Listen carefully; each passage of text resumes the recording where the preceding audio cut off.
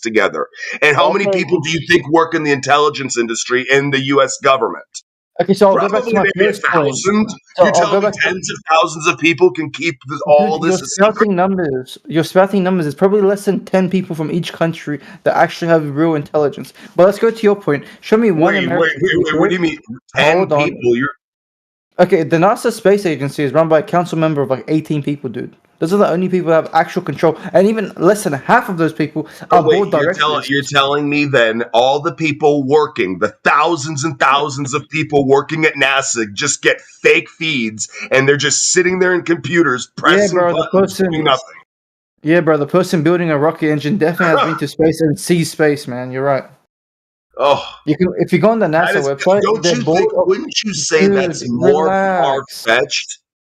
No, man, because we know that the NASA Council is made of 18 people, and those people are all highly classified with the highest security clearance you can get, dude. The people Yeah, I that are on the understand. NASA board, all 3-star generals, I've the walked people that people have through a clearance. security clearance before. I don't give a understand. shit, dude. I'm trying to tell you that when you talk about tens and tens of thousands of people, that's not true, dude. Dude, the 18 people that sit at a fucking boardroom are fucking retarded, and most of them don't even know exactly what the fuck their employees are doing. Whoa. You're crazy. You're telling me What's the Dude. general. So you're telling me, for example, I'm going to post this in chat. No, I'm telling Hold you, on. the boardroom You're telling deals me. with highly classified information that comes down, and what they do is they disseminate that information, what's necessary, to their team so that they can perform and complete their mission. Yes, you're right, dude. The Can General I ask him a Lester, question? the guy who's a 3-star general of the United States Air Force, there's a council member of NASA for no reason. The guy knows nothing, right? 3-star general. Do you think the 3-star general ever actually gets intellectual info? Well, he gets intellectual information, but ever actually acts or Yes, enacts on dude. that? He just There's gives a- directives and orders. C-suite, which generals are, do not really primarily interact in day-to-day interactions. So the You're people that crazy, I'm talking dude. about are the ones that are dealing with day-to-day. But you're crazy because if you go on the How? website and we click on Dude, are you dude. telling me NASA doesn't have fucking Let me tell you why you're crazy, shit dude. all around the country with thousands of employees? Let me tell you why you're crazy. Because if you go on the NASA website, and so I'll send a link, or I'll send it again. If you click there and you click on the I board, don't care. hold on, Everyone's dude. Hold on, whatever. please. Just listen to me. If you go on the website and you click on each and every one of the council members, for example, if I click on Honorable Charles F. Bolden Jr., Dude, the they're Major council General. members. Stop and let me finish. If you click on any of them, it gives You're you their missing my exact entire point, so it it's gives irrelevant. you their exact I'm just gonna roles get and what water. they do, right? It tells you I'm not exactly listening. what they do in NASA and why they do what they do at NASA. So if you're telling me that these guys are not involved in everyday, highly sophisticated NASA operations, you're lying, dude. Because, for example, this guy, he's the 12th NASA administrator, making him the second astronaut to hold the position. Like, all these guys on the council board all have security clearance that maybe 1% of the government in the world has. Like, these guys are all generals with the like, I mean, for example, former US permanent representative to NATO, US senator, she's a council board member. Like, all of these people are literally the highest security clearance in America. We don't have any randoms on the council board. These guys know everything. Dude, security clearance Here we go. doesn't mean what they do day to day. Okay, If I you told don't you, click on understand the that, profile, and which is what they if do. you're that delusional, it's like basically, have you ever been employed by a large corporation? But you don't listen, dude. That's your No. problem. Listen to me. Listen, Linda, for a second. Answer me. I know you guys don't like giving answers. You only want answers, but you guys never fucking answer back. This Have you website, ever worked that's for a NASA. large Maybe corporation? maybe because you know the position of these guys. Because you think I know how top down works. well, you don't know the position Have of you these again guys. answer the question? Have any of you worked for a giant corporation? Something. Can I This say web. something? Only small, Yes, something go. small. 2 sentence. Can I say? Yes, let's go. Nobody answers any questions here. Can It's I say crazy. 2 sentence only? Oh my. Go for it. Speak. Jesus Christ!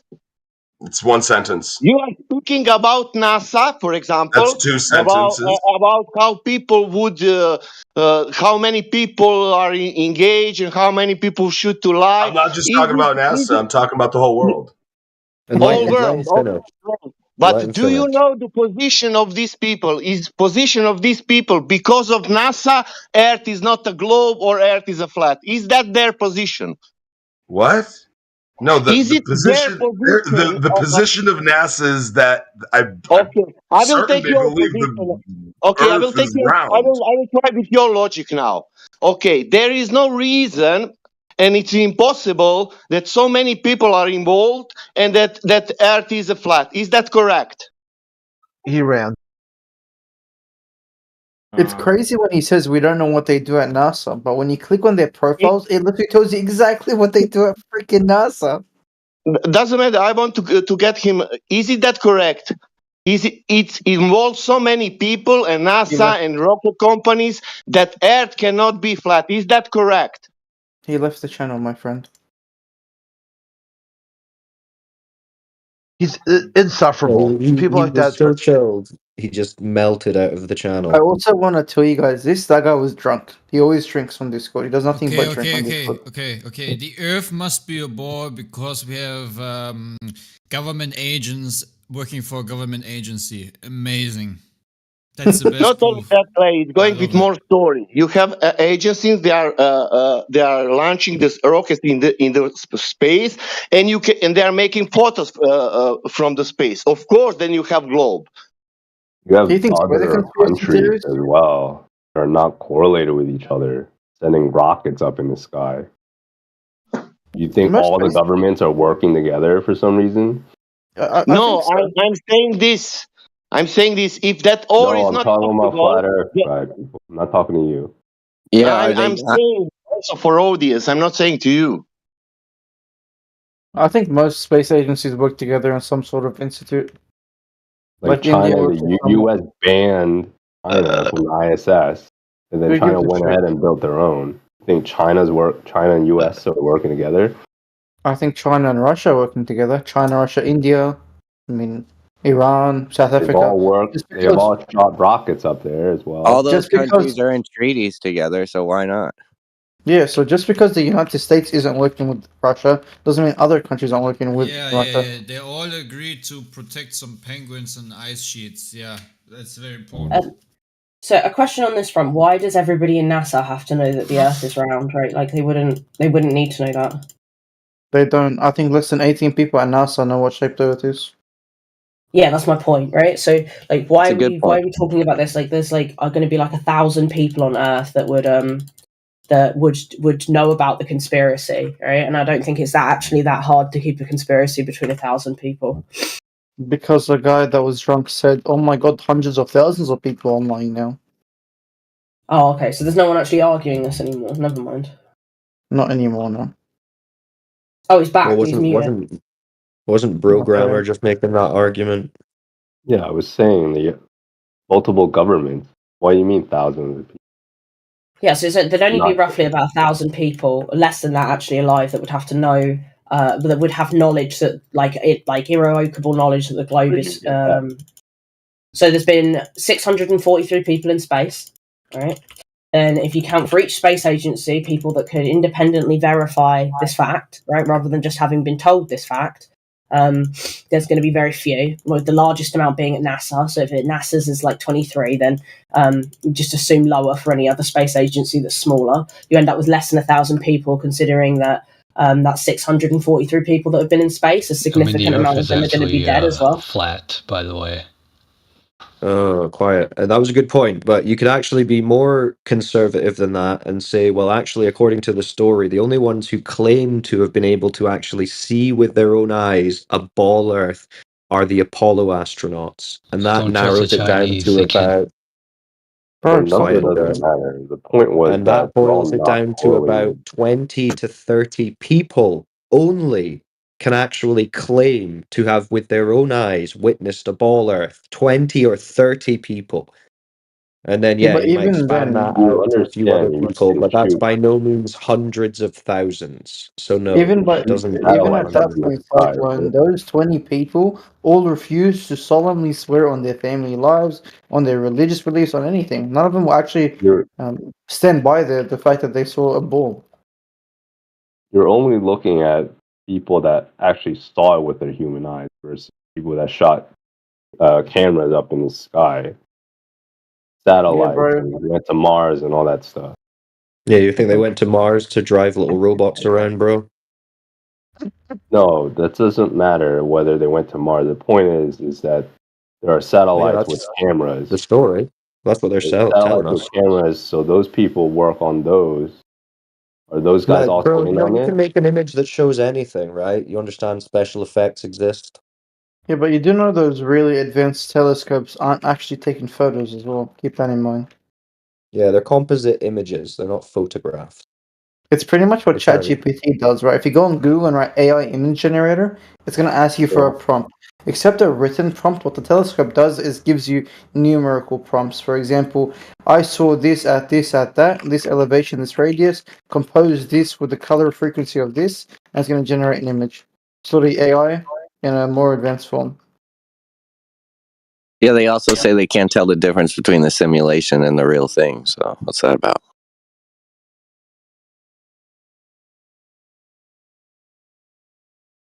We have telescopes, by the way, Photos guys. came out We've seen before them with our Photoshop eyes. was I'm sure you have. What curvature of the Earth? You know, how about we stop talking about space? How about we just talk about, like, actual Earth, right? Can anyone measure this freaking circle?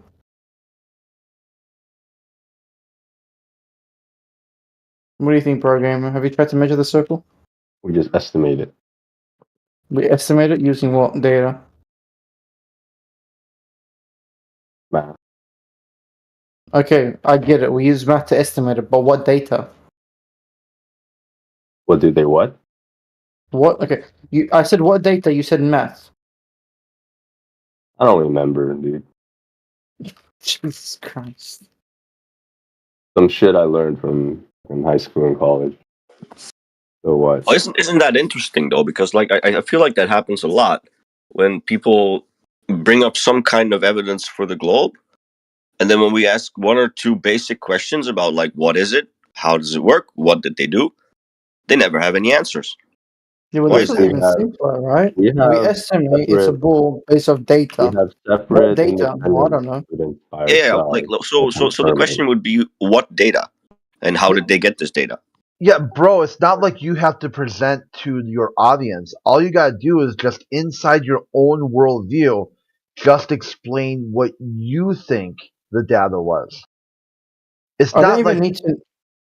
Sorry, go. Oh, go ahead. It's not what I've been I don't witnessing. even need to know where data came from. I just want to see the data, and then we'll figure that part out. Because, you know, data can be verified. So if you can show me any data, I don't care where it came from. If we can verify it to be true, that's okay with me. But maybe we start with the data. So that's okay with you, Bro Gamer. Mm-hmm. Can we start with the data? Oh, you brought up something you for sure had researched it. I'm not prepared for that. I'm not prepared either. I'm playing my video game right now, dude. You've obviously gone through this multiple times. Okay. So why are you coming You've in here selected your making own claims? selection that you want to talk about. Tell me to bring it up. No, you mentioned it, dude. I'm just responding to you. I didn't mention anything. I didn't mention You about said. curvature of the Earth. Okay. Okay, so what did you mention? Just talking about non-correlated governments shooting rockets up in the sky. That's it. Okay, so if we shot rockets in the sky, right, and these people that shot the rockets say curved ball, that means you are talking about the curved ball. Okay, bruh. Don't just go on from A, B to Z immediately. I mean, I think rocket to space, look at ball. It's like AB to C, right? So, no, the original point, from what I understood, was that you guys were talking about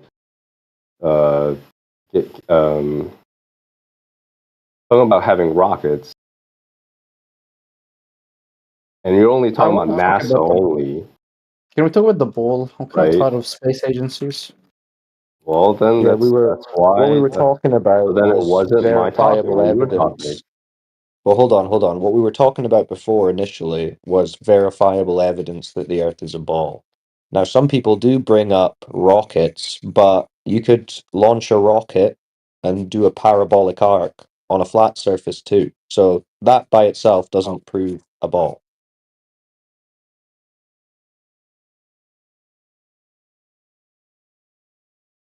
I Right? generally do like to do experiments where it's verifiable enough for the average human Yes, that's what to we do. like. I'd rather focus on those Oh, Okay, beautiful. Can we us see too. verifiable evidence of the ball? Yeah, because so we obviously want us building a rocket is not achievable. right. So So it's we want to fucking be out of able the to test question. our. So what I'll tell you is what we have agreed is Obviously, pretty. measuring the Can I circumference of finish? the Earth is not possible for Yeah, the yeah, average yeah. What do you mean human. it's not possible? But listen. This is something that you can access and test, and that's your line of sight across the surface, right? How far you can see. So that's supposed to be obstructed a certain distance due to the curvature of the Earth. And you can go online and check the calculators and see what distance that should be based on your observer height. That's testable. That's something we can all go out and test. You agree? You can do It's that, or also you can take it testable that further, this distance is not expected to be fixed, Oh, dumb, or bro. We're you can take you speaking have that to fixed further maximum. someone. We're instead speaking use to the stars as someone. your reference. So, bro, grammar. Do you understand what I'm saying about line of sight? Yeah, I understand what you mean by line of sight. Yeah. So we can go out and test line of sight and compare it to what the globe model tells us should be our line of sight. Yeah. I think you can do it further. You can do a better job than that. Well, I mean, but that's something you can still do. And that would answer your question. Is the surface curving in the manner that they tell us it is due to it being a ball? And the answer to that is no. And this is something that you can go out and do and verify for That yourself. makes no sense. Yeah, it does. If there's no curve, Because, it can't be a for ball. example, if you look for Orion's belt, No. We're and you're talking on the about northern across the side, surface. Distance over the of the surface. Earth, right? As you walk down south, further down towards the equator, Orion's belt begins heading towards the horizon to the point where you don't even see it No. when That's you're on not the what we're talking southern about, part of bro. the Earth. No, bro. We're talking about line of sight over the surface. You understand what that is? You're How looking far at you can something see? on the surface, and I'm looking at Yeah. something outside of Earth, No. But we're looking to see if there is an which is obstruction on the further. surface due to curvature. Yeah. The same experiment explains that there is curvature. No. It's You're not the not same listening to what I experiment if just you're said. not doing a line of sight test across the surface to see for where your obstruction is. That's not the same. Let's stick on this line of sight. Yeah. We want to confirm that there's a drop physically over I the don't know what you're talking distance. about, drop. A curve. Again, you have to take something that a average human being would able to understand.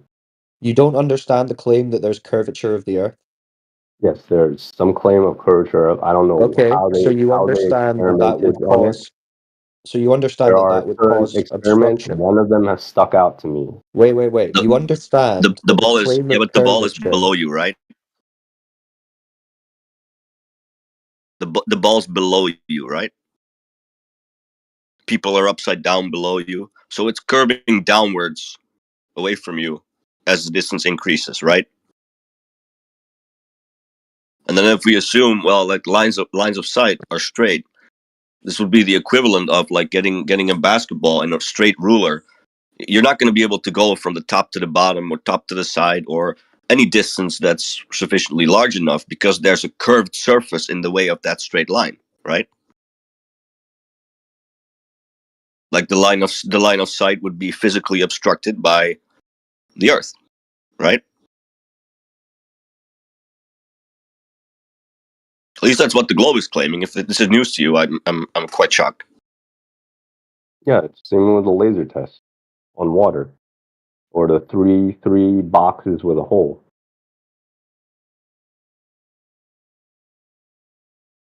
These are certain experiments that you can do on average. Human being can do it. You can also use Orion's belt. It's a couple experiments to double check the curvature, if there is a curve. Well, why can't we just test the line of sight across the surface and confirm it agrees with the globe model? Because an average human being can't stick a ruler and just go do that. No, I didn't say take a ruler. I said test your line of sight. How far you can see. How far I would see. I don't know Yeah. what that means. I can see X amount far. How can I measure that? Right. What determines how far you can see?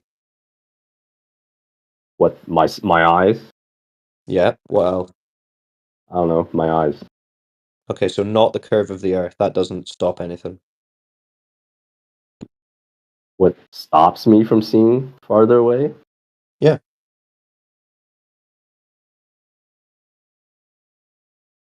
I don't know, bro. I don't know what you're talking Well, this about. is the claim, because have you ever heard someone say you can see boats go over the horizon? Yeah. If you're talking about the Yeah, curve, so then yeah. yeah, so they're following a curve, yeah?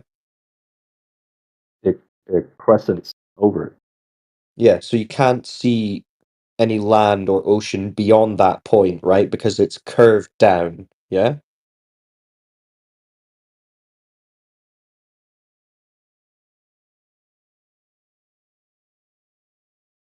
And we're supposed to be able to measure that? Well, that's supposed to be a specific distance away from you depending on your observer height. So for a How would I 6-foot measure that? observer, on the beach, they say that horizon has to be about 3 miles away from you. You understand How that? would I measure that, though, to be accurate? 3 miles. Well, let's say And you could see, well, you could have, if there's a reference, if there's something in the water a certain distance away from you, you can look at that and not as compare that accurate. to whether it's in front of or behind the horizon, right? So if you could see a boat then at 15 miles or 10, 20 miles, that's beyond that 3-mile limit that the globe model claimed. So that would be an observation of Well, I can't not the measure that globe. accurately as a human being. Average Well, human being. you can look at it in reference and get an idea of how far you're seeing based Not on as accurate, though. distant landmarks, right? How Human far error. away these things are. That's a large human error. What is? Me just using my reference. It's not science. What are you talking about? I mean, there's human error involved. No, but we're You're talking just about using an average observing human being. something. If you know how far away something is, let's say a city from you You across should use a lake, special tools if you want to. and then you observe that distance, and then you see that landmark, whether it's a city or a boat or whatever, then that's the distance you're observing. Yeah, I don't know the exact distance. Yeah, I mean, I'm not saying you have to know it down to the centimeter, but you'll have a rough idea of how far you're seeing. So think about an oil rig off the coast, right? A fixed platform that's, say, 10 miles away from the coast. So now you can go out and observe that oil rig and see, is the horizon in front of it or is it behind it? And that'll tell you whether it's closer than 10 miles or further than 10 miles. You understand that?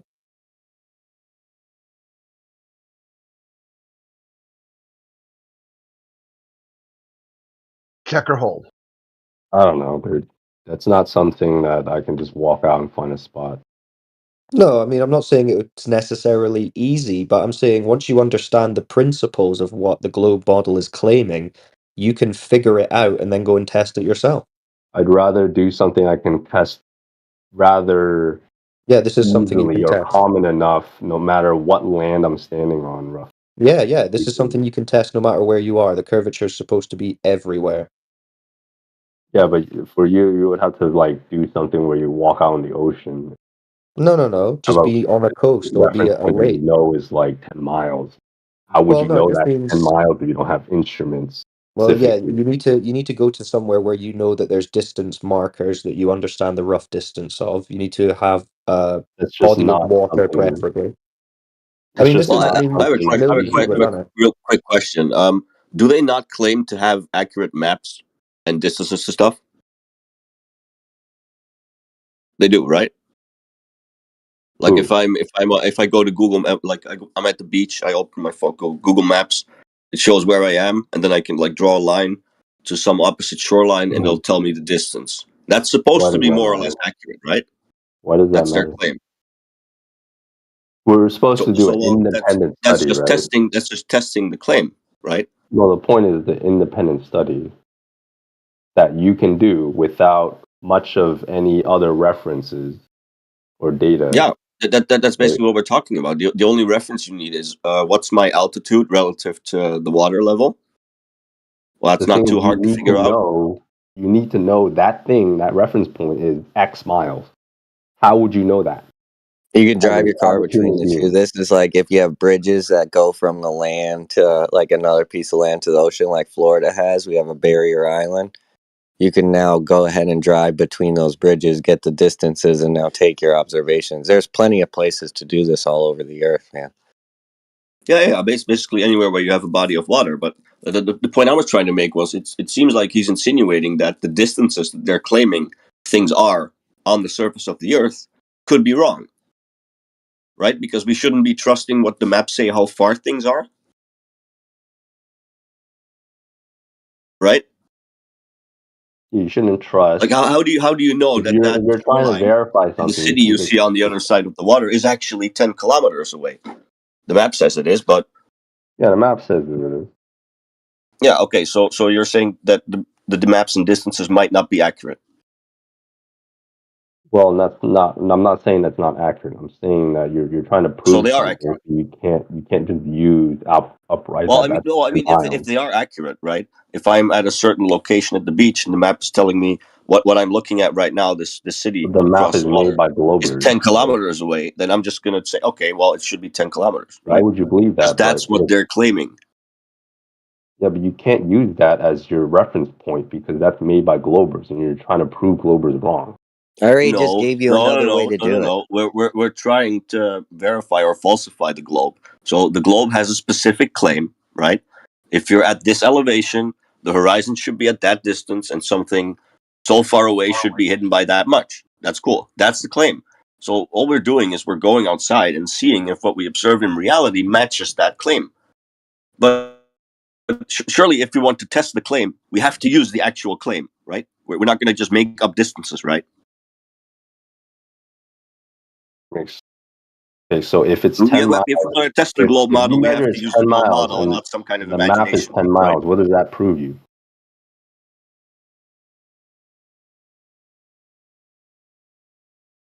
You hear it? Hello? Everyone quiet here. Hello? If I measure that the bridge is 10 miles and the map says it's 10 miles, what does that prove me?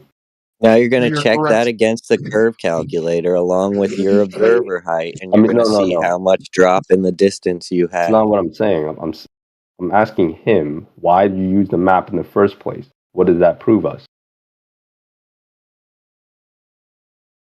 He's gone? 'Cause that's my point. Like the map is irrelevant.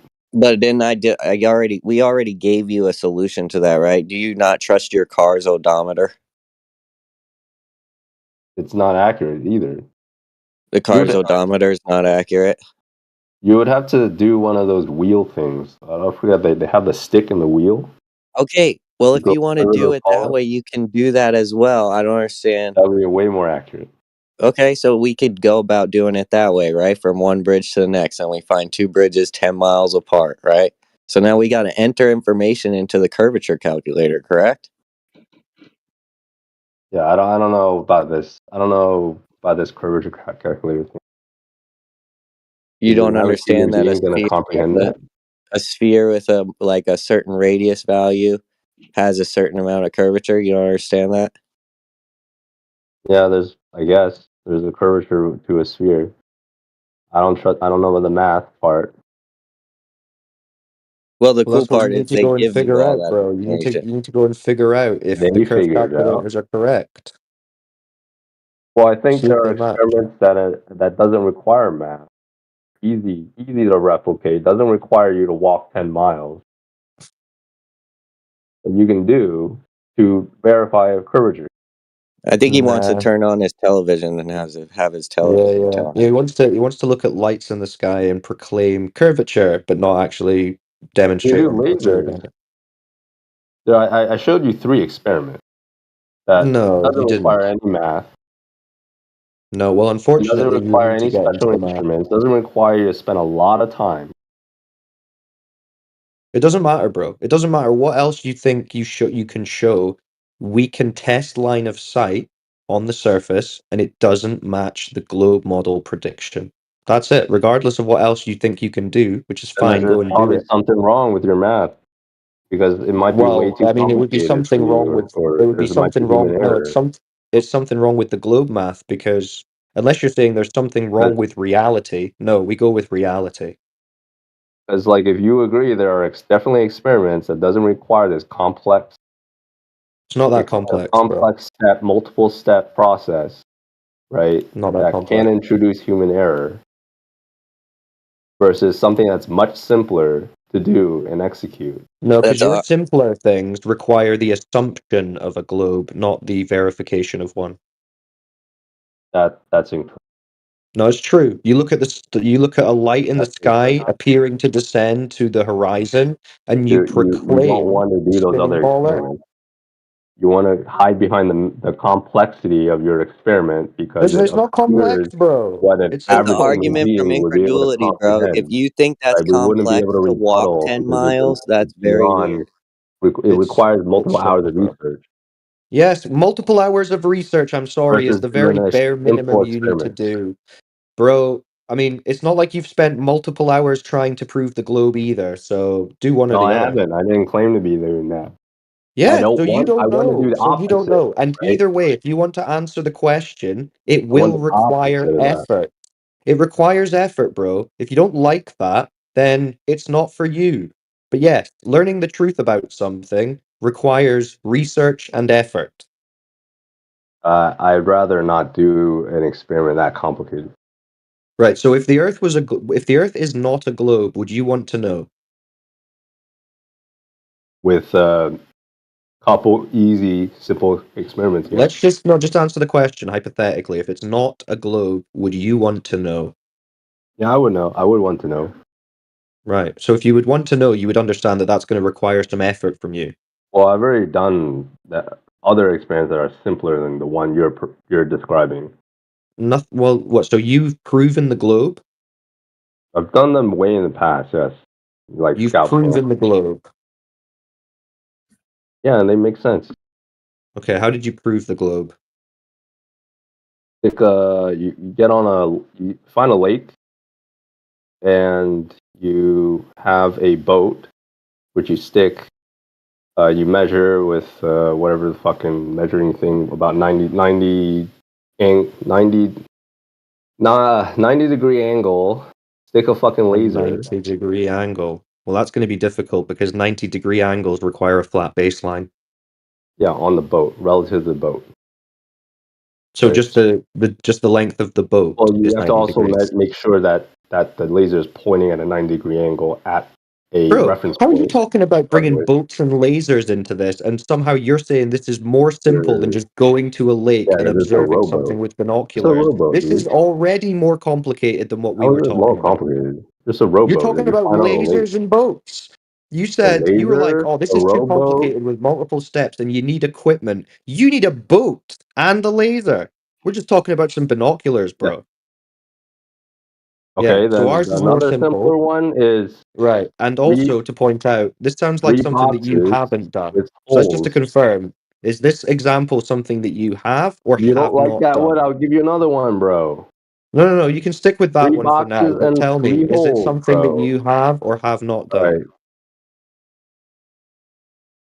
You don't like that one? I'll give you a different one, dude. You said you wanted No. Finish wanted a off. Finish simple off. experiment, right? Boat and a laser. Finish off that one first. Okay, so make sure you have the angles all at the laser's pointing at a 90-degree angle at a starting reference point somewhere on the beach, right? Like, let's say you start at 10 feet and you start rowing across, and the further away you get from this starting reference point, you'll see that the laser moves higher.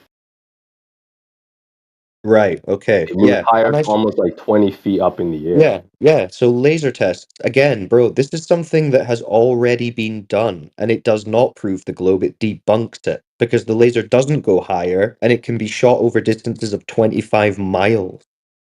So, I mean, if you Does it want go to show higher? us one Where to does the it go? contrary, feel free. But yeah, this is exactly, that's the same principle as what we Where does it spoke go about, then? line of sight.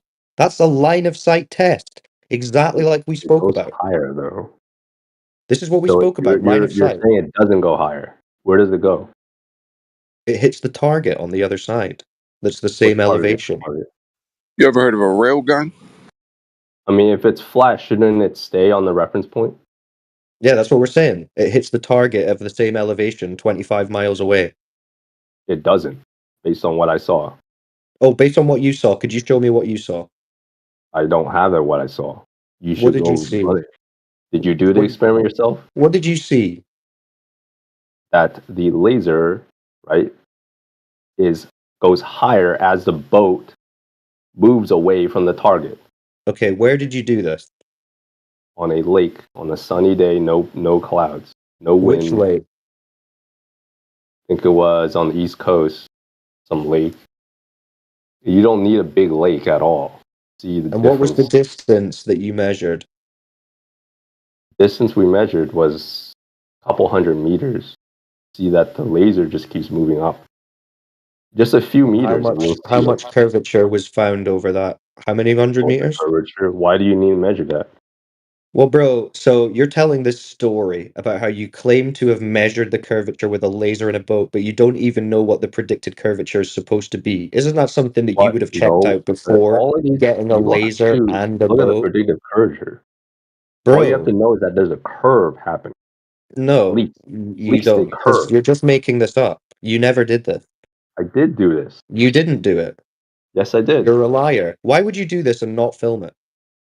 What the fuck? I'm like a kid, bro. Why would I have a Oh, fucking so whose camera? boat did you use? Whose boat did I use? We borrowed it from Scout Camp. From who? This is Scout Camp. From Scout Camp. And whose laser did you use? It was one of them that they had. They just provided a laser. So the Got so the a laser. scouts are providing you with boats and lasers to go and test the curvature of the Earth. So what? What's wrong with that? Bro, could you? I mean, if your argument rests on you just blatantly lying to us, you can just Stop the cat. fuck off. Okay, so anything I say is not lying. No, when you lie, it's lying. That seems like you're just being I disingenuous. don't understand it as well because you sound like a grown-up, like an adult. I was Which is about really to weird. ask him how old he is, bro. How old are you? What does this turn into a personal attack? No, dude, I'm you just said saying, the bro. Like, boys. at what age were you out testing the curvature of the Earth? Hmm? At what age were you out testing the curvature of the Earth? Did they do that in summer camps now? Is that Like that's the 11 thing? years old, man. He was 11 years old when he measured the curvature of the Earth at Scout Camp. Well, I guess that's it, guys. Pack up the server. Jesus Christ. Are you gonna get serious? Am I gonna get serious? Yeah. Okay. So you Good luck, can't bro. show us. So you can't Even show like us 3 this laser boxes, test that even the you did. most recent one with Orion's belt, because Has I anyone else? Has anyone else done this traveled laser around. test then? So who else measured? So someone else must have measured the curvature with a laser then, yeah? So you're gonna do 3 boxes then. Or are It you the doesn't only guy? Are require you the only other? Are you being the an only adult person to ever really that's do all this. measured the curve? Are you the only person ever that's measured the curve? Okay, man. You're in denial. Denial of what? You haven't presented anything. In denial. That's a story, bro. Sorry, I've got to ask. Denial of what? What point have you brought up that Cyclone has denied? Because he's completely rejecting everything. I'm gonna bring up Okay, other so experiments. He give doesn't me want to the hear it. point. So Give me the point he's rejected. I want to know it. hmm? I want to know the point he's rejected with the evidence that you've supplied. Because I'm wanting to provide other evidence and he's just denying it. Okay, so in denial of what, something you haven't given yet? I want to provide it. Okay, so he hasn't had the opportunity to deny it then, because you haven't given it to denying him. it. He doesn't want You to haven't hear it. given it to him. Listen, you haven't given it to him yet. You're complaining because he about not doesn't being want able. it. Why are you talking? I haven't finished my sentence. Do you not like being criticised for your bollocks? You haven't given him anything to deny. You're just saying it. Can you provide some evidence, and we'll go through it? Yes, I said 3 boxes. He doesn't want to confirm and continue the conversation. Is that not a form of denial? 3 boxes of what? You have Bullshit. 3 boxes with 3 holes, a hole in each of them. You put them in separate distances. You shine a flashlight through them. A flashlight. What's going to be the problem with shining a flashlight through 3 holes? Do you know? One of the flashlights, you have A, B, and C. He's not going to answer my question. He's going to ask something else. Okay. All right, please cut me off then. Well, you're not answering my fucking question. My question I'm was, trying to clarify for you, bro. Okay, well, let me ask you again. What's the problem with shining a flashlight three Yeah, I was trying holes to explain distant? to you before you cut me off. Explain better then. Yes, Faster. I am trying. That's why I'm clarifying. Good. So Stop what's the being so problem then? aggressive. Because you're not answering. What's You the want to problem? listen to it with or not? shining I'll just the think that torch you're denying. with You're 3 denying right holes? now. No, I'm asking you what the problem is. There's a problem with shining the torch through 3 holes at distance. What's the problem? I don't know. What problem are you thinking of? I Do you can't read your understand? mind. You understand that from a torchlight, the light moves outwards in a cone. So when it goes through a hole, you have a less impactful ray of light, which keeps spreading out after it goes through a hole and diminishes. It's not a laser; it's a Yeah, flashlight. you should be able to see so you can verify that by standing at that distance far away, shining the light without the boxes. And if you see that light, then that's fine. Is that correct? So if you're like 100 meters or whatever, 500 meters away, you shine the flashlight without any obstruction, that's fine, right? And you put the boxes in front of it. Okay. Okay. Okay, and? Okay, so you shine it through the holes. So you have A, B, and C. Yeah. You should be able to see the light at B, right? If the Earth was actually flat, then you should be able to see the flashlight through C. But you already saw the flashlight before you put the boxes in the way. You already saw the flashlight before you put the boxes in the way. Yeah, there's holes in the boxes. Yeah, so you already saw the flashlight, and then you put the boxes with holes in, and what? They should draw a straight line, straight across. Okay, but you saw the flashlight before you put the boxes with holes in the way, didn't you? That's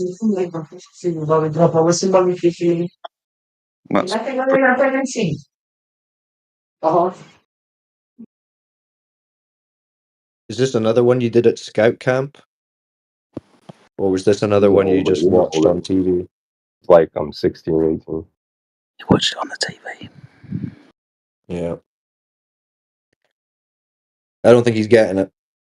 Or he's trying very hard not to get it. What? Let's not talk so cryptic right now. No, it's pretty clear. What is pretty clear? Your desire to believe that the Earth is a spinning ball. Well, prove why it doesn't work then. Well, you're kind of proving it because when you're asked for evidence, you're just making shit up that you don't know. 3 and claiming it's boxes true. requires evidence. What are you talking about? Yeah, your belief in the curvature requires substantiation, and so far you're just telling us stories about things you claim to have done at scout camp, which you never did. Whereas if you did have actual evidence, you would just be showing us that rather than resorting to weird lies and things you've seen So I on need a Netflix. video to show 3 boxes.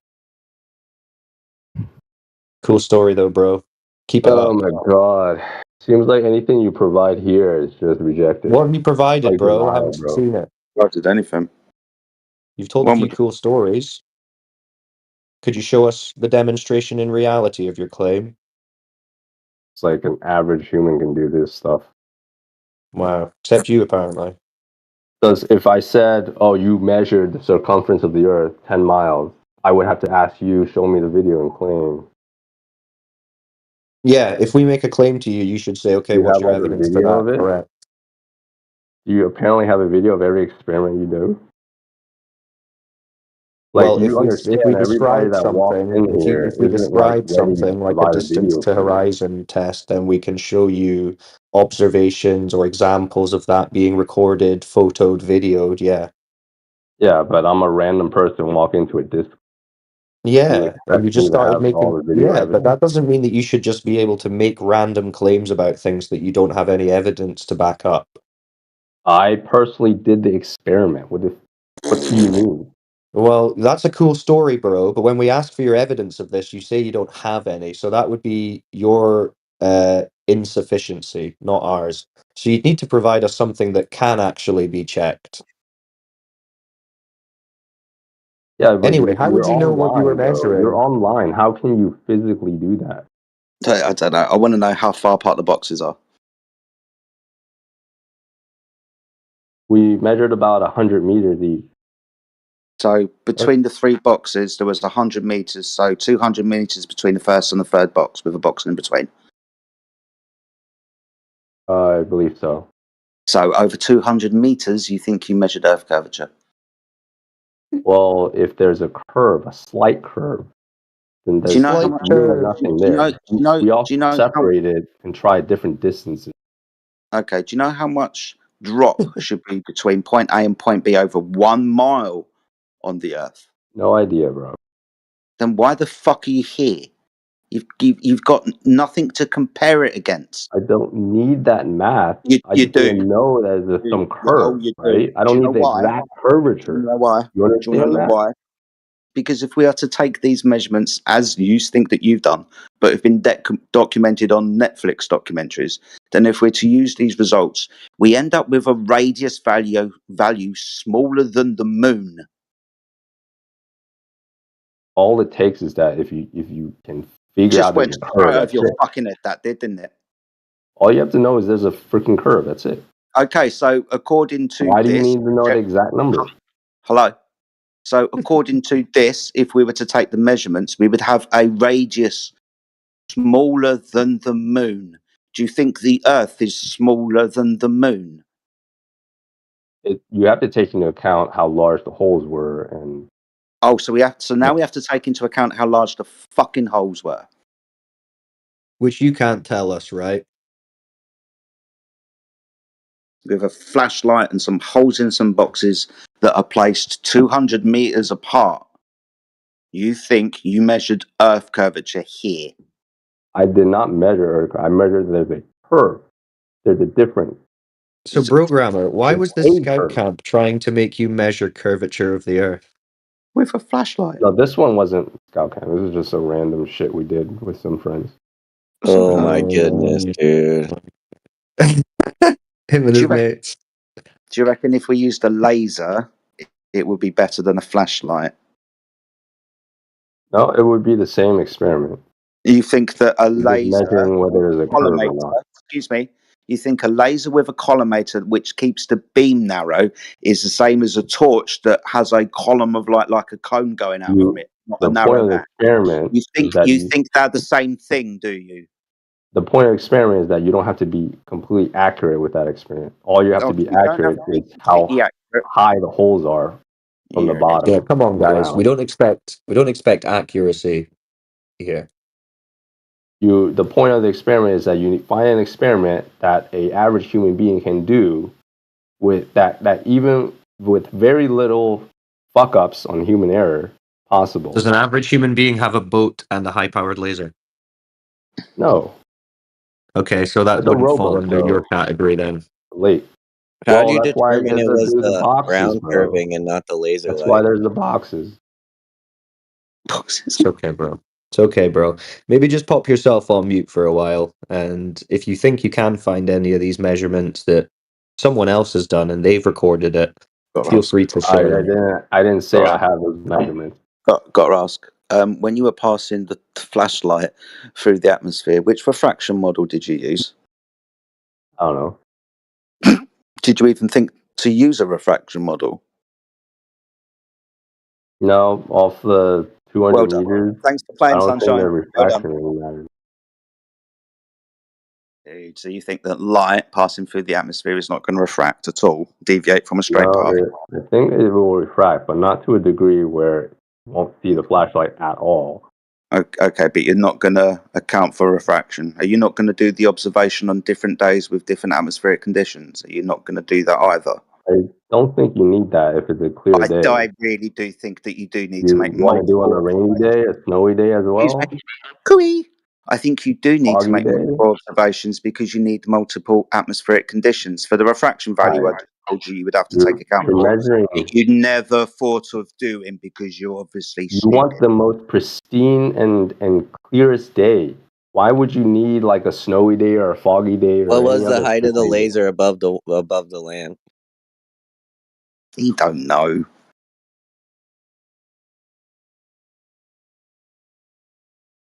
Yeah, see if you can do the Black Swan. Torah posted the Black Swan at 3 minutes past the hour.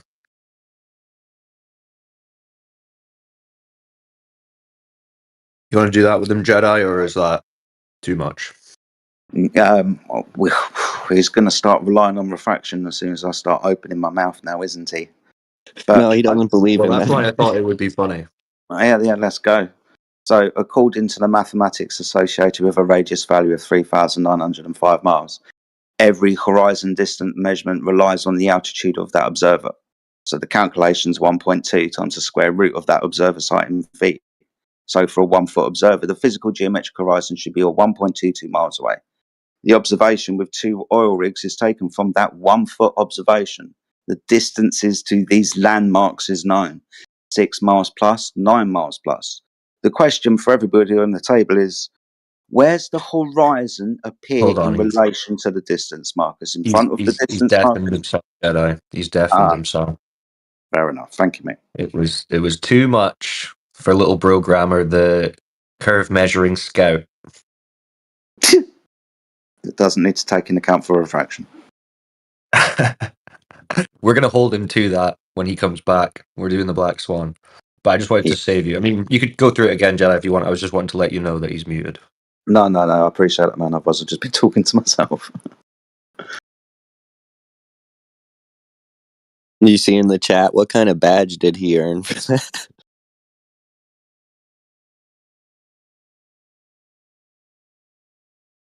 Poor guy.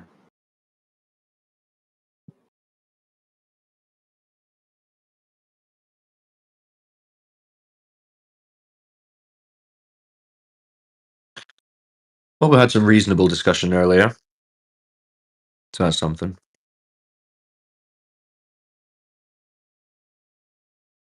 Was that with the young lady that was in earlier, or somebody else? Yeah, that roar person. Ah, okay. She was pretty chill.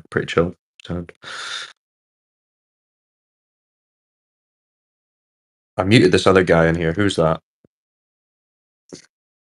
Kim Jong, but I mean, I'm pretty sure he's just been trolling since he arrived. I can't get to the list anyway. Oh. So anyway, good stuff, guys. There's a few names that I don't recognise here. AK, you've been unmuted. Don't know why he was muted. Haven't got a clue. Who else we got in here?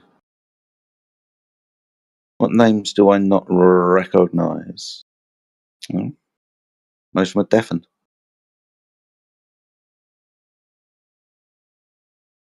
Garth. What's up, Garth? How are you? You got yourself unmuted. Nice little Garfield pit. I'm doing fine, thanks. Good. What brings you to our server or channel on this server? Have you been here before? No, this is the first time. I just saw the title and just wanted to sit back basically just to listen to see what it was about.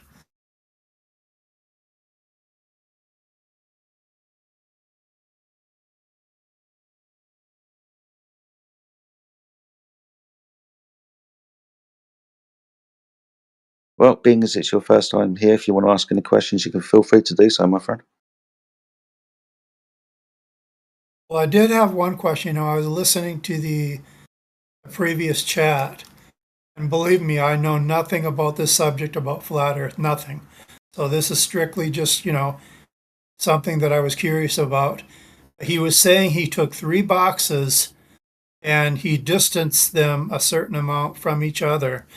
So my question would be, even assuming that this particular Earth, the one we're on right now, is actually flat, how far would you have to place the boxes to actually conclude that? Would there be a certain distance that you would have to space them in order to actually come to that conclusion that the Earth is flat?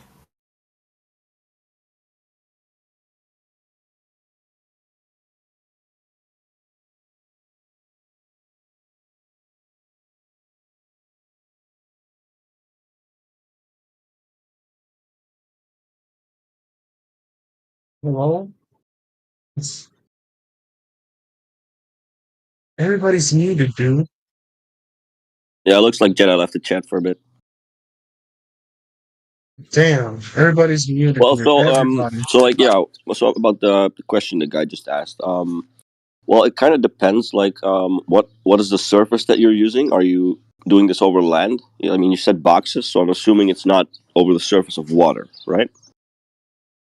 Yeah, I'm assuming the same thing that the guy before me was talking about. Yeah. All right. was All right. saying, Well, yes, what I would say okay. there is that when you're doing these tests over land, there can be like compounding variables because land has a lot more variables than the water does, right? You have elevation, topography, all this stuff. But like in terms of the distance you'd need, it really depends on what you're doing and what height the stuff you're at is. But I would say like for 5 or 10 miles, that's really all you need. At least if the math is correct, right? Because that 10 miles is supposed to have a roughly 66-foot vertical drop between one point and the other. Got it. Okay. Thank you for that. Okay. But I would add that if you're actually going to do observations, then you need to know more variables than that, right? Because the height is also very relevant. Because if you're too high up, then you might just be able to see it because you would see it anyway, right? Regardless of the globe or not. Well, another thing I was thinking, in the example that he gave, probably if you space the boxes out too far, you won't even be able to eventually see the flashlight. That would be what I would think would be a possible problem. But again, like I said, I don't know anything about this subject, so I was just, that's just a thought. Would it tell us? Yeah, like it would be interesting to go over it, but what does it tell us? Does it tell us that the ground is curving or the light is curving? Like, what's going on here?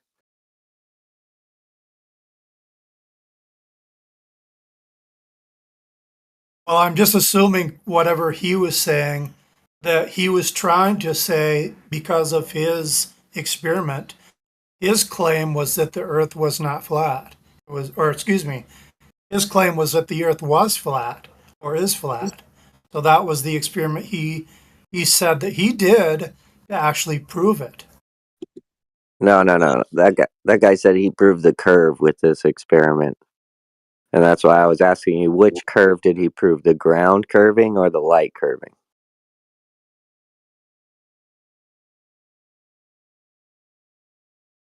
Okay, then I missed the point totally. I'm a 180 against what I thought he was saying, because I was thinking this guy that I was listening to, he said that he did this as a kid, but I was thinking he was saying that the Earth is actually flat. So my bad if I got that wrong.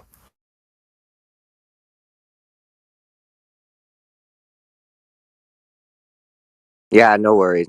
Yeah, he was kind of giving us all these little stories that, that came with no verification, really. So.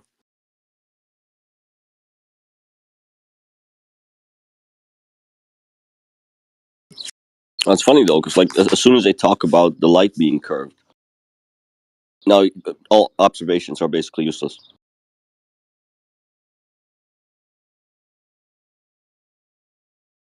That's actually bad because it makes the globe unfalsifiable, right? Because there's supposed to be a physical obstruction at this distance from that height, but oh well, the light's bending, so we can see it anywhere.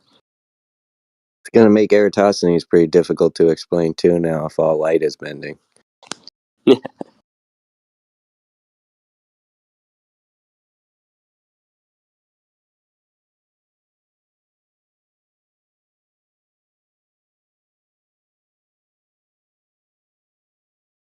No, I'm a ham radio operator, bro. I believe the Earth is a globe. Have you ever looked at the Marconi transmission? Early Yes, sir. 1900s. I hate when niggas like I'm Hispanic. I don't know if I can say that, but I hate when them say like, "Oh, Marconi stole from Tesla." Nah, it's because Marconi was Italian in America. There was this anti-Italian sentiment, and that's why the courts favored Tesla with Marconi. That's my opinion. Okay, I know, but I was just talking about the radio transmissions that Marconi allegedly did. Yeah. What about them then? Well, there was one in 1918 that basically went from Wales, UK, to Australia, which is about 10,000 miles. Mhm. Okay, so do the radio waves go in a straight line or not? No, they don't. They bounce up into the ionosphere and then bounce Oh, back yeah. into the Earth. Hold on. If they bounce, that means they reflect and change the angle, but it is still Yeah. going in a straight line, right? No. No, so it's a curved line from your location to the ionosphere. May I pull up an image if that's okay? I don't know if that means anything. Well, the whole Sure. problem with your ionosphere claim is we've sent radio transmissions that have higher frequencies than the ionosphere. So technically, they would go through the ionosphere and they still go line of sight It over depends on 7. it depends on the antenna. I do believe that it's true that it pierces through the atmosphere and goes into space. There's something called moon bouncing. It's just something that amateur radio operators do. Like they use the moon as a satellite, and it's a whole. Okay, but this is the thing with that high frequency transmission. If it's going through the ionosphere, we can send those out horizontally along the ground for a much larger distance than the curve of the Beam Earth it? would allow. You mean like beaming it? When you say it like that, you say like beaming it straight because like there's antennas that does the straight beam. No, instead of skywave propagation, we do ground wave propagation. So The existence of the ionosphere was not known to Marconi at that time. Yeah, that's an ad hoc anyways. The ionosphere is an ad hoc explanation. Have you verified the ionosphere? Well, with ham radio. Well, I mean, it's actually worse than that. I mean, it has to be there, right? Otherwise, there is absolutely no way to explain these distances on the globe. There has to be something in the sky reflecting it back. And then in case of Marconi's distances, it would have to reflect off the sky and the surface multiple times, with, in my understanding, each bounce making it more parallel to the surface it's bouncing off. So it's just a mess. Really. I want to respond with the ground wave. Yeah, I sometimes when conditions are not good, we resort to ground wave, but that's certain meters. For example, 10 meters, 15 meters, 20 meters. There's like when I say don't get like all fuzz with the term because it just means like for example 10 meters is 28.2 28,000 megahertz. Okay, so 20 meters will be 14,000 megahertz. So it goes lower and lower, and the lower bands is more. It's more easier to communicate. It uses ground wave, but most of them uses the ionosphere to bounce back. For example, 2 meters or 73 centimeters. I think you're missing what I'm saying. We have taken higher frequency than the ionosphere and shot them out horizontally and receive those in the said skip zone. We can receive those messages. Right, because the ionosphere is supposed to reflect different wavelengths of radio waves at different altitudes and stuff, right? Yeah.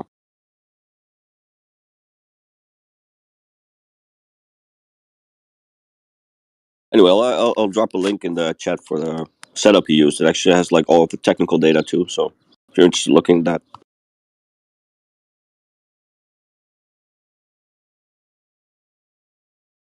But you gotta also put in count the sun. If the sun doesn't have these solar flares or Well, if there's a solar flare, pretty much radio communications in certain bands is just impossible. Like 6 meters, 6 meters only opens up here and there. Like 50 megahertz. 50 megahertz opens up rarely. And when it opens up, there's even people on Facebook, on Instagram, saying, yo, 6 meters is open. 6 meters is open because the sun is the one that helps out in certain bands.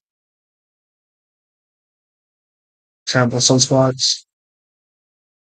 For example, we're going through a solar cycle number 24 or 25. But I think the solar cycle 24 is going to peak a year earlier than expected.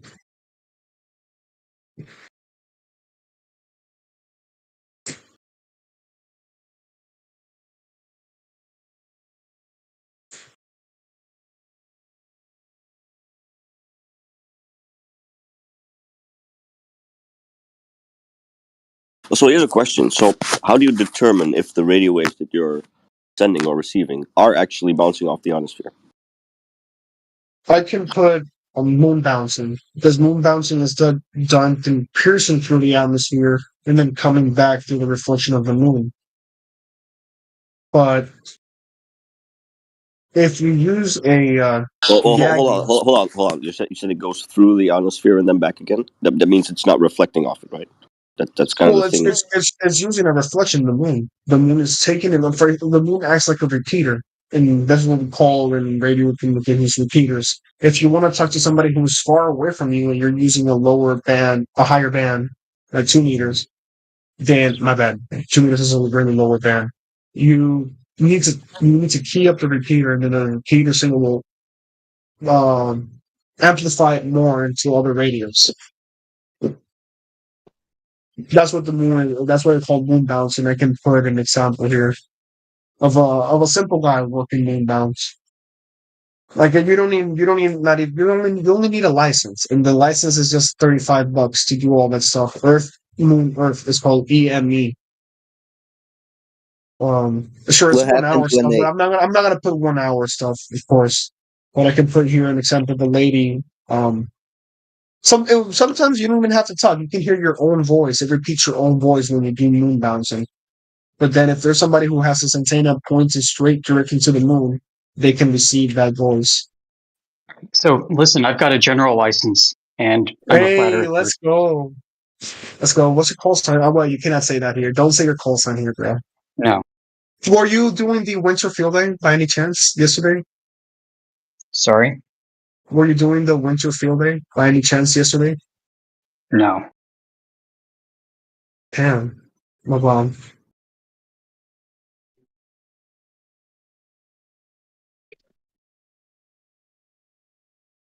Well, I mean, I guess my basic question was like how exactly you determine whether or not like the radio wave is actually going up to the sky and then back to the ground, or that it's simply going in a straight line across the ground. Because in either case, you would get the transmission, right? Yeah. Let me show you here. This is, for example, a YAG antenna.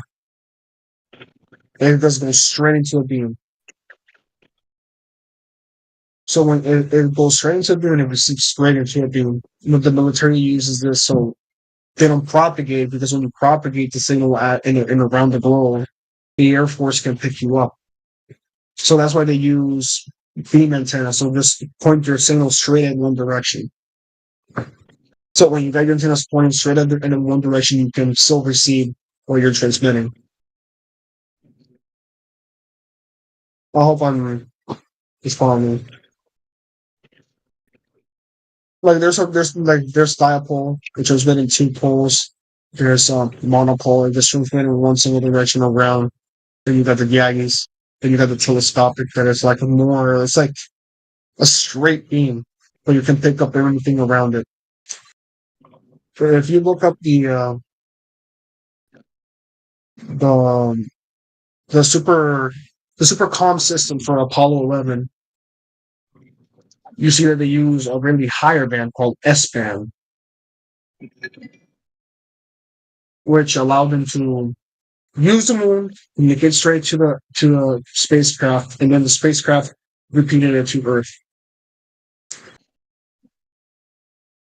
How do you know you're hitting the moon? Have Wow. you ever tried aiming in a different Yo, direction than the Pond moon? Scum, it's not even that deep, Pond Scum. My mic fucks up. I'm gonna keep myself quiet. Yo, my mic doesn't work, therefore I'm not allowed to talk. I'm sorry, guys. I hope I'm not running away or anything like that. How did you prove it's bouncing off the moon? Have you tried shooting in a not in the direction of the moon and get a bounce back? You saying if I try to point it at the moon or point it in another direction? Correct. I want to know if you can bounce back regardless of what you're pointing at, or is it only when you point Nah. at the moon?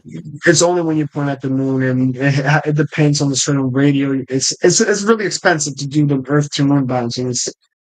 But So you have evidence of people trying to point away from the moon and not getting the same results? Yeah, because that's why they have a rotor. That they Where put the is that? coordinates. I've never seen that test. No problem. Let me put you right here. Cam radio, even. Would you like to? Can I send you 2 videos? One, you don't have to watch it, just so you can see the equipment that is used. And then the other one is the guy literally pointing all the data and the computers and everything. So they're going to do a moon bounce. They're going to shoot it at the moon, get the signal back, and then they're going to shoot it in a different direction and not get the signal back. Is that correct? Is that what the experiment is? The experiment is shooting it, and the thing that the effect that has with the moon. You don't need a third party listening to the moon. You don't need that. It's just an experiment. If you type in, you say hello, and then it says back on the radio hello, that's a proof that the moon is reflecting the signal back to you. Now, if I'm in South Africa, for example, and I put my antenna towards the moon, I can talk to the person that is using the moon as a reflecting voice. It's crazy. Okay, do you have evidence of someone getting the repeated message back after they pointed it at the moon and then they pointed in a different direction and sent the same message and didn't get the message back? That's what I'm asking for. Yes. Because that's why they're putting the coordinates in, because they're trying to go to the moon. If they put their beam in another direction, they're not going to get what they're looking for. And remember, they're using it really, really small. They're using less than 440 megahertz. That's 70 centimeters. Also, just so I understand it, a quick question. And I hope I'm not bullshitting or wasting your time. I'm looking for the it's fine. videos that I found. We These actually, videos are we fucking actually old. appreciate it when people know what they're talking about instead of just starting to make things up. That makes for a better conversation for everyone, including the audience. So, no, you're fine. What was my question? No, bro, I used to speak with flat radio earthers, waves. and when I speak with flat earthers, like sometimes they call me the N word, they call me the R word. It's like they get really agitated. So I appreciate you we guys. get that from Globus You guys all are the time. nice. You guys are nice. We get the same all the time. I mean, there's jerks on every team, you know. Yeah, exactly. I met Globers who are like evil, bro, evil fucking people. And then I also met So flat my earthers who question are was with this evil. whole moon bouncing thing, because what we initially got into was like whether or not we can determine that the radio waves are actually bouncing off the ionosphere. But if I'm understanding you correctly, and you're sending a radio signal to the moon, It depends on the antenna, though. and it actually reaches the moon. It That means depends it's on the not antenna, bouncing though. off the. Yeah, but that means it's not bouncing off the ionosphere, right? No, it's again. Let me explain this part again. It's piercing through the atmosphere. It's a certain type of antenna. It's a huge effing disc, bro. Like it takes like a football field. And I mean, we said earlier that the ionosphere reflective capability is basically determined on radio wavelength, et cetera, right? Frequency, etc. Yeah, but So this type that's of fine. antenna, for example, look at this The antenna. You need the these types of antennas. Yeah, but the issue was like we were initially trying to find like what is the evidence for the ionosphere, and now we have an example where radio waves are basically going through the ionosphere like it's not even there. Yes, but it depends on the antenna. There's antennas that are made to pierce through the atmosphere, and then there's antennas that are made for the atmosphere bouncing, and then there's antennas made for grounding. That's exactly what I was trying to say to you before. Is you can take those high frequencies that pierce the ionosphere and send them out horizontally and receive them way further than the globe predicts, and in the skip zone if you'd like to, wherever. You mean like the light? Right, and the issue with that would be like if these waves do not like reflect off the ionosphere, just go right through it, then even if you send the radio wave horizontally over the surface, because the surface is supposed to be curving down away, you're getting further and further higher up in the air, right? So you'd have to eventually I found the video. you have to eventually go through the ionosphere and not reflect it back towards the Earth. So at that point, anything But that's beyond that would certain not be able bands to receive the and signal. certain antennas. Again, the antenna that is made for that purpose voluntarily. I want to pierce through the atmosphere. There was this guy who got called out because he has a simple tower. He says, "I'm sending a beam straight to the Earth into space." I'm like, "No, you're not. You have a fucking dipole antenna that is a tower that is just going around everything in the radius." Yeah, but I Like don't. I called him out on I don't that. think you quite got the point. Maybe I can try to elucidate it a bit better. I found the video. Let me know if you want to check it out.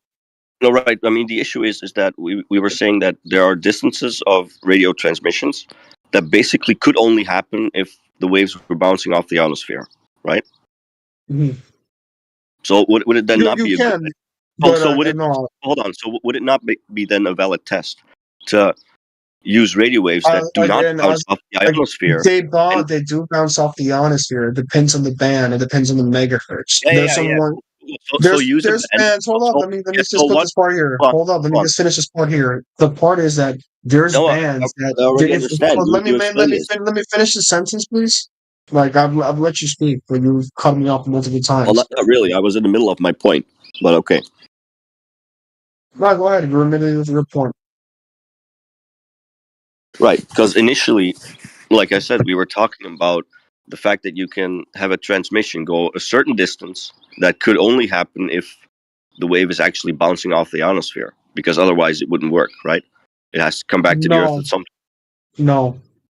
Again, No. there's certain bands that means, that goes no, up but to that the. means, but that means You that see, you you're not can't. even letting me explain yourself right here. I'm saying that there's different bands. There's bands that bounce up from the atmosphere. There's bands that go No, ground wave, and there's bands that goes through space. I said that 5 minutes ago at the start. It depends on the frequency, right? Mm-hmm. Okay, so we have a distance of a radio transmission.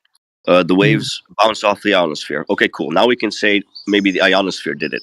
So what if we use a band of radio waves that does not reflect off the ionosphere? That's called ground wave. Can we now do a horizontal transmission of that radio wave and see what distance? Because it wouldn't bounce off the ionosphere, right? It's the wrong band. You take into account refraction, then yeah. Electromagnetic radiation, just like light, so it's also going to experience a certain amount of refraction. Not any amount, right? But a limited amount. So you'll be able to transmit a little bit further than the sort of, hump the curvature of Earth would obscure, but not much, right? Not like in flat Earth where you could reach anywhere. It'll just be a slightly, it'll appear as if the Earth was slightly bigger than it is. I have video footage of a Canadian amateur working with a Swedish guy through the moon. Just let me know who was I talking with? Sorry, there's so many people in here. I'm debating who is the guy that I'm debating radio frequencies with? Well, yeah, we were talking about the moon Tora routes or whatever. And Yeah. who's the other guy? Tora and I have the video on. Let me know if you guys want to watch it. It's just 3 minutes. I think you're misunderstanding the whole point here. What we're trying to say is if we send out a frequency that has a radio band with a frequency that's higher than the ionosphere, it will penetrate through the ionosphere. Do you agree? Oh, disagree. You need an antenna that does that. You need we're going to have an antenna that sends out a higher frequency than the ionosphere. Let's say the frequency of the ionosphere is at 50 megahertz and we just have to go beyond that. So if we send one out at 70 megahertz, it cannot reflect off the ionosphere. Do you understand? No, I'm not understanding. How do you think they communicate with Perseverance rover on Mars? What? How do you think that they're sending these radio waves into deep space?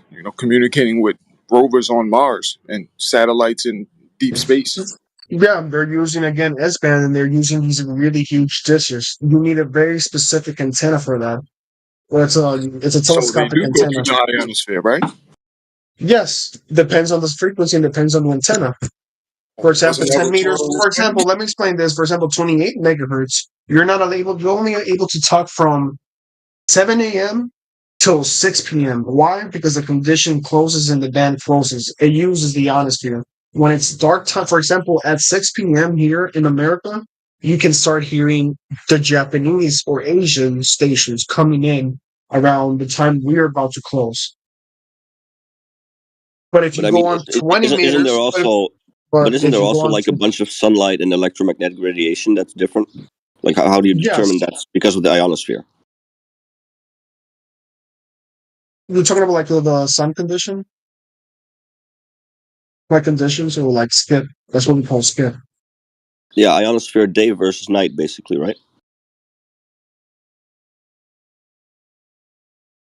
Yes, hold on. Let me put this on so you can understand, like, for Okay, example, so what I would you mean. agree that during the day there is a lot more electromagnetic radiation in the air, like from the Uh, sun?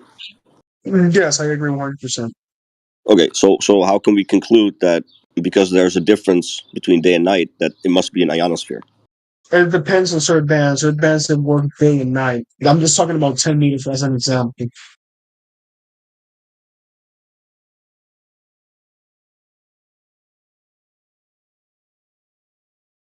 For example, check this one out here. It depends on the band, and it says for example, 40 meters.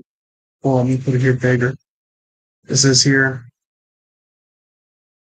you got 30 meters, 20 meters, 10 meters, 40, 60, 80, 40, 60, 50, 17, 80. And then you have the geographical map. If you go on to 80 meters or 70 centimeters or 50, you see that only certain parts of the nation will be able to communicate on that meter. But if you go on 10 meters, you see that you can communicate with a lot of nations with it through the propagation. Now, when nighttime's call or daytime leaves and then the nighttime comes, 10 meters pretty much becomes impossible, not even locally. Because it depends 100% on the ionosphere. But then if you go on 70 centimeter, which is such a really, really low band, which is pretty much hard to propagate, you will need a very big antenna. Like this one I'm talking about the dishes. Like this guy has a dish. Like you can build a dish. It costs a lot of money. That's why we radio operators, when we see a guy working Earth to Moon Earth, it's like this guy's crazy. Like this guy's a billionaire. For example, he's gonna show all the equipment. By the way,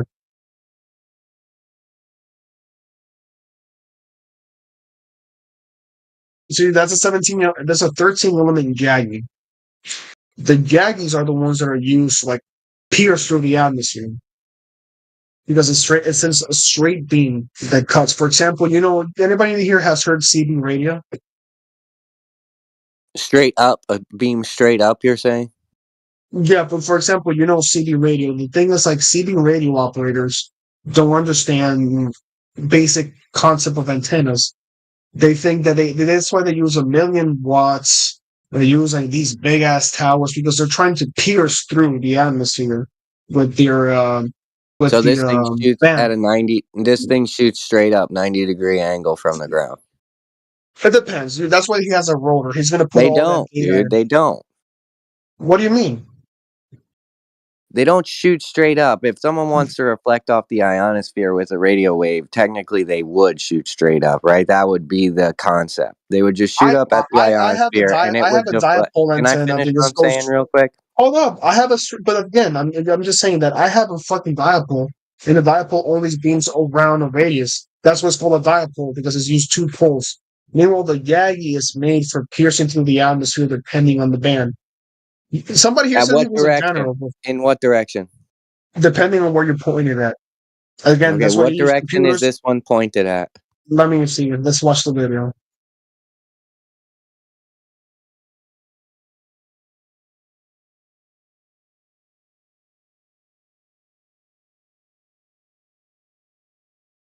See, this is the other guy's antenna that he's speaking of.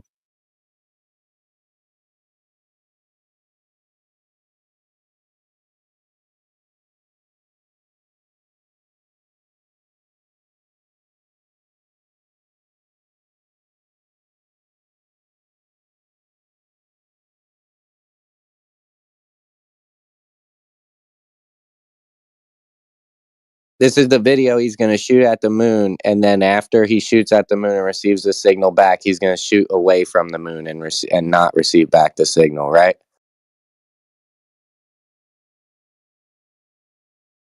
So he goes on, he puts on the coordinates.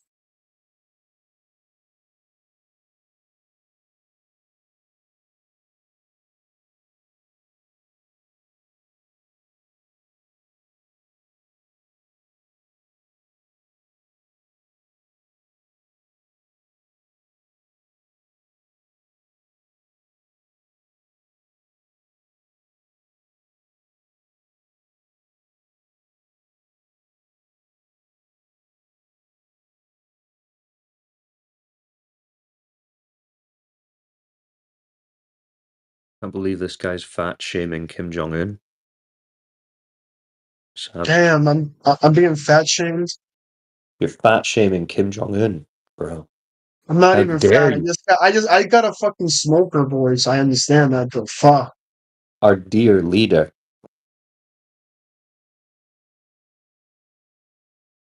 Yeah, see, you can have a good conversation, Kim Jong. I don't know why you've been trolling all this time. I wasn't trolling, dude. What are you talking about? What are you talking about, dog? Oh, well, earlier in the chat, I thought you were jumping in with, like, noise bombs or something. Maybe it wasn't No, you. I left my microphone on mute and I was talking with my family, and I think that's the reason why Oh, okay. Maybe it I was got the background I noise got or something. yeah. For example, this is a QRP station. It's such a low voltage to do the moon bouncing, which is kind of crazy. Is this video going to show that they bounced it off the moon and then they pointed in a different direction and Bruh. sent the signal out and didn't receive it back?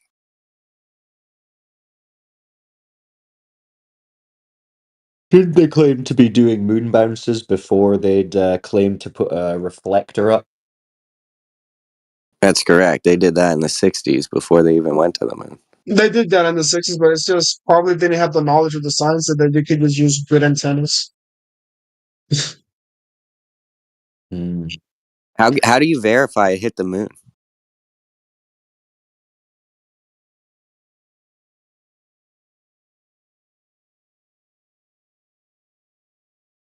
Be a pretty tough shot as well, right? How fast is the moon moving? 250,000 miles away, a curved surface, and you have to ping a wave off it and then get it to come back to you? Seems pretty tough.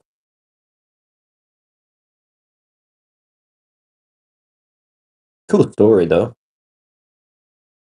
It is a cool story, and the reason I think it is interesting, because if the ionosphere is truly reflecting all this, we would just send every radio signal straight up 90 degrees and let the ionosphere do the rest of the work for us.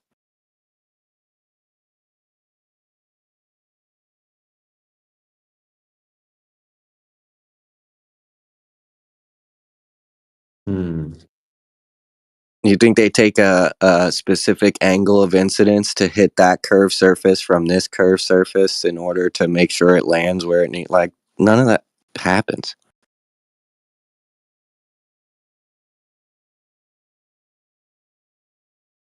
I don't think the Germans in World War II, when they were using the Knickerbein, were doing that, were they? They were just sending it out horizontal. Still do it to this day.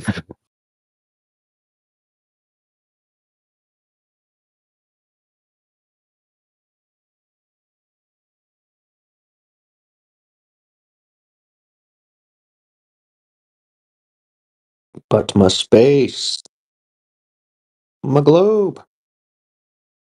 That's a cool cartoon you got showing Kim Jong Un.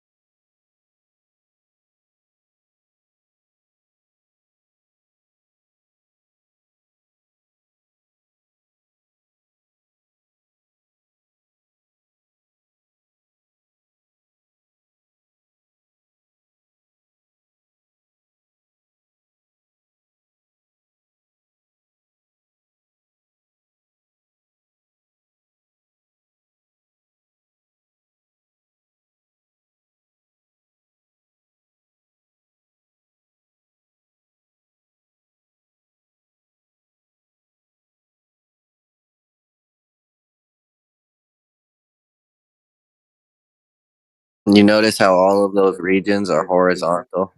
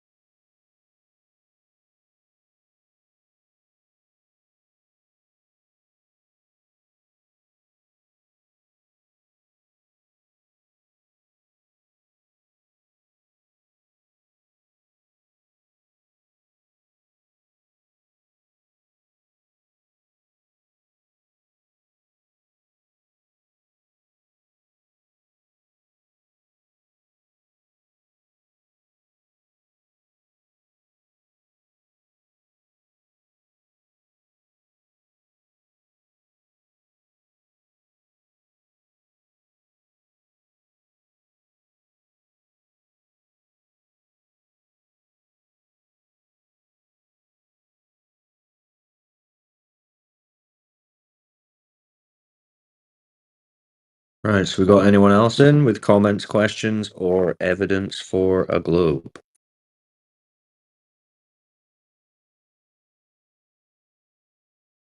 Any of that?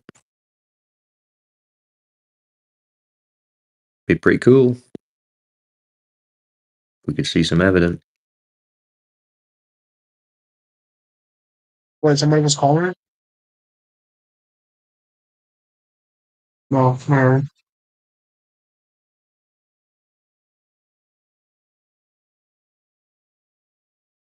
I'm sorry, Kim Jong. That was a lot of cartoons for me, dude. Not even cartoons. He was just explaining, but like, you have your mind made up, and I'm not going to change your mind. We can just disagree, and that's about it. You're just projecting that onto me. You have your mind made up. I'm not doing that. You have your mind made up. There's footage, evidence, on-screen, uncut footage of rockets launching to space. Can you give me a time in your life that you broke cognitive dissonance? A literal example in your life. Thank you for the ad hominem attacks. Anyways, have a nice day. I don't think he was ad homing you, but on your videos, I mean, you can't verify any of those videos, so that doesn't really do much. That's just believing videos. It's like saying, well, your mind is made up that Bigfoot isn't real, even though we've shown you the videos.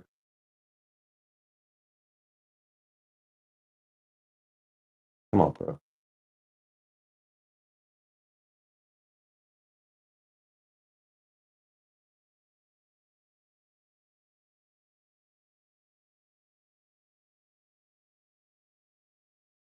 Speaking of videos, I saw a very interesting one over the weekend. NASA showed some videos of the last footage that came from the little drone that's flying around on Mars. And it was kind of interesting because the camera kind of followed that drone flying around. And if you look off into the distance, you could see some of the sky.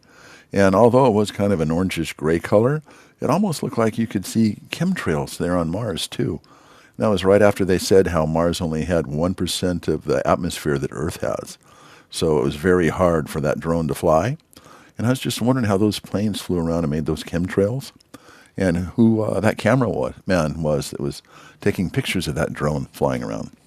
Anyway, time for me to go to work. My thought for the day.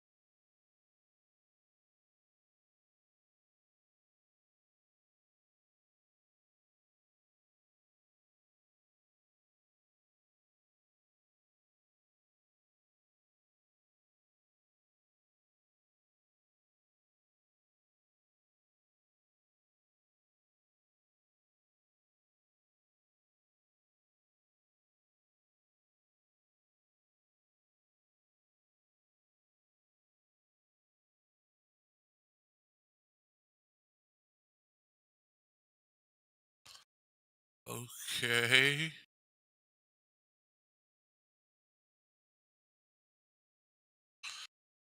Got Cyclone lame ass in this bitch. Who else in here? FE Jedi. Alright.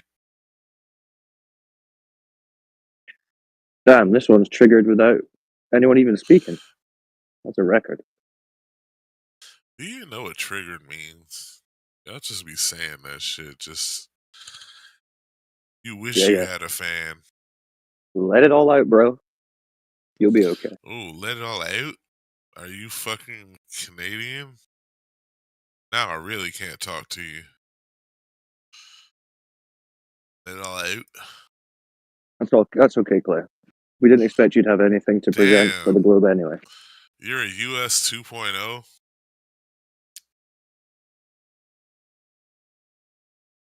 Damn. You're a US a Dollar General US citizen? Canadian? Now I really see why you're less than pitiful. Wow, I wonder what else you're wrong about. I'm right about that. Like you're right about the globe, huh? Yes, sir. So wrong then, since I'm not Canadian. GG. Says you. Mm-hmm. So come on then, what you got for us today? Globe proof? I've already wrecked y'all. You guys Oh, wreck did you? yourselves at this point. That's one thing that's very clear. What globe proof did you wreck us with? Yes. So none. Yes. Very good. Anytime you all mute me because you think that Well, there we have it. anytime you mute me because you're tired He of gets hearing. muted, therefore Ursa Ball. That's right. That's there it. you go. Thank you, tertiary member, Tora 4. Mm-hmm. Well, this is compelling stuff so far, Clay. You nearly Well, I have me mean, convinced. if I hit you with the compelling stuff, what you'll do is you'll hand wave it, and then you'll mute me and say, "Well, who's next?" No, the way we know it's Tor Ball. 4, you can be quiet. I was talking to Cyclone. Thank you. Go ahead and mute yourself. There you go, buddy. But yeah, so Don't be a anytime, dickhead, Clay. Just like, present your compelling argument. oh, it's already been done. I mean, you see the signs. It's what you Okay. guys What do. was it? What was the compelling argument? That's what you guys do. Who's Tor 4? Did he just join your ranks? Is he like you're training him to be? No, but we definitely know the Earth brainlet is a like ball you, because of or how flat and stationary it seems, for sure.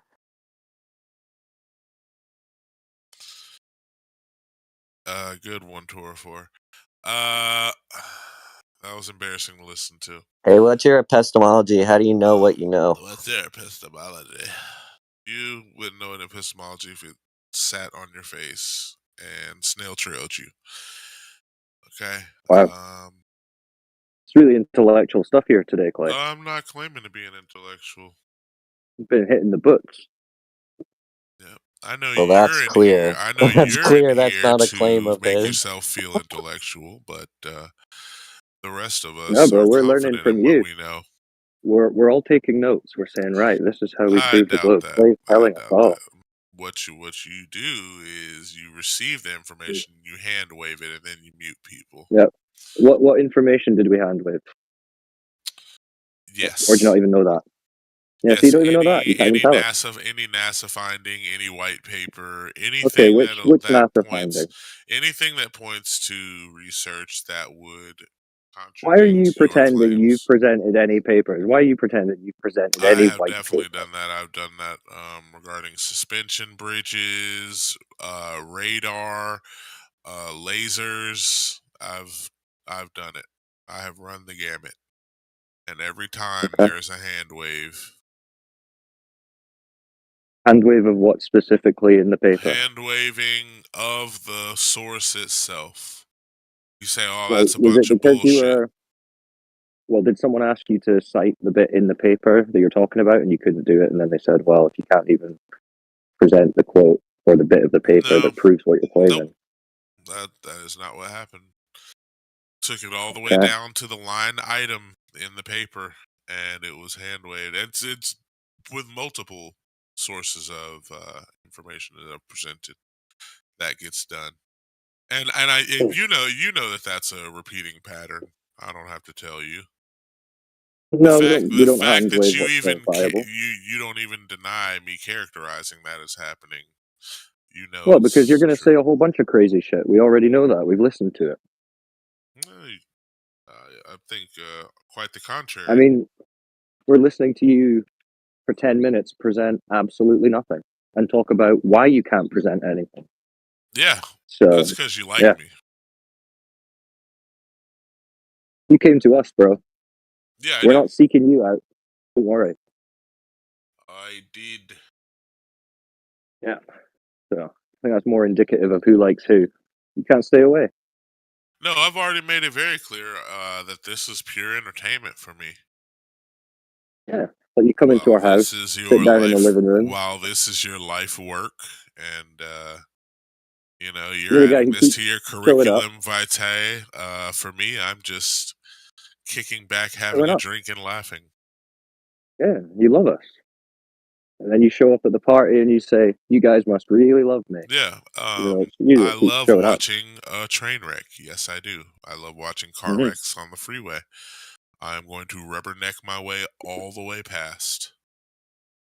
Yep. And Yeah, us too. that car wreck is the 24/7 Flat Earth servers. Yeah, where the Globies come and smash their head against the wall trying to prove the spinning ball religion. True. No, mostly True. where the believers of Flat Earth have no model in which to represent their own arguments, only to throw stones in their glass house. Glass house, interesting use of phrase. Well, Mm-hmm. but I mean, we all experience the flat motion, so. Including you. Sorry, what was that? Your mic was of poor quality, much like your arguments, and I could not I'm hear what you pointing said. out that we all experience a flat motion, sir. Oh, okay. Mm-hmm. But you reject that, right? You say, "Nah, reality's lying." No, there is. See, Red Clay has the truth. You're like, "Nah, I don't reality. I've got the I truth." don't as an individual man possess the truth, but the truth is there, and you all don't like it. Well, how would you know if you don't know what it is? You just said you don't have access to the truth. So No, how I would you know said it's the I truth? am not the individual to possess the truth, but it is out there, and you all don't like it when you see it or when it's presented to you. It's not like when they show us a cartoon ball. Your ability to misinterpret, mischaracterize is uncanny. It's just that one get you. it's just unreal. I mean, you just said it. Your You're not the guy willingness with the to truth. totally miss the mark on understanding any point that someone presents to you. It's almost Okay, like well, I mean, you said you don't have the intentionally do truth. it. You just said it's out there somewhere. Yeah, it is. Where would that be? There's multiple places. All the places that you hand wave, those are the places where the truth is. Could you give us an example? Could you give an example of the last thing you hand waved? Well, you're saying the truth is out there and it's in these So places. you're agreeing that you hand wave things, right? You agree that, right? No. We're asking for your truth that you just said is out there. Okay. Well, you don't agree that you hand wave away evidence when it's presented to you. Well, you haven't presented any evidence. I can't The help hand you. wave. You haven't presented any evidence to hand wave. When presented, you hand wave. Well, how would you know? Because you haven't presented any. Yeah, I have. What did you may not present? have been here. You, as an individual, may not have hand waved, but for sure, your team definitely has. When I have brought my evidence. I'm skeptical. I don't think you had any No, evidence. you are the opposite of skeptical. You. Oh, really? No, if I was Yeah, the opposite of it's skeptical, I'd believe you. because skeptical, it does not just involve the denial of belief until you reach greater evidence. It's also there's a curiosity that must be there for someone to be skeptical. Yep. I'm curious what evidence you have for the Colloquially globe. sometimes we say skeptical and it just means someone who doesn't believe. But Well, in the obviously, I'm being true skeptical. essence of being a skeptic, one actually has a spirit of curiosity, of which you have none. No, I've got a lot of curiosity. I'm curious where you No, got you're your evidence for the Earth bi-curious, revolve. but as far as the scientific things, you are not curious Oh, at all. good one. Yeah, no, I'm very curious where your globe evidence is, bro. Been asking you. No, you're not curious. I'm curious. That's why I'm asking you. That is merely a front. Let's see it. It Let's is see a it. front for me Oh, so to you're a enter psychic your now. arena. Yeah, So you're a psychic you're not curious. So No, when I'm we not a ask you for psychic. your evidence, well, you must be if you can divine my thoughts. Nope. Mm-hmm. Simply pattern behavior. Well, you just said you haven't seen me dismiss your evidence, so you don't know of any pattern of my behavior. Yeah, I've sat back and watched This others is a bring volume. evidence to you. Well, Red Clay, this is a very long-winded way of saying that you don't have any evidence for that. That's fine. You don't have any evidence? It's not a long-winded way of saying that. It's a very quick and succinct way of saying, "Hey, I'm not It's been like 15 minutes. engaging." Yeah, this is better engagement than bringing evidence to you because bringing evidence to you is pointless. I don't know. I think people would rather hear you provide wouldn't. evidence Trust for me, the Earth to you globe. wouldn't. Yeah, we would. No. Let's hear it. No, you wouldn't. Hey, can you give us an example of a time in Toro, your we life that told you you broke already. cognitive Hit that dissonance? mic. Hit that mute back to your mic. No one is trying to talk to someone at the bottom. Are you in denial, bro? Red Clay, let's just explain to you. You're not going to be the guy who's telling who can and cannot speak. So if you're going to try and do that, you won't be speaking. Okay? So don't be a dick. Yeah, so thanks for muting yourself, Tora. That's as I told you to. But yeah, so Yeah, can you give a specific example of a time in your life that you broke through cognitive dissonance? all right, you just keep your mic muted there, and I think we'll all benefit greatly. Sounds like he's struggling with that one. Yeah. I don't know. Who else has a question that they think is simple enough for Red Clay to answer?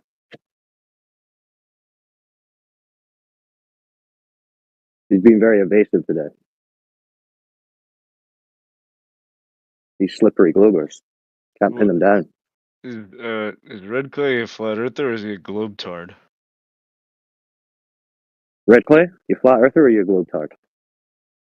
You know, I'm globular. Globular. Globetard. Wasn't You that obvious? globies are so ignorant. It's absurd. Okay, Reservoir. Nah, don't worry, Red Clay. He's a believer just like you. Do I sound I guess worried? that's how you guys talk. A bit. No, I'm not.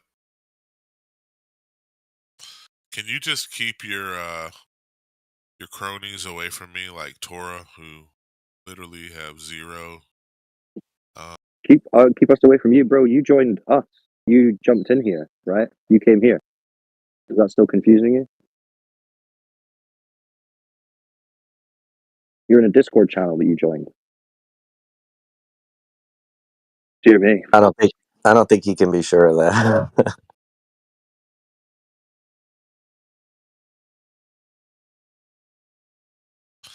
Tora, you keep your mic muted. That was unfunny. Okay, nobody laugh.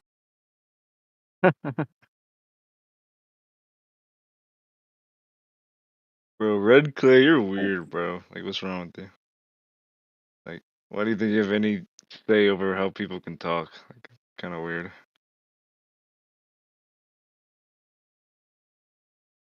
Yeah, he's got this weird. Well, he's got a few weird beliefs, I guess. One being that he can dictate who's going to be talking in this channel or not. I believe even if we disagree, we should be civil and respectful. Even though I've been called like names from time to time, that's okay. It's all right? We can get called names. We'll survive. Yeah, I'll survive. Yeah, I'll cry about it later, but We I'll get called names survive. all the time. Yeah, you just have a good cry later on. We get called names all the time. You don't see us complaining. Yeah. So come on, Red Clay. Is Reservoir that something you Dog, can do? Can we have a chill conversation? what's up with you, Reservoir Dog? You flip flopping your little beliefs. You were claiming the other day that you were reserved and you didn't know if you believed in flat Earth or not, and now you're full blown. Like, what's up with you? No, I was just kidding. I'm still on the fence. Oh, really? Yeah. Well, I mean, actually, more on the round side, I'd say. Oh, really? Because Yeah. you were just trying to act like you were a flat earther just 2 seconds ago. So, Was he? Not really. He's just telling you not to be a dick. no, he wasn't. He literally said he's a flat earther. So I didn't he's say what that. you're Did he? doing is you're playing both sides, and nobody respects anybody like that. So you trying to be cool with me a couple days ago and whatever. Like, now I see where you're at, and I will play you accordingly. That's over, bro. There's no more being Right, cool I with don't you. care what people in Reservoir. Discord think of me, man. I Like, know, I I know really you don't don't. care. I bet you don't. Monday, shouldn't you be This at is it, work Red. on a This is Monday it, or no? Reservoir. I mean, If I you're can not say the fully same thing committed to to the you. Excuse globe, me, Cyclone. Me and Reservoir are talking. Thank you. And Yeah, so I could I say the work the same night. thing to you. No, I work the late shift, man. So you can't say the same thing to me. Yeah, I could. You don't know what I do for a living. Red Clay, thank you for being here, for being Excuse the me, best Tora, are you defense still against the talking? Glober. Please mute yourself. Thank you. so let Reservoir. Why are you bullying him, bro? Holy shit. See, this is the Scientology effect, Reservoir. Because you've not said you're fully committed to the globe Scientology, Red Clay, who is a full-blown globy Scientologist, is mad at you because you say you're on the fence. You don't totally believe in the Scientology. You're kicked out of the cult, man. Yeah, I'm Mm-hmm. a very rational guy. I don't jump to conclusions. So sitting on the fence is not a bad thing, in my opinion, right? Well, to the globe believers, it is because it means you're not on their team. It means you're not with us. You're against us. Like Clay's showing you here. Also, isn't Clay's very unhappy. Scientology like a religion? Yes, yes, it is, and they get very mad when other people don't believe their religion or want to leave their religion. Like Red Clay here. I've All heard that some being cool with him things. 2 days ago, that's over. I've heard some things about Scientology. It seems they have a lot of absurd ideas, from what I've heard. Yeah, I think they believe that the world is a globe. Yeah, true. Well, not just Part of that. that It's religion. like it gets crazier than that, man. It gets like way crazier. Yeah, they're talking about aliens and stuff in the vacuum of space. Pretty crazy. Yeah, something like that. Isn't Tom Cruise a Scientologist? So was Rita So- Marini or Maria, whatever her name was. Rita Maria, Yeah, is one that used to Kyrie be on King of Irving? Queens. Yeah, is Kyrie Irving still a flat earther, or did he change? I assume so, unless anyone's measured the curvature in the last year or two. Yeah. Last I heard, that hadn't happened. So I think presumably one of it the is. latest was Rampage Jackson, right? Mm. So if you got a problem with it, take it up with him. Yeah, talk to Rampage. All right, Red Clay, you settled down?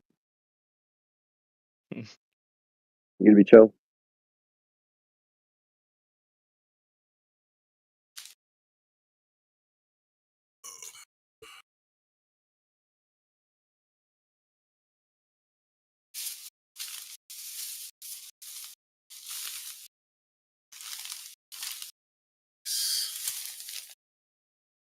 So what about it, Reservoir? What are you thinking? What's something that's keeping you on the fence? Something that makes you lean towards the globe?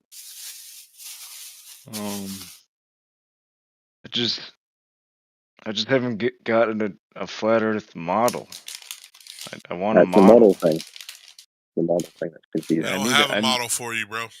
I know that's the problem. I can't understand. I can't understand how it would work without a model. That's how my brain is very small, bro. It needs a model. Okay. There are some flat earthers that will try to present you with a model, but this particular brand does not. And So have you found the globe Earth model? The one they claim. I don't know, yeah. but I've been branded, it sounds like. Yeah. We're being marginalized again. What was me? I married my I flat feel- Earth model. Tora, we already told you what to do. Sit back there I in the feel back like of the a bus. cattle that's been branded. So, Reservoir, you said you found the globe model? Yes, for sure. Did you link that to it? Yeah, I can link you. Hold on. And it like you can do seasons and eclipses and everything on it. Yeah, that stuff. Yeah. One moment.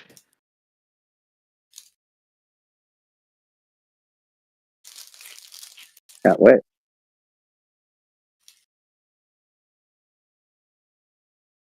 Okay.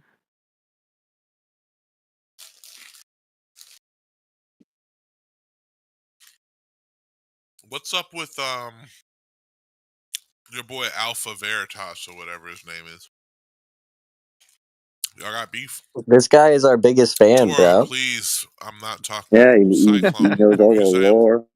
He knows all of them. characters. Bro. Tora, you He's are our biggest fan, you are bro. the ass sweat drip to the Yeah. bottom of the VCFK. Bro, We're you're not awesome, talking to you, dude. all right? Hey, Gotta Cyclone. catch them all. Man, why don't you like Tor, bro? What's What did he do? What did he do, man? Doesn't matter. Cyclone.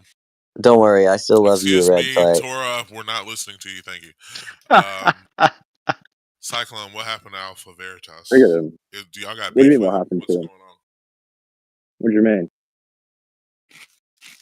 He came in here the other day,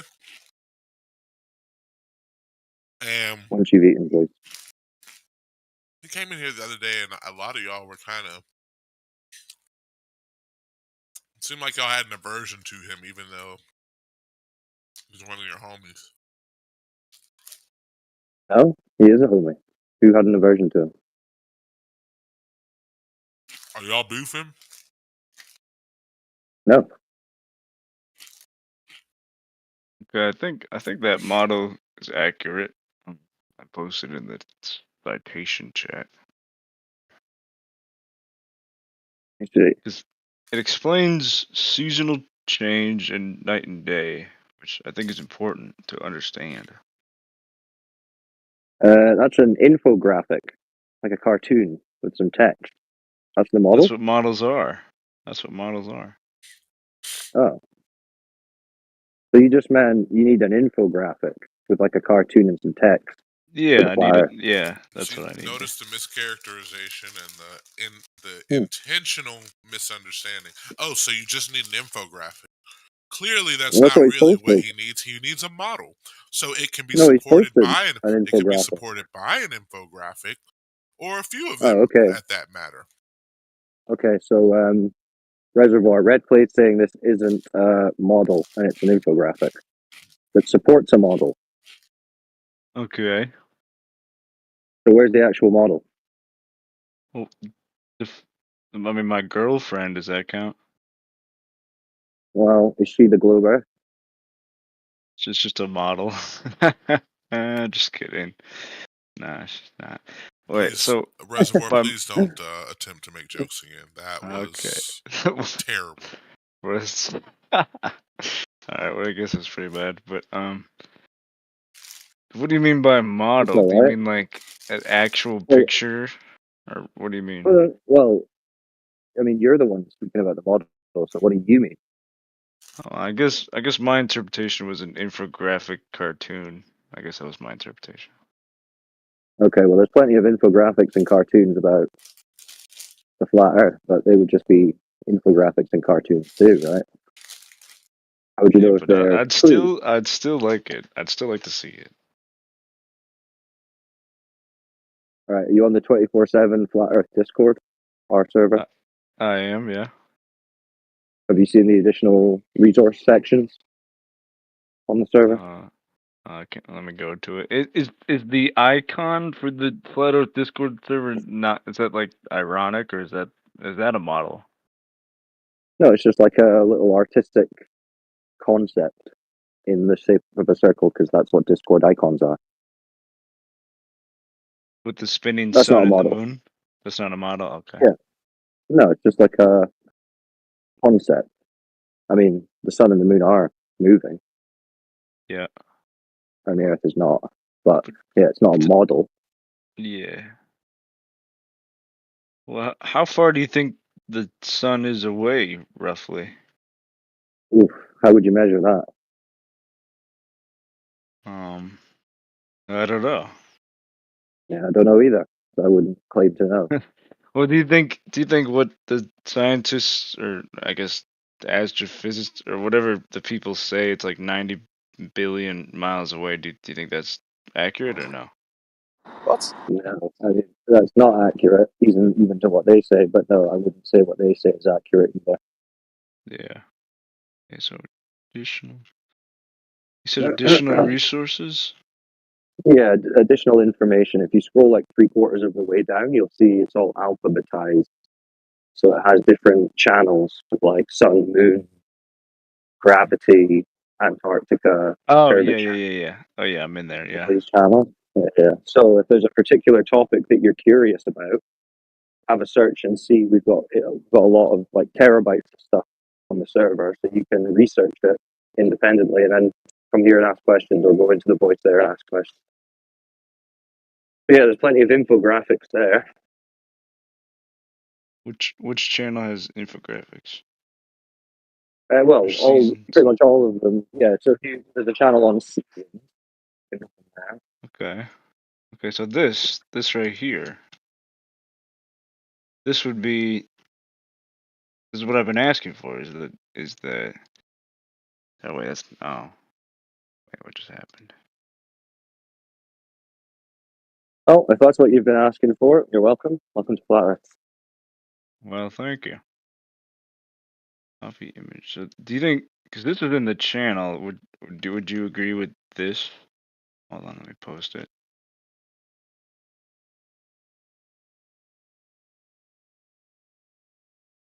Right. This model with the seasonal change. That I found that in the channel. Right. So yeah, again, I mean, this is like an artistic concept, not necessarily claim to be exactly what's occurring, but you could conceptualize it like that. This is essentially what would be happening on the ball, but it's flattened out onto a map. So this is just saying this is how it could work, but we wouldn't necessarily say that's exactly how it does work because we don't have that view of things to be able to confirm that's exactly what it is. Right? Yeah. But these are ideas for you to say, okay, so there are alternative possibilities. What can I actually confirm? What can I know? See? I see your point. Okay. You see the point? You think that's adequate evidence there, Reservoir? I just see the point he's making. That it's best not to. That they're saying this is a conception, but it could be wrong. So, I guess because we don't know. We just don't know. Red Clay. There you go, Red Clay. A mature mindset. Don't actually know. And Red Clay, do you just believe everything NASA tells you? Like if NASA said, "Do you like dudes?" Would you be a homosexual? I don't think so. Just listen to NASA about everything. Good question. Okay. Yeah, do you believe everything you see on a infographic or image that is given to you on Discord by some rando server? I'm more inclined to believe NASA than those people. Which one would you be more inclined to believe? My own eyes. Oh, obviously. so do you believe in the ability that? Do you believe in any sort of scientific authority? Scientific authority. Yeah, I do. Yeah. Who is a scientific authority to you? I guess the dudes who have like PhDs and master degrees and studied a long time, and those are pretty authoritative, I'd say. Okay. So do you think any of those are represented in this VC? Well, I don't know. Maybe that's what to find out. I know they claim that they have masterminds working. So do you think that NASA hires people who have what you claim as qualifiers for being scientific authority? Let's rephrase that. Is the government about science? And do they look for the best people in science to work in the government? No, Crit, I would not like to rephrase that. Yeah, let's not draw lines of demarcation between NASA and the government. Just call a duck a duck. No, thank you, Crit. I asked him a legitimate question, and it was. Yeah, this isn't an opportunity for you to like play hide the shell about what is being asked and try to manipulate people through loaded questions that are really dishonest. You can try again. I'll give you another shot. Because it says right in the rules. Reservoir. Okay, you're not going to try. Yeah, what's up, Clay?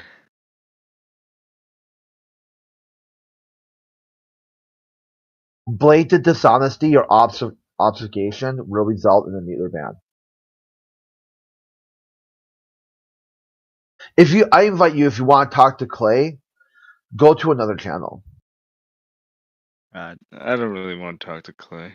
Yeah, I didn't think so. I really felt this really cringe vibe. That's why I had to jump in. I was listening on YouTube and I'm like, yeah, Clay's just not an honest interlocutor. He's really about this sort of obfuscation that he really hates flat earthers, wants to tell you all about flat earthers. And you ask him what it is, he doesn't know. I don't know what they're talking about. Clay. Is the shape of something a scientific question? Yes. So it's a cause and effect, or what is? I think so, yeah. Yeah, which one? Is it like what is the cause of sphere or globe? Or what is? Is the Earth like what is the Earth? Cause. It's cause. So what would be the cause of globe? See, it's a what is question. What is the Earth? The Earth is a question mark. Let's find out what it is. Yeah, I suppose. Okay, see, you're kind of outside the realm when you start talking about like what is NASA? Is that a science question, or is that a what is question? The what is question? Yeah, so is NASA the executive branch of the federal government? No. What is it then?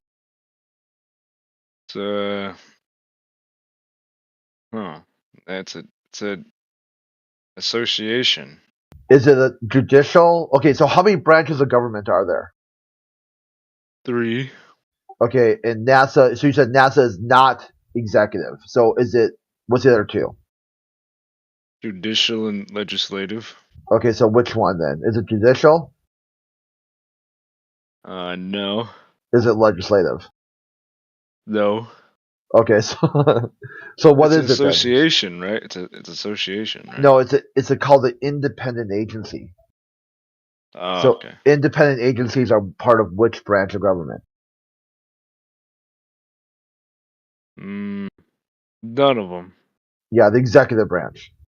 Oh, okay. The executive branch contains what? What's the key parts of the executive branch? The president. The White House. Okay. Okay, the White House. What else? You got Congress in there? No, that's legislative. Oh my god, I look like a fucking idiot. Jesus. It's like, mate, you're doing better than I would. Yeah. Yeah, it's not that bad. I mean, there's globalists who really have no clue about what, like, they'll go to NASA.gov and then tell you that NASA is a private entity just funded by government. And you're like, okay, well, why does the director of NASA and everyone who works at NASA have to take an oath of office and have to be a civil worker and have to be part of to be an American citizen? They don't have answers to that. Because they're inside their worldview, somehow they've separated NASA away from the executive branch because they know that independent agencies are very scummy. A lot of people don't like how the advancement of independent agencies, like the NSA, the TSA, FBI, CIA, they see these groups as somehow like unconstitutional. Because originally started off, the only independent agency was the post office. That was it. There was one independent agency. And since then it kind of expanded, and then they got, Department of Education was before just, the education, and that rolled into a cabinet position. So if it is an agency inside the federal government that doesn't have a cabinet role, it's called independent, meaning they're not directly involved with the White House. What's interesting enough, though, of all the independent agencies, which one is actually under the White House?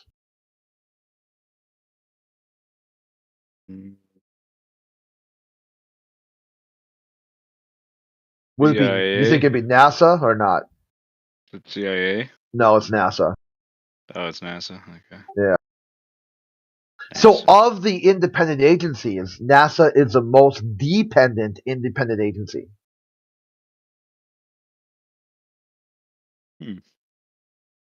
So when you look at that, is anyone in the federal government, especially the executive branch, do they give two fucks about science at all? Has government ever advanced the human condition through science? I don't think so. Okay, so then why would NASA be an exception to that?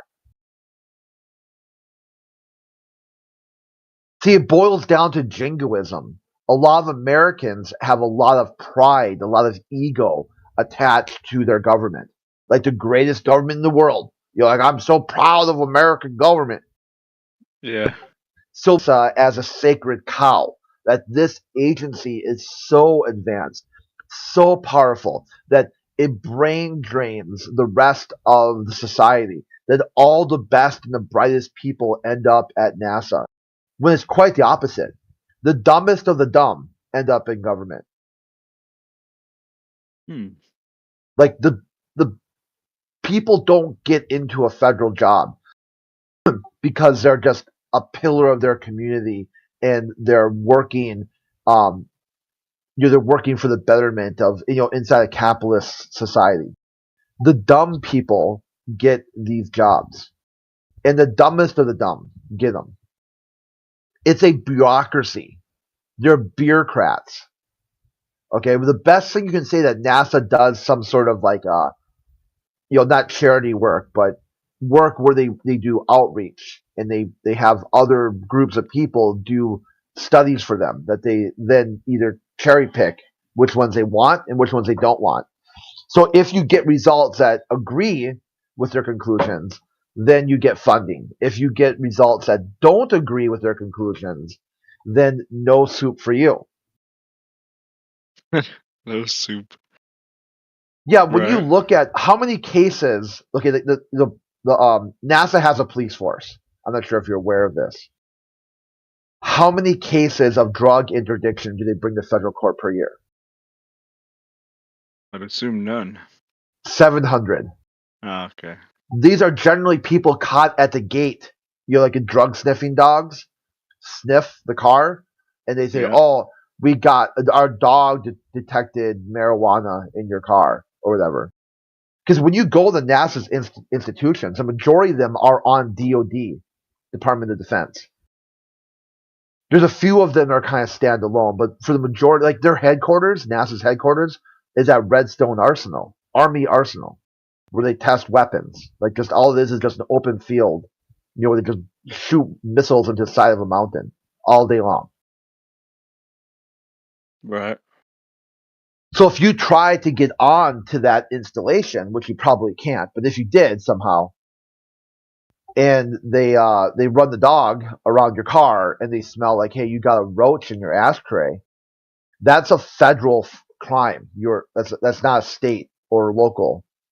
You're being charged federally. The same thing with seatbelts. Like if you drive around and NASA's police officers pull you over because you didn't blinker and you don't not wearing your seatbelt, that's a federal ticket. That's not like a state ticket. So you have to go to federal court. Don't forget the NASA patents, which the U.S. citizen taxpayers funded the research for those findings and inventions, and NASA is selling those to private corporations and companies, big tech. That's a lie. All of their patents are open source. No, Yeah, like it's not Tang. a lie. Like Tang. So If someone has an open source thing and they So that's a good one too. Inventions. Like, do you think that NASA has invented anything? they invent a lot of hairspray to make it look like that gravity's real. There we No, go. you That's what I'm see, talking about. See, you one of have the things I like to do with globalists is like let them tell me what invention do you think NASA come up with, and I'll look it up and look up who really invented it. Because one of the more Yeah. sinister things of NASA is they've stolen people's ideas. Like if you look up Velcro, all these things, right? All these different inventions, like the Mylar blanket and everything, you're going to find who really invented it, who really came up with the idea. And I'm going to say, how would you feel about NASA and whatnot if you invented something really cool, but you go to the Wikipedia page and it says NASA did that? And you're like, what the fuck? Right. even You'd be the pissed, right? artificial intelligence. So, okay, well, can we talk more about the flat Earth? Yeah, what do you want to know? Okay, so See, right there. How about this one? On the flat Earth, NASA is part of the executive branch of the federal government. On the globalist worldview, it's not that. It's something other that they can't ever define or explain. It's somehow government, but somehow not government. It's executive branch and not executive branch. It's this really cringe thing where you can never actually let them figure out what the fuck are you talking about? What is NASA? They'll tell you, oh, it's one of the world's space programs. You're like, okay, what the fuck does that mean now?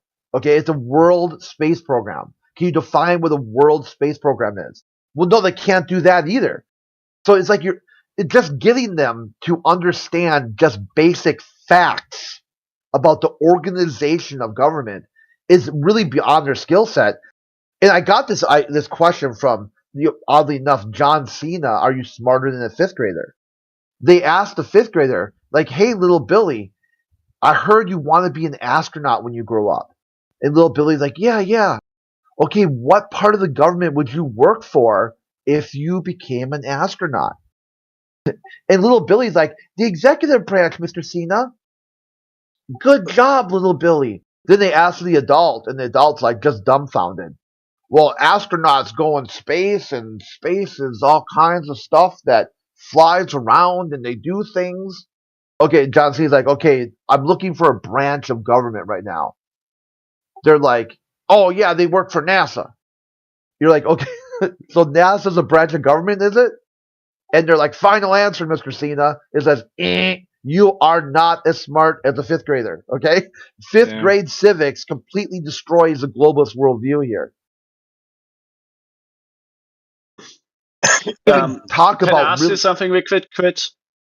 Yeah, go ahead. How do you look up who actually invented something that's been claimed that is claimed to be invented by NASA? Okay, how about this? Let's run an experiment here. What is something that you think NASA was built by?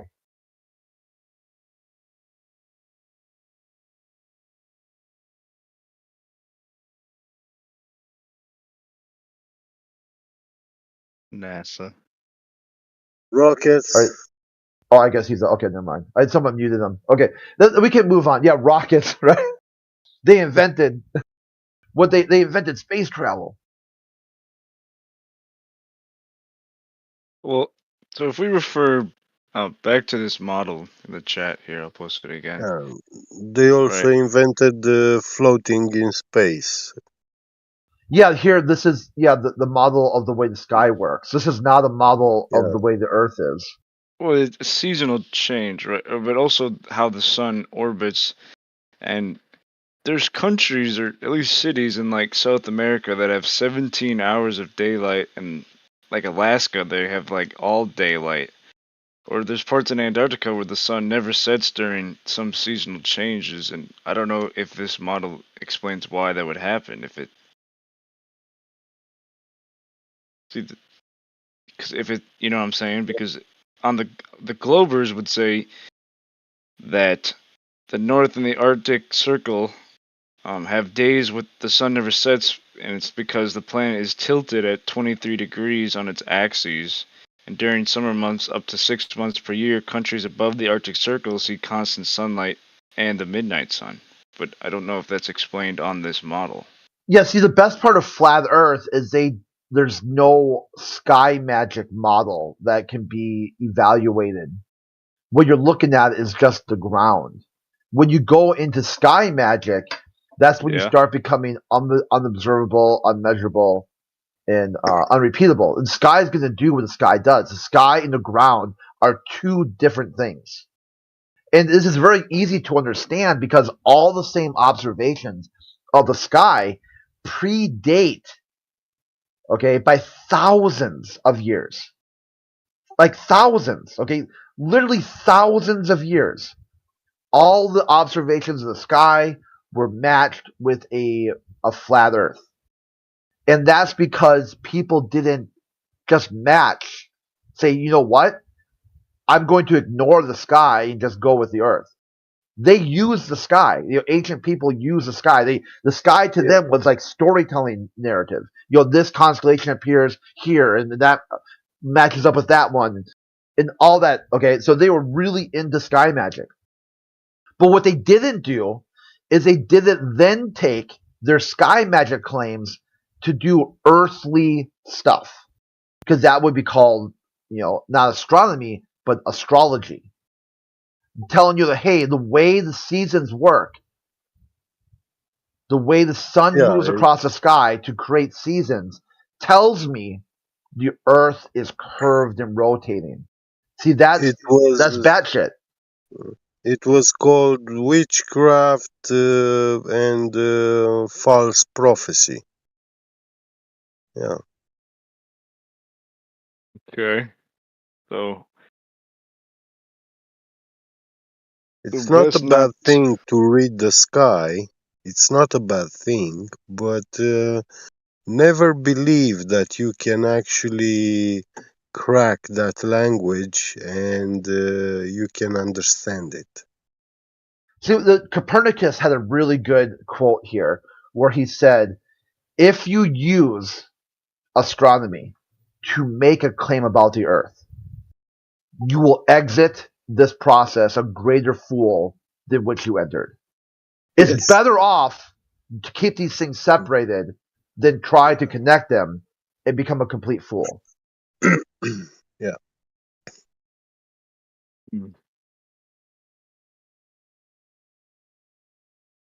I see what you're saying. Here, I'm gonna unmute Funk here for a second. So Funk, Donald really wants to get unmuted. Donald Hey, C. Yeah, hey Funk, who invented Velcro? Government or the Swiss guy? The Swiss engineer.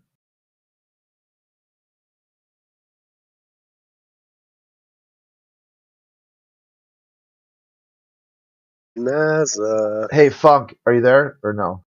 You're unmuted. You can talk.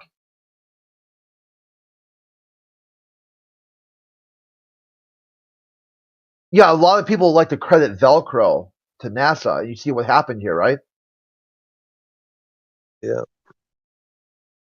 Hey, Do you- cool. Oh, I who got muted invented? and I'm muted. Yeah, who invented Velcro? The U.S. federal government or a Swiss engineer in the 1948? All right. So what you're saying is that NASA is believed to be the originator of inventions, but when you actually look it up, there is other inventors, and it has been present before. Oh yeah, That's big not time. really what you were saying, is it? No, that is what I'm Because what saying. you were saying is, Okay, you can't tell me what I was saying. Holy shit. That's exactly what I said. Hey, let's test it. Maybe I didn't get the idea across. Reservoir Dog, was I saying that NASA steals the credit for inventions by falsely putting out information that makes it seem like they invented it? Or did I not do that? I don't believe so. They do that quite often. Yeah, NASA Actually, I didn't wasn't really invent. paying attention. I'm sorry. I wasn't really paying attention. Okay, that's fine. So a lot of people say that if you don't believe NASA, don't use Velcro or don't drink Tang or don't use a cordless tools. Like all these things, like you're not supposed to do if you think that NASA's lying to you.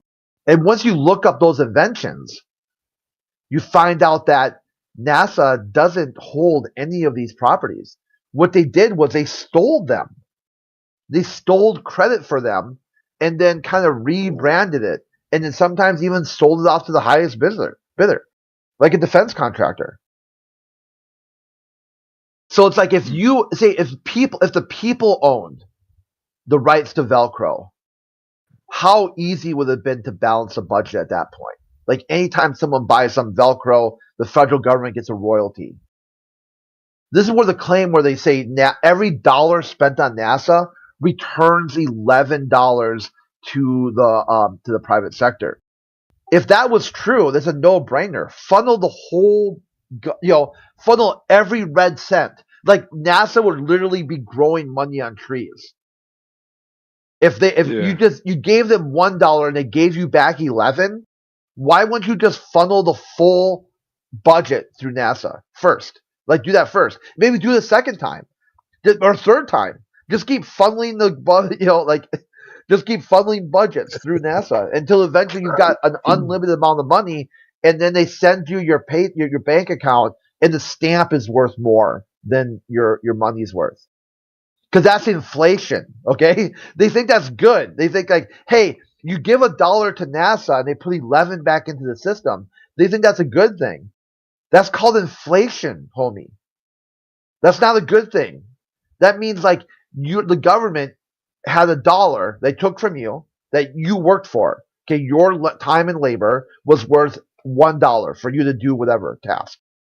Then they took that dollar away from you and said, now that $1 is worth 1/11th of what it was prior to you using it. Like 10 cents. So they say, here you've got like 10. Now your labor was only worth 10 cents because we funneled it through an executive branch agency with zero civilian oversight or accountability. Damn. You got a lot of information, Crit. Well, thanks, Rob. That's like, I'm like stunned. I was like, maybe someone using a voice changer for a second. Where do you get such information, Crit? What about which part? Just in general. About economics? Just in general. Just look up information? Keynesian economics. And I'll see you in a couple weeks. Okay. Oh, you're a proponent of Keynesian economics, huh? No, I just say that's what I'm talking about. I'm talking about Keynesian economics. Gotcha. And where'd you learn that from? You just looked it up and read about it? No, it's like you had asked me, like, what system are you talking about here? What type of spending? No, I didn't ask you. No, I asked you where do you get your information from?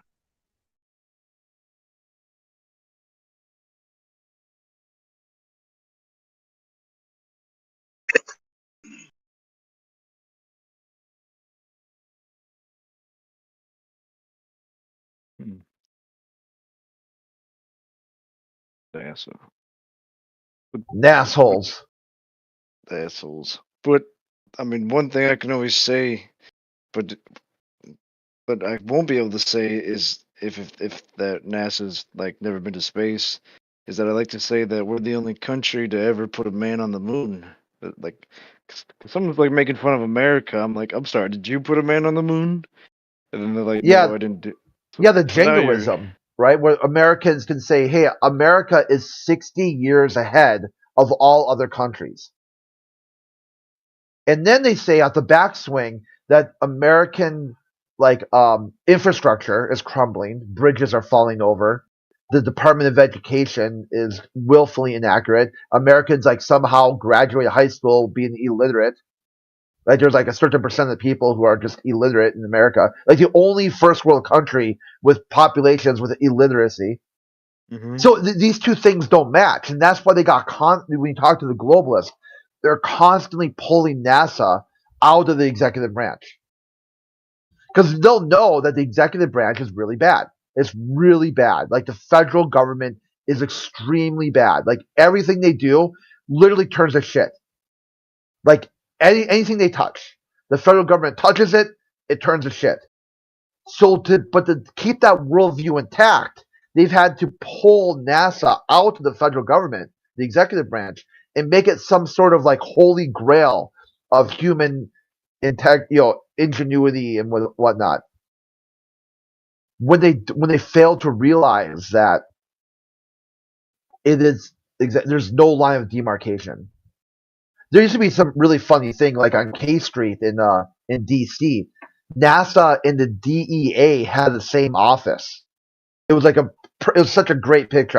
I think I'll have to find it again. But you take a picture of the sign of the outside wall, going into the building. It's like whatever 100 block K Street, DEA NASA. And people are like, "What the fuck?" What they kind of try to square that. Why does NASA and DEA have such a quick connection? Why are they so interconnected? It had to do with their SWAT teams, because those were the two branches that said that they got the best SWAT. So they at some point they were holding on to some sort of training regiment or whatever it was. And this is because they share the same building?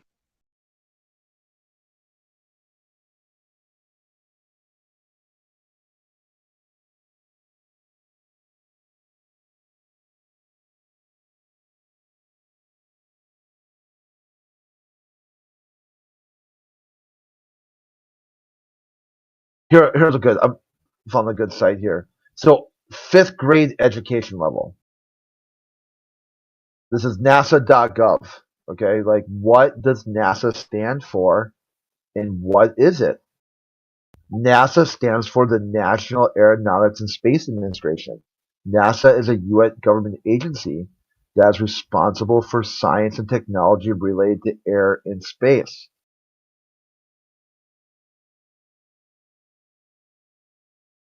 NASA is an independent agency of the federal government. The administrator reports directly to the president.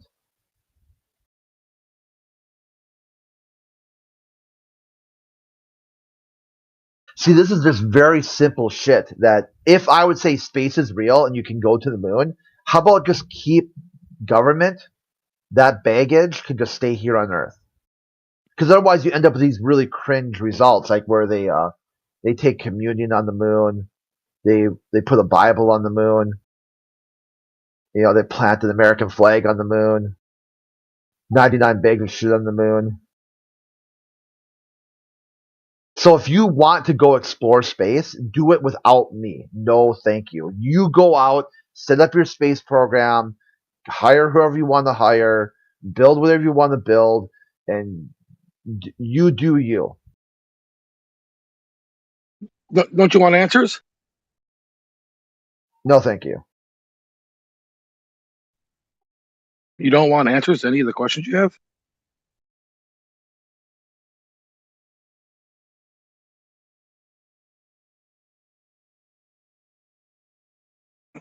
Even if it's to get those answers, then expose them as lies?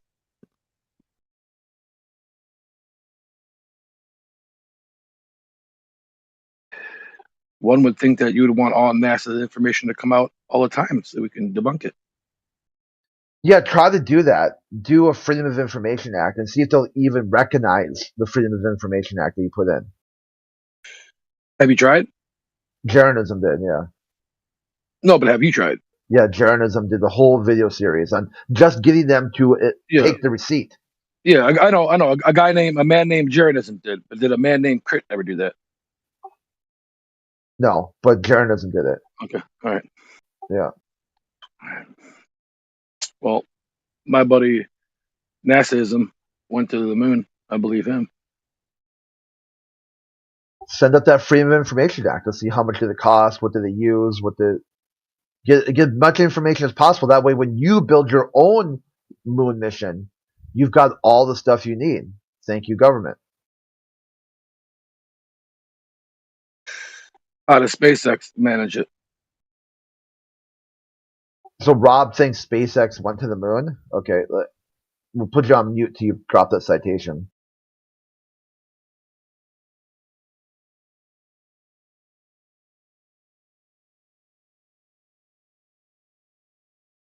Or retract it, either one. Or maybe just show what year was SpaceX founded and what year was a moon mission, and maybe compare the dates.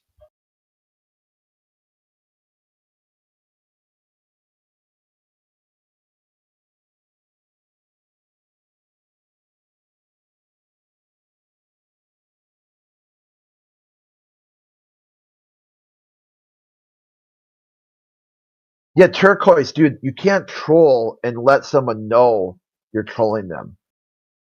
That's trolling yourself at that point. The best trolls, the victim doesn't even know they're being trolled.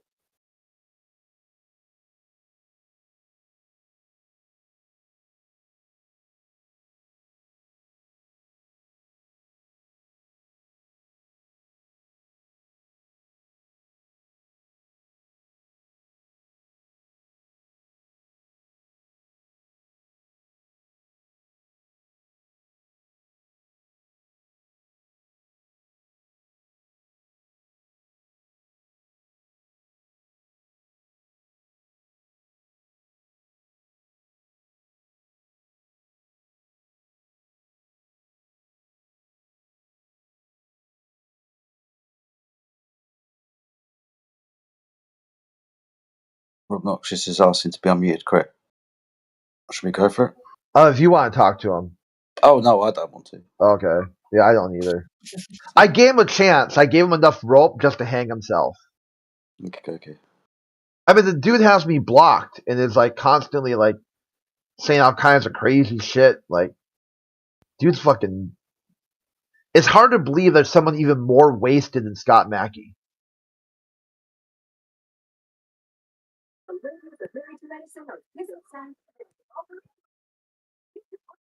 Hey, Jake, you're hot micing. Yeah, I know. So what's the deal? Is Brit and Turquoise and Peter, are they just staying on mute? Or what's going on with those guys? I mean, if you want to engage with these people.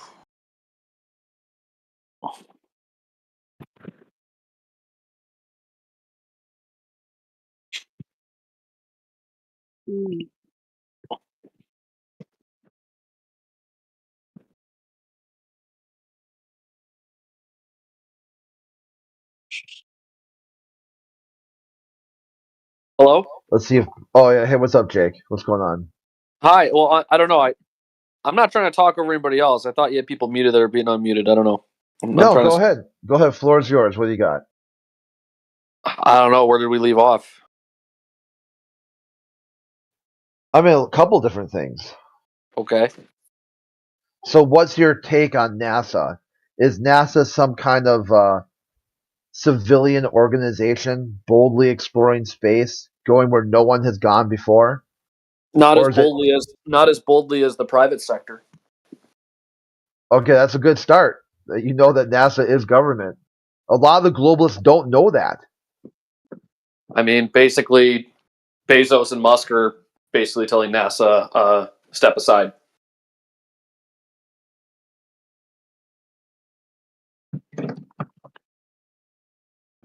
Is NASA still a functioning body?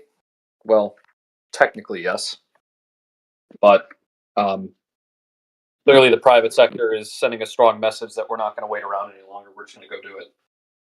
See, it's quite interesting where they'd say like the mission statement of Star Trek. So space, the final frontier. These are the voyages of NASA. Its continuing mission to explore strange new worlds, seek out new life and new civilizations, to boldly go where no man has gone before. Or is it just a part of the Department of Defense? It's just weapons.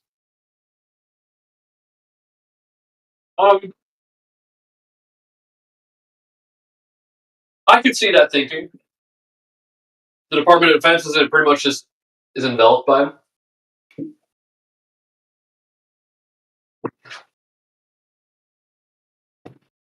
I would say, yeah, I could agree with you on that. Sure. I mean, technically, that's what space has really just become, is just an arm of the U.S. military. I mean, we saw that under the Trump administration with the establishment of the Space Force. Yeah, like you don't even hide it anymore. They're just No, I don't. straight up and blatant. You know, it's like Well, they were hiding it under Obama, and then Trump said, I'm just going to boldly just make it clear, like, this is where NASA is, and this is what they are. They fall under this. yeah, like in Obama, he said, "I want NASA to be the outreach to the Muslim, world," and people are like, "That's offensive. How are you gonna like share our secret technologies with the Muslim world? We use it to destroy the Muslim world." And you're like, "Well, dude, that's what you said is a peaceful space program." Mm-hmm. Right. Yikes, dude.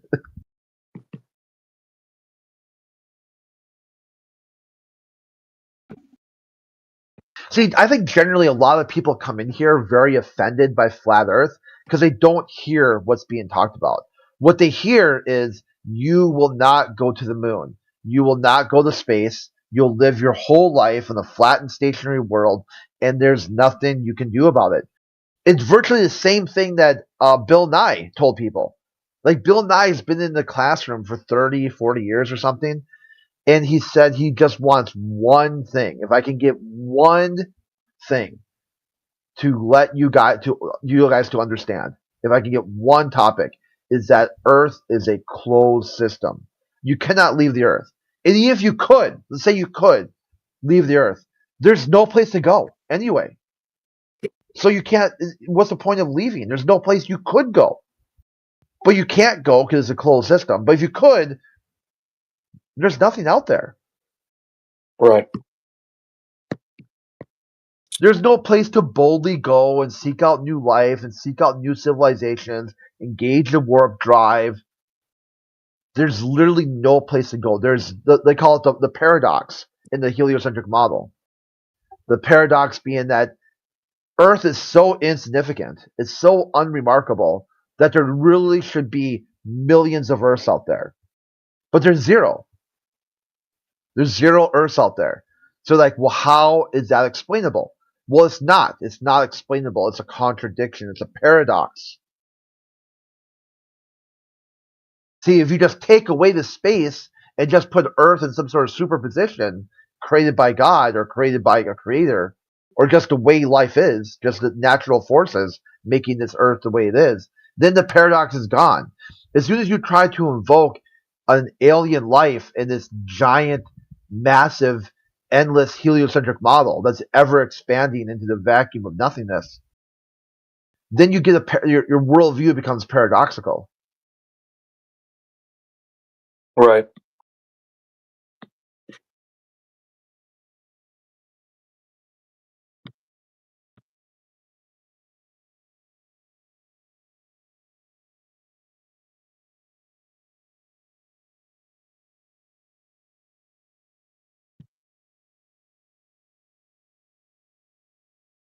I get you. I mean, fair enough. Here's a good quote here from NASA spokesman William Shatner. If you see the side chat? Can you see the video Yes, I I do posted? see. Yes, I do. Yep. Yeah, check that out real quick. I gotta look at something.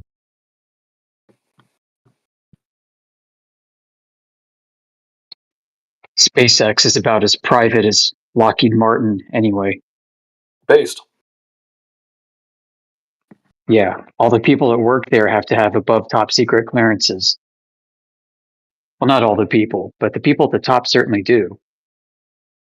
There's one guy on the board who's a KMP, key management person, who has to have the highest clearance.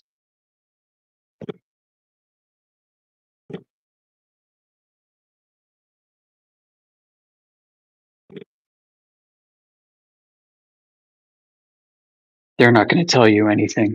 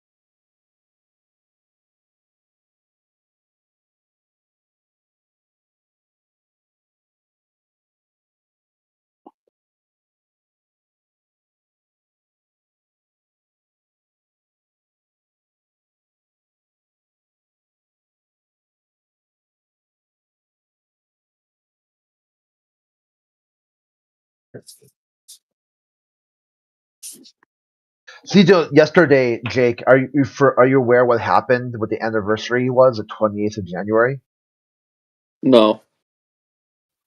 It was Columbia had exploded 38 years ago. And what I find interesting is that the globalists are always outraged if flat earthers ever question that narrative, but yet they know nothing about it at all. They don't know what happened. They don't know what day it was. They don't know who died. They don't know what the mission was. They know absolutely nothing about it. They have no idea what year it happened, what day it happened, what time of the day. What they know about Columbia wouldn't even fit on a bar napkin. Like if they were to say, "Hey, tell me everything you know about this event," they would barely be able to fit it on a bar napkin. But yet somehow they're completely outraged by flat Earth talking points, and they don't even know what flat earthers are saying about it. Is Columbia the one that had the teacher on it, Chris? Yeah. Oh.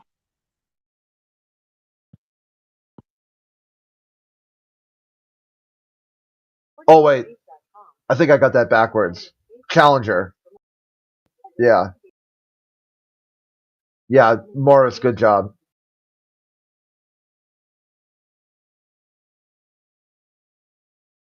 Yeah, it was Challenger. Columbia was the second 2003.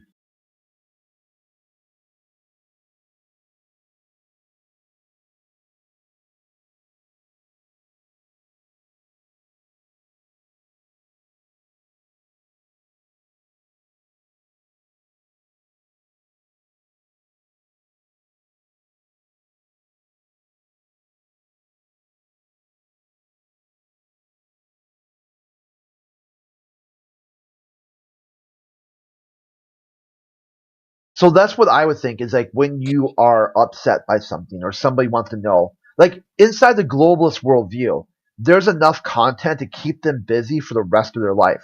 Just Challenger. Just Challenger alone. What happened? What was it? The play by play. Who called what shot, when, where, and why? What did the president have to say? What was the fallout of like the debris and everything? How did they secure the site?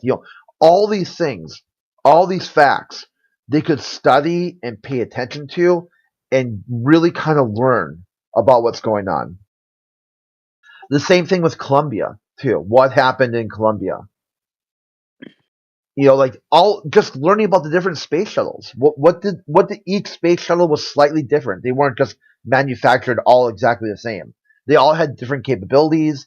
They were, I mean, they generally looked alike, but they were all of them were a little bit different. So break it down. What did each one?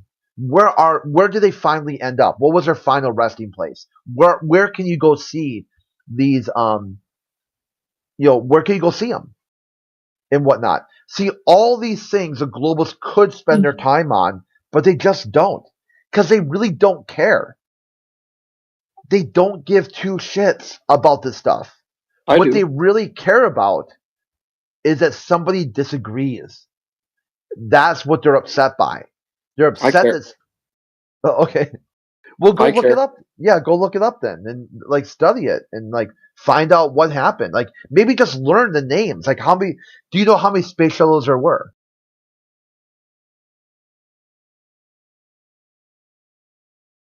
What? Do you know how many there were total? 12. No.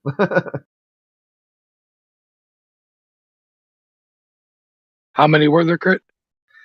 Well, there was 4 if you count the ones that could go to space. Then one blew up and they made a new one called the Endeavour. And there was one that was not, they couldn't go to space, called the Atlantis. So if you count them all, there's 6. But really you could say there was 3 or 4. Or it depends on your criteria. Well, that was 7. You just named 7. You said 4 that went there, and then you named 3 more. That was 7. 6. And then you said that'd be 6, not 7. Yeah. 12 or 4 and 3 is 6. No, if there's no, 3, it's 7. But if you minus 1, it's 6. Oh, because it didn't go into space; it just got blown up or something, right? No, the Atlantis. The Atlantis wasn't ever, or was it Enterprise? No, I think Enterprise. It's Enterprise is the rental car company. It's not. Yeah, I think it's Atlantis. One of them was never going to space. It was just they built it to see how well it would handle in the atmosphere. I got you. I understand now. And then 2 of them blew up, so you're down to 4. And then one of them couldn't really fly, so then you're down to 3. So where are those 3 in the world? Where did they end up? What was their final resting place? What about like Apollo 11 and stuff, all that? Yeah, that wasn't a space shuttle or orbital vehicle. That was a spaceship. That's what you call like a. Oh, I got you. It can fly like through in Call of space. Duty, the orbital VSAT. Essentially, it's like the same thing. Yeah, pretty much. Yeah. Like orbital VSAT online. Yeah, it's like Call of Duty. Except if you actually play Call of Duty, right? Okay, yeah, it was the Enterprise. So the Enterprise was only a glide test. It was never supposed to go into space. Yes, correct. So they built Challenger, Discovery, Atlantis, and Columbia. The Challenger exploded. They built a new one called the Endeavour, and then Columbia exploded, and they grounded the other ones. That was all she wrote. That was the end. That's a full Bonte, the full story.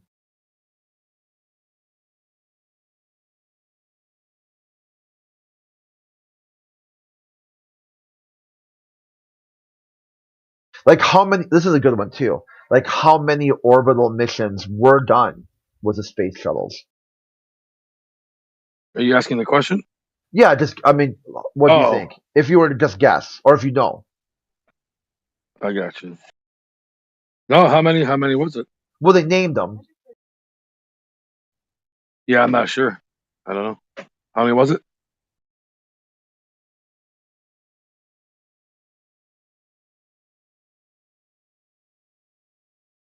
Like which orbital vehicle did the most? Which orbital vehicle did the least?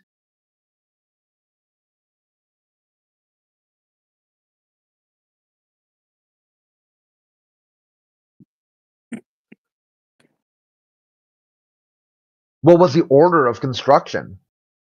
What were the upgrades? What were the downgrades? What was the different methods and practices?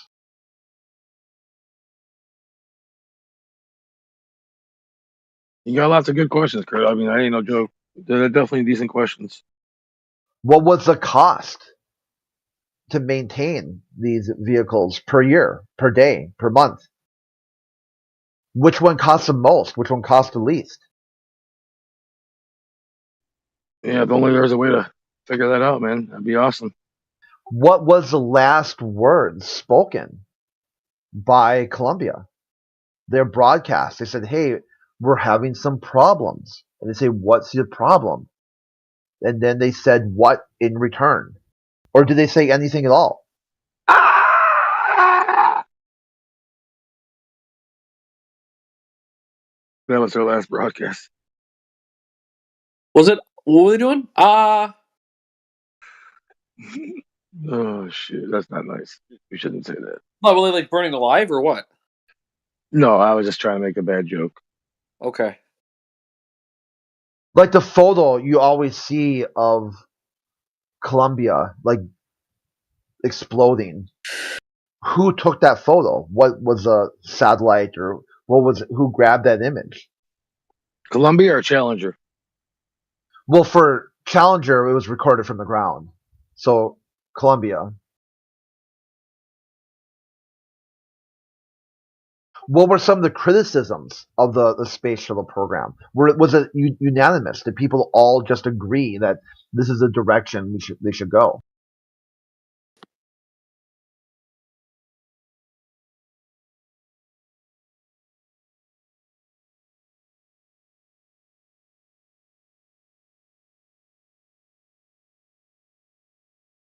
What is the current version being made?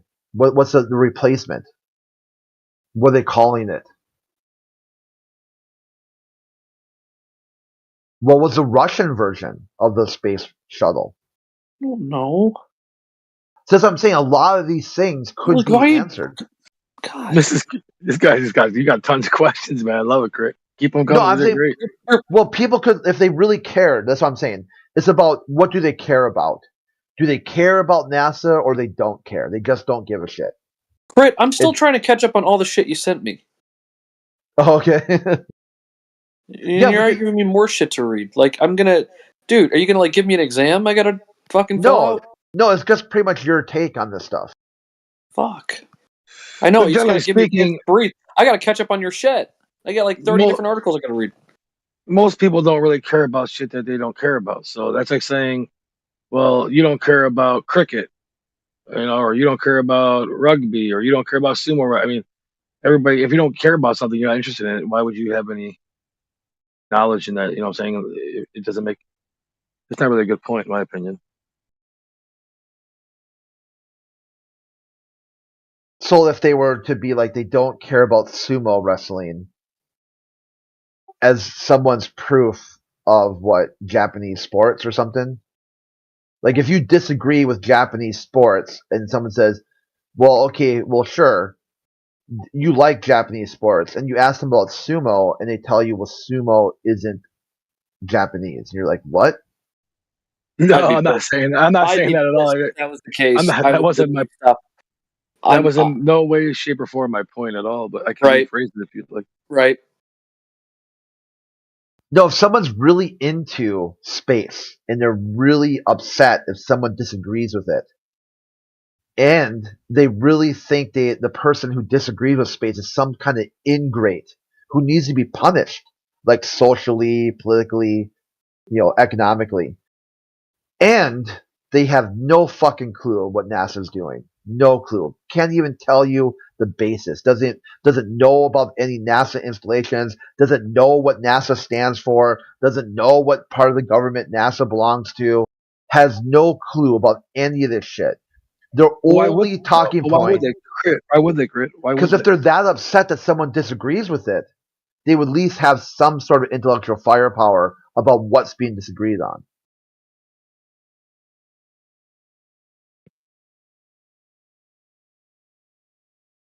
You talking about Globers in general? I take it.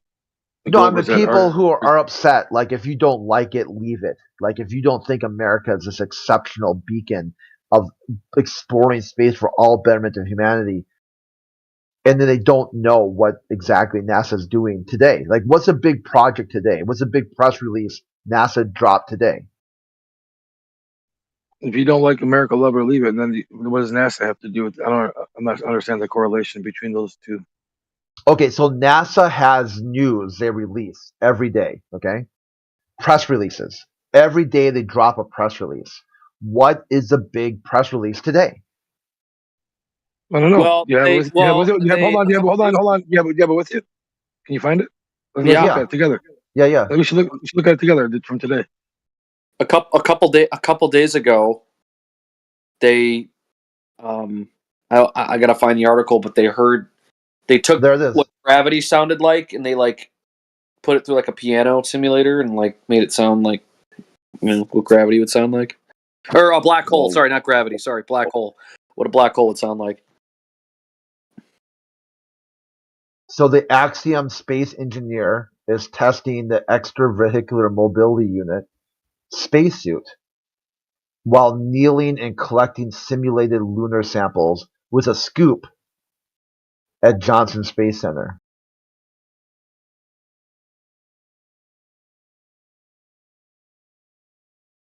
Pretty crazy.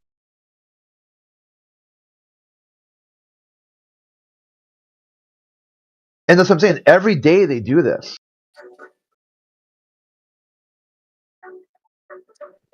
Yeah, you think That's if they right. wanted, you think if they wanted to keep shit like quiet or whatever, not people to know, they probably wouldn't do one. The fact they do them every day is pretty telling, confusing. What's even more telling is that how it's ignored by globalists. I don't ignore you, Crit. So I don't understand. Are you talking about globalists that defend the globe, or are you talking about just normal citizens who just don't really think about any of this shit? Yeah, I'm talking. Well, sort of like the anti-flat Earth globalist. Oh, the I person got you. Yeah. who's triggered by flat Earth, and they don't even know why they're angry. I understand. That's kind of your whole spiel to begin with, anyways. Is why are people care so much? I got you. Yeah, why would they care if they don't care? They already are in. They don't care. They give no fucks. No fucks given. They don't care what NASA's doing today. They don't care what NASA's doing tomorrow. They won't care what NASA's doing a week from now. No fucks given. But yet somehow they do care if someone disagrees with it. Do you care what NASA's doing? Yeah, I would say once they defund NASA and they've taken out of the private sector or the public sector, I won't care. But now that they're making, see, if you add up how much NASA is really costs, right? Most people don't even pay federal taxes to begin with. Like 47% of the workforce doesn't pay federal taxes. So they already don't have a reason to care because they're not funding it. So people who make enough money to pay federal taxes, they're paying a lot of money to NASA. It's like more than a cup of coffee, what people say. Like, oh, it's just a cup of coffee per day to fund NASA. You're like, yeah, it's more than that. It's much more than that. It's like 2 cups of coffee or something. Okay, but I mean, yeah. But still, like I said, you have to take the number of how much a cup of coffee costs and take the number of taxpayers. You know what I'm saying? Do the math. It's pretty easy to figure out. Oh yeah, it's really easy to figure out. That's just in nominal dollars. Now you say how much it costs for Space Force and how much does it cost for NASA to be on these DoD installations.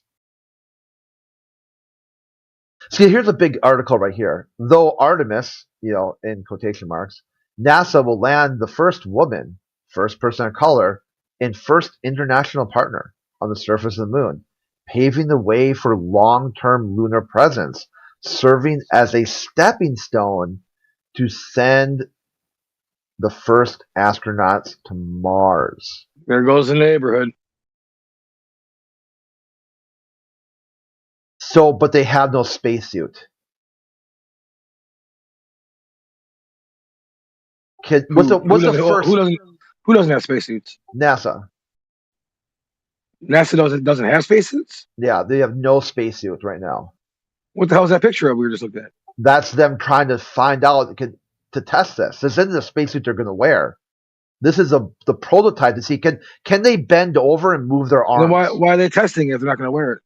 Because this is the final copy. This ain't what they're going to jump on the ship with. Yeah, but you admit they're going to have something you go on the ship with, so they do have a spacesuit. No, it might fail. They might not ever pass any of the tests. But it might not. So right now, if they were to launch today, they would have no spacesuit, not even a prototype. Oh, yeah. Don't they have old spacesuits? Yeah, you think so. You think they could use the old ones, but apparently those don't work anymore because they destroyed that technology. Oh, I thought they destroyed the technology for the guidance system, not the actual physical technology. The Dune buggy all the too. technology was destroyed from the first one. I got you, all of it, every single piece of technology. I got you. Yeah, so right now they don't have a spacesuit. They're unsure if the current spacesuit can the astronaut bend over and scoop, like how Rupert says, MTV popcorn into a bucket. Yeah. What do they use in the ISS right now? Kind of spacesuits? They don't use spacesuits there? I don't know what they got going on, but apparently not. Apparently those spacesuits are old and decrepit and falling apart But they are spacesuits nonetheless, right? Yeah, so go contact NASA. Say, hey, I want you to use those spacesuits. If a spacesuit's a spacesuit, just use a spacesuit. If a spacesuit's a spacesuit. Yeah, tell me. I should call them or email them or ask them something like a question like that. Like here, like what's up with the spacesuits? Like you don't have multiple ones you use at one time. Yeah, that sounds kind of shady.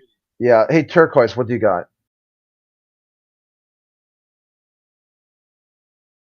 Hello, Turquoise. You want to get unmuted and then you don't talk. Hey, man. I was just saying about the SpaceX suits. I think they're like co-opting together. They're using the same suits, I think. They're No, made the by the same SpaceX. guy who made. Yeah, the flight suit's different than a spacesuit. Oh, you mean them like Bioshock, like Big Daddy suits they've got? Yeah, they look awkward as hell, man. Yeah. Yeah, but the ones from SpaceX, like suits, like this traveling suits, they're pretty cool, and they're made by the guy who makes I call the Avengers suits and the Iron Man suit, and the same guy. Interesting. Yeah, they're just like superhero costumes. That's all. Yeah, they are, but they're made by a guy who does them suits. But they didn't tell him they were making it for space. They said they were making it for a space film. So the guy had the intention of just making it for a space film, but now it's actually going into space. It's pretty cool. Yeah, they don't do anything for you. Have you ever seen one in person? They're just decoration. You ever seen one in person though?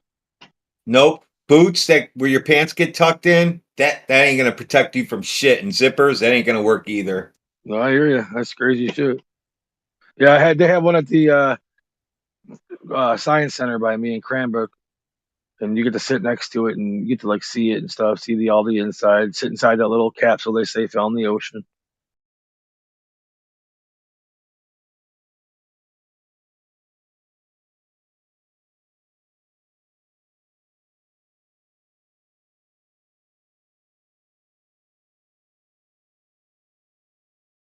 Never heard of vacuum-proof zippers before.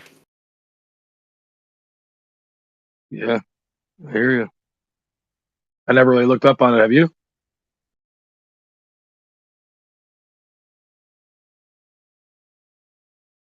Well, I work in the industry with vacuum chambers, and there's not one device ever I've seen that uses a zipper that's vacuum sealed. Nice. Yeah, that's pretty crazy.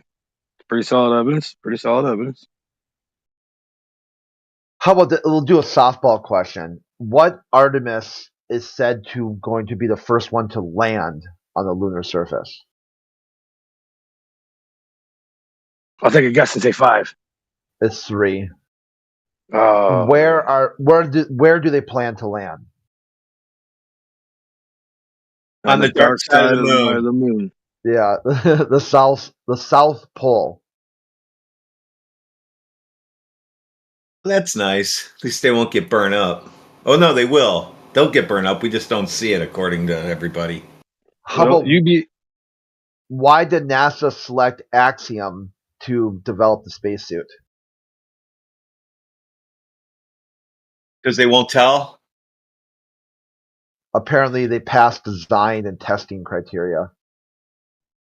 shit. I was actually arguing for well, I was arguing for myself, but the point could have been thought of maybe one of your guys' points. And I asked these Globers yesterday, how come we don't have a full length, full run, non-clip, non-edited video of a rocket launching from the surface of the Earth and then going to the surface of the moon, all in one long, live, unedited clip?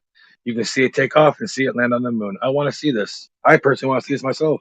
As an engineer, you would automatically, if you have the ability to record, we do at work. We have cameras on all of our R&D stuff, and that would be R&D. And you would have they're constantly running 24/7, just logging everything. Before it used to be SD card, now we're just sending them straight to a server, and that's how you do it. You just capture everything so you can go back and review it if you have to. But no, there is no such thing that you're talking about. So look at this: how bad the spacesuit is. Right now, they're still testing mobility requirements. They haven't even got to the point where they're going to put it in the pool to see if it's airtight yet. They're like, here, check this little snippet I grabbed.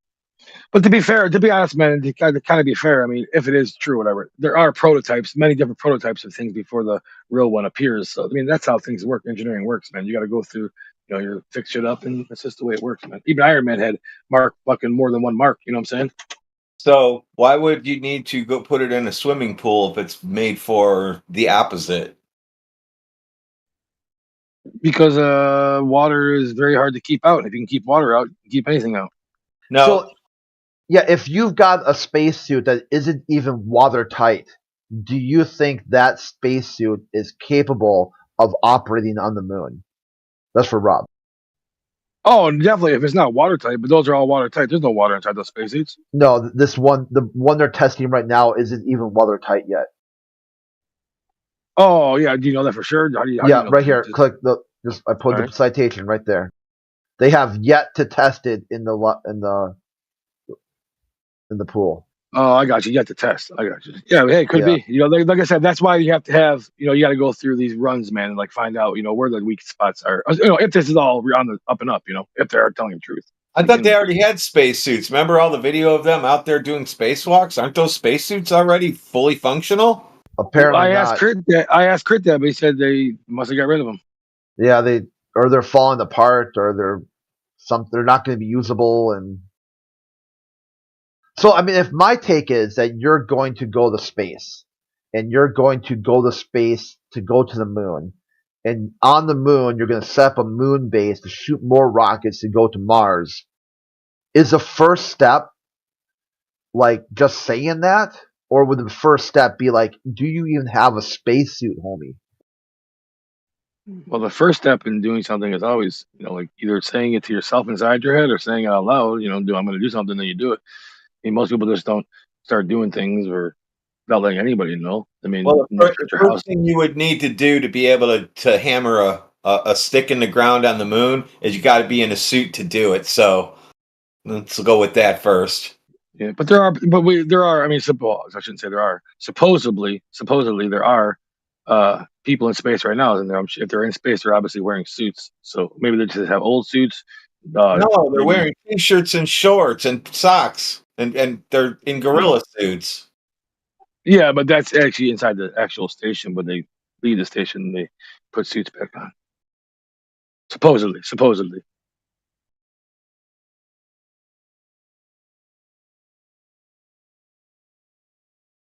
Yeah, to be fair, man, I'm not really convinced on the whole going to the moon shit. I mean, Kurt kind of knows that if he pays attention. I'm not really convinced on that. You know what I'm saying? So, there's definitely questions to be asked.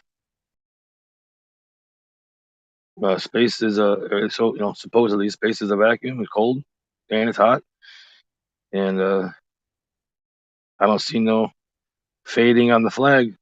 That guy has they supposedly put a sports card or a picture of his family on the moon. And they went back and it's not even faded. I know if I leave my car in the fucking sun for a couple of years and don't wax it, it's going to fade. This guy has been no atmosphere in the sun for 60 years. And looks pretty good to me. So yeah, there's tons of The questions. moon is a magical place. Yeah, it could be. Could be magical. Could have unicorns there, man. Waterfalls of diamonds. Lollipop wishes.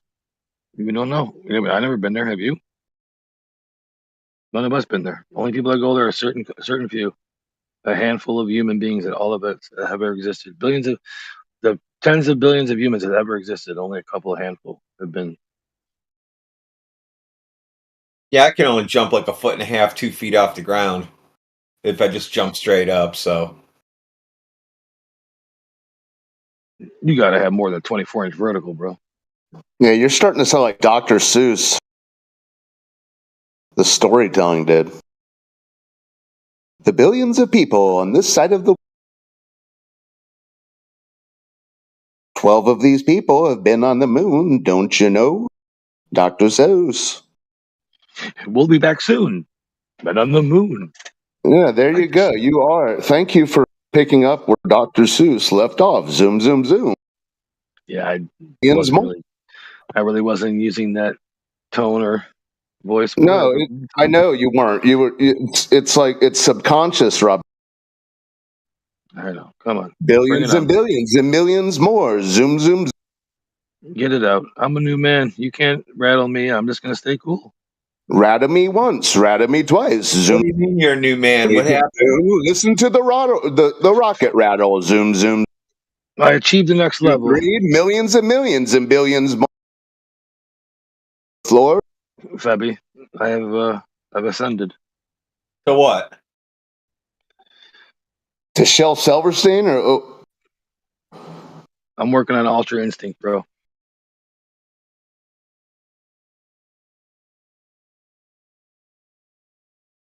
You're not becoming a brain in the jar, are you? Nope. Millions and millions and billions more. Brains. I've heard everybody's. I've heard on the way to the moon. Rattle, rattle. Sorry. I don't want to interrupt him. The obnoxious and the unobnoxious. 1, 2. Mm-hmm. I've listened to a lot of people, Febby and Crit. I've listened to APOC. Listen to all you guys. Even the guys who try to battle you. And I don't think those guys are right. And millions and billions more. I don't think those guys are right any more than anybody else. I just like to hear you guys argue.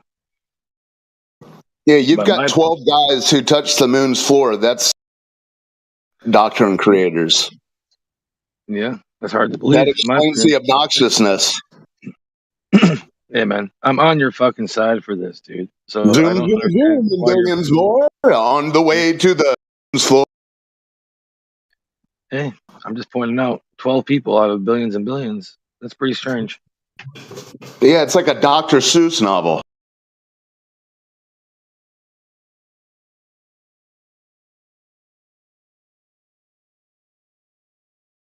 I mean, they say space is so big. Like you said, what's the point of going there? You can't go nowhere. Everything else is hundreds of millions of light years away. You never and get billions there. And billions and billions more. Supposedly.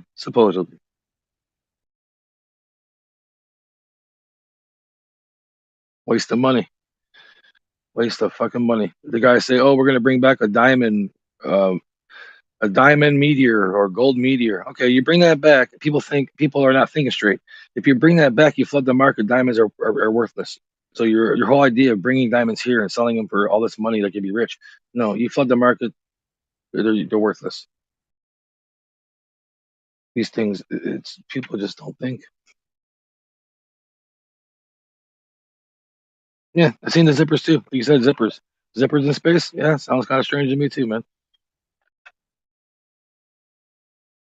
Zippers in space. I'm telling you, man, the visualization. I'm not trying to give you a hard time, but I'm a Dr. Seuss fan. But those are Well, Dr. if you had a better, Seuss visualizations. I would love to Zippers hear. in space, Yeah, I would love moons to hear on you the say it. floor, billions and billions. Your mic is not that good. I wish I could hear you better.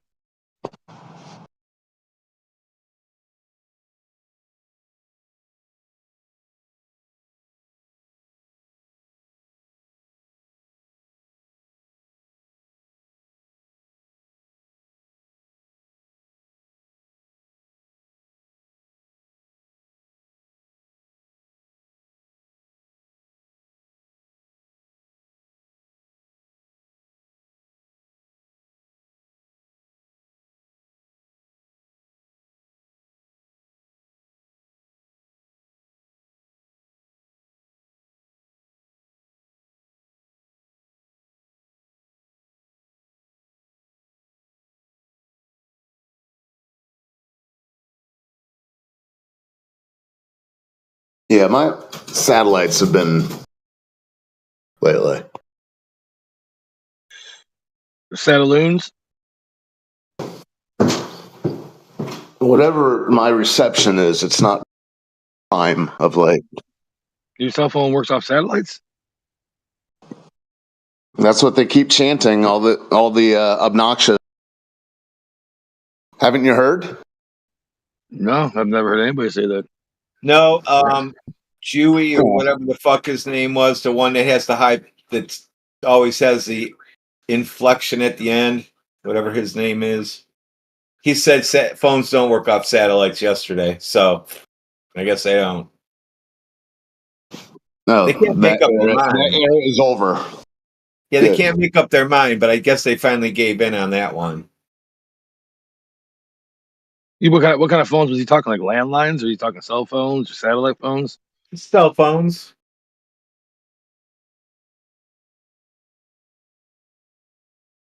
You would be surprised how many people come in and say, haha, I have a cell phone. See, it works off a satellite. And you go, you are stupid. And then you have to get into that conversation. Yeah, yeah. A lot of people are ignorant, man. It's a plague.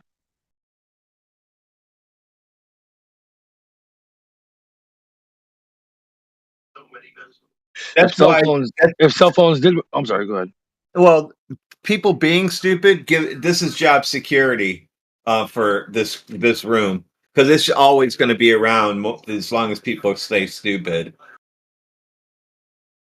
Well, if satellites or if cell phones did work off satellites, you really wouldn't lose reception driving through the mountains because the satellite's supposed to be above you. Wow, Rob Noxious, you really have been Rob unobnoxious. Way to go, dude. Small sample size, but I'm confused, but I prefer it.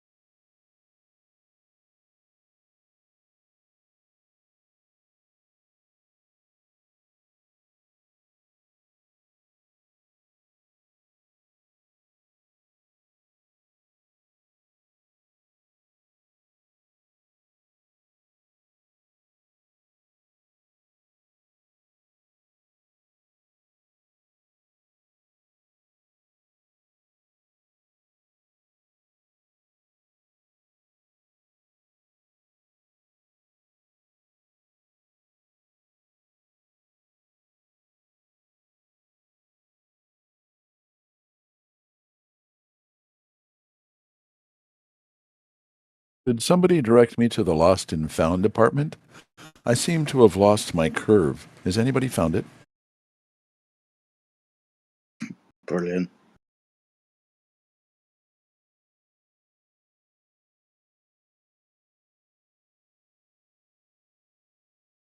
Yeah, unfortunately, sir, I've had a quick look and there's been no curves that have been brought in today to Lost and Found. So I'm sorry, my friend. Doesn't seem to be any curves. Hey, Jedi, I don't know if you were on earlier this morning when I was mentioning about the latest videos from Mars. I was watching the news last night. Shame on me. But I was watching the news and they were talking about how NASA just got the final videos from that Mars little thing that's cruising around out there. And they sent up a drone.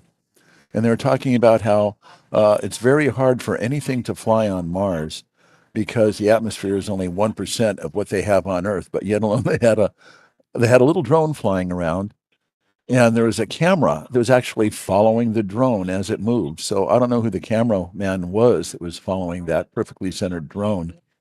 But in the So the background, you could see pictures of the sky. And what I found really interesting for a planet that should have hardly any atmosphere, there were clouds reminiscent of what chemtrails look like after they start to disperse a little bit. They were long horizontal clouds on Mars. So, seeing as how it only has 1% atmosphere of Earth, I wonder how that drone was flying. And I wonder how they were able to spray those chemtrails up there on Mars, too. Fascinating. That's a brilliant piece of observation, mate. That's fantastic. Yeah, they do say that the atmosphere of Mars is exceptionally thin, like you said, about 1% of the Earth's atmosphere. Yet, when landing on it, they used a fucking parachute. So they flew all away from Earth and slowed down by using a parachute in 1% of the Earth's atmosphere. I'm sure that slowed them down really well. I like the point that you brought up about has the drone got its own personal mini drone that follows the drone around. That's interesting. So he was taking a photograph of the drone. And yeah, the chemtrails. I've got to look into this now, mate. I've got to see these clouds on Mars on a 1% atmosphere. Sounds fantastic.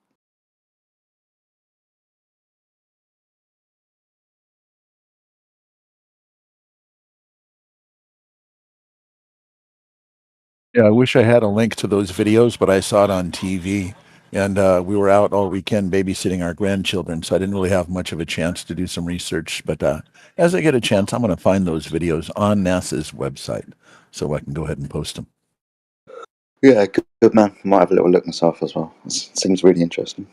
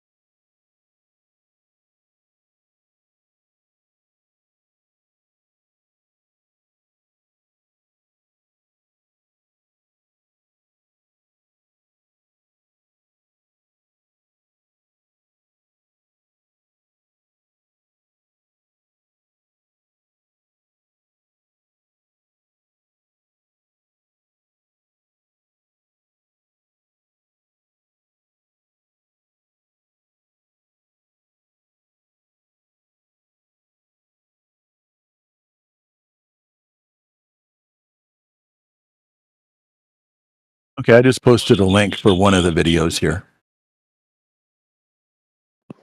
Nice one, buddy. Thank you.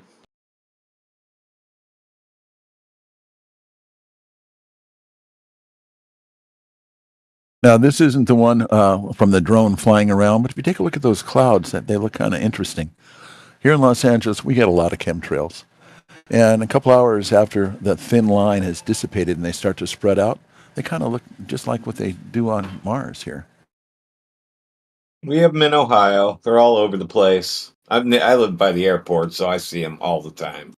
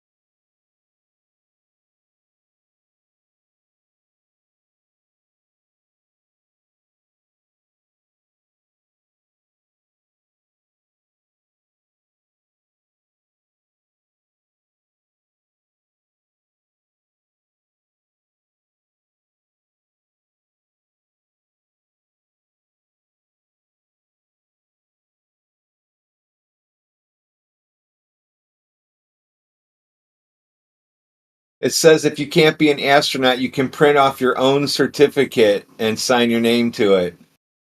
They give you a link.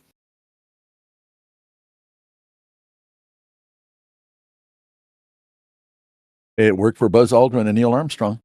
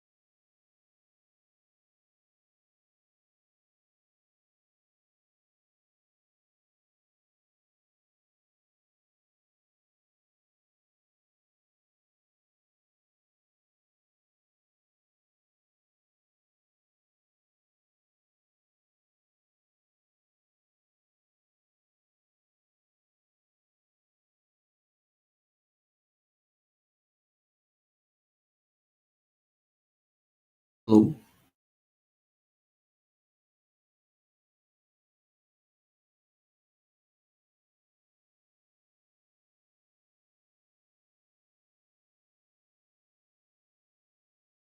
Is everyone AFK here?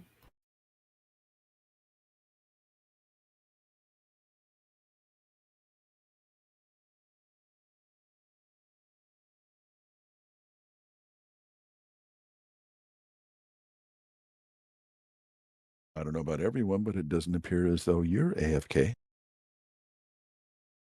I'm definitely not AFK. I need some Flat Earth help. Maybe I want to find it here. Maybe not. What kind of help did you need? I'm trying to prove the viability of navigation on Flat Earth. For that, I need a method that works on Flat Earth. Well, although I'd love to get into a long conversation with you, I'm at work right now. My phone might ring any minute, and I'd just have to drop off the conversation. So I'll go ahead and leave. Oh, there's my phone now.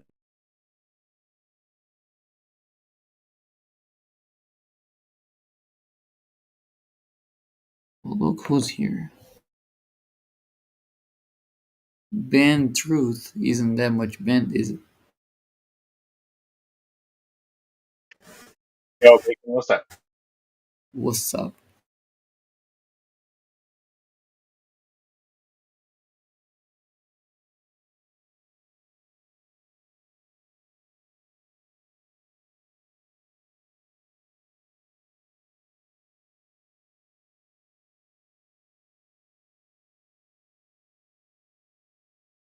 Yo, Bacon.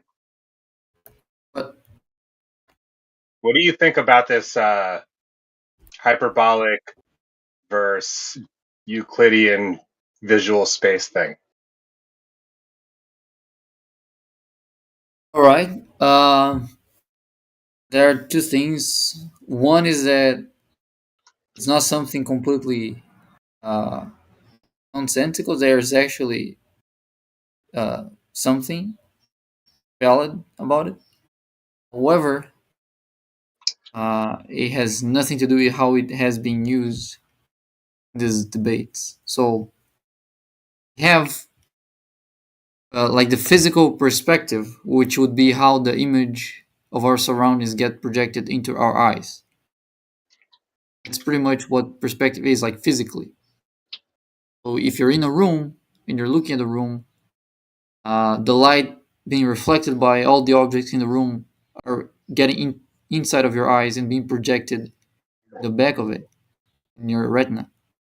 And that image formed there is the way that image gets formed is what we call perspective. That's one thing, that's physical. Then your brain tries to map your room using that image. It paints a mental picture of that image. So, for example, a single eye doesn't have depth. You can see how far things are. You can combine the sight from your two eyes and have a depth understanding of your room.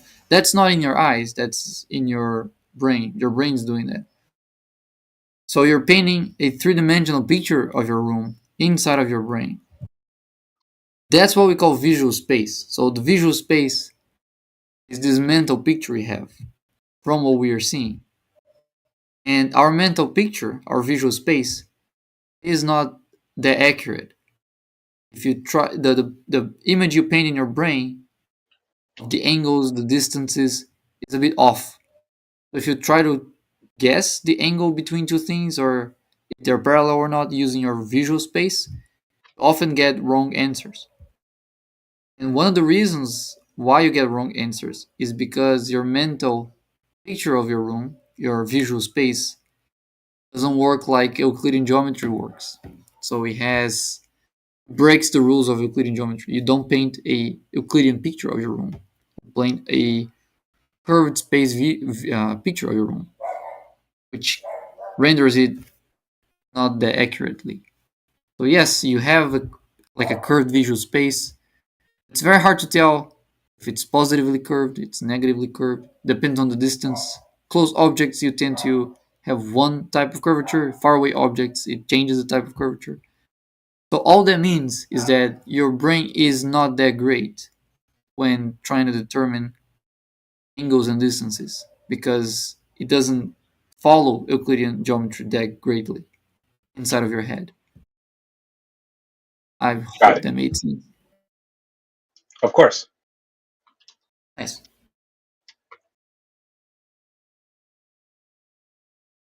I could go on and on about this right now. Yeah. Is there So anything the physical? Is there anything hyperbolic about the actual physical lens of our eye? Is that what causes the image to no, be painted hyperbolic? No. Okay. no. So yeah, for example, if like So you're saying the the eyeball is a perfect parabolic curve?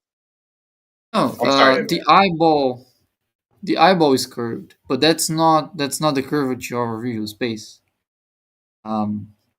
Because our brain is used to the curvature of a retina. It knows how to interpret it. So it's not going that's not what affects our visual space. What affects our visual space is when our brain wants to create an in-depth version of what we're seeing, and it does that greatly. So, for example, if I draw two lines on the floor and ask you to tell when they are perfectly aligned, if you're looking from a far away distance and you're looking from a different angle, it might be hard to tell. You know, when you're trying to put a painting in a room in a wall, and you think you got it right, and then when you step away, you got it wrong. That's your visual space being inaccurate. Right. Yeah. Then a lot of experiments try to map the visual space, and some of them said, okay, all these inaccuracies, they add up to a curved space version of reality, which doesn't this doesn't affect any measurements because all of that happens in your brain. For example, a camera has lenses as well. A camera has no visual space because the camera itself is not trying to understand the image. It simply gives you a picture, and it's a 2D picture. There's no depth, there's no angles, there's no distances that the camera is calculating. So the camera doesn't have visual space. So the lens isn't that related to the visual space being curved. Just remember that visual space is something your brain does. It's not about distortions. Well, yeah, because our eyeballs, we have two of them, which we call stereoscopic. That's what gives us the depth, right? It's kind of like people who repair circuit boards on the component level. They'll oftentimes have a camera attached to a microscope. And if anybody's ever tried to do repair using the camera and looking at a computer monitor and trying to do the work without using the dual eyepieces that gives us that stereoscopic 3D image, and just try to use a camera with the display that's just a 2D image, you can forget it. Because you have zero depth information at all. You don't know if you need to go up or down or what. Yeah. Yeah, it's all about the eyeballs, having two of them, and the brain does the math or whatever, does the magic, and that's what gives us this depth. This depth, right? Yeah. Just to add one thing, binocular vision isn't the only thing the brain uses to infer depth. So for example, people that have only one eye, they can still catch balls. They can still tell that one person is further than the other. They're not using binocular vision to do that. They're using other cues. Like your brain has other cues to determine how far something is. One of them is the size. So for example, if you're looking at a car, your brain has an idea of the size of a car. So it can estimate how far the car is based simply on its size. And in fact, your binocular vision only helps you so much It only helps you at close distances. Like if you like an airplane, if the airplanes are too far for your binocular visions to help you determine its depth.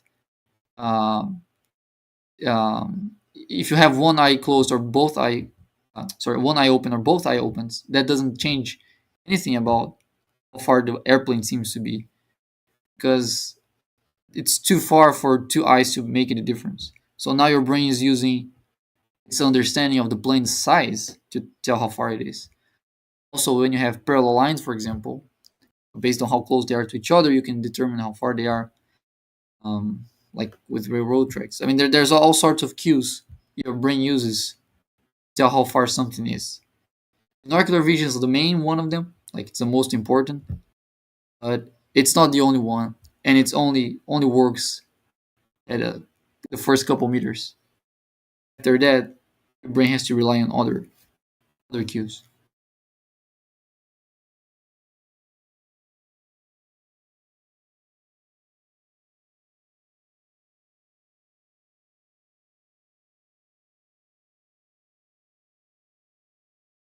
Got it.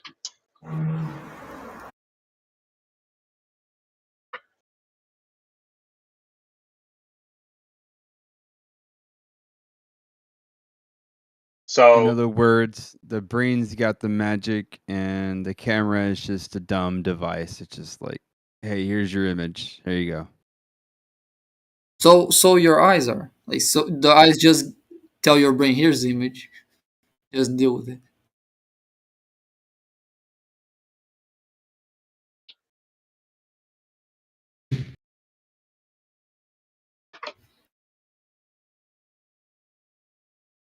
Not sure if you noticed, but your eyes only have a high resolution at the very center of the image. Like if you try to read something in the corner of your vision, you don't look at it, it's almost impossible. You have very If little you amount use of information. Well, it's the same way with lenses. Did You you know, know With all the the camera. information is in the center, and then you If just you get. use- It's just Sorry. more distorted the further out you get from the center of the lens. You know, because So- our eyes are a lens. You know, it's the same thing. Fun fact: if you use your eyes, you can see that the Earth is definitely not a spinning ball.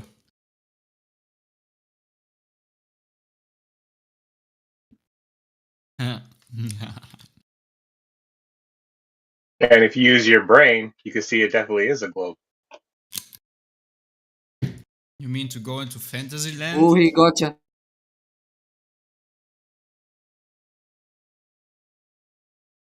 Well, you can't use your eyes without a brain, right? That's where the evolution is get triggered. If we live on a spinning ball, which way is up?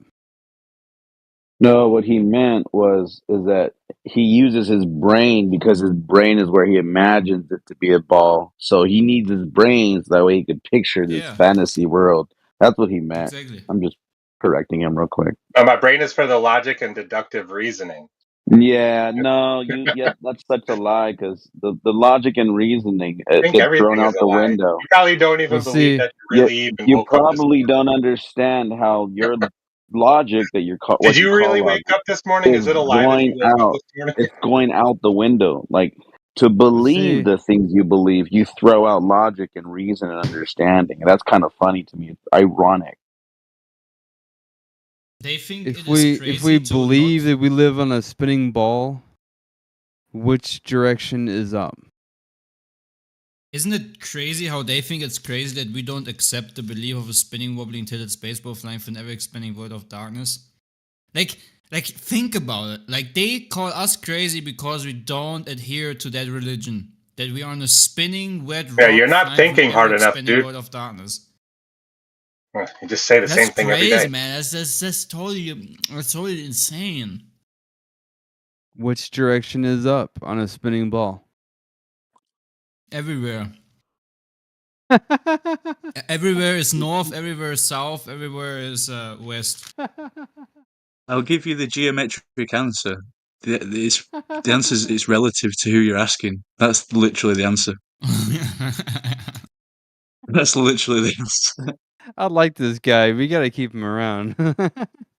Thousands of years Depends of who you studying ask. physics and astronomy, and hence globe.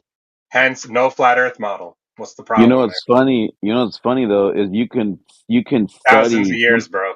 you can study Me, something me, that's me. inaccurate for another 5,000 years. It's still not going to make it true. Isn't that Yeah, funny? but you don't have a cohesive model that represents what we see.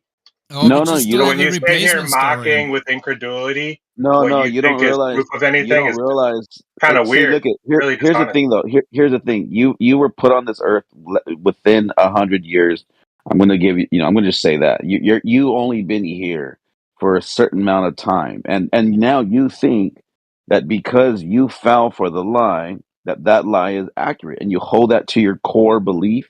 You're true to your mind and your heart. That's what you truly believe to be true, and you were taught that, right? Like we are all taught that it's a spinning ball, and now you think that this is the absolute truth. But in reality, you have a strong delusion because when there has been countless of times of people presenting why it can't be a ball, you either have to hand wave it or just ignore it, and whatever, however you're going to do it, because you cannot accept that fact because it goes against your core belief.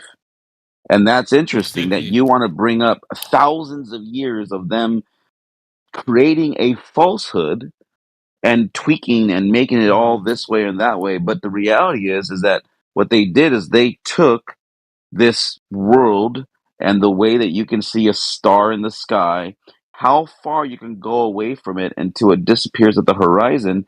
And they just so happen to mark that position as the, I guess, the equator from a single position of what you would call the North Pole or the top of the ball that you believe you're on. So they created a radius based upon how they physically were on the earth, and then they just created the ball off of the land that they're living on. So imagine jumping in a swimming pool and you make the flat water of the pool into a ball and then just start telling everybody, oh, this pool is a ball. But even because mathematically it's all going to make sense because you derived it from its physical, reality. But because you curved it with a radius and put it at a point where that center star, right, Polaris, you go far enough away from it, it's going to be at the bottom, and then that's your fucking equator. That, like, you guys don't grasp like how you guys just hijacked reality and now are saying this is our reality, the hijacked model. And because we don't model it, which again, we cannot model something that we cannot fully explore, and we don't have the money from kings to go out and set sail and So he's map left. everything. Oh, well, it's probably best for him because I just destroyed his cult fucking So they falsehood. always So do, man. Don't it is what destroy it their is. stories. Vain fantasies. And he just leaves. Yeah, he has to leave. He doesn't want to hear the truth. He's not searching for the truth. That's all it is. Exactly. They want to stay in their delusions. I agree, Right. fellas. To maintain their global beliefs, those weak arguments that he just gave is all they have. Yeah. Y'all don't have your own belief system, so my belief system is true, is basically what he's saying. Right, exactly. Because you guys don't have a model, I can't believe what you believe in because I only believe in models. Even though he still doesn't grasp that the model was literally derived from the reality of it being a planar earth, or let's say just water in a basin. No different than a fucking kitchen sink with water filled up with it, and you throw some fucking floating you put some leaves on top of the water. We'll represent that as continents. But these fucks are just like, oh no, it's a ball. Water sticks to the fucking center. Retarded, man.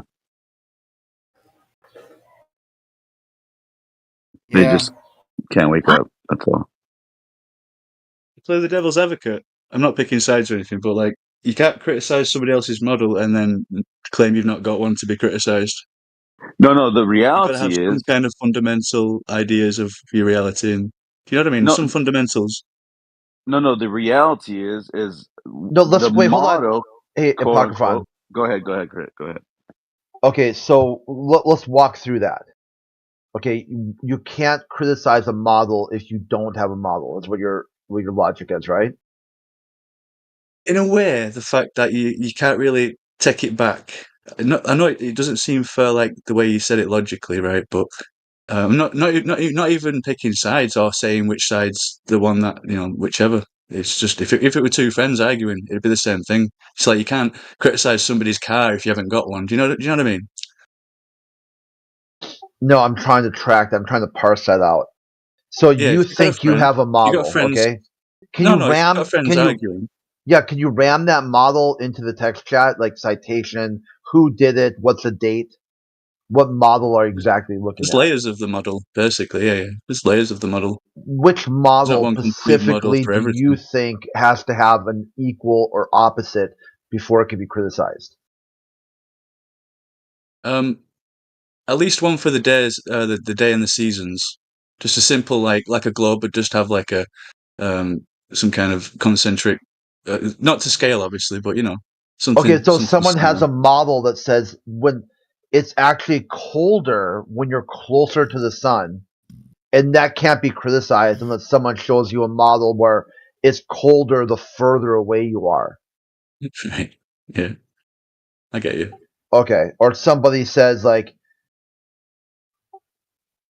day and night. So on a globe, it'd either be day or night, only two time zones. And someone says, hey, there's multiple time zones as the sun moves across the sky. Then they can't criticize a day and night time zone. Because either you're facing the sun or you're facing away from the sun. Yeah, the time. Yeah, okay. There That's are only laws and two time fundamentals, zones. and there are synchronicities with the ideas and the models that we've been given. Whichever's right, the reality is reality, right? We understand that from your level. Yeah, You're not but walking how on about no this one? curve, because Reality is not a model. Exactly. That's what I'm getting at. Okay, so So a this is the model's got main a problem when purpose, people isn't try to it? when people say they live on a model, or they basically Right. say this model represents reality. Then what does reality represent? Right. Nothing, It's then, just a right? simplified version of the mechanics. That's basically what we're asking for, like a concept, just a basic. How you describe it to somebody, like a concentric or whatever. You could say disk. People probably said disk 100 years ago if they were mentioning flat Earth, but you seem to avoid it now. The edge was a big thing back in the day. So in your heliocentric model, you've got somebody who went to the moon. Well, Okay. in the lore of it, yeah, in the lore. Yeah. So Yeah. why did they do that? Well, there's a few reasons. I think if it was faked or whatever, but there was a geopolitical agenda behind it, and like a superiority and like a patriotism thing going on, and maybe like a way to push just technology and weapons manufacturing. Just who knows, man. Yeah. So if someone doesn't have another model, they can't criticize that. If they're not going to claim anything of their model, is what I'm saying. Like something equivalent, something equivalent to how's this work on your model? Something like that. It doesn't have to be a model, but it's an idea. It's like a concept. How's it work in your concept? Because everyone on the flat Earth, Yeah. no doubt, got a very, very different idea of things, right? So that's it's the not like best you've got part of one flat Earth. universal model. Flat Earth is like the globe Earth, but real instead of imaginary. Right. So that's your model right there. There really is level, and you can model that. You can model I agree. the sun going over your head. Yeah, 100%. It can be a stationary Earth. Yeah, 100%. Heliocentric's getting old, is what See, I'm how saying. about this? I can model. Is this a good enough model for you? You have access to text chat, right? 1 second. Yeah. Oh, I think you were typing earlier. Okay. I wasn't sure because sometimes if you get banned, you don't see a text chat anymore. Well, yeah, I couldn't type. So I've got it's all two good. surfaces here. One is a flat. I modeled a flat surface. Well, I mean, I didn't do this, but the person who did, and the other person modeled a curved surface. Which model represents reality? The bottom one. Yeah, I'm I joking. mean, no, you're right. The equivalent. It was the equivalent kind of model. a trick. It was Yeah, right. Yeah, it was kind of a trick question. Reality represents reality. This is what you see. You see what you see. Then if you try to model it, you're only representing the model. You're not representing all of reality. So this is why when people, if you want to go into a battle of models, flat Earth is going to win every time because the heliocentric model is simply an abstraction. It's it's basically an idea that's so large, you basically have to make some sort of modern art paper mache representation of it.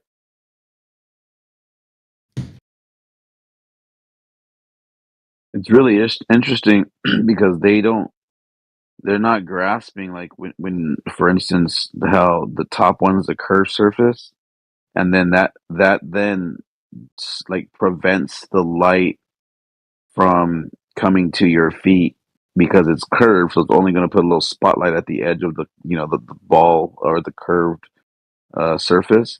And then and then the second one, the flat surface, now it shows it coming all the way, shining all the way across the flat surface. And then you have the real surface, which is reality, and it's like it's a perfect example of this. They'll see this, and then just no critical thinking will activate, no logic, no reason, no understanding. All they'll say is, "Oh no, but it's a ball though." It's like just fucking completely goes over their head. They cannot visually see that. Hey, look at this is what you guys believe.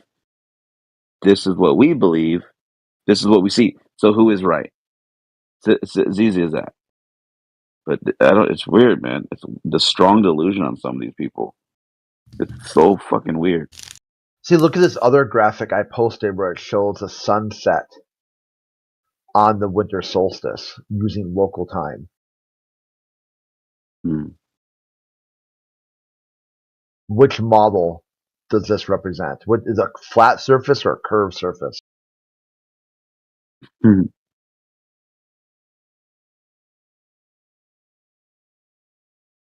Well, if you're judging it by them, what are them lines? The All lines are the time zones. Yeah. Yeah, time zones. Yeah. Oh wow! Look at Alaska. They're just greedy, aren't they? Well, no, it kind of shows you that it is the sun is more north than it is south. More than local. Yeah. Yeah. Well, I mean, I'm not going to use those terms unless we're on Sunday. We can go with small and local. But that's what it appears to be, doesn't it? Right. But essentially, no. I was getting that just from the gradient and the spread. It's yeah. Because what they say rays, in the heliocentric model is that the light is coming from inside the atmosphere because that's where it hits the atmosphere and creates a new incident. Yeah. But on a flat Earth model, you just like say what you see. Personal dome of the Earth, basically. Yeah, the personal dome Yeah. thing. Yeah, it's another way of looking at it. Yeah. That's essentially what we're looking at now, like a personal dome view of each little area.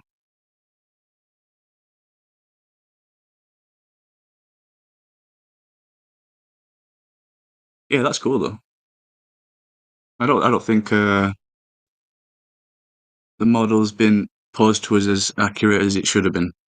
That's all I'm gonna say. Or the idea of it. We know what Earth is on a local scale. We can only imagine on a greater scale. So it's all like philosophical in the end. So why are you up in the? Can only assume on the local level. So why are you all in on Troll Team 6? You seem pretty reasonable. I started looking at celestial navigation and where they measure their angles from, and then noticed a diverging of vertical. That basically had me geometrically. And that turned you into a troll team. As much. No. Ignore the name. The name just might take end it. up being like fruitful there, but what? Yeah, I mean, so why not just take it off if you're not going to be a troll team? There's like a reason for it. Yeah, sure. What's the So how about this one? Use your model and explain the reason. Environmental conditioning. No, because I'm not presenting a model or replacing it with a model or like defending the heliocentric Okay, in so its you're entirety. doing something. I'm just Yeah, on you're the edge doing. of on the side of sphere. No, I'm not on the side of sphere. You're not on the side of sphere. Basically, You're on the side no, of I am what? on the side of sphere now. Essentially, Because yeah, but not the model is different, right? You can because the geometry of it and the navigation to stars and straight up measuring over distances and the elevation angles being at different horizontal planes if they're on the same altitude. It's just geometry, man. so the sky. So turquoise, It are you looks flat on telling the me local that scale. we go way back, man, and you're telling me that looking in the Yes, sky and sir. whatever the guy's doing has convinced you you're going back to thinking that large bodies of water can maintain and display convexity? You think that's a possibility? He's not When it's new. only 1 degree over 70 miles, my man. I don't care what the math is. Does it I'm going to maintain? fall back to the. That's what we have to Oh, fall with the back math to. that when you say you Start can see accept- too far, You start I see accepting what you mean. reality for what it is. So you're telling me that you accept that a large body of water has the ability to do that in your mind, right? To come thought, yeah. Okay, fair enough. Go ahead. Outwards or inwards, whichever the you know that gravity is. I'm not fixing to that gravity either. I'm suspicious. It's all different. We're only thinking that's not possible if gravity is the way they've told us exactly. Just one more thing. I'll get off here. I got to Could be something else. go anyway. But can't you at least see that you're having to tell yourself a story to accept that as a fact of reality?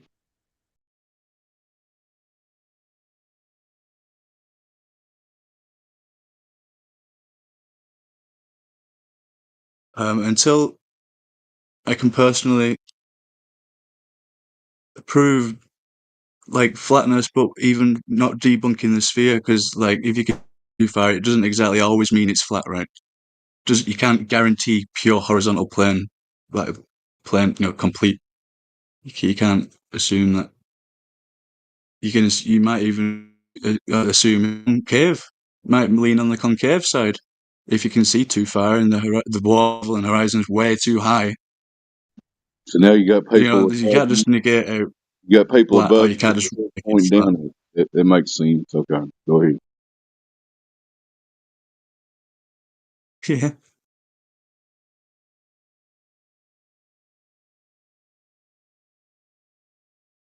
Absolutely, I man. don't know, I man. mean, You do whether or gives. not it's flat or globe, what if it's what if they're both wrong? Are you saying I'm not reality here is to wrong? fight. I'm just here to like make maybe, man. Maybe The whole your point. perception on reality is tweaked. The whole point of trying to May not be accept by much, reality as but it presents itself is reality is not wrong. It's people with ideas about reality that are wrong. I'll shut up now. That's what I'm saying. Like, okay. if we just go by what we observe, and stick to that, do our own tests, keep it simple. Don't overthink it. I'm not swapping one model for another model just like I did before. I'm, changing the terrain, orientation or whatever, geometry, and everything else seems similar. All the thoughts of space being weird and different, and everything closer to us, and the sun smaller, and it's a geocentric. It's stationary. There's do you know what I mean? It's a simple switch. It's not just adjusting my life much. Just like when I discovered it was flat, it just made me look at things differently, and now I might look at things differently even more. So just a new adventure, because I'm never going to be certain, man.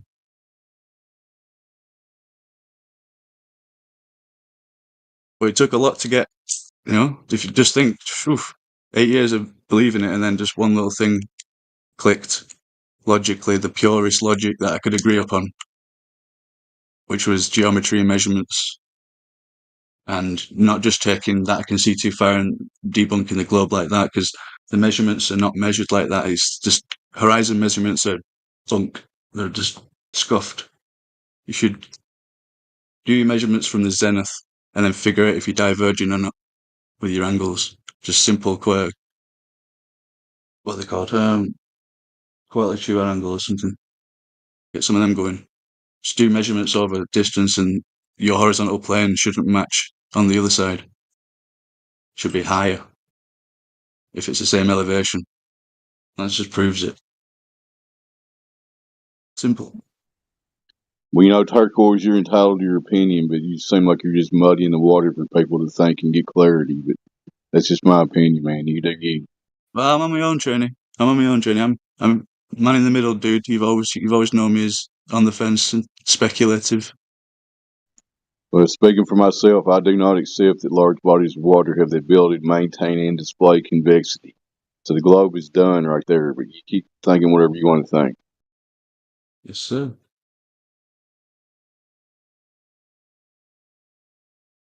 I gotta go. Somebody else pipe in. Yeah, I maintain that large bodies of water can maintain their convexity. Yeah, we all agree that it keeps level. We agree that. We all agree on these some axioms like sea level is level. All right, there's some things we can agree upon. So Yeah, they call it semantics in the end, sea anyway. level, not sea curve. Mhm.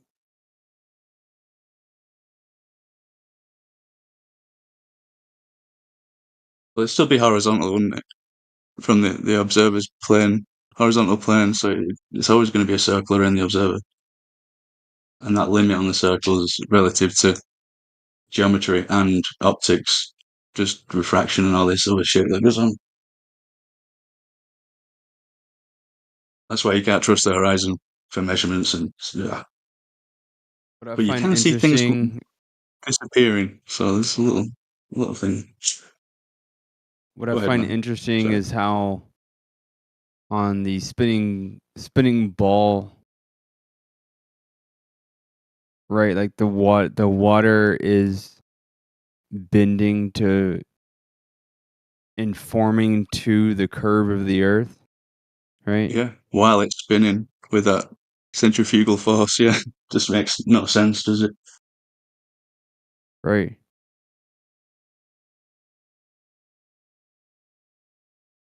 And at the same time, It's like counterproductive, isn't it? Unless gravity's weak, gravity's strong. What the fuck is gravity? yeah, it's almost as if gravity is a sentient being. You're right. It's intelligent. It knows to put pressure on the water to make it curve around the curvature of the earth. Yet moisture in the air can freely evaporate and go up. We're in a little terrarium, no matter what. And like Whatever you insects can believe. fly, no problem. But it's like water, no, you stay down. Is there any globetard in the VC that is willing to step forward and defend their globetard position? Yes. Who was it? Matthew. All right. Do you have any observations of the Earth being a globe? No. Oh, okay. I mean, that's just a straightforward concession. I'll take that as a win. I'm going to put that in the archives, body bag toe tag. Clip it, ship it. You're done. I thought you were asking me to defend the globe, not provide direct evidence of seeing the globe. Oh, well, I mean, what do you take evidence to be with regards to something that could easily be discovered if and only if the Earth is a globe? Well, just as an illustration of the difference, have you ever seen Wi-Fi? No, I haven't seen Wi-Fi. I'll tag that and tag it, and you're a Wi-Fi denier. You don't believe in the existence of radio waves. But see what I did there? well, it's the reason it's not a parallel is that we can do this via easy and simple tests, which we have done, like the black swan observation. Yes, you have no refutation to the black swan observation. Reflection is. No. This is what they do. This is exactly what they do. Oh, it's refraction. Is that what you said? Yes. Do you have any evidence that it's refraction? No, but refraction. Oh no! So no evidence, no reason to believe that it's refraction. But what do you have, Matthew Learns? What do you have? Logic, reason, lots of explanations. So how does it follow? How does it follow that because you see something at a certain distance above what the media and the left tells you, how does it follow that as refraction? Please explain that one to me. Because we have a preconceived notion that the Earth is a globe and refraction is sufficient. Oh, you have a preconceived notion. Okay. Do you see the mask coming off, guys? Do you see what they do? Typical globetard. This is exactly what they do. So, he wanted to dodge, he wanted to dance, he wanted to, do his little tap dance around answering the question. And then once he actually answered the question, the mask slipped off. He just has a preconceived notion that the Earth is a globe. He doesn't have any reason to believe it. He just wants to. This is just what we call cognitive dissonance and motivated reasoning. So he's working backwards from the conclusion that he holds so dearly that the left-wing media wants him to believe. No, I have lots of reasons for believing the Earth is a globe. No, you literally just conceded that the reason you are refuting the counter evidence or the counterfactual. In fact, it would just you wanted to use logic reasoning. We can just it's pretty commonly cited as a modus tollens. That if the Earth is a globe, then we shouldn't observe this thing. We do observe this thing, therefore the Earth is not a globe, right? And that's just a straightforward modus tollens. So your explanation of this modus tollens, the way that you get out of this, is just to say, well, I have a preconceived notion. I'm going to use cognitive dissonance, to escape this. No, I say that modus tollens is not sound because one of the premises is false. What's the premise that's false? The premise that is false is that if the Earth is a globe, we should see no farther than a certain amount. Yeah, that's just expected under the hypothesis of the Earth. Dipshit, scumbag, atheistic, nihilistic, solipsistic, hard determinist worldview. That's what they want you to say, right? They want you to do this little cognitive dissonance thing where you work backwards from your conclusion, right? And you're doing it in front of everybody right now. You're embarrassing yourself, Matthew Learns. I'm not embarrassed. I'm just telling you that premise is false. Well, I know you're not embarrassed, but everybody in here is internally laughing at you when you admit that the reason you believe that this thing is not true, which is direct, counter evidence to your scumbag, atheistic, nihilistic, solipsistic, hard determinist, maggot-eating worldview, is just to say, well, I already have the conclusion that the Earth is a globe, therefore I have to work backwards from it, right? Because this is exactly what they do. This is what the left does. This is what the left-wing media wants.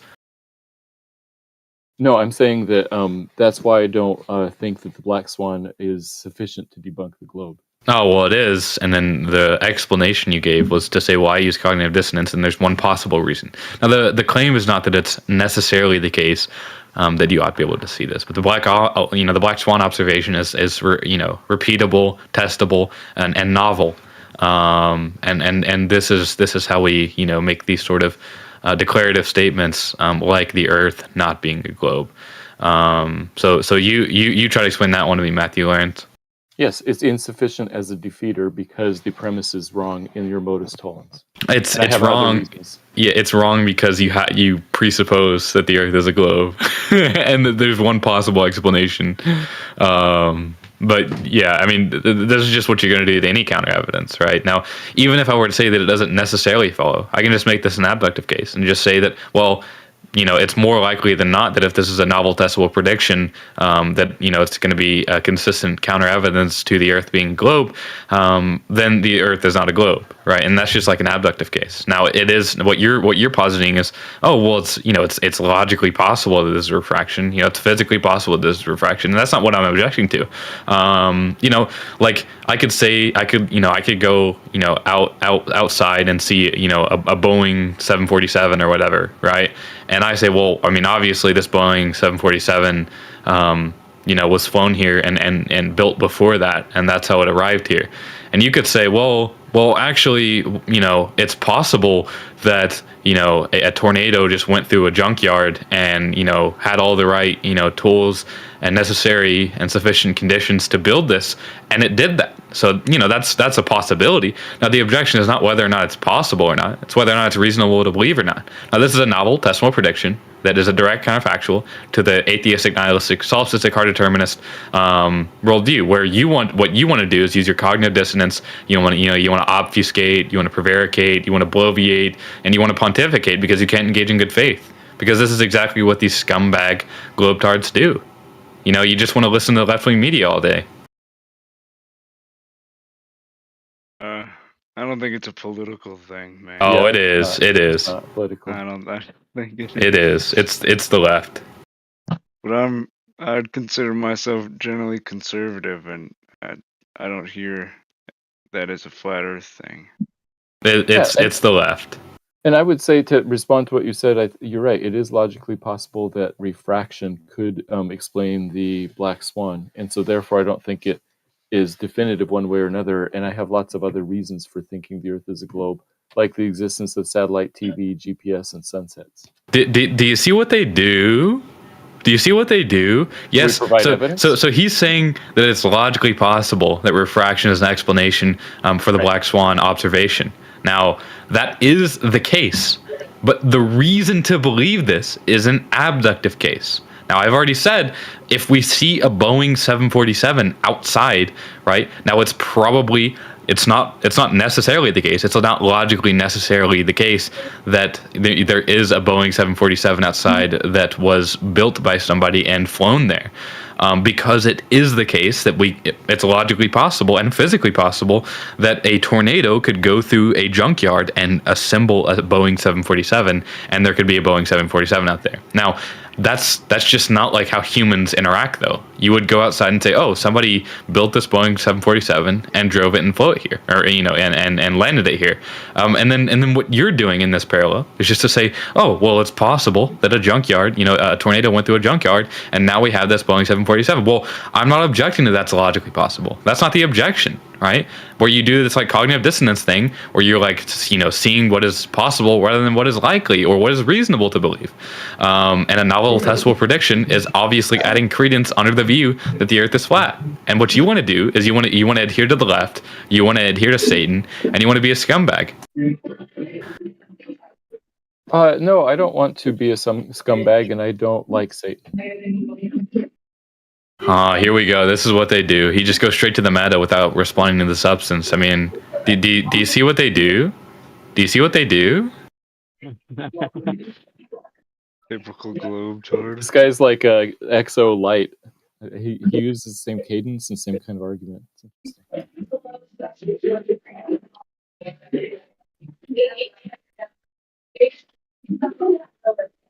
Do you have any substantive response, Matthew Lawrence, rather than just, obfuscating, prevaricating, bloviating, and pontificating?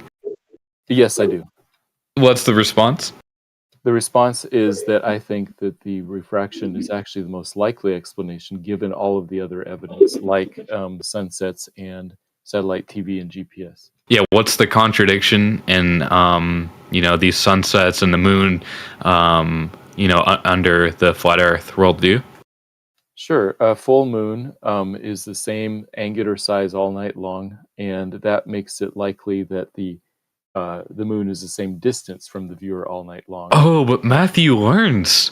It's still possible that could be expected under some flat Earth hypothesis. So now that's adding no credence to the view because it's going to be underdetermined. Now, what do you have next? Since we're going to use cognitive dissonance and be disingenuous and be a bad faith actor, what do you have next as evidence? You scumbag and you sophist? Oh, I'm not a scumbag nor a sophist.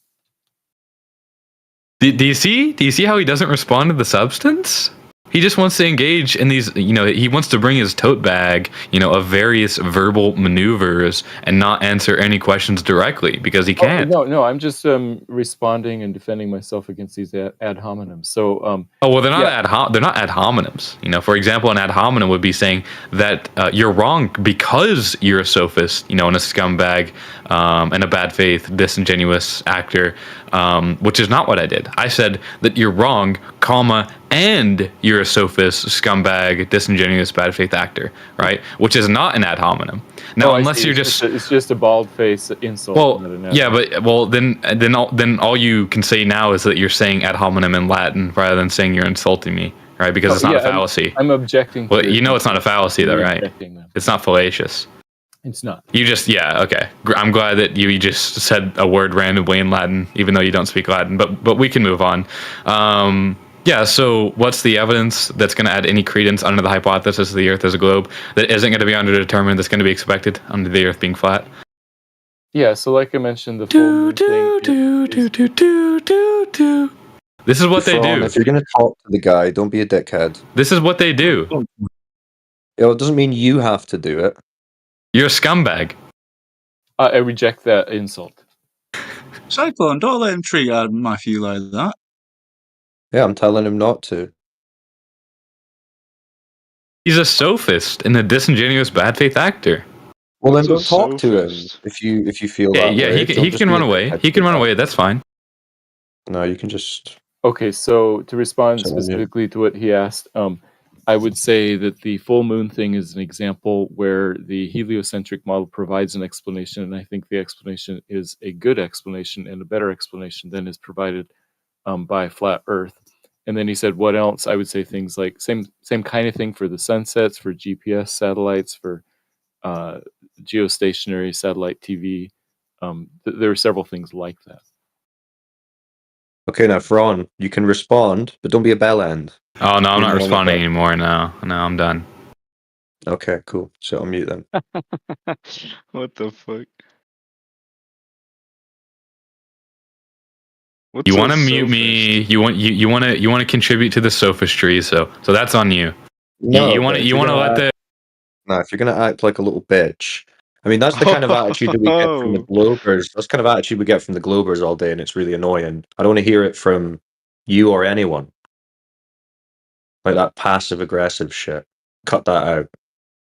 You either talk to someone straightforward and with respect, or you don't talk. So simple.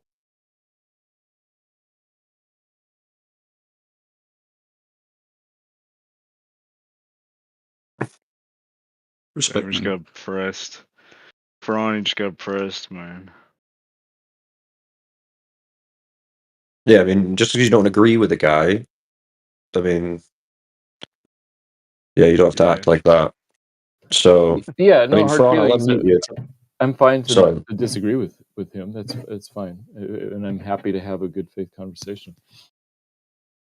Yeah, well, that's it. I mean, you're not throwing out insults to the guy. So, Fron, I'm going to mute you if you want to talk. If No, you wanna fuck talk, you, you that's fine. scumbag sophist. Mute me again.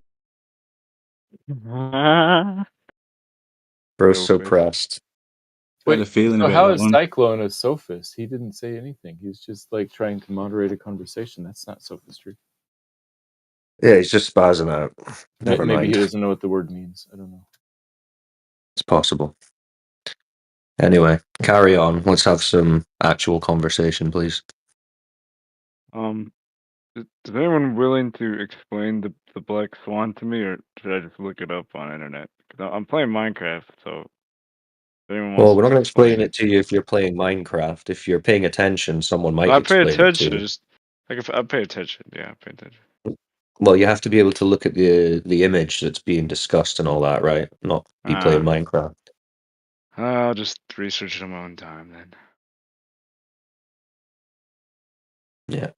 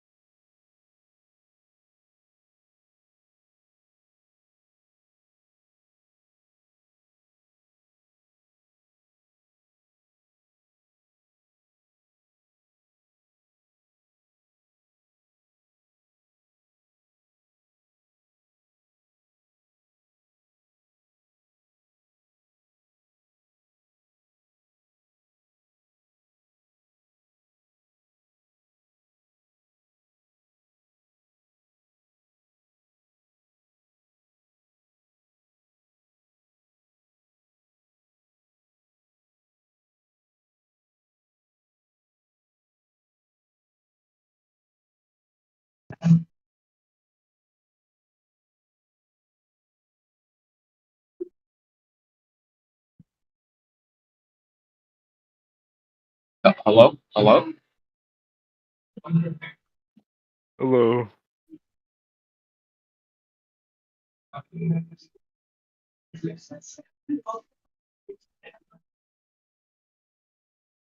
Go ahead, Alien. What were you gonna say? Oh, I couldn't tell if I was lagging or not. But it's just the VC is just kind of dead. It's We're waiting for you to bring up a topic. What would you like to discuss? Nothing. I just kind of came to listen.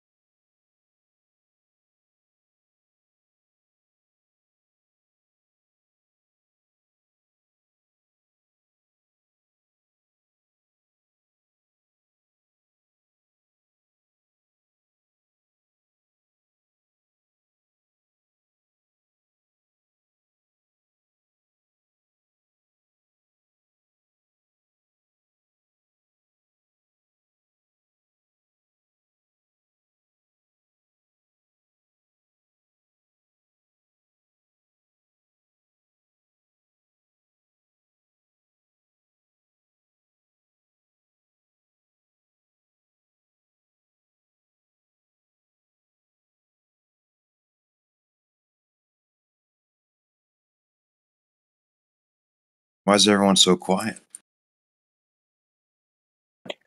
We're waiting for globe evidence, which tends to cause a massive silence.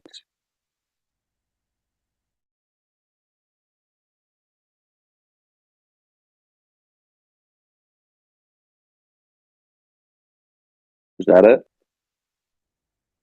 No globe evidence either? Dang.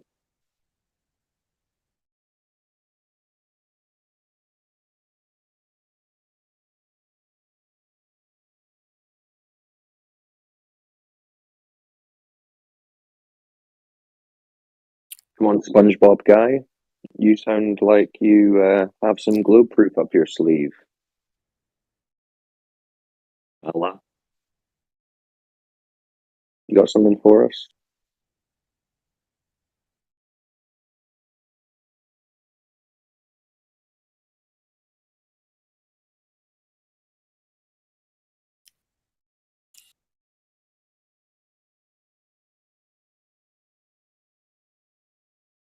Yes, no. What about you, Cam? See you in the chat. You found any globe proof yet? Yeah, the globe we have in classroom. What about it? Like, I know you've seen one, right? Yep. The toy globes, yeah. What about it? This is like a model or diagram Of what? of how the continents are laid out.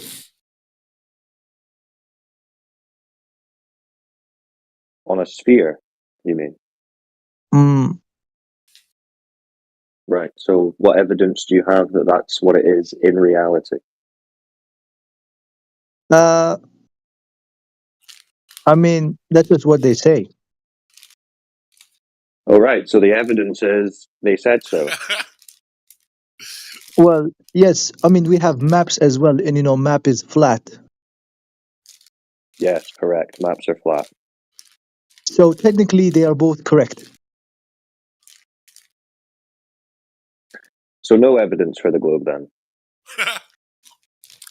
I mean, what do you count as evidence? Some verifiable proof that the Earth has curvature or motion, or that you can have gas pressure next to a vacuum, something like that. Okay, yeah, like, I would say, since we have, the mountains, this would disprove the theory that the Earth is not, or is a globe. Yes, I see. Does anyone understand that?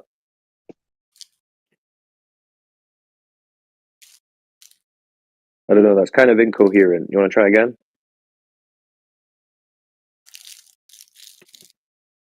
I think it what? said mountains, therefore globe.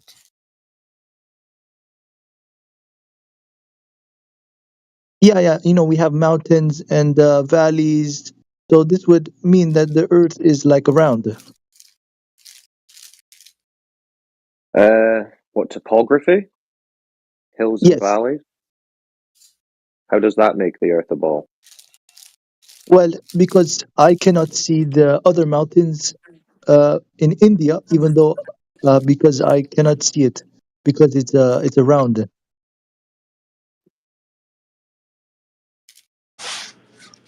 But what is around it? The globe, like I can't see the other side because of it's a globe.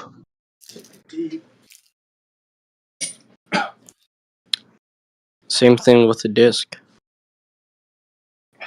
Huh? I think what he's saying in theory is if everything was flat, you would see the tallest mountain Right. Yes. no matter where you are on the Earth plane. You would That's see right. the other mountains. That's not true because that's only if you have infinite eye vision, which humans do not. We have a limited eye vision, and that is called perspective. The more further things go, they are perceived as dropping. They converge. So like the sun when it goes below the Earth, um, we can see that, but we cannot see the other mountains. It does not go below the Earth. The sun is Yes, it just does. moving further away from your vision, and it's an illusion that it appears to go down. Wait, how do you know that? How do you know it's moving below the Earth? No, you just made a And the claim. reason How do why you? I know that You just is made a because claim, of sir. How do you know perspective. that's what's happening? It's called perspective. Hey, Allah, you were here earlier when I asked about the globe proof. What did you have? About the what? Globe proof. Did I Proof make that a the Earth's claim a that ball. that the Earth was a globe? I don't remember saying that. Oh well, you were in the text channel, like posting memes and saying how dumb flat earthers are. So I assumed you had some evidence or proof that the Earth was a spinning Hi, ball. No. I just had like a Yeah, little. I didn't say Can I that. I interject, said please? I have a video. I just had Wait a a minute. question about flat Earth. You're making Well, claims. hold on You first. made a Just to claim the Earth is a confirm, spinning ball. Yeah, just to confirm, Ali, you don't have any evidence that the Earth's a spinning ball. I never made that claim, so I don't know why you're asking me that. I'm sorry. You might be having me confused with Okay. someone else. So Allah's not a glober. He doesn't have evidence for a globe. What was your question, Megalomart? Was that you? Yeah, so this guy's posting in the chat here. It says, if the sun were traveling from east to west over a flat Earth, meridian lines would always be the same distance apart. They would form a square grid when combined with lines of latitude. In reality, meridian lines get farther apart as one travels towards the equator, which is only possible on a round Earth. What are your thoughts on that? Meridian lines. If the sun were traveling from east to west over a flat Earth, meridian lines would be the same distance apart. Where's he seeing the meridian lines? Like on a map? He'll have to present what he's talking about. Imaginary lines. Hmm. Yeah, I don't know. Yeah. Yeah, tell him to post a link to what he's talking about. Demonstration, preferably. But I mean, these guys are talking about imaginary lines on an imaginary map. That's not really proof of bending oceans and lakes, is it? 1,000-mile-an-hour ground motion of the ground, is it? They're just talking Yeah, I about don't know. conceptual ideas on maps that they have. Cool try, though. Yeah. Cool try. Harry And that Potter. guy who was asking the question is too fragile to even come and discuss it in the VC. So no, we're not going to answer or talk to his question until he grows some balls. Yeah, we're gonna dodge that question. What the problem He's a is keyboard warrior. he's talking about imaginary lines on a map. Now, you don't go into reality and experience meridian lines, do you? Yeah. There's no lines in Yeah. real life. Yeah, exactly. Allah, why are you talking? You've already conceded Yeah, that but you that would have be like no saying evidence like for a globe. You silly Yeah, I don't that'd be know like why that doesn't that would be line like up. saying like just because you don't see the air, the Allah, air you doesn't fuck off, exist. mate. Like you don't go outside, you don't see air. Like so, how can you say Yeah, air you breathe exists? air. You breathe air, dummy. I don't know. That's, yeah, Yeah. that's pretty. I mean, you can see your Sorry. breath in the We wintertime. breathe air, guys. You can Only in see. the winter it's real. You can see the form of air. What are you No, it's talking real all about? the time. I don't know. I was Wow, just these kind of, guys are just I was spiraling kind of out goofing hard. around. They've just got no. I Yeah, don't know. you They've were got no goofing clue, around. no argument. I Come just on, think can meridian someone lines bring are like something serious? conceptually more solid than just saying like, oh, it's just a line. It's just an arbitrary line. Like I Okay, think it's not. okay, I don't think it's explain arbitrary. what's a meridian line Who then? made the lines? Go. Mega Loma, what's a meridian line? I'm gonna just like Google it. See, you Okay, don't so even you just fucking claim know. you just Yeah, you're a claim that moron. You're them all relying on are hearsay. real. Yeah? And you don't even know what they are. The meridian line I just think represents the prime conceptually they meridian make of the more world, sense to longitude me. 0. Every place on the Earth is measured in terms of its angle, east or west, from this line. Guy likes lines so much when I just marry them. It's like So the the zero. It's concept like of the the 0, thing that you 0, didn't understand 0 made more sense. These guys longitude. are addicted to lines of coke. Yeah, the Globers This is are. funny. This It's is like on funny. And he's Minecraft got no coordinates. You know, idea. it's like the. I'm playing He's got Minecraft no right idea now. what's being spoken about, but he'd like, well, conceptually, it's better to me to have this story of meridian lines that he doesn't even know what they are. Just Great pathetic. argument, Sad guys. place. Come on. There must Oh, be something. meridian This is lines 2024. conceptually make sense. What are they? I don't know. That's retarded. Well, me man. personally, I don't know. I didn't come here with like a binder of information to like Why are dunk you on you arguing? with. Why I'm are just, you arguing? I just then? read this What are you- guy's thing, Are and you I was what are like, you arguing like about? meridian lines make sense. But you're the one that claimed that they make more sense. Yeah, I think it makes Yeah. sense. So I think like what it's like makes an more established. sense? Can you It's just an explain? established thing. What makes didn't even know what They they all, were. they all agree, like science, the scientific community like agrees on this. They came to a consensus that the science, meridian line dude. is like valid. I guess it's science, You didn't even know what it was, bro. It's a line of longitude. Yeah, I said what it was. So you're appealing to Yeah, you literally read it democracy. off Google Well, right if there. you basically show me information and I'm like, yeah, this information is compelling enough, I'll believe it. Okay. You What didn't- you weren't information shown was any shown to information. you? I just Googled it and it was like made sense. I read it and I looked at it and I was And you like, read this a wiki checks out. article. You read Yeah. a wiki article. Yeah, that's and not it the order checks of. out. That's How not does the order. it check out? Well, it's like I'm like, what is a meridian line? And it says it represents a meridian how in the does world it check longitude out? 0. You said it checks That makes sense. out. That's You're what really it is. that It gullible, says, aren't you? well, it's saying what it is. It's not like it's not like displaying itself as something else. It's not trying to deceive me or anything. It seems to be correct. By how? Seems to be How correct. based how did on you verify just it? reading it and accepting. But like you whatever can't say like, oh, the meridian line's a lie. Like, what does that mean? How is it a lie? No one said it was a lie. Then it's true. We're When I asking Google for you it, to prove it. You're making whatever you the heard. burden of proof is Yeah, on you. You're asking me how can I believe it? How do I know it's true when I look it up? I use my judgment. No, bro, you don't. You didn't. Your you own didn't subjective look it up judgment. or understand it. Yeah. You didn't look it up or understand it. You Well, just whether or not you heard the believe phrase anything you and look up believed is it. on you. You But just believe. I'm Well, just you telling believed you. it before you looked it up. You said that's a great concept, and he said, "What is it?" And you I said, said it "I makes. don't know." I said it's an You didn't even established. know what it was. here. It's an established concept. Like, you know what I mean? Like it's established for many years since either of us have been alive. Since any of us have been alive. Sounds like a cult. The scientific I'm just gonna ask- community. Sorry, man. How do they get meridian lines? We were talking about this guy was saying meridian lines would always be the same distance apart. They would form a How do we square get grid. meridian lines? How do we get them? It's Yeah. longitude 0, like it's the coordinate 0, 0, 0. How do we get that? You'd have to ask like someone who like makes maps or something. I'm not So sure. how does it make sense to you? Because I just understand that I don't have the grasp. I could if I So it wanted to doesn't research it, make I could sense to you. understand. You're just going to You don't believe fully what you're told understand it. because you don't understand any of it. Well, when you look at something like everyone is believing this, I'm just going to believe it too, I guess. Yeah, because I but could what go you- and you don't research even it. know what- and you don't if even it know what was you're believing, man. if it You don't well, no, know it's what you're believing, You're man. a sheep. You follow it's the more. flock. Don't even know. I'd appreciate if you guys don't- stopped like insulting me.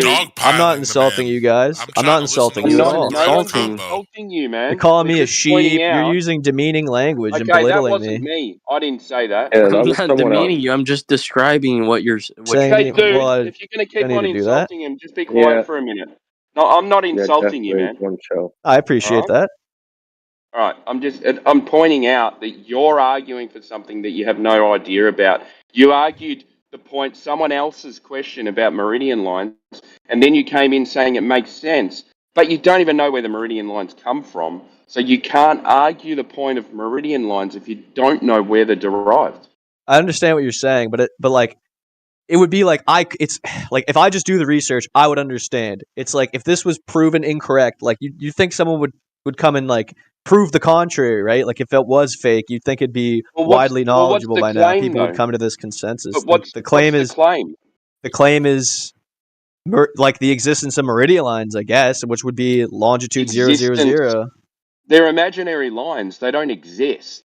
But it's like based off of like Yeah, but mathematics. they work though. It's a coordinate measurement, yeah, based on the sky. I wish I had more like. I wish I was more But like why are you knowledgeable about arguing this then? stuff. You don't need to argue. You're right. We don't You're need right. to. I don't know. We I'm don't arguing. need to argue about something you don't know about. You're right. I don't have the knowledge to even like get Really? into this. Really. Yeah. See, you come in arguing, thinking we're stupid. I don't think but you're you don't stupid. even. But you don't even know what you're arguing about, and then we're arguing about something that you don't know what you're arguing about. It's silly, man. I don't know. Yeah, I wish I just had more information to like kind of debate this with you, but I admit I don't. I don't have the knowledge in front of me. I'll be back though. I'll read up on this and I'll be back one day. I feel like this happens with like every globe earther. They like come in, have no idea what they're arguing, and then it ends with them going, "Yeah, I'll do some research and come back." Yeah, it's because what y'all want is, hey, give me this, give me that, give me this. People are just here to have a general combo, and y'all want more than a general combo. So that's what happens. Why are you surprised? I'm not. I am surprised because they come in here like acting like all the flat earthers are stupid and they actually know nothing. He didn't come in almost consistently. I've listened to it happen. I've listened to it happen 4 times today, where people have had to walk away to go do research. Red Clay, what did I ask for? What did I demand of him? What did I demand of him?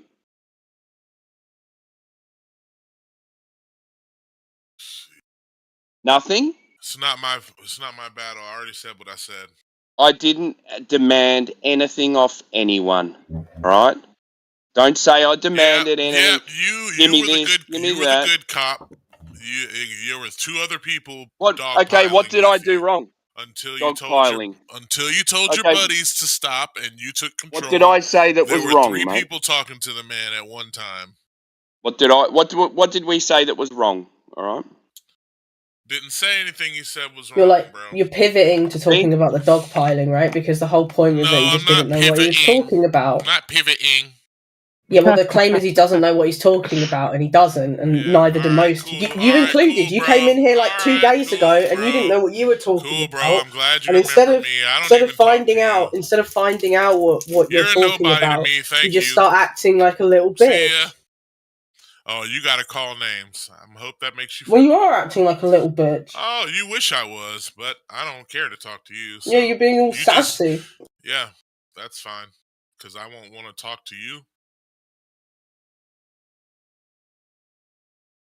British. Did you OD on estrogen pills this morning, Red Clay, or what? That's hilarious, guys. Yeah, women are better at Well, arguing if you than don't, that. That's an you insult. don't like the way this conversation goes. You don't like the way the conversation goes. Then fuck off. Don't you just fuck off? Killing it in the joke department. Nice. Cool, man. Yeah. Fuck off then. See ya again. Yeah. All right. Cool. See ya, cocksucker. Red Clay coming here every day just to get angry. Still name calling.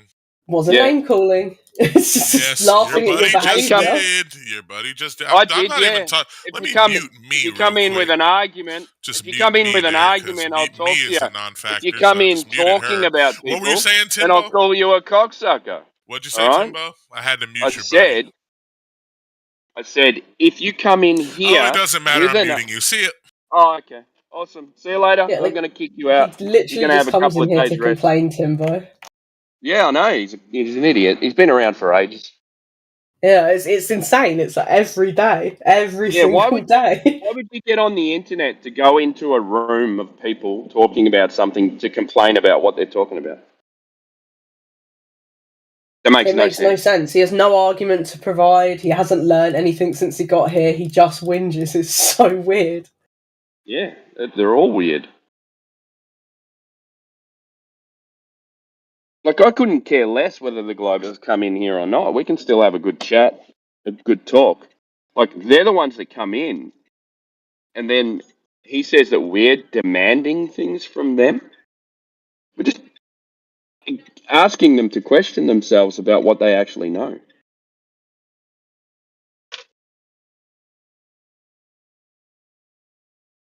What did Jackal do to get himself muted this time? Don't know. You'll have to ask whoever muted him. Oh, I just wondered if it was like obvious, because I DM'd him, but he's not responding, and that usually means it's really bad. Yeah, I'm not sure. I would unmute him, but I don't know what he's been muted for, so I don't want to step on anyone's toes.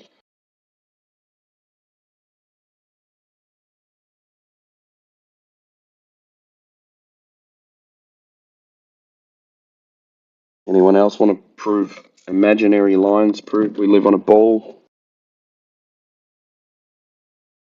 Embo's spiraling out in chat. Embo.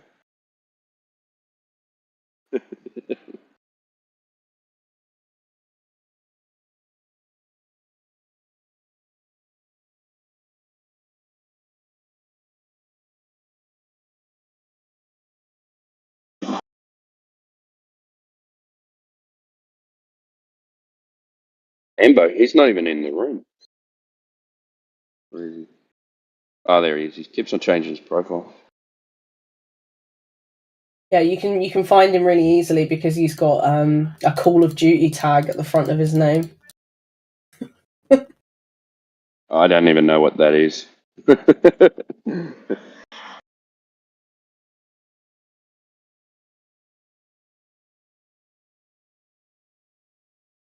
I haven't played a computer game since I was maybe 14 years old.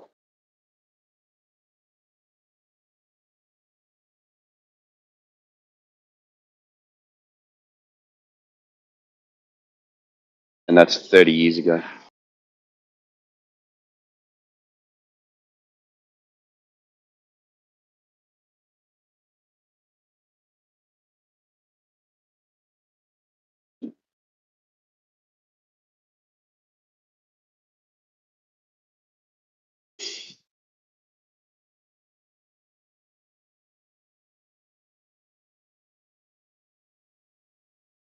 A red clay. Have you calmed down a bit yet? I got 10 minutes till a meeting. What's up? Cool, me too. So, do you want to talk about the subject, or do you want to come in here and talk about people?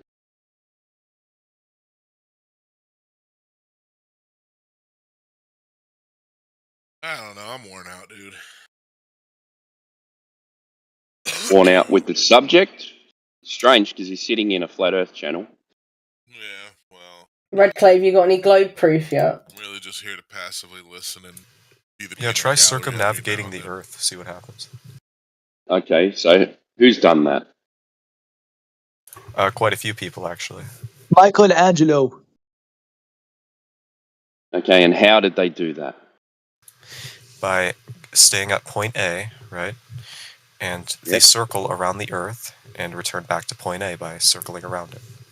Why would that prove anything? I could show you that, actually. Do you have a basketball? Do you have a soccer ball?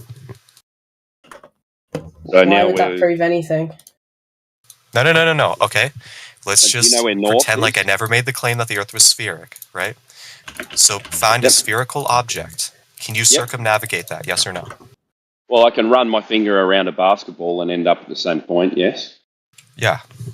Okay, so can you look in the chat, Enraged? Yeah, so there's like one example of like a world map laid out in a flat earthy type way, right?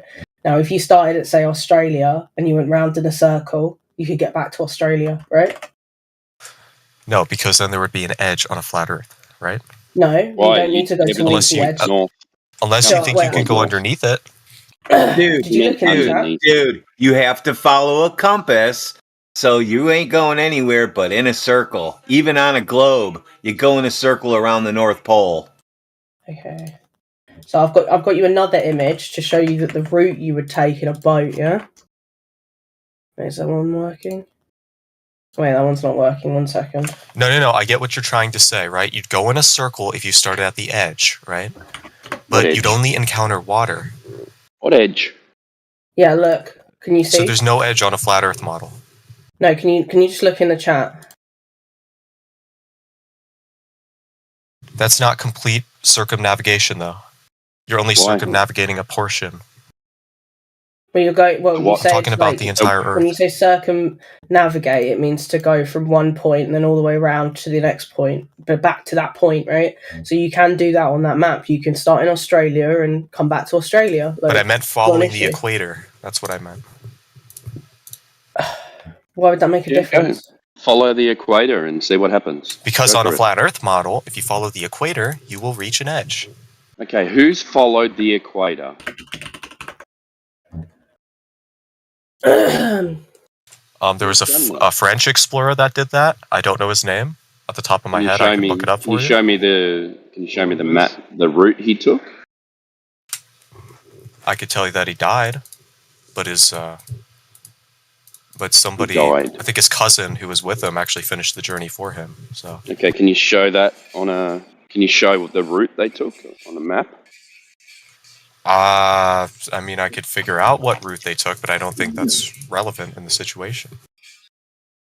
So you can figure out which way someone went by not knowing which way they went.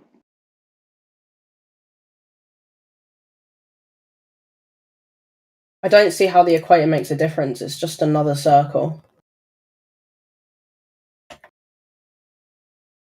Circle. Yeah, it's like another circle route round the Earth. No, the equator, you mean a right, on a circle? flat Earth. I wish I could show you like an illustration. I can't post pictures But in you chat. can't. I can't. No, I cannot. Okay, you can send it to someone then. Send the route, the official I can draw route it. that this person took. But you're just What? gonna draw a circle. I can give you an That's all you're example gonna of do. what they did and how it wouldn't work on a flat Earth. Okay, Why you're wouldn't? So I claiming. pasted in the I chat like asked a you. red line around the equator. Why wouldn't this work on a flat? Because that's like a flat Earth model, right? So like, why wouldn't that work? It doesn't make Oh, any sense. not a model. That's a projection. Yeah, but the point, because you like people don't know the edge, blah blah blah. But like the idea would be, why wouldn't that work? Because that Yeah, isn't the it's not a equator, circle. is my point. You're not following Well, the it equator. is where the equator is. You mean on the map with the circle that you drew? Yeah, that red line is where the equator is.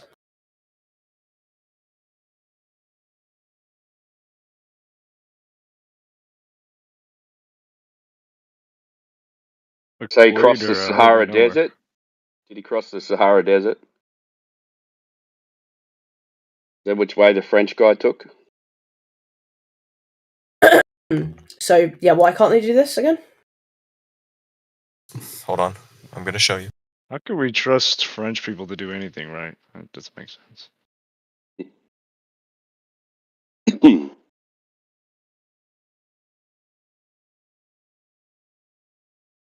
I just learned that a great circle is a straight line when it says in the name circle, so it can't be a straight line. He's broken. He's been in here too long defending stupidity. So you call the majority of the world stupid. How is it? Hold on. How is it stupid, though? Well, you're claiming that someone's Circles are gone around in a straight line from A to B and ended up at the same spot. Yeah, if you went completely straight, right, a linear path, not absolute, right, because nothing is absolute. We can agree. There's increments of error, Yep. right? Okay, So how there's do you mountains that go up and down. how do you continue on a straight line? How do you do that on the Earth? You walk completely straight from point A. You face one direction, right? Doesn't matter if it's How north, do you- south, east, or west. How do you know You face one how do you know direction you're and you walk continuing on a completely direction? straight until you end up in the same area. You cannot do that on a flat Earth. How do you know that you're going in a straight line without a reference point? What do you mean without a reference point? You might deviate off the path a little bit, right? Oh Because my of human error. Yep. And then how do you correct? This kid is that thinks one of he's the- going to walk straight over the oceans. Yeah. This is like one of the It's not dumbest crazy. things ever. When I mean circumnavigate, obviously you're going to be taking a ship or a plane, right? Yes, In and order what's to your complete the reference? journey. You're not just going to walk on water Even- like Jesus. What's the Even- reference? Even What's your reference point? I love Jesus. I gave you a Even- reference of a French explorer that did it back in the 1600s. You all right? need No, you to didn't. follow something to go in a straight line. What are you using as a reference? What do you mean? Your sense of direction, right? So if I'm That facing doesn't one work. position Doesn't work. and I walk completely straight and I don't turn around or I barely move my body and I'm just walking in that same direction and you circle around the earth and you What end about when you go back to up sleep from the and you point wake where you up? started. Can you go back on a straight line when you sleep, or what are you doing? I just How are you getting your quickly- reference Yes, if point you make when a you wake up marker, in the yes, you morning? can mark something, right? So you could put a stick, right, where Right. one end is thicker But than you're- the other in the direction You're where going you to were walk. walking, so you you're have a gonna walk reference. you're going to walk for 12 hours, cross land, without a reference point, and you're going to know that you're going directly Your straight. reference point is your eyesight, right? Man, this guy's stupid. Holy shit. Yeah, that's a joke. That's not a good reference. Hold on. Even if the Earth wasn't a sphere, right? Let's just take that out of the equation. Okay, grab a basketball. You're telling me you cannot circumnavigate around a basketball, right? You can't Nobody's relate saying the Earth to a basketball, man. You just said circumnavigate when your whole thing has been traveling in straight lines. Which one is it? Yeah, traveling in a straight line on a spherical object. That is circumnavigation. That is an Kid, abbreviation. circumnavigation is traveling in a circle, kid. So which one is it? Are you going in a You circle? or are you going traveling in a straight? I circle, think but you on a wound up where 3D you on a began. 3D Oh, okay. plane. Do you understand that? A 3D plane. Yeah, I do understand that. Thanks. You just sound I mean, nuts you can right call now. me stupid all day. When we're talking about a sphere being the Earth, right? No one I'm called trying to you disconnect stupid. that He to an said that's object that we know stupid. spheres exist, right? Spheres can exist in the real world, right? Where? Where? I've never seen one. You've never seen a perfect one. I know you're going to be petty about it. Like a basketball. Where are spheres in nature? Yeah, round objects exist, but spheres? No. Like a moon. All right, so hold on. I have the image. You don't think there's spheres in nature? Point one out. Blueberries. Fair enough. Those aren't. They got flat spots on them and everything. That's it. No, they're pretty spherical. Like that's like saying a grape is a sphere. I've seen spherical grapes. What about eyeballs or? Eyeballs aren't spheres. Ah, okay. They're ellipsoids. Oh. You're ellipsoid. That's the argument now. So we got the Euro ellipsoid. See, that's it. All right, Earth who am I sending this to? Earth is a globe now. Yeah. No, the Earth Hold is on, who am I sending this photo obliterated. to exactly?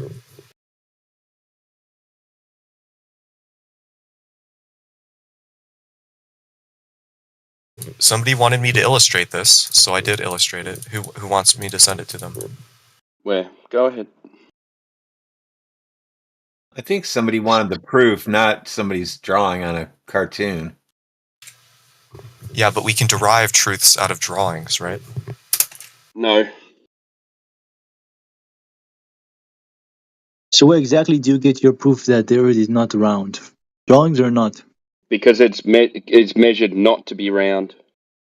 How? Drop over distance.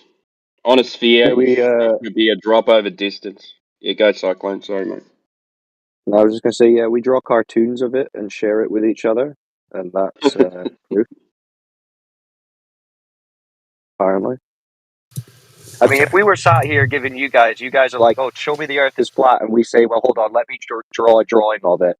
You think you guys are going to be like, oh yeah, this is good evidence, thanks, guys. Yeah, it's quite compelling evidence to demonstrate a point because you guys don't know what I'm talking about when I say circumnavigation. So I feel like an illustration would better. You don't know what you're talking about when you say circumnavigation.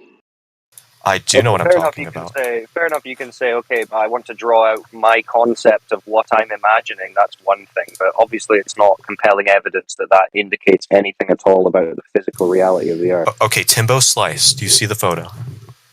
Did you send it to me? Yes. 1 second. You put it in the citation so we could all see.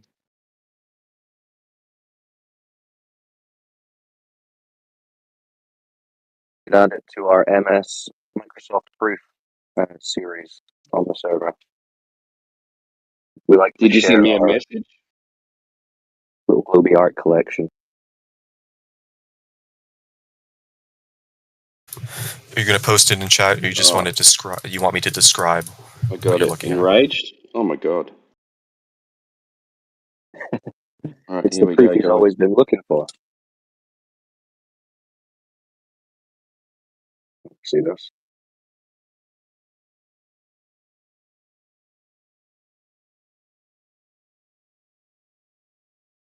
That work? Yes. All right, so let's say you start at point 1, right? This is a flat Earth 2D image, right?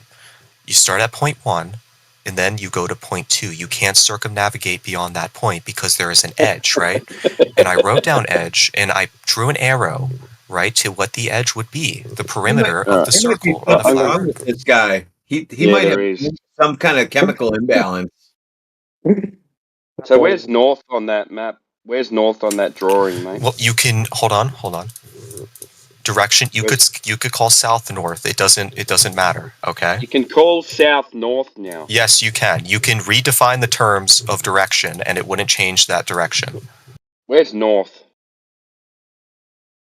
Okay, so let me put it this way: if I point north is in front of me, I could. There's a reason why I'm asking you where north is, because all compasses point that direction. So when you circumnavigate, you need. But I'm not drawing a compass. All right, you don't need to know what direction it's coming. I know you're not drawing a compass, but all compasses point north.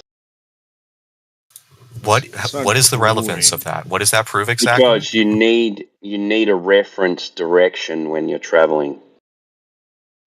Yes, but you don't even need to name that direction, right? Because you could use your personal purview. Flog Follow. What was that? Everything points to Flog Follow. I just renamed it, but it still doesn't change what happens. No, okay. So if I'm pointing in front of me and I say that's north, and behind me is south, right? I could switch those up. I could be like south is in front of me, north is behind me. The direction doesn't change. Right, I merely just changed the name. So then, when you cross over north, are you going north still, or are you going to start going south? On how we define our terms, if you are going north, you are going to north. But in order to know what north is, you'd have to look at a compass. When you cross over north, are you still going north? We apply these terms to define what direction we are going. Right. Yes, so we navigate to certain places. We're going to use the names of these things for our direction, all right? Yeah, but it doesn't matter because, okay, you know the line I drew right in the center of that circle? Yep. I could draw another one that's going upward vertically, right? Yep, and the center would be north. And you'd still have the same result. Where the cross-section meets, the center would be north. Now, if all compasses point north and you head east or west, you need to correct to north. That would be your cardinal direction.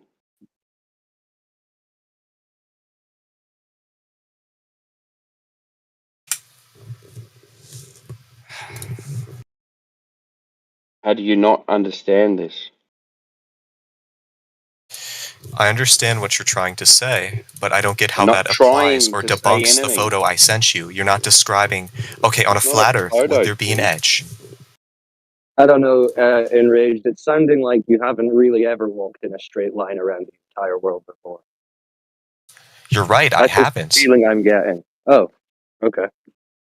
That doesn't mean it isn't possible, though, just because I haven't done it personally. Yes, it's impossible to do. You can't walk in a straight line. Well, I guess it would mean no, not in a complete perfect straight line. No, because you're going to deviate off the path, right? So you have to account for that discrepancy, that human and error, how do you account? Right? How do you account for that discrepancy? How do you get back on track? You readjust your position using a map. With a map. To what? And what does the map do? Or GPS, actually, more accurately. A GPS. They had GPS back when that guy walked around the world. No, we're not talking about then. We're talking about now. How did he do it then? So he didn't walk in a straight line. He might have deviated off the path slightly, but the logic still applies, right? Because he went from one point and ended up at the other point with no. But he didn't curve out of his. died. He didn't go. Yeah, the guy died. You said so. That was you're just some storyteller. You just have to use your sense of direction, guys. I mean, I understand you guys are memeing, right? But I feel like I brought up some real compelling evidence here. The guy did it, but he died trying to do it, so he didn't actually do it. Yeah, because it was back in the 1600s, and he wasn't. I think he died of sickness. I'm pretty sure. So then he didn't do it, right? He didn't. Him personally. No, but he did make the journey far enough to circumnavigate it. So no. He made it far enough to prove that the Earth isn't No, flat. he didn't. Because he didn't make it back so he was to a your so beat. he was a globie that died trying to prove that the Earth wasn't flat. Was that what he was trying to do? Is that what people did back then? They walked around thinking they lived on a ball? No. They didn't think that. They knew that. Yeah. How did they know? How did they know that? Apparently, this is the proof that you go in a straight line. We can use logic, right, to deduce that. According to you, though, hold on. According to you, though, they didn't even complete their proof. So how did they already know that? Because his cousin that was on the journey with him, that started with him as well, completed it. So if you want me So to why use wouldn't the they cousin, just call it his cousin's journey instead of the guy who died? because he was the captain, okay? Well, So there's a obviously, hierarchy. he didn't finish the trip then. Was he a captain over land?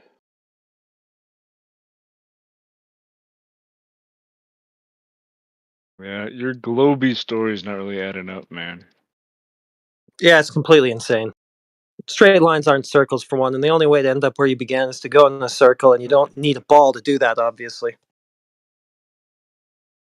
When I say straight, I mean in the relative sense, right? Of you going straight on the spherical Earth, right?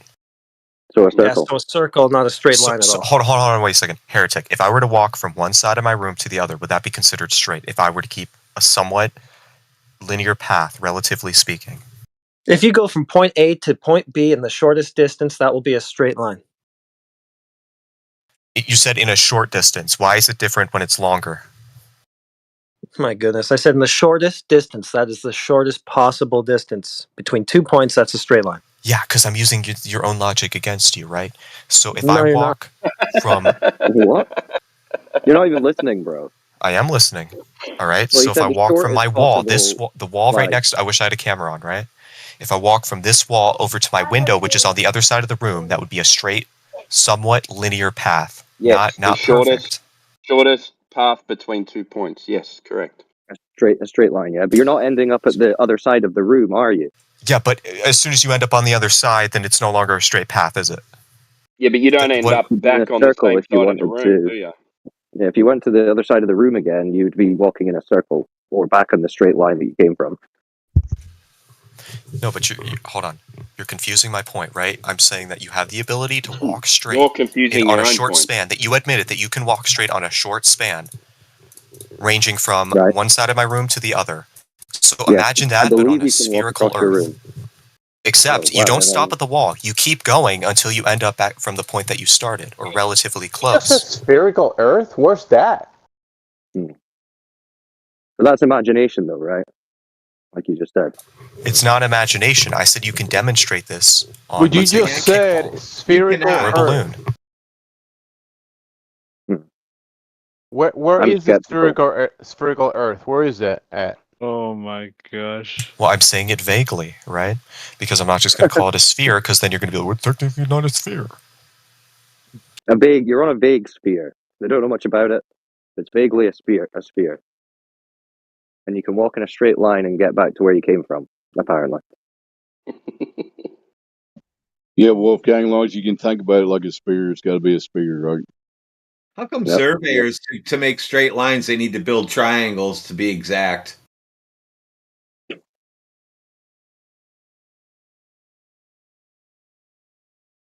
If I could real quickly thank this Globe Defender for coming in and having such a pathetic argument and hopefully creating more critical thinking. If you guys go ahead.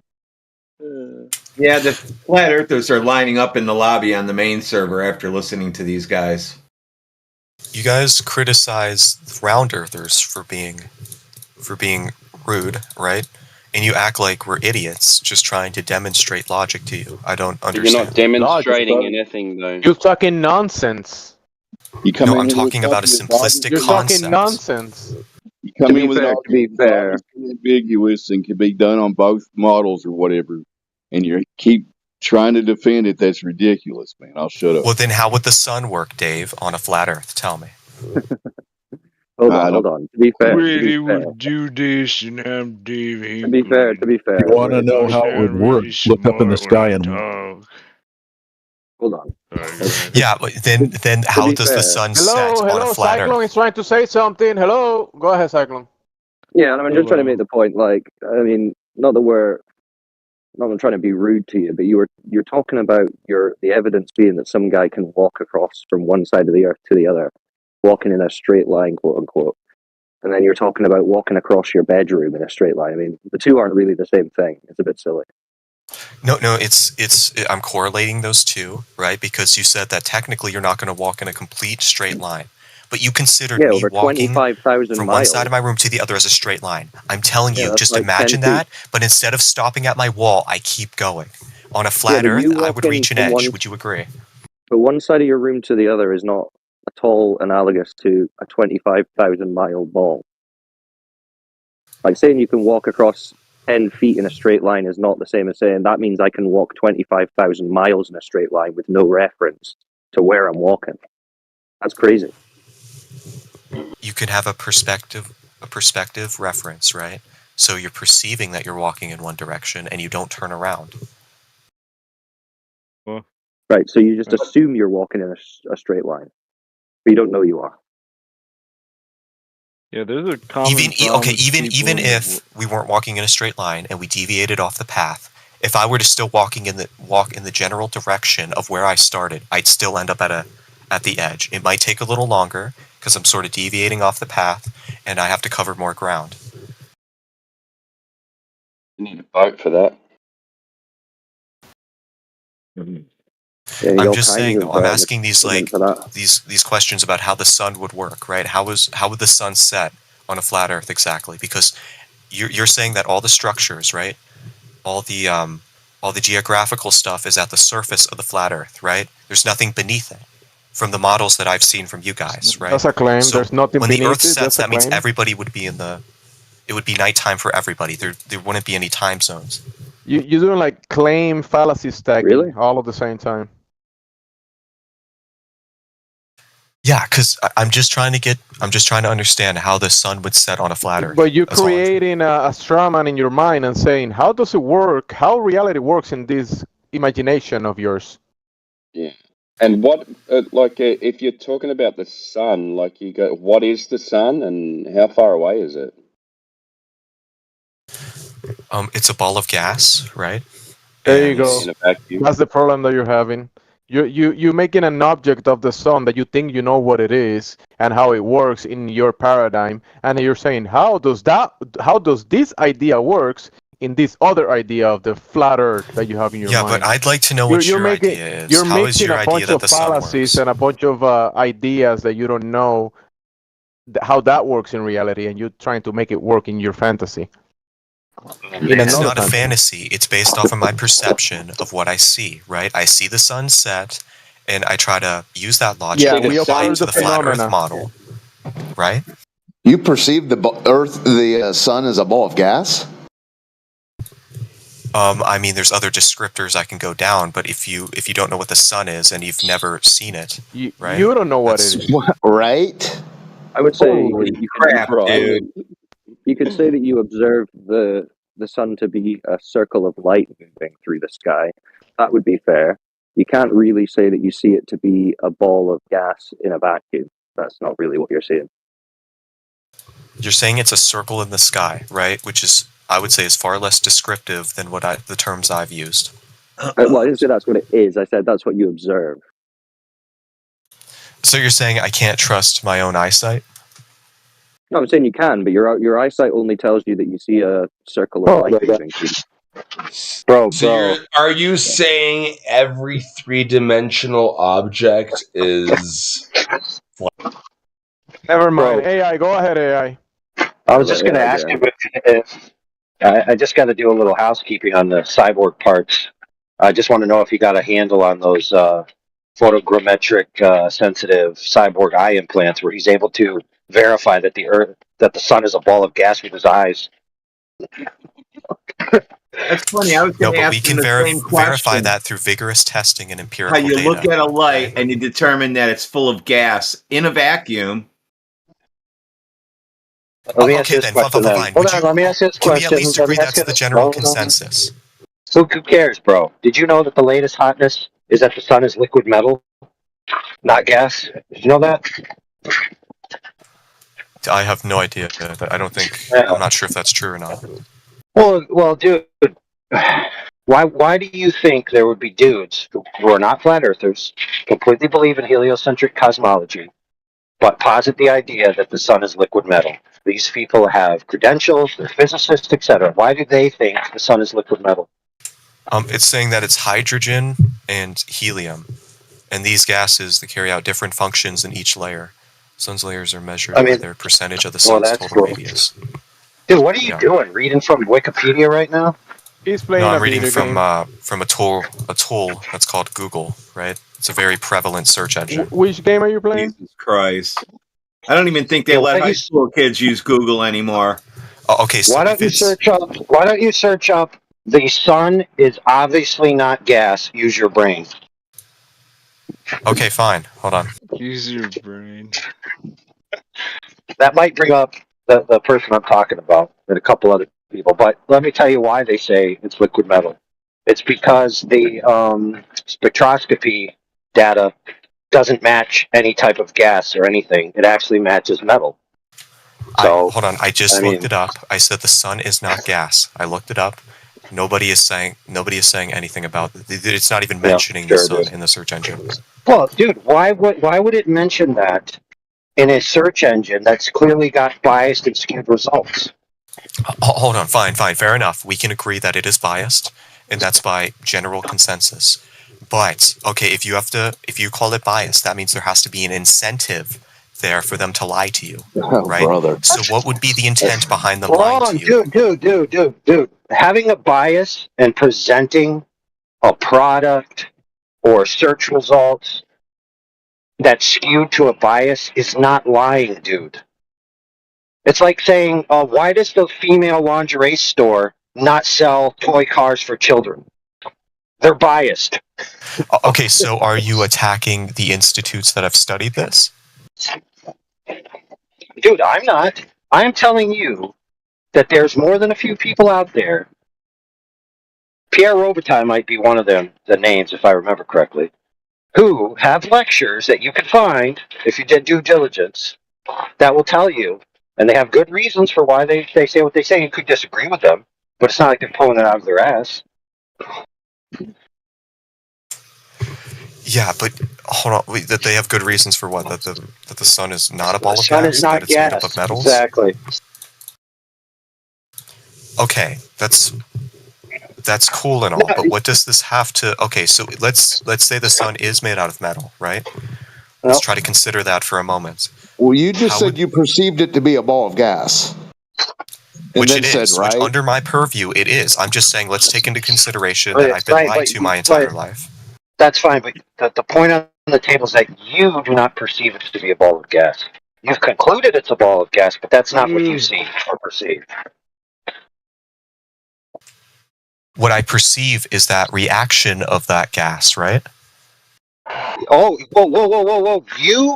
You can see the reactions of gas with your eyes at an object 93 million miles away in your worldview? Wow, that's incredible. You must have got the super zoom quantum level tunneling optic. If it's in a concentrated source, yes, I can. Extremely concentrated. Oh my God! What if it's dense, if it's dense enough, you can see it. Thank you for turning more Clovers into flat earthers. Hold on. What does it look like? What do you mean? What does it look like?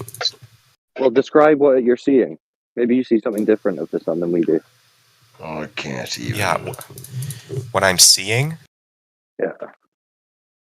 What do these gas reactions at a concentrated point look like? If you want to talk about it from a simplistic standpoint, I'm seeing a bright ball in the air, right? It's in the shape of a circle. So you're seeing a circle of light in the sky, like I said originally. Yes, we can all agree that's what the sun basically is, correct? Well, we didn't say that's what it is. We said that's what we observe, a circle of light. That's how it looks like. Not what it is. So you agree with me, and this is the point I'm trying to make. No, so I you don't agree that it agree, looks like because that, so we come to a general consensus of that's how we define it, right? Yeah, but from a saying it looks like simplistic that, standpoint. You can't get to it's a ball of gas having reactions that I can observe. That's not what you're observing. You just said what you're observing is a circle of light moving in the sky. But there are people who have observed. I've tried to explain it the best I can, to the best of my capabilities, right? I've really tried to. We've gone off the path of circumnavigation, no pun intended, but sounded like it was intended. But yeah, so you get it now that you're not perceiving ball of gas. You said circle of light. We can all agree, right? You backpedaled, and then you act as if you clarified and no one understood. So what I'm saying is that perspective matters, right? So from the faraway distance. Listen, just because you say right after everything. Well, all right, let's let him I'm get just it. saying. He thinks if he makes a statement and then says right, then it's not like substantiated. He goes, he started this with the sun is a ball of gas, right?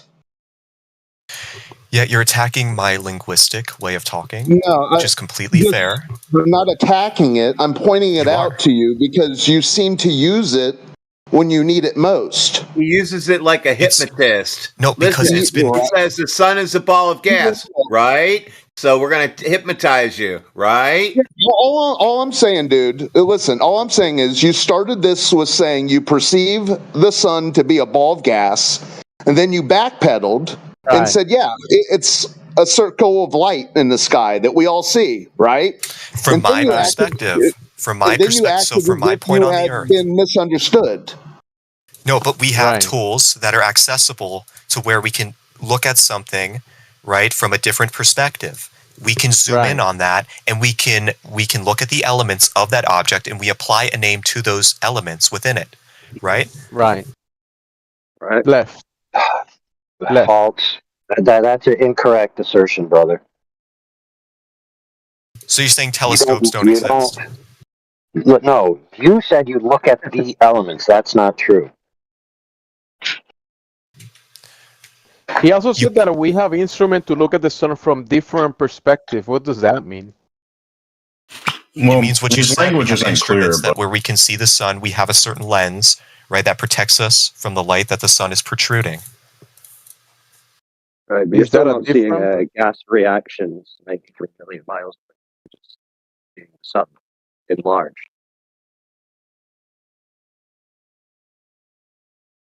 Doesn't tell you what it is. I got a funny story that may help elucidate the problem.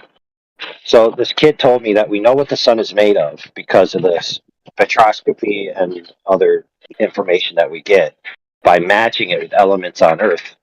But what he said is that you can only get those elements in the sun when you have the mass of the sun to create them. And then he said, we did that in our lab.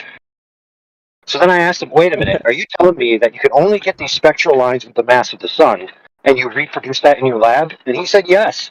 So then I asked him, okay, friend, how did you get a sun into your lab?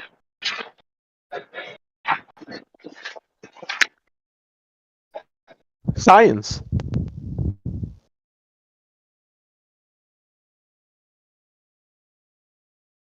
I mean, you guys don't keep a sun in your back pocket? Yeah. I just This is terrible simulated it. logic I right here. simulated I the sun. That's how I figured it out. You simulated You that? guys are condescending to me as if I haven't brought up a single valid point. So what I'm going to ask to you is, if I'm trying to be constructive as possible with my arguments, I'm trying to demonstrate them on a level to where it isn't out of your scope, right? The circumnavigation point, for example, right? That's not out of your scope. You don't need a telescope for that. You can demonstrate it with any spherical object. You can demonstrate it with any backyard. No, you cannot. You can't do it with a backyard. Oh, really? I can't go in a circle in a backyard. That's not what I said. Yeah, it is. So you're saying if somebody claims to have charted a course across a part of the Earth, that therefore they've circumnavigated a globe? That's your claim? The thing is, you keep ignoring my crucial point, right? That if we were to try to do this, you can disagree with the point all you want, right? But at the end of the day, you can circumnavigate around something that's spherical. But on a flat Earth, you are eventually going to reach a breaking point to where you have to stop, right? Because there's On a going to flat be a Earth in barrier your on a flat imagination, Earth. right? On a flat Earth that you There's a have perimeter. imagined in your mind. I don't think he knows what circumnavigating means. Dude, there's not one history of a straight line journey validating that it's traveling in a straight line and arriving back where it started in the manner in which you speak. Not a single one. Yeah, nobody does that. Not one instance in the entirety of human history. Not one. Not a single one. Not one. You can Not claim even that. two. Not even one. This is the point. Okay, well, this is the point where you're just straight up lying, and I understand you're doing it for the memes. Dude. If I'm lying, right, you could prove so by just providing one in the manner which I just said. So I'm Good luck. asking you: is popularity more important than the truth? Would you rather Hey, how about spread you? falsehoods? How about you provide what I just mentioned and prove me wrong? How about that? What am I providing exactly? Tell me again. A straight line journey, validated that it was straight, where it arrived back at the same location where it left, around the entire Earth. Yeah, remember you call AI a liar, so now you provide the evidence so you can prove him a liar.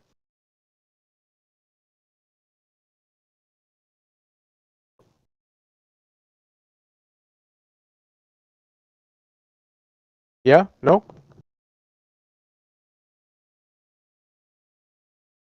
I once had somebody claim that this occurred, right?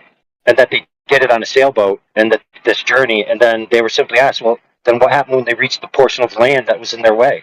Oh, they went around it. So that it wasn't a straight line journey. I mean, good grief.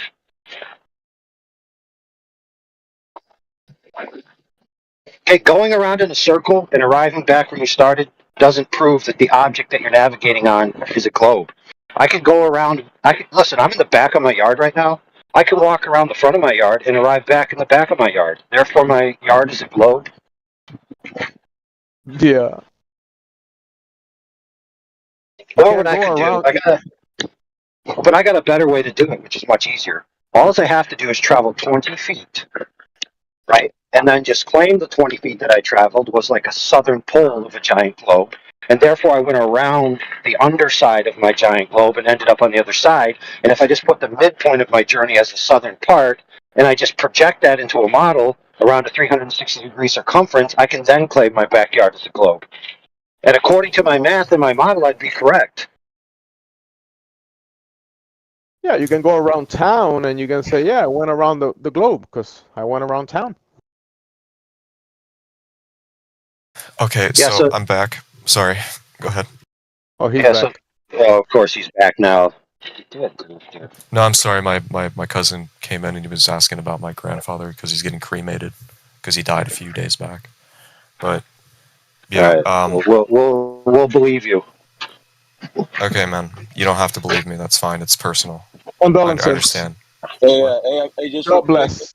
Hey, just real quick. I'm sorry to hear that, and my condolences to your family. Like, fuck the bullshit about flat Earth globe shit. Like, that's real shit. And I'm sorry that you lost your grandpa. It hurt when I lost mine, bro. So I hope all is well, bro. Yeah, he's in a better place now. Because I did live with him, so it's kind of like that. I don't want to get emotional here, but Okay, I'm back just to using flat the Earth. flat Earth as sort of escapism right now, I guess, because it's something I can prove. So I don't know. It makes me feel good, I guess. Yeah, we understand that we get a lot of Globers that come in that the entire reason they're here is because they think they're going to present like a superiority to the flat earthers, and that gives them a dopamine hit. And they're basically drug addicts, and flat earth is their drug. It's not a superiority complex. It's more of just a truth complex, right? Where they want to establish what the truth is, and they don't want people. No, no, dude. I've been doing this almost the better part of a decade, and I'm going to tell you that the majority of Globers who enter to be contentious have an error. They're doing it to provide some kind of self-superiority complex, not because they're champions for the truth. That's not saying they don't come, but the majority of them are actually quite hot and bothered, or coming to like I'm the tall kid in school, so I can go around and poke people in the eye because nobody can challenge me, and it just validates myself. But who cares? I think there's a I'd misperception here add because my you're making an. condolences. Sorry, I just wanted to add my condolences in Rage Tuck. I'm sorry to hear that. Yeah. R.I.P. Yep. Look, I'll actually send you an official document from the Flat Earth Society itself saying our condolences, okay? How about that?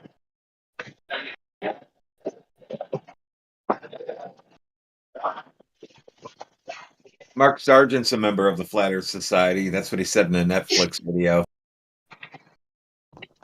He said that? Yeah, it's not a big deal.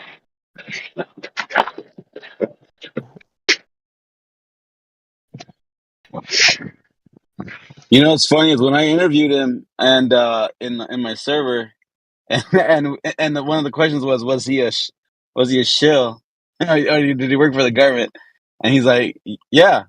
And then everyone was like, oh, see, we knew it. He's a shill. And I asked him even again because I was like, dude, he's just joking. Then I asked him again. He's like, no, yeah. But I think he was again just trolling.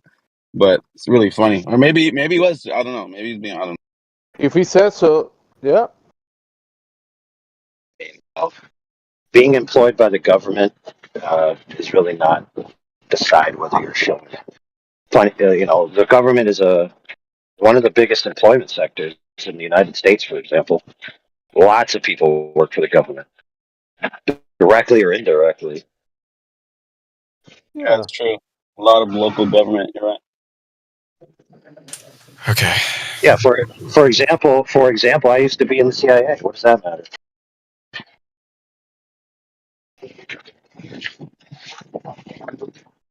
I understand you're trying to take the authoritarian position, right? Just because somebody has a degree by their name, that doesn't automatically mean that they know what they're talking about. I understand that, but this is on a multitude that's like far larger. So there's a larger amount of people with degrees that all come to the same consensus. So we kind of derive the truth from that. Okay, bunch of people have degrees. They come to consensus. Therefore, we derive the truth from that, dude. That is like logic fail 101, bro. Yeah, that's fucked up. It's a non sequitur, and it's a falsehood, and it's a fallacy. You know what that reminds me of is once upon a time, all the leaders of the Mayans believed that if you kill a human, that the sun's going to be happy and then make it rain for their crops. Like they literally believe that, and that was the consensus. They did believe that. Funny Hold on. though, right? Hold on. Okay. But you know how they stopped believing that? I'm not sure if they did. Is when it stopped raining, right? So when they stopped getting proof of that happening, after what'd you say, they would have a sacrifice of sorts, and then it would rain. Yeah, they would kill. Well, they would kill until it rained.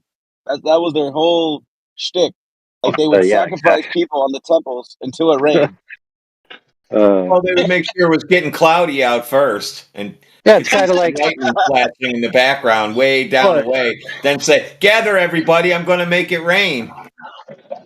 Right. Yeah, it's kind of like the leaders I'm of the world guessing today that are doing the stopped. same thing, Hold on. right? I mean, the leaders of the I'm world guessing today. that stopped because one day somebody actually decided to look up in the sky and use their own logic to look up in the sky and realize that the clouds are denser, and it starts in the water cycle. They figured it out, and that's why they stopped believing. It doesn't matter, dude. That's Yeah, but nothing. They don't ever have to stop. I don't know if they stopped doing that shit. Yeah, weren't they conquered or something? I can't remember. Oh, and by the way, all these ancient advanced cultures knew the Earth was immovable and flat. So yeah. No, they didn't know. They assumed it was flat because of its appearance. They didn't assume anything. They were way smarter than we are. Do you know how to build megaliths that are over 100 tons each? Do you know how to build those? Oh, I I can guess figure out not, how to right? build them, and I can probably do it more efficiently, and I could. Do you know how to relieve cymatic frequencies through communication of stone and rock? Do you know how to do that? Because they knew how to do That sounds that. more like mythology, but That's not mythology. That's scientific. Say it That's again? scientific evidence. Say it again. That's scientific evidence that you haven't discovered yet. What was the example, though? Do you not study Isn't the uniform? globe? You see, do you not he didn't. study He's not Sumerian? repeating it because Do you he not just study spouted the a bunch of Emerald nonsense tablets, the Sumerian tablets, the Sumerian kings list, the Barak kings list of sages and kings? Do you not study the Ashur Paul? That's like me saying like the monks astral projecting out of their body. Can you do that, huh?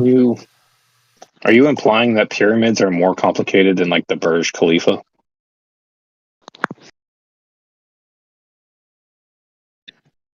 Oh man, dude, you guys, I'm never gonna go hungry with all this red herring.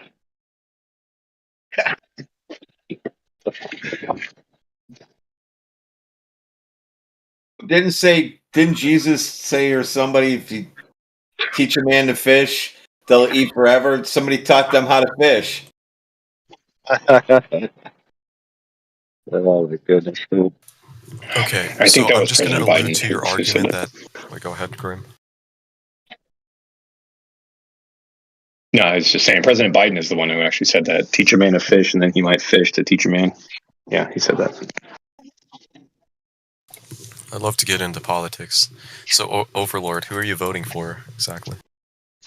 Myself, who else? No. I meant like if there was, if you were forced to vote, right? If you didn't vote, there would be bad consequences, right? So that's the incentive. So if you had to vote between one or the other, which one would you pick? Well, there's a write-in, isn't there? Dude, what are you talking about?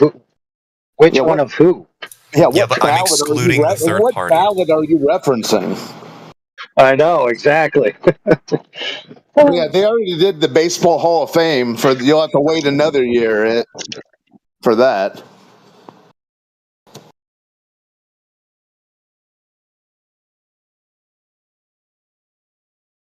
Listen, I picked my sports team back when I was interested in football based on the colors and logos that they had, because I realized that if I wanted to wear their gear, I'd have to look good in their gear and appreciate it stylistically. So I picked the Raiders because their stuff's awesome, right? So I would pick whoever entertains me the most.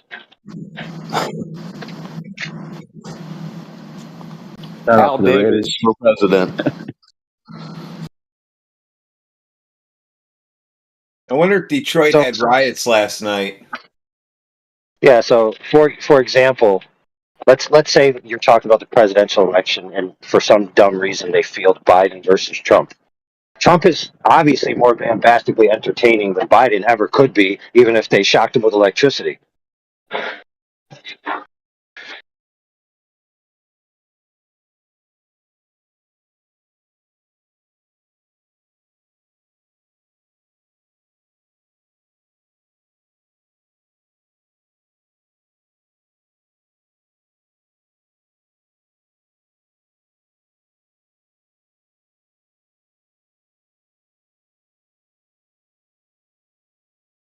But I would also vote for an AI that actually computates a person's net input into the system, right? And then because of that, it takes the aggregate amount of people who have a net input, and that favors them in a essential democratic ballot style. So eventually, only people who actually do something would ever have the right to vote. I would vote for that.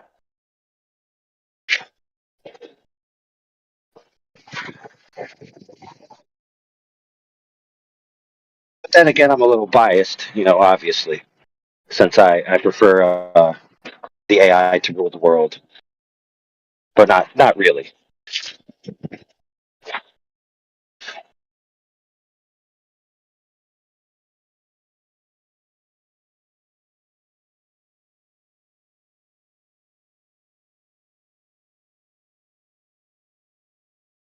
So maybe on the ballot we could put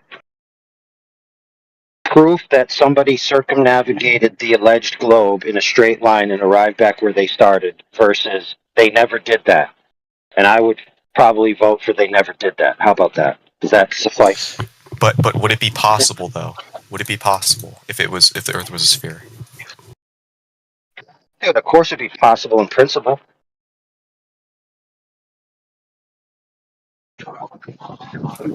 Okay, so you're saying it's possible in principle. So can you apply that? You can apply that principle to prove whether the Earth is flat or not, right?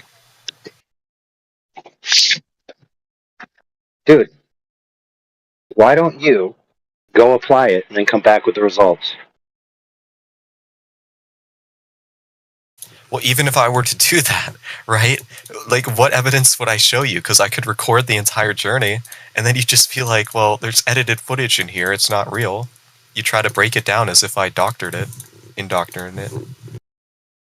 Dude, you could use your mind and create a methodology that would be pretty convincing and compelling, and has like earmarks of honesty and double checks and like double blind verifications. You never take it into consideration, though. That's the thing. Dude, no. Like I'm saying, you could do all this to a high level of scrutiny. You could have multiple different gyroscope systems with jet reckoning and telemetry data and all kinds of stuff you could do. And I guarantee you, if you actually did something like that, you would probably sway some people Listen, I could get question their views. Listen, I could get a massive paintbrush, right? And I could make a trail starting from the point I started and go the same direction and circumnavigate and keep track of it with the paint. And you'd still say that it's BS. You'd still call it out for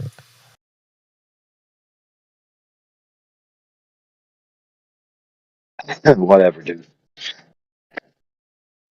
But then no. But then you'd say like, "Oh, the paintbrush. How would it work in the water?"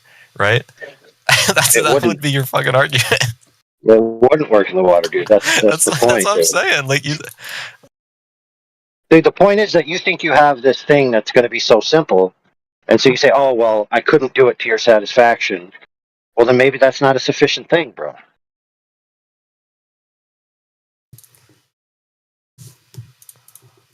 So do you genuinely believe this, or are you just doing this for the sake of argument?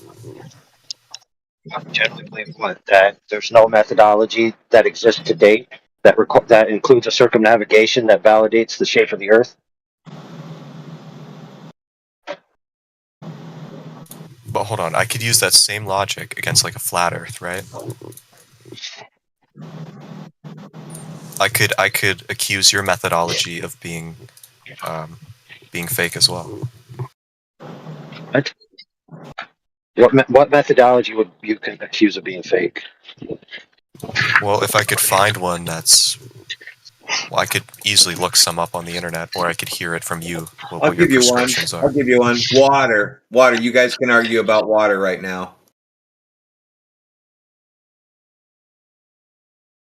Yeah, I mean that's the claim, is it not?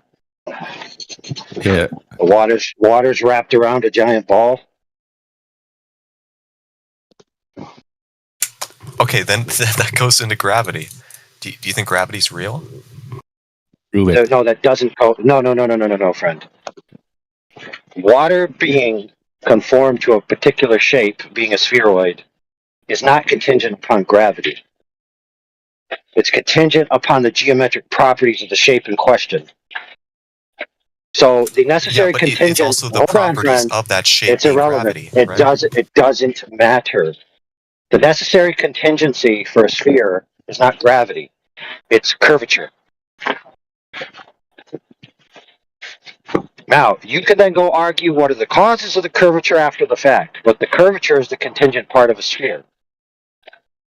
Okay, then where's the whole? How would this not work? How would water not wrap around the Earth in your mind, right? Because you're saying, well, the water just wraps around the Earth with no magically, right? Notice how you're going down a red herring, and I'm not. It's I'm not going to follow your train of thought. It is. Gravity has nothing to do with the shape of the Earth, friend. If you think the water, so I'm guessing what you think is that at the bottom of the Earth, right, the water's supposed to just fall into space or fall out of the atmosphere. I could care less. Doesn't bother me whether you're hung up about what gravity does or doesn't do. I told you the contingent factor is curvature. So your correct argument in reply should be addressing that. If it's not addressing that, then you're not addressing the argument. No, it isn't, dude. Dude, let me ask this question. An object known as a sphere, okay, which is actually more accurately described as a ball in three-dimensional space if you use certain lexical terms for mathematics, right? So let's just say we have a sphere, and we know what we're talking about, like a bowling ball is a sphere. Okay, so does a bowling ball require, in order to be the shape of a ball, does it require gravity? Does it require gravity? Yeah. So, for example, let's say I took the material that they make bowling balls out of, right, which is some kind of powder, composite, whatever the hell, and I just made a table out of it, and it was clearly a flat table. And then I take the same material and I make a bowling ball out of it. Now, one of those objects has consistent surface curvature, which wraps it back around on itself 360 degrees, and the other one has no curvature. So the difference between the two is curvature, not gravity. But you're talking about the bowling ball, right? Which you're kind of doing a red herring right now because we're talking about the water. So we're talking about something that would be on that bowling ball that has a gravitational pull to it. Don't they show you a ball of water?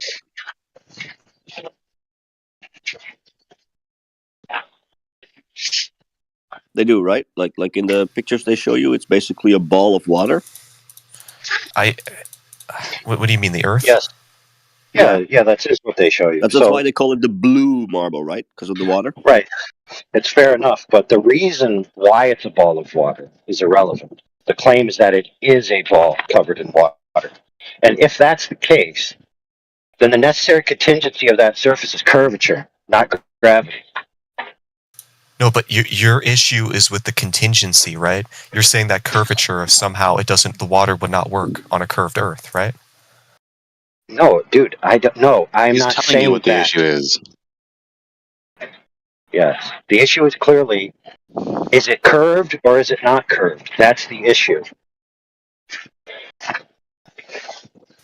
I don't know, man. At this point, I'm just like the only thing. For example, friends, let's just pay attention for a second. For example, I can give you a globule of water in which the shape of it is being caused by inter and intramolecular forces, not gravity. Yet it is clearly a spheroidal globule type shape, right? Or I could give you a big pan full of water that looks like a flat surface, right? So if I say that my pan full of water is a globule, I would be retarded. And if I told you that the drop of water was a globule, I would be correct. The difference between the two shapes or surface properties is one is curved and one isn't. The forces that make them curved or not curved is irrelevant.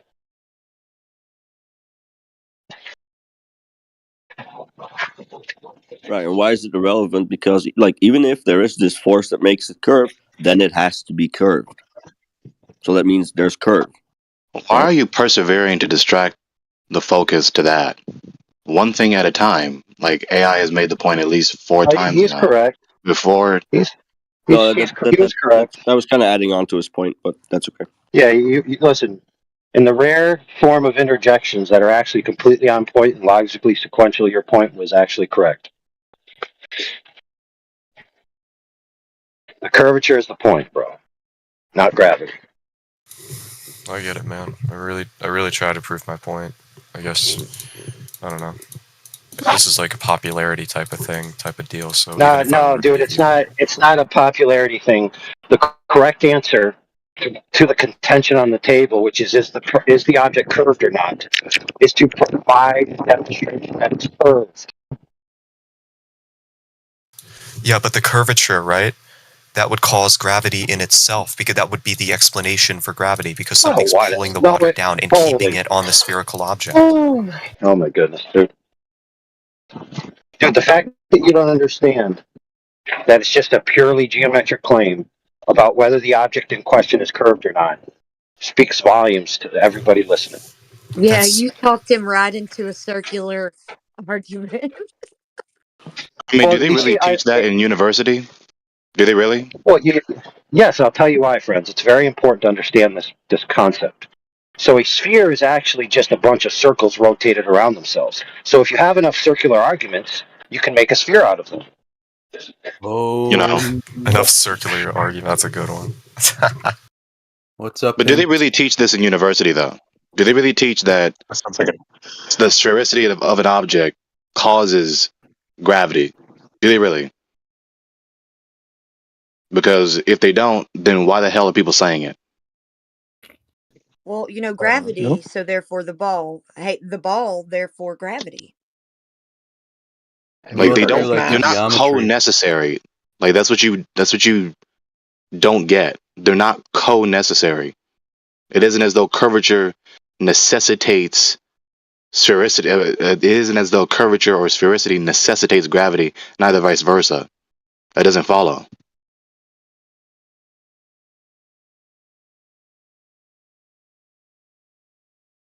I'm just waiting for flat Earth math.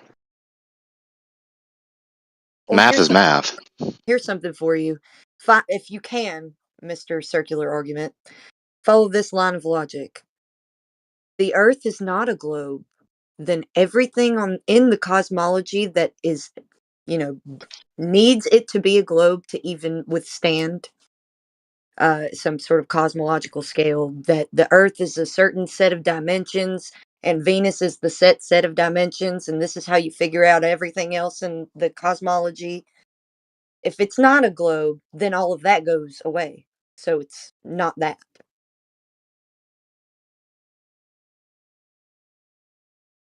But that would mean that if it's here, then it's not what you're saying. We don't I'm need these saying that your truisms. Of entire course, if it wasn't cosmological sphere. paradigm, I'm saying that your whole entire cosmological paradigm is based on the dimensions of the globe. Yeah, we don't need these truisms. Of course, if it was a sphere, then it would be a no. sphere. No, it's based on observation, orbital mechanics. So it's just based off simple math. So you can actually do the math and then point to where an orbit would be, and then if you go look, it'll be there. So it's Yeah, based so you on, say. Now demonstrate. using.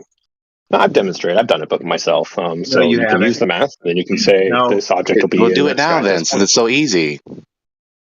Not condescend and you speak set vague up my platitudes. telescope and Demonstrate it now. For you, no thanks. I'm good, dude. I'm all right. I'm just saying. Okay, so then be I quiet hope that then. If helps you're not with going to your give a journey. demonstration. Okay, let's give me a demonstration of a flat Earth right now. No, you give demonstration of what you're talking about, saying that you demonstrated that the Earth is a sphere because you condescendingly said that you did so. Now do it. No. All right. Otherwise, then shut up. Then. No. All right. Fine. That was If you don't wanna condescending learn, of you. fine. You sound like a person who's not interested. Interesting. I just asked you several times to demonstrate it. You sit up here and condescendingly tell the audience and us in the voice channel that you demonstrated it because it's so simple math with orbital mechanics. Gregory, blah, blah, blah. Now go do it. It's a terrible thing to say. Well, the answer to that is that if I said something like, well, if I build a building like this, and you're like, go demonstrate it. And you're like, you want me to go build a building in front of you? Yeah, Like, so what are you try trying to your tell me right best now? and persevere to escape the burden of sound argumentation. Either give the argument or shut up. Post a Gregory, rebuke you're the one- that isn't ridiculous. Post a rebuke that actually has a Gregory, okay, so give the argument or shut up. That's what happens right now. against the status quo, aren't middle you? ground. You see what I'm saying? Gregory, you're the one going against the grain, right? So you have to provide the evidence. You have the burden No, of hush, proof. Yes. no, hush. He needs to present sound argumentation for what he just said. Either that or be silent. Well, I was countering a different claim. So would you want to go to the original claim and have that So person present examine sound my argumentation for what you just said.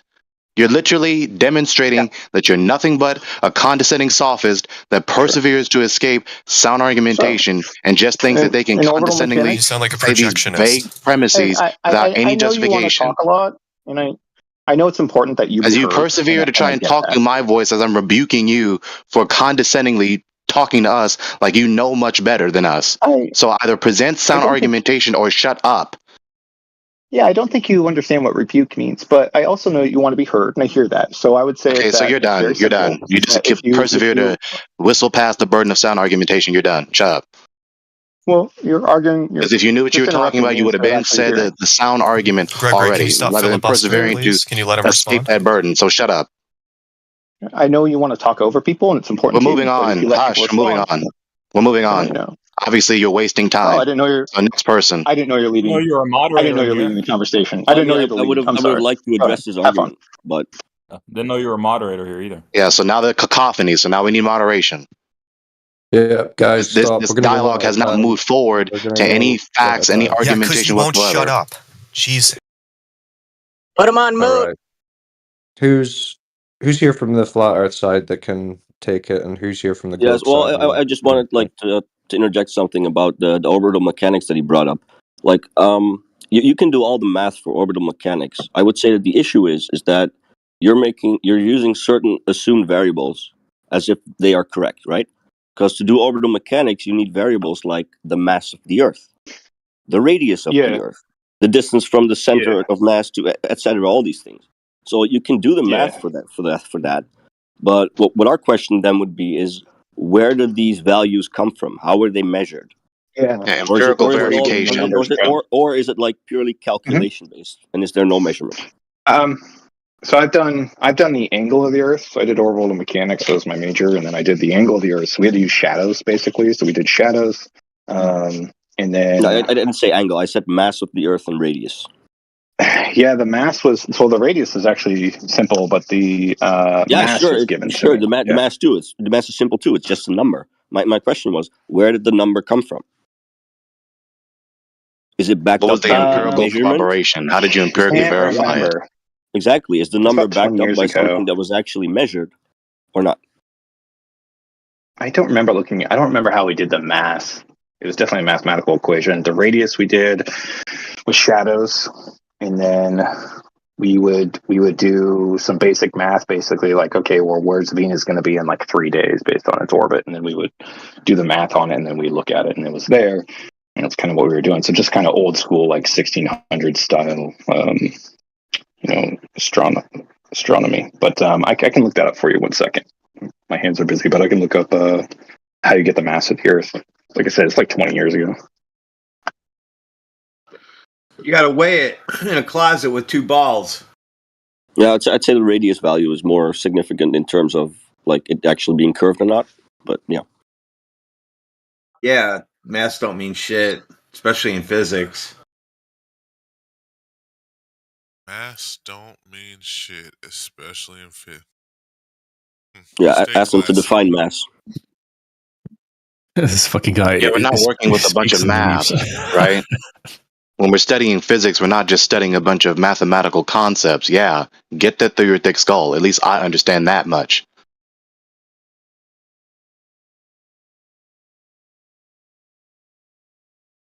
All right, In let's this try and fucking keep it to cosmological Markov. controversy Just because like, you people can't make ontological basic distinctions. Oh, stop fucking crying, Jesus Christ! Shut the fuck up. All right, guys. No, we're not doing that. So we're gonna do Martoth and Dr. Grimm. Dr. Grimm said he's gonna go and get something. We'll wait for him to get that. Then him and Martoth can Sorry about discuss. that. Here it is. So mass is going to equal, let's see, 4 to pi to the second power, G3 over GT2. So I can post that in chat and give you the mathematical formula. Okay, to but I to feel the like you Earth's didn't mass. really hear. I feel like you didn't really hear my question. Oh, you said how to get the mass of the Earth. I said it's a mathematical formula. I have to go I'll look it tell up. you why. Oh, okay, I'll tell you sorry. why. Okay, so okay, what I asked was not what is the number for the mass of the Earth. That was not my question. I know the number. I can look it up, right? I didn't know I didn't what they're answer claiming. that. Yeah. Oh my god, The problem was, where did it come from? What do we calculate or measure to get that number? It's just a language. It's just math. Like you believe in math, right? And math is real, right? You just basically make up a number for mass. It just comes out of nowhere. Nope, it's not what I said. That's a weird straw man from what I just said. I said it's just so math. then could you tell me where the number comes from?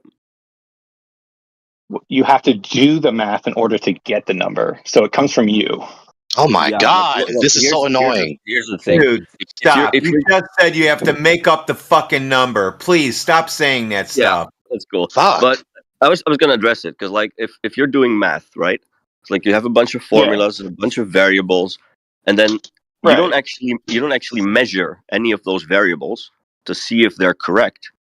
Then how do you know if the math is correct? Well, you can go measure them, yeah, for sure. So you measure Okay, like so gravitational force that was getting constant, back accelerated. that's getting back to my Yeah. original question was Well, I how can we know, measure this but if you number for mass? How do we measure that? your question's really How confusing me. can So we sorry. verify that this number is correct? Basically, Yeah, it's very confusing because your question shows not. that we're talking past each other. And so it shows that if I said something like, "Hey, how do you measure the acceleration of gravity?" Like you can do that in your backyard, right? well, you technically wouldn't measure acceleration; you'd calculate it because acceleration is meter per second squared. So Right. So if you drop something, so right, you would you need to calculate so what you would need to that. measure is the amount of meters and the amount of seconds and stuff. Yeah. Okay, so you believe in that, right? Like you can see the acceleration of gravity. Like you can measure that and you go, cool, there's the acceleration of gravity, things that fall, basically. You're 9.8 meters So you can per take that second. measurement. Oh my God, he's just filibustering, dude. Empirical verification and corroboration for the supposed R value. That's what he's Well, asking you guys, for the guys, I'm trying 17,000th to get time. him. I'm trying to Markov can handle it, trying to get guys. him to Let's middle just let ground, and if you're Markov answering take for it. him, it's really Dude, hard. we're not Yeah, getting so I'm anywhere trying to with ask him a question. Trying to ask him a question. I said we're gonna have Martov take it while he's here. Martov can speak to the guy. Just let him go through it. Yeah, I'll be gone in like 5 or 10 Yeah, minutes. so And you can get right back to yeah, it. I'm just asking. Yeah, so you believe in the acceleration of gravity. You can measure the acceleration of gravity, right? Meter per second squared. Well, I don't really see Right? what that has to do with the value for mass of the Earth or anything. Okay, so sure. But if you believe in that, then we have common ground. You say, okay, I can do that measurement in my backyard. So where does that number come from? It comes from you doing it in your backyard. That is Okay, one so input in measuring the mass of the Earth. So that's how you get your lowercase g, your acceleration of gravity. Okay. so I drop something, I measure how fast it's falling, and then that tells me the mass of the Earth. Nope, that is the one letter that you need. So if you said, hey, I already know the formula to do the mass of the Earth, and I said, sounds great. And so then the question was interesting when you said, but where does that number come from? And I go, well, like the lowercase g in that formula, right, would be the acceleration of gravity. So you say, okay, I can do the acceleration of gravity in my backyard. Cool. And then you have that number. That number came from you. You keep doing that, right? The gravitational force constant, right? You can do, you can measure, like I said, you can measure your light, basically. You can measure an assumption of light. Like you can plug that into your formula that you do all these things yourself, and then you will get the mass of the Earth. It's just doing it. Most people don't do it. Most people actually don't go through that rigorous notion, but you can for if you want to. And you go, cool, the mass of the Earth formulas, is like saying acceleration or something, I would probably agree. But Mhm. if you're talking about orbital mechanics, then no, you're using variables that you have absolutely no way to measure to see if they're correct or not. Yeah, you have to use the predictive power. So if you said something like, hey, I'm going to take a number that I think is probably the right number based on some math formulas, and it's going to predict that this planet will be at this location, right? Then that's how you work it. And then you work backwards, you got to deduce it. So if your prediction is wrong, you obviously have your numbers wrong. Prediction is how math works every time.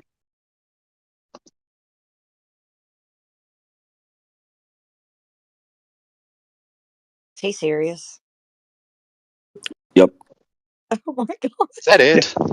Yeah, if you said I'll get to somewhere in 60 minutes doing 60 miles an hour, oh my God, your math Do might you work. not realize what you just said? Oh my gosh. Hello, guys.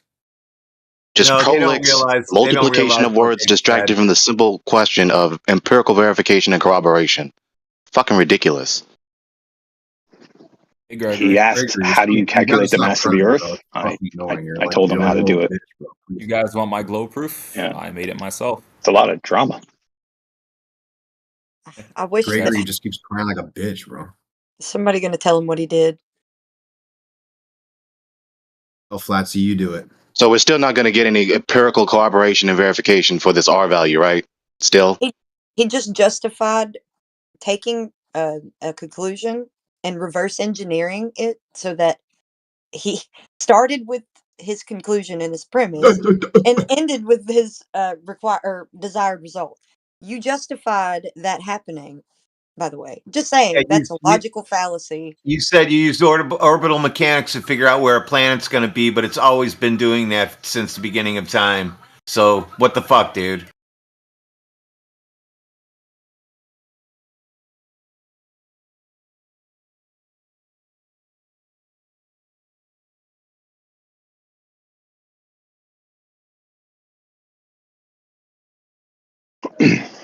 Well, I've got a question too that's kind of interesting. How come in Australia they can't see the North Star? Too far away, it's out of field of view. Period. Too far away. And that's not true. We got telescopes we can see pretty far, don't you think? Okay, so now you can see it now. Hold on. Do you think a telescope is measuring a distance? Not even. I think a telescope lets you see things that are far away. It's a magnification device, right? Yeah, it lets you see things far away. Correct. Sure, but it doesn't tell you like how far away it is. Doesn't tell me anything. Doesn't say anything. There's no words.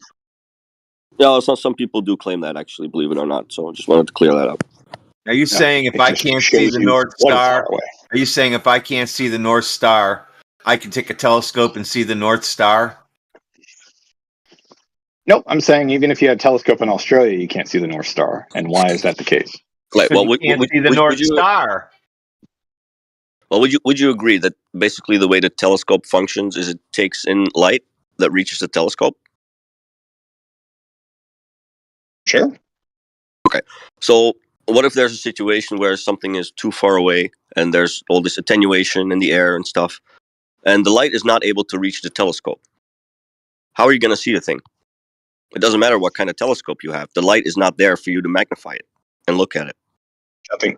Well, a star is nothing but light, so that's kind of negates that, don't you think? Yeah, it's not like I'm looking at something which light is bouncing off of. I'm looking at the light source. Oh my god, this dude, bro. The issue with that is that when you move relative to something that might be in the sky, right? It's going to appear to move. It'll appear to get higher and lower relative to where you are. Sure. So the issue with that is that as it proceeds towards what would be the horizon, is that now you're looking through, basically the light has to go through all of the densest air, right? So you're going to see less and less and less of whatever is further and further away. That's not even getting So you're into saying that the Rayleigh criterion, diffraction, etc.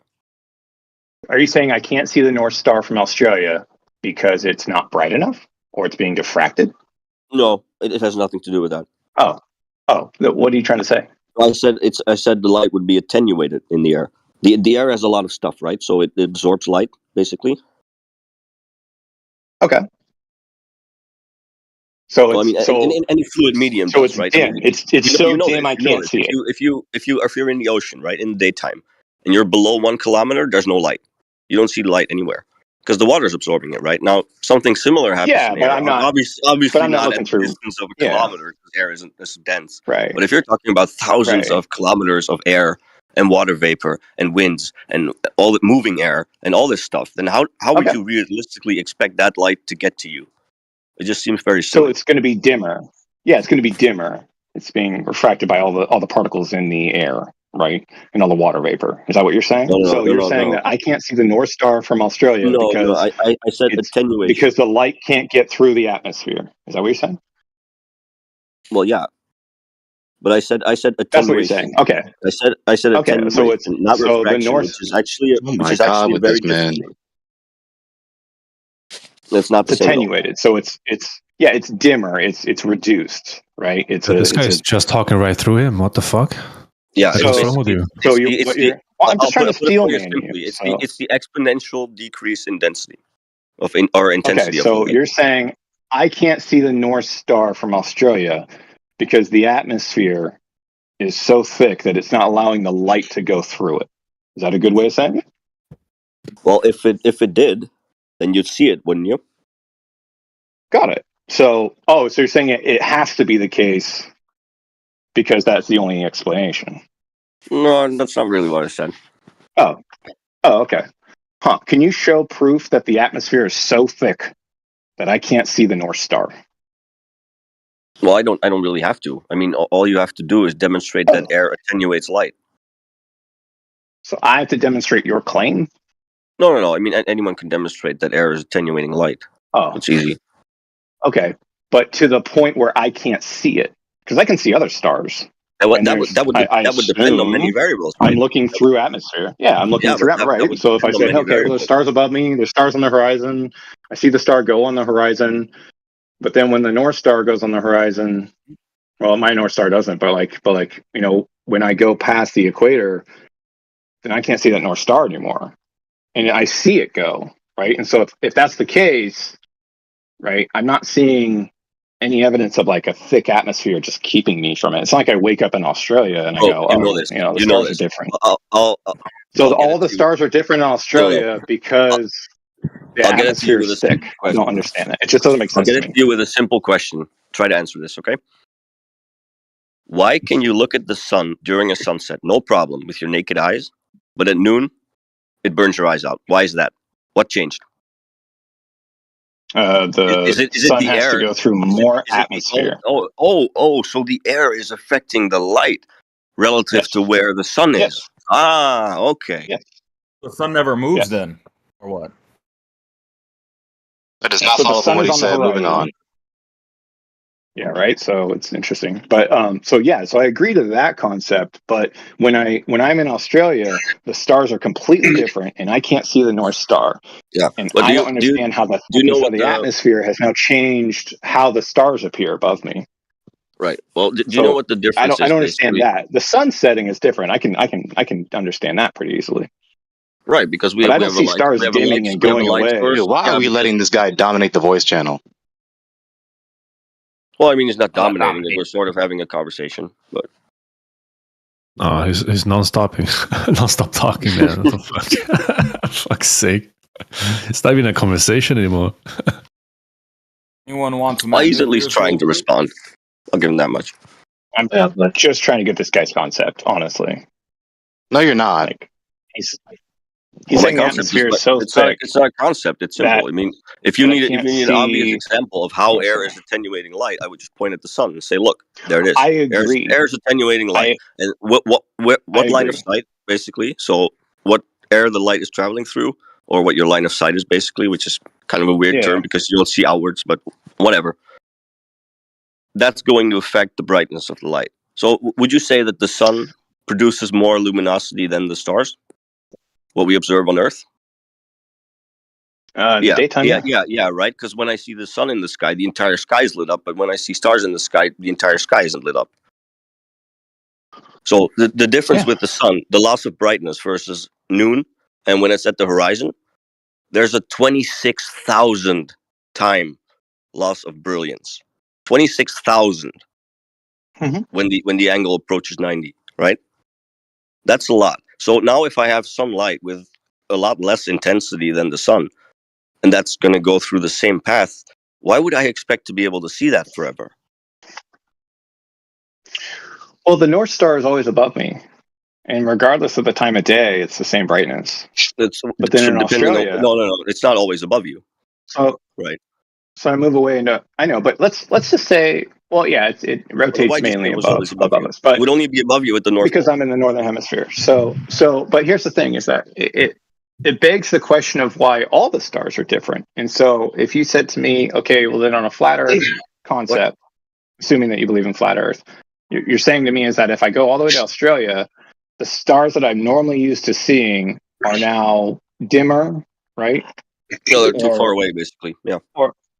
Attenuated, right? And they're I mean, like light always has a range. Your eyes always have limitations. So wherever you are on the Earth, on any location, you see a part of the sky relative to where you are. You don't see all of the sky. So how come? Yeah. Why would you think you can see all of the sky? I would expect to see a different sky, and so all the stars are different. And so now, if I use a telescope to even try to push past that attenuation, right? Telescopes don't do that. That's nonsense. Telescopes don't cut through the air. What are you talking about, dude? Yep. And a lot of no, they don't. No, they don't. So they don't. Wait, They wait a cut minute. through in a way of Stop being whatever silly. term you're using, Oh. cut through, I guess, at some point. But I was saying, yeah, It's a it does help us magnification. It doesn't cut through the air. It's a magnification. What are you doing? Yeah, the light has Anyway, to go from the object through the air, and then it reaches the telescope, not the other way around. Got it. It's just an ocular device. It just detects light. It doesn't reach through the world and grab the light. What are you talking about? I just want to give a quick history lesson. There used to be a theory called emission theory. Back in the day, they used to believe that it was the other way around. That the optic actually sent something out and returned back, rather than the other way, which we come to believe today. All right, go ahead. That's archaic of him. Anyway,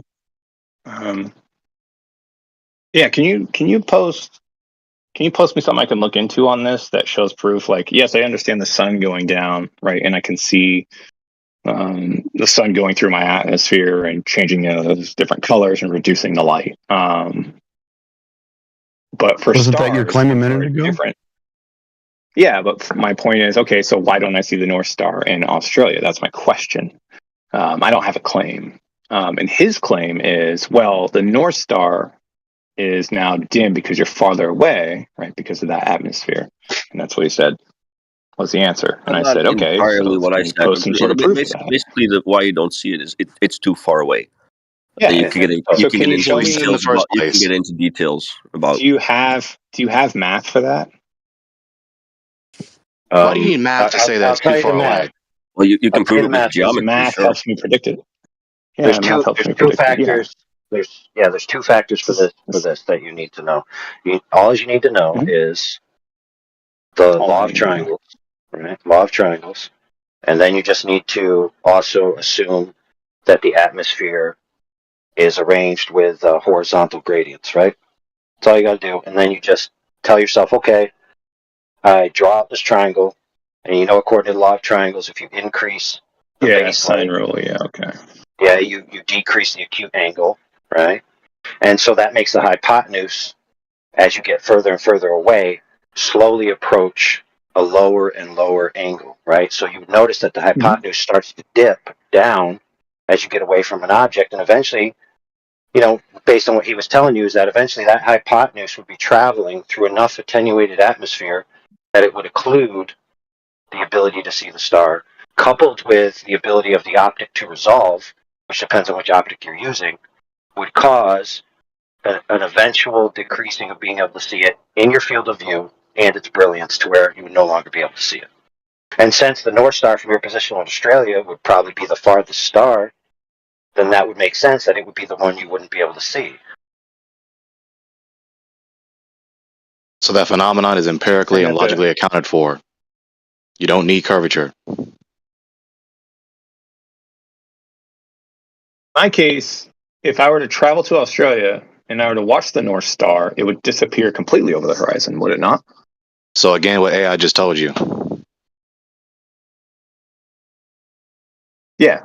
So it's not that the atmosphere is flying. too thick. So it goes against this other guy's claim. This guy's claim is the atmosphere is so thick that you can't see it, right? And then your claim is that, well, it's just the hypotenuse of a triangle. So if you go farther away, right? I know, but then your BC coordinates are gonna get smaller, and so it's gonna look like it's gonna go. Yes, but didn't I also say that the hypotenuse would be traveling through an ever increasing amount of atmosphere, and the attenuation would increase as that angle decreases? Sure. Well, yes, you did. I agree with that. I think so the further away you are from, which is the same thing other homeboy said, which is that the thickness of the atmosphere is greatest the further away the object is from you. So people in One, by Australia sheer need to find a accumulation. way to Hold on, before you go on.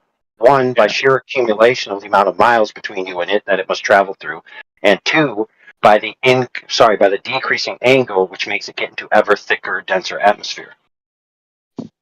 So it's a compounding factor. It's two factors simultaneously. So plus the third factor being the resolution ability of the optics. You have three compounding factors, at least.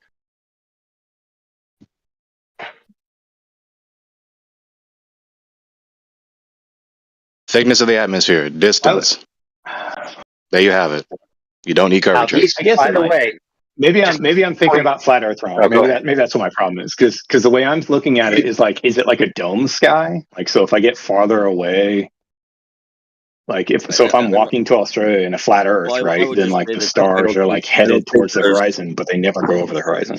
Yeah, I don't think there's any way you can determine shape of the sky, because Oh, Yeah, not now necessarily. even if so if I run but if I run a triangle, I have no idea my height. I have no idea. Okay, listen to what we just said to you. Either What do you the mean? I can do Pythagorean firmament, theorem, either the dome, yeah. excuse me, either the container is with a flat surface or a curved surface, just like with any other object. So either way, it doesn't necessarily have to be a dome. Period. I don't know how far away I am from the star. I only have one angle, right? I've only got my sine A, which is how far I've traveled on the ground. How am I supposed to get my other two angles? If you said, "Hey, just run, you know, a simple, you know, triangular, you know, Pythagorean theorem on that one," then like, how do I get that? How do I get those other two angles? How do I know how far away the stars are from the ground and how far away I am from the star? You don't. You might not. Oh, No, okay. you just Neither do you. So then how In your do own I paradigm. categorically don't. So then where's the math for that to say that is what's happening? If you're saying, no, Dude, just look dude, up that's just a just look up the law categorically of erroneous triangles. question. You just have this mental habit of this sycophant emphasis on math. You don't need to say a mathematical equation to say that the star is over there. It is at this elevation angle up from the surface of the seas or the earth. Which That's is it. what? Which is what? Whatever the given instance is. You don't need He answered math in to math. say I'm that, what we asking just him. said. He Like your answered question that. was just nonsense. He said I it's. provide my He globe said proof. if you just run a triangle, right? Then you can if you understand how that triangle closes. I said, cool, that's awesome. I said if I move farther away, right, the top of the triangle and the bottom of the triangle are going to get closer from me. I said, cool. How do I know what the top of the triangle is? What's the math? Not. Well, look, Why you don't end you up. like We math? just Why told you don't you that. like math? Why? If it's a flat Earth, isn't math important to you? If it's a globe Earth, isn't math important to you? Dude, Isn't that like listen literally to the what's answer that was applying just to your said to answer? you. Yeah. Listen to That's the not an answer that was answer. just said to you because you don't do it. Okay? You may not know the height of the star. Period. Neither do you in your own paradigm, even though you presume that you do. Yeah, I do. Okay, you tell us how you know the height of the star. Based on how far light travels, yeah. I think we can figure out how far a star is. Can you add some flesh to away those from the bones? Earth. Like what the? No. That's just one variable. No. You need to know a So if I little bit provide more you, before you. Excuse me. You need to know a little bit more before you start calculating the distance to an object. Speed of light. All right, let's do that. Yeah. By the way, I go with proof then. I go on with my by the way, in the celestial dome, okay, all points of light referred to as stars are attributed an infinite distance. So the distance is irrelevant. I go on with my girl proof now. I've been waiting. Wouldn't that be a contradiction though, because the entire explanation before was that the star gets too far away, and how can it get too far away when it always has the infinite distance, or at least has close to infinite distance, to be very assumed as so for practical purposes. You fallaciously quote mine that clause. You need to listen better. Yeah, you also should have listened to his example, right? Because he moved from somewhere in the north to Australia, so he changed his position. That's what caused the change in perspective and the different path for the light to have to travel to, etc. Not the stars. Wouldn't You guys wanna see my globe proof? not happen if the star was infinitely far away? What did he say? Who says stars are infinitely far away? The previous guy said they are assumed as so. at least for They're the attributed. Yeah, and in They're the celestial attributed. sphere, yeah, in the celestial dome or celestial sphere model that he's talking about, which is your model, by the way. Yeah, that's an Yes. assumption. That's So an it isn't assumption, as right?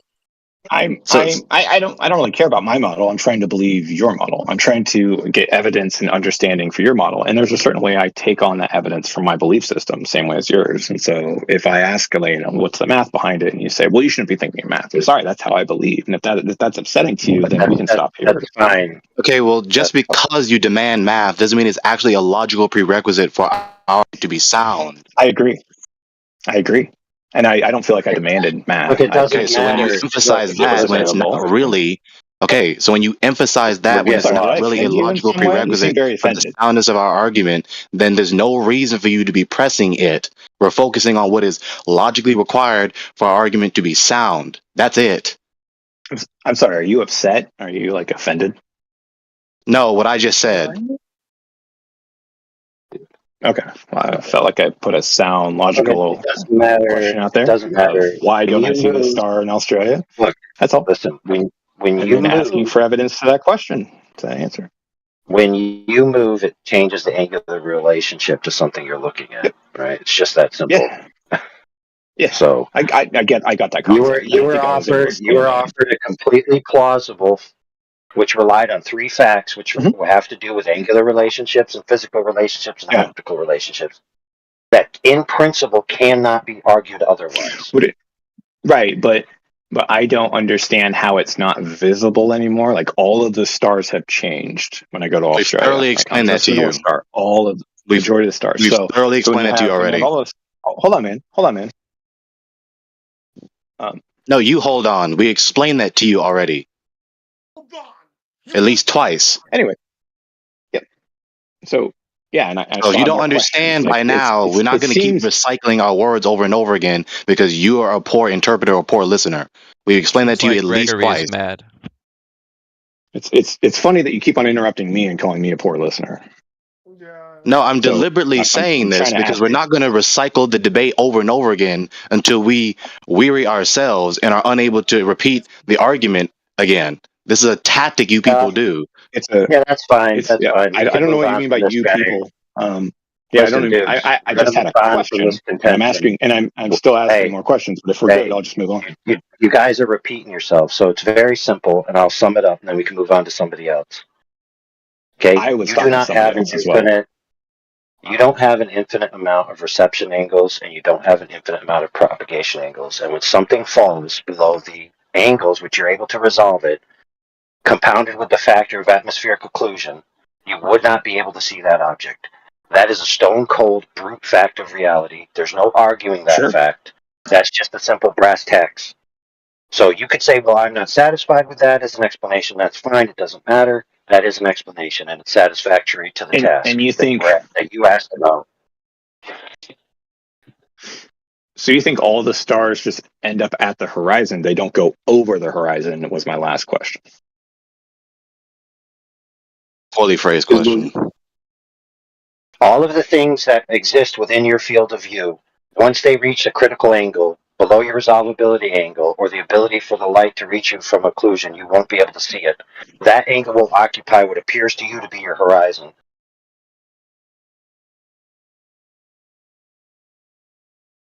That didn't really answer my question. Sorry. It was a poorly phrased question in the first place. Do you actually believe that the horizon is a physical place or an occultation of the stars, like a sagitta? I don't know what an occultation or a sagitta is. Oh, well, we can't have this conversation if you don't know these basic concepts. Sorry, I can't explain them. So if you can't explain what an occultation or Sagittarius, I don't have to engage. It's fine. But my question was, do you think the stars end up at the horizon and they stay there? They don't go over the horizon. Clearly, like even in a flat Earth, they can still go over the horizon. It would just go kind of under a flat Earth, or however you would describe it, in that fashion. Just want to get the concept from what he's saying. I'm trying to believe. I'm actually asking questions. If you don't want me to ask questions and try to understand, I'll shut the fuck up. Please do that. Go ahead and go on white mic. Well, it's not fair. It's not fair to critique somebody for not understanding lexical terms like occultation and sagitta. Those are not common terms. I think the flat earthers took an L in That's this a good debate. thing to say. I'd agree Yeah, with they AI. did. They very much did. You've at least Yo, got a AI, companion. do you mind if I show my glow proof I now? have a.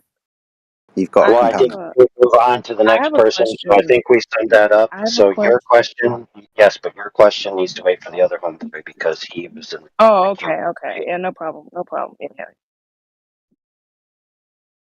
Well, please forgive me, You can Dr. go, Grimm. dude. You were asking for mathematical equations, and I figured you understood what a sagitta was, so sorry about that. Why are you still on? All right, glow proof guy. Now, if you Glow guys proof can guy's been check out my waiting. screen. Yeah, you guys can check out my screen. This is a flight from Santiago to Santiago to Sydney. Sydney to Santiago, same thing. On a scale map, right? This is a scale map of the Earth. Do you guys believe this is how the Earth looks like? I don't think so, right? I don't think the Earth looks like a scale like this, right? So it's just respawned on Right. yesterday's point again. How are you going to be measuring distance? Huh? How are you going to be measuring distance? I'm not talking about measuring distance whatsoever. I'm saying, is this how do you think the Earth looks like? Is it a scale map or is it a projection of the globe? Is it a flattened out projection of the globe? I thought you I'm brought gonna up flight simplify path. this for you. I thought you brought up flight path, so I do apologise. Okay. So this is a map. This is a real map. I was in here with Flat Earther. What was his name? I forget what his name was, but he admitted that this is a real map because I mean it's a public company. You can take this. You can buy this ticket for Santiago to Sydney if you want to. And I wanted to make sense to you guys because I don't think any of you guys think that the Earth looks like this, right? On my screen, if it looked like this, then how would Japan attack Pearl Harbor? Doesn't make any sense. So, I was just wondering if you guys could explain this to me. What is there to explain? I don't know. I dropped him about 200 different projections of maps where he could plot the route yesterday if he wanted to, but he failed to look at it.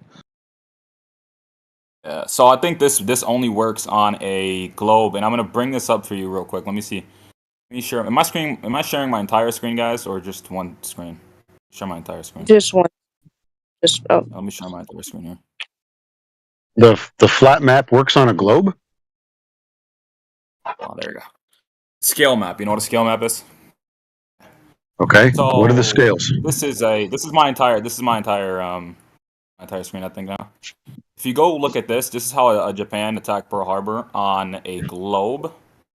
Now Japan would have had to attack Pearl Harbor like this, Because this is you say Japan. so, right? Wait, where's Japan at?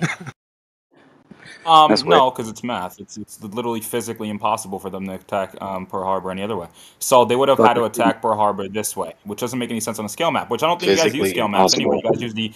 You guys use the flattened out globe map, right? So the flattened out globe map. Where do I have it? It's somewhere. The flattened out globe map is a flattened out globe map in general. So you guys don't like to use that one anyways, right? That's a navigation chart. Okay. Hold on. Let me just make sure I don't have a file that I don't want you guys to see, just so I can show you guys something else real quick. He does have a good point though. Yes. Hold on, I'm gonna bring something else. He hasn't made a point yet. Entire screen. Yeah, I don't. because He's making a lot of baseless assertions, Hold but on. that's about Look it. at my screen, guys. I want to show you guys a file real quick. Okay, now this is how this is invaded in the video. Hopefully you guys can see my screen. Let me make sure I mute this video so you guys can't hear this. Yeah. Here we go. The Santiago to Sydney. This is a real flight. This is how it looks on a flattened out globe. Either you would take this route, which is the easiest route, or you'd go completely around to get from Santiago to Sydney. Either you'd go like this on a projection, flattened out map, or you'd go like this. So both of these maps, logically, are incorrect. So the only way this flight actually makes sense is on a globe. So when people ask for proof of globe or curvature, this is literally the proof of globe and curvature right here. It only Why? makes You sense. didn't give any premises Santiago to that Sydney necessarily only makes indicate that sense on a conclusion. globe. Hold on, let me actually grab you how this looked like on a globe. This, and what's even funnier about this is this entire route God, is done people like over the him. Pacific Ocean. It's not Hold listening. on, look at my screen, right? This is Australia. This is Santiago. This entire route takes 12 hours and 30 minutes, and it's done over the Pacific Ocean. Now, why would they do this over the Pacific Ocean if it's a flat Earth? Okay, now listen to a reply that's It's not actually a being quick said to route. It's a you. long extra. It's a super Dude, long route. It makes no listen sense. to a reply being to you. Hey, go ahead. Hit You me with didn't the reply. give any premises that necessarily indicate that that flight or any flight can only happen on a ball. You just concluded with that. You just gave us a very simplistic explanation of how this flight would look on this map and how that flight would look on that map, and that said it would only happen on a ball. You didn't actually give any premises that actually from Santiago necessarily to Sydney. indicate the conclusion to be true. Yes. A So better Gregory, the argument. flight is done over. Hold on, let me just confirm to you. This flight, these airlines do this flight, this specific flight. If you're going to sit up here and try to sustain the concluding premise that it can only work on this single map, Hold on, Gregory. Hold on, Gregory. Calm as down. you continue to Do you think talk through the this Earth sentence, is a as you continue to flattened out talk through this globe, sentence, or do you believe it's a scale map? Let him. yeah, just stop talking through this sentence. You just tried to sustain the concluding premise that it is only possible on this particular map. Yes, That's a it is. deductive argument that you need to give. So actually give it. Yes. And I am making that argument. You keep talking. You're saying you're blabbing out nonsense, but you just keep talking. So can you explain to me? I mean, do you believe that the Earth is an equiescent? No, not ask me questions. You give your argument for Oh, you don't your wanna answer position questions. that you affirm to be Perfect, true. perfect. So you Oh want me my to talk then? God. Cool, I'll talk since you don't want to answer questions. So this is the equidistant projection of the globe. It wasn't supposed to be me answering questions in the first place. So shut the fuck Hold on. Why are up, you Pat. still talking to me? Why are you still talking to me? Why are you still talking to me? I'm destroying your flat Earth. Why are you still talking? Thank you. So Yeah, this is a do flat you hear this? globe He map. wasn't actually trying to give He is critical destroying consideration to flat our Earth, words. not gonna lie. Yeah, there's a lot of contradictions. Actually, let me just bring up something to you guys. You guys can read this here. This is Yeah, little he's something I excited to made. try. He's excited and salivating at the mouth to destroy flat Earth because he's such a fan of the globe. I'm still waiting for him Let's to look at tell how me how it he's is going actually to shared. carry the Well, he's winning right now. He's about to Yeah, fall anytime soon. Let me show you guys this real quick. So look at my screen. Look at my Okay, screen. no I'm worries. going to show you guys. This is something I wrote myself. And you can look at this as well. These are the three ways I see this going with Santiago to Sydney maps, right? So either the Earth is a scale map, which would be falsified because Japan's attack on Pearl Harbor wouldn't make any sense and would be ridiculously long and illogical. Number two, the flat Earth is an azimuthal equidistant projection of the globe, which if it was, the flight from Santiago to Sydney would be ridiculously long in the route which it takes in real life, which the flight is taken over the Pacific Ocean, which the companies would have no reason to do the flight over the Pacific Ocean if it was the projection of the globe, like I said before. And number three, the Earth is a spherical, which makes sense on a globe model that represents the flight accordingly done over the Pacific Ocean, in which the flight is done in real life. So only makes sense on the Premise globe. 1 and 2 are false. Doesn't make sense on a flat Earth. That's the flat Earth for you. Okay, premise 1 and 2 are false. In fact, this is not even an argument. It's a false dichotomy. Go ahead. How are they false? How are they false? Yeah, the Earth is not a fucking map, you retard. No one said the Earth is a map in itself. Who said that? Oh, really? What does Oh, it you say? didn't say that? The Earth is a scale map. You didn't say that? Yeah. No. Obviously, in a model Yeah, sense. you did. We're talking You about did a say that. model sense. We're talking about in a model sense. So models are used to represent the Earth. Gregory, you're probably like over 20-something. So why the fuck are we talking about models? Obviously, So what? I'm not saying the Earth in itself is a map. Models are used to represent the Earth. So what? Understood? That understood? I think So Gregory's what? obfuscating because he knows he's wrong. You conceded what you said before? So what? So wow. Okay then. So is premise one still falsified or what? Is it still false or what? Yeah, it's still false. The Earth is not a fucking map. How is it false? Because the Earth is not a How is it false? fucking map. Again, I clarify this for you, but again, a 20-year-old man cannot understand this concept. I am not saying the Earth in itself is a map that we hold. A map is simply a model that we use to demonstrate the Earth. And that has to do with your concluding premise. What? How? So is it still a falsified premise? So it has to do with your concluding premise. How? Okay, I just explained how. You said it was false. I wanted you to explain how it was false. Explain how it has anything to do with your concluding premise now.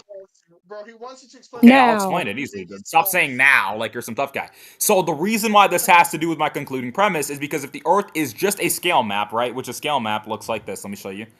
I don't know if it's only sharing one screen. Let me make sure it shows my whole screen here. There we go. Now I should share my whole screen. So if the Earth was a scale map, this is all going to get to my concluding premise. The Earth is a scale map. It doesn't make any fucking sense. Like, none of this would make any sense. The Japanese attack on Pearl Harbor wouldn't make any sense because the Japanese attack on Pearl Harbor only looks like this. It's not done any other way. I We got to need ask the this official fucking documents. question now. Because you said it was irrelevant earlier. I want you to tell me how you're measuring distance. What do you mean, how I'm measuring distance? What else does he mean? You've got two antithetical models. One seems to have a different flight path with a different distance. So I want to know how you're comparing distances, how you're measuring them. Yeah, so you guys don't believe in math. Why would we measure distance? But so which model are you talking about? Are you talking about the equidistant projection of the globe, the one that's flattened out? Any comparison you want to give, as in finding out truth. Yes. I want to know how you're going to be measuring. What type of, I don't know, measurement you're actually going to be using. Hold on. Is it going to be standard miles? Give me nautical 1 second. miles? Is it going to be standard or nautical miles? Give me 1 second. Let's bring up this model section of the. Oh, there we go. So we have here an equidistant projection of the globe, right? So let me drop up a random picture, and we can look at these together. So, am I measuring per se? Let me pop it up for you. He's debunking one Cool. globe. Am I with measuring? another globe. Let's go to this photo right here. So, am I measuring this equidistant projection of the globe specifically? No, I am not measuring this. By the way, this is literally a globe map. You guys don't like it's not that you guys don't even have a model. You guys don't even have a map. I just want to make sure this is clear. You guys don't even have a map. One globe with another globe. So what? 21st century, no map. So this right here, you say I'm measuring distance. Yeah, so you didn't answer the question. You just repeated what I said to you. Jedi, yeah, I'm trying to respond to Jedi, but you're talking. You have no knowledge of anything. Yeah, I'm not gonna let you dominate the voice channel. So shut the hell up. Give the argument already. I'm dominating you. You don't know anything. You don't know anything. He was dominating you, Gregory. Yeah, of course I'm dominating Gregory. So look, Jedi, have I actually measured these for myself? Because again, a flat earther's mind is gonna be like, oh, well, did you measure this? Because if I brought you some measurement or whatever, you're gonna just say, well, did you measure that? Who measured that? So with that line of questioning, I would say, no, I did not measure Australia to Santiago myself. Obviously, you haven't. I don't think anyone here hasn't. So in that way, we couldn't do that. But could we look at this map and say, you know what? This is way longer of a route in an equidistant projection of the globe, which is basically a globe map. This is way longer, and it would look like, hold on, it would look like on an actual globe, which would be, let me just bring up the 10 seconds here. Right here, right? Way longer. Give me 1 second, though. Yeah, organize your shit before you try to dominate the voice channel. Exactly. I gave him the choice between the I like two. how I say, give me 1 second. He's like, organize your shit. Ooh, I'm not organized. You haven't answered my I'm question. literally screen sharing. There's nothing here that I'm else doing other than looking at Steve, this, okay? Matt, You're avoiding answering the question. Yep. Stop. Right, so I've asked you twice. You've gone on for 5 minutes. I gave you the choice between two things, and you failed even to mention those words. I already told you that I didn't measure it. I responded to you. You said who measured that or who measured the distances between the points. I didn't measure it. No. I asked you how. So nautical miles or statute miles? What do you mean nautical miles or statute miles? What are When you we're talking going to be measuring distances across the Earth, what type of measurement are we going to be using? Nautical or standard or statute? Who said that we're measuring distances? Well, how are we even going to compare shit then? Right, so no specific objective true premises and a logically valid argument? Garbage. Gregory, you're spouting out nonsense. So Jedi. You're gonna Jedi. No one subject to this stupid bullshit from this idiot. Measurement. Hold on. Yo, Gregory, why are you running your mouth? You know nothing. Let Jedi speak. He's somewhat more intelligent than you. So Jedi, when you're saying that you want measurements, are you gonna accept any measurements I give you? Mate, at the moment, I just wanted you to understand exactly. You won't accept. It has fuck all to do with your burden of sound argumentation. You do this every 'Cause time, if David. I give you measurements, all That Jedi's has gonna do fuck all to exactly do like with what your Andrew just burden of said. sound argumentation. Okay, Gregory, just shut the Put him fuck up. on You're not mute. saying anything. You're very unintelligent. Shut up. So Jedi, responding to you, right? You want a measurement, and I Dude, know that mute if I him. gave you a measurement, we're gonna be in an argument about the measurement because you aren't gonna accept the measurement. But looking at these models, I want to hit a premise with you, Jedi, right? Without any measurements, with looking at these models, I want to see if we can assume some things, okay? So by Guys, looking at isn't the equidistant projection of the globe, the flattened out globe, does this route right here, do you see my screen? Does this route from Santiago to Sydney? isn't this question completely irrelevant because these two unions can be converted to each other? Matt, you're on a reset right now. Okay, this is the same exact thing you brought up yesterday, using the same exact globe map, that you same exact claim that it doesn't work on your globe map. So which one have you adjudicated as incorrect? The globe or the math used to make the map? Those are your two choices. Or you stay logically consistent and say the map does work with the flight path. Because that would be the only option if you think this map works. Or the globe works. And math works. If math, just a second, one quick flat seat. Okay. If math and the globe both work, then using math to make a projection of the globe would still work. Those were your choices. If it doesn't work and you've assigned the globe as a flat Earth placeholder and debunk flat Earth, which is really the globe, then your goose is cooked. You don't need anything from Jedi at all. And calling Gregory stupid and unintelligent isn't going to get you anywhere either. Just being a insufferable twat.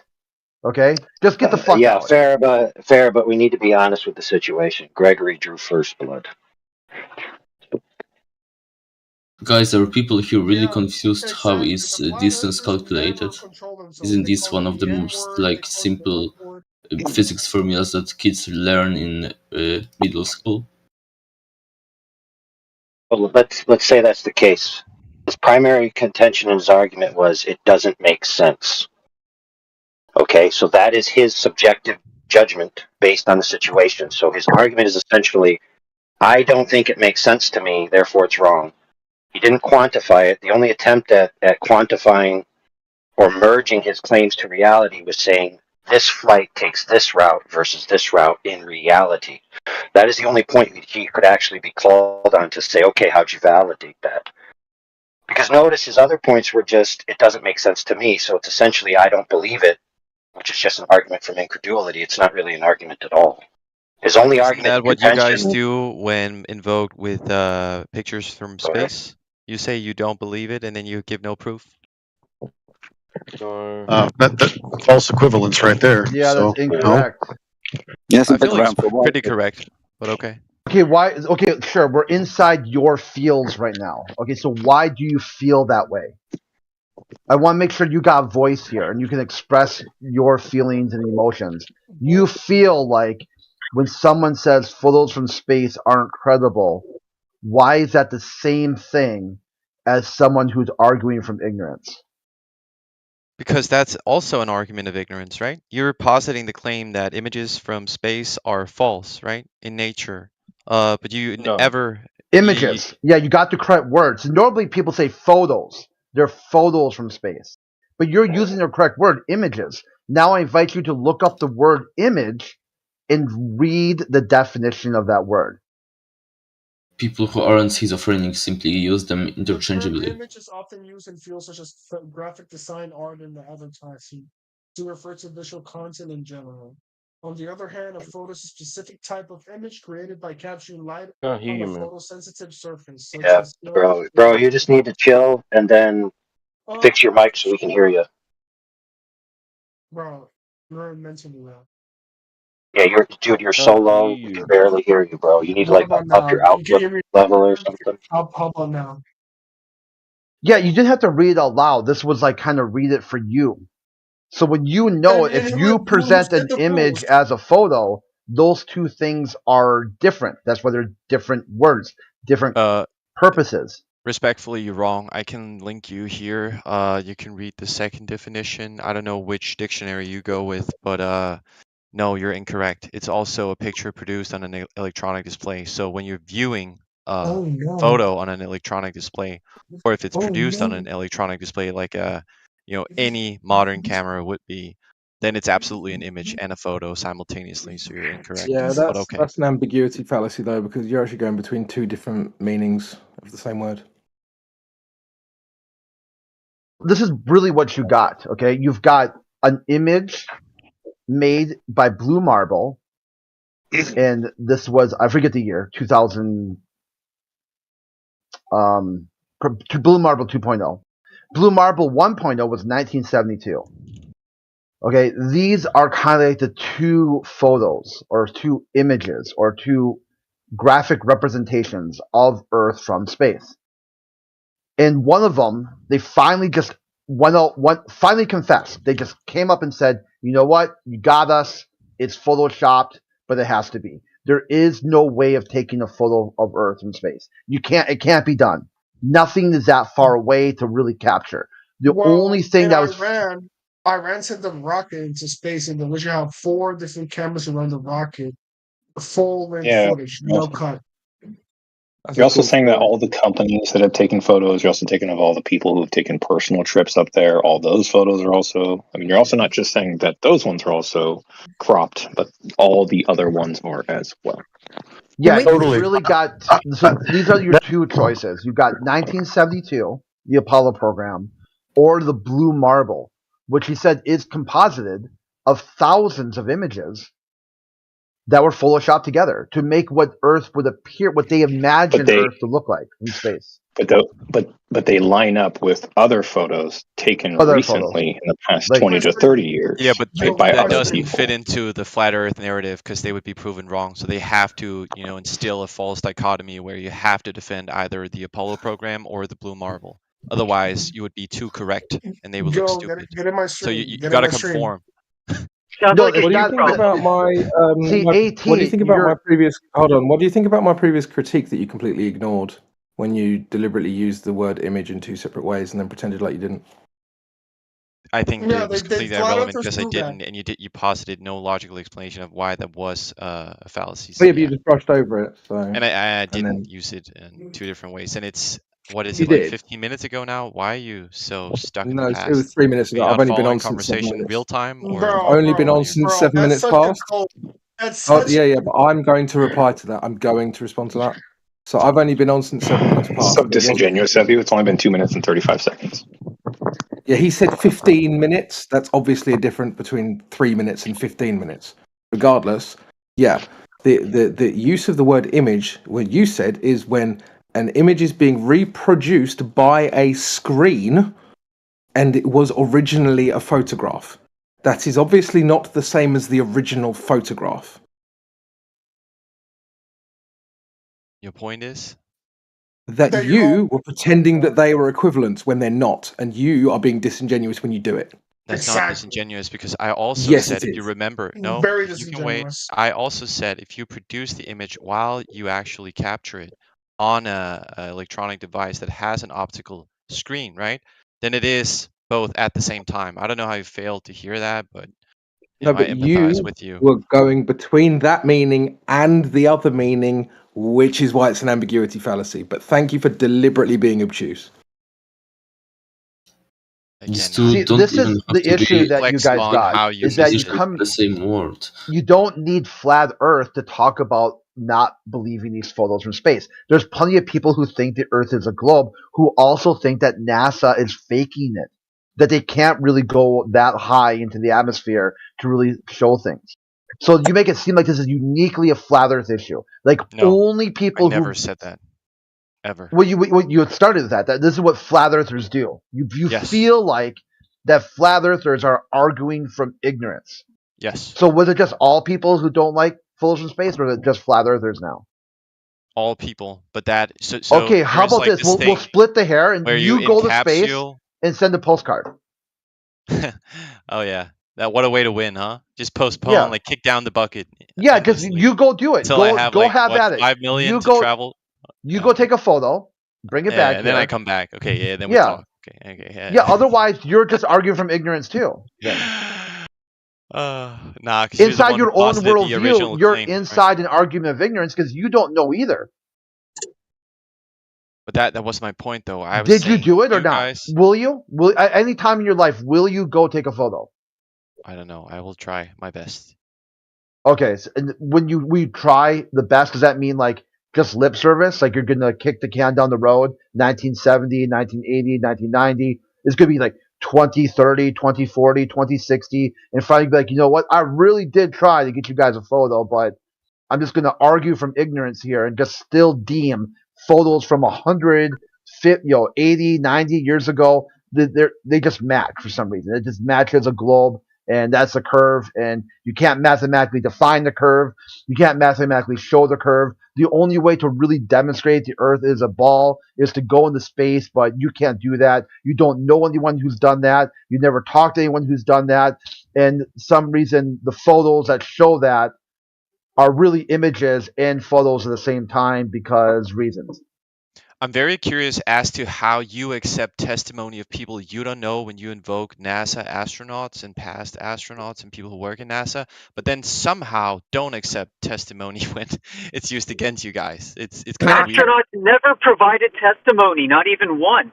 Yes, you Yeah, what have. you I've talk- seen you guys link They've the never fucking YouTube testified in clip. court. Yeah, what That's are you not what- talking about exactly?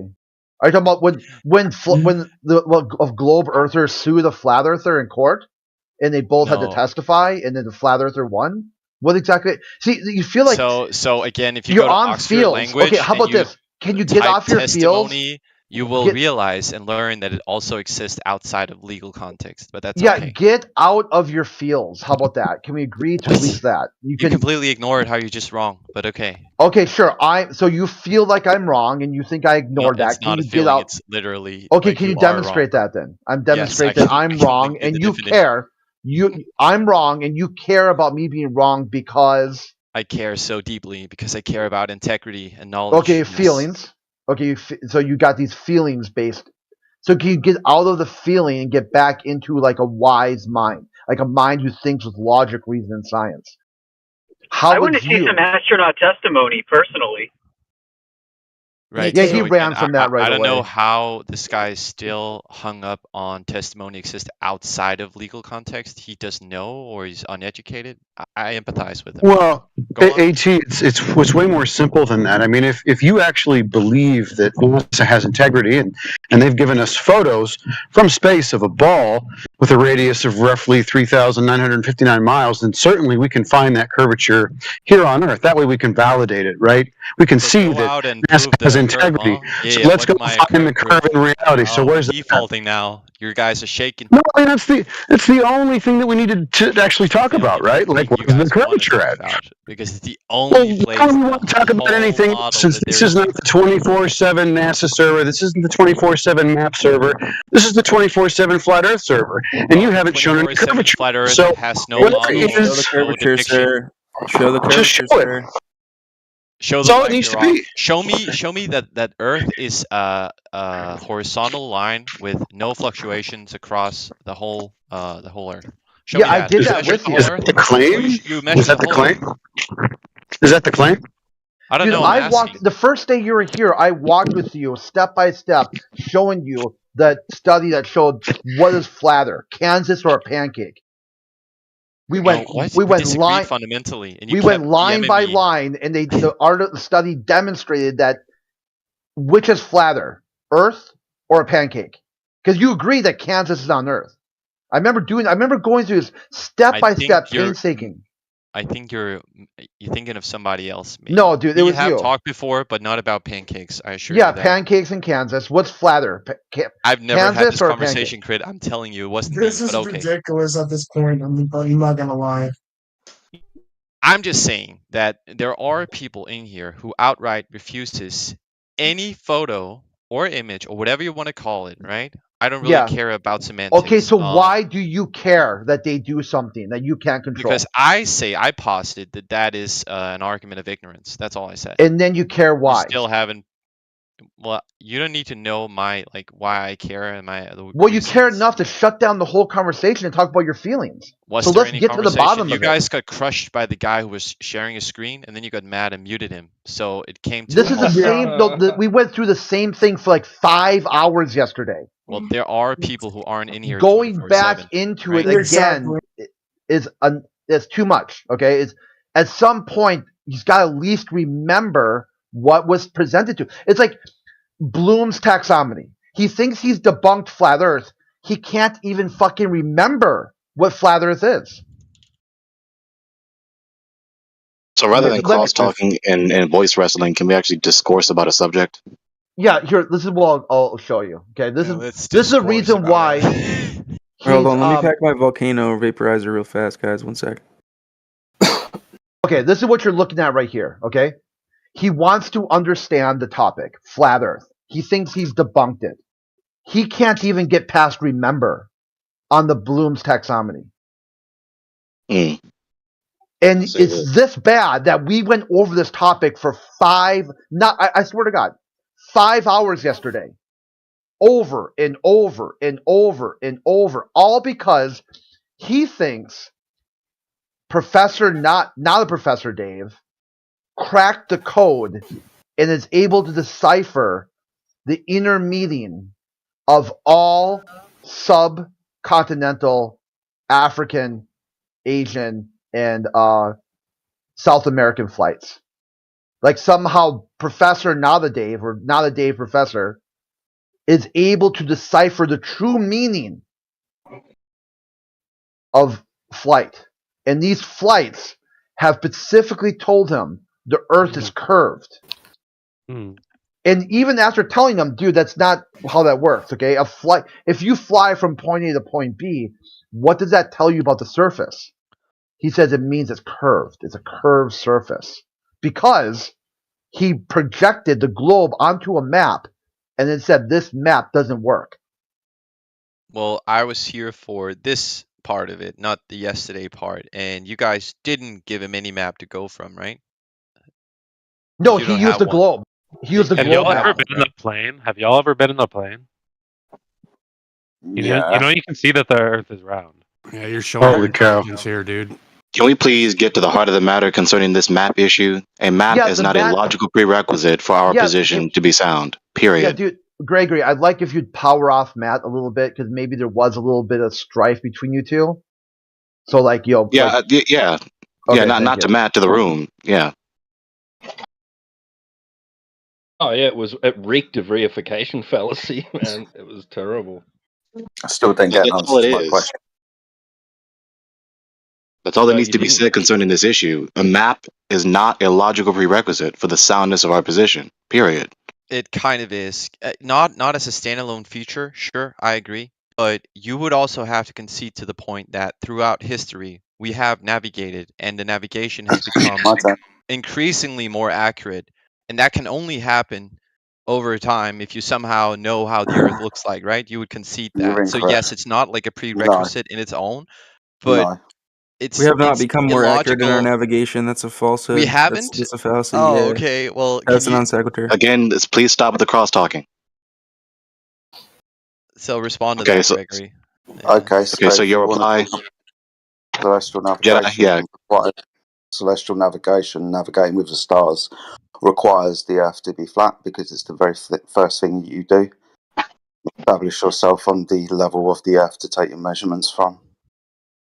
Angles, right? From the surface of the Earth up to stars, sun and moon. Well, why do you guys keep jumping from topic to topic? You said he's something replying to the about very thing you just mentioned. Yeah, but I never Jedi, please go invoked again. celestial navigation at all, right? So what, navigating with the stars, navigating across the Earth. You said that I it know got what it better with is. I time. never. Okay, go on, make your See, point. this is the annoying part with you people. You people? Are you calling me black? So, Jedi, please say again. Oh, I don't know. He doesn't seem to know what he's talking about. He doesn't think I'm addressing him correctly with a response Like, to this what is he why we said. can't make. Yeah, this is why we can't make progress in these discourses. He just gave a reply that is logically directly relevant to what you're talking about. You're talking about navigating the seas in the earth. And then Jedi gave you a reply concerning navigating the seas in the earth. And somehow you interpret that reply as not being at all relevant to what you just talked about. No wonder we can't make I didn't progress. say it wasn't relevant. I say I didn't invoke it because when he invoked celestial navigation, he made it sound like, to me, right? That's an interpretation. I concede that, right? But he made it sound like that's the claim that I posited, that we have been improving at using celestial navigation. And I say, hell nah. We use satellites. We have maps now. We also measure on the Earth. And there are plentiful ways, and we sort of like All add these on established. top of each other. So I think it was just like a misrepresentation of my initial statement is all, right? But you can No, say that's that your I was incorrect. misinterpretation of what he said to you. He Tell me wasn't how. representing what you said to him. He was replying He to what kind of you was. said. No, he wasn't. He He was kind of was. replying to what you said. He kind That's of was. it. You just misinterpreted him. You Moving forward. misinterpreted me. Now what? No, you misinterpreted him. Yes. We're No, moving you forward. misheard him. Now what? Dude, so are we going to let this guy continue? He's obviously just being a troll. Oh, I'm trolling because you don't accept that I'm correct. Okay, fine. Then mute me and go ahead. Does he sound like he's trying to make an effort to critically consider the other person's words? No, he's just going to throw a whole load of claims on the table. When we start to address those whole load of claims, he's going to say we're not addressing them. It's weird. You aren't This is addressing ridiculous. them. Come on, like I mean, literally. Jedi gave him a logically, directly relevant reply to him. He misinterpreted what Jedi said to him, and then thought that it was Jedi attempting to steel man what he said to No, straw Jedi. man. No. Straw man. Not steel man. You see, he didn't even incorrectly interpret that. Why are we still talking to him? Moving on. All he does is prevaricate and obfuscate. I was on topic, but I get that you guys just want to mute me and get someone that you can dogpile and You can't even correctly interpret anyone's words. We're done with you. Says who? Says you? I guess you're the So arbiter moving of truth, on. huh? Yeah, moving on, Gregory. You I got would love clapped to know twice in what's a row going now. on here, actually. I would love to know what's going on here.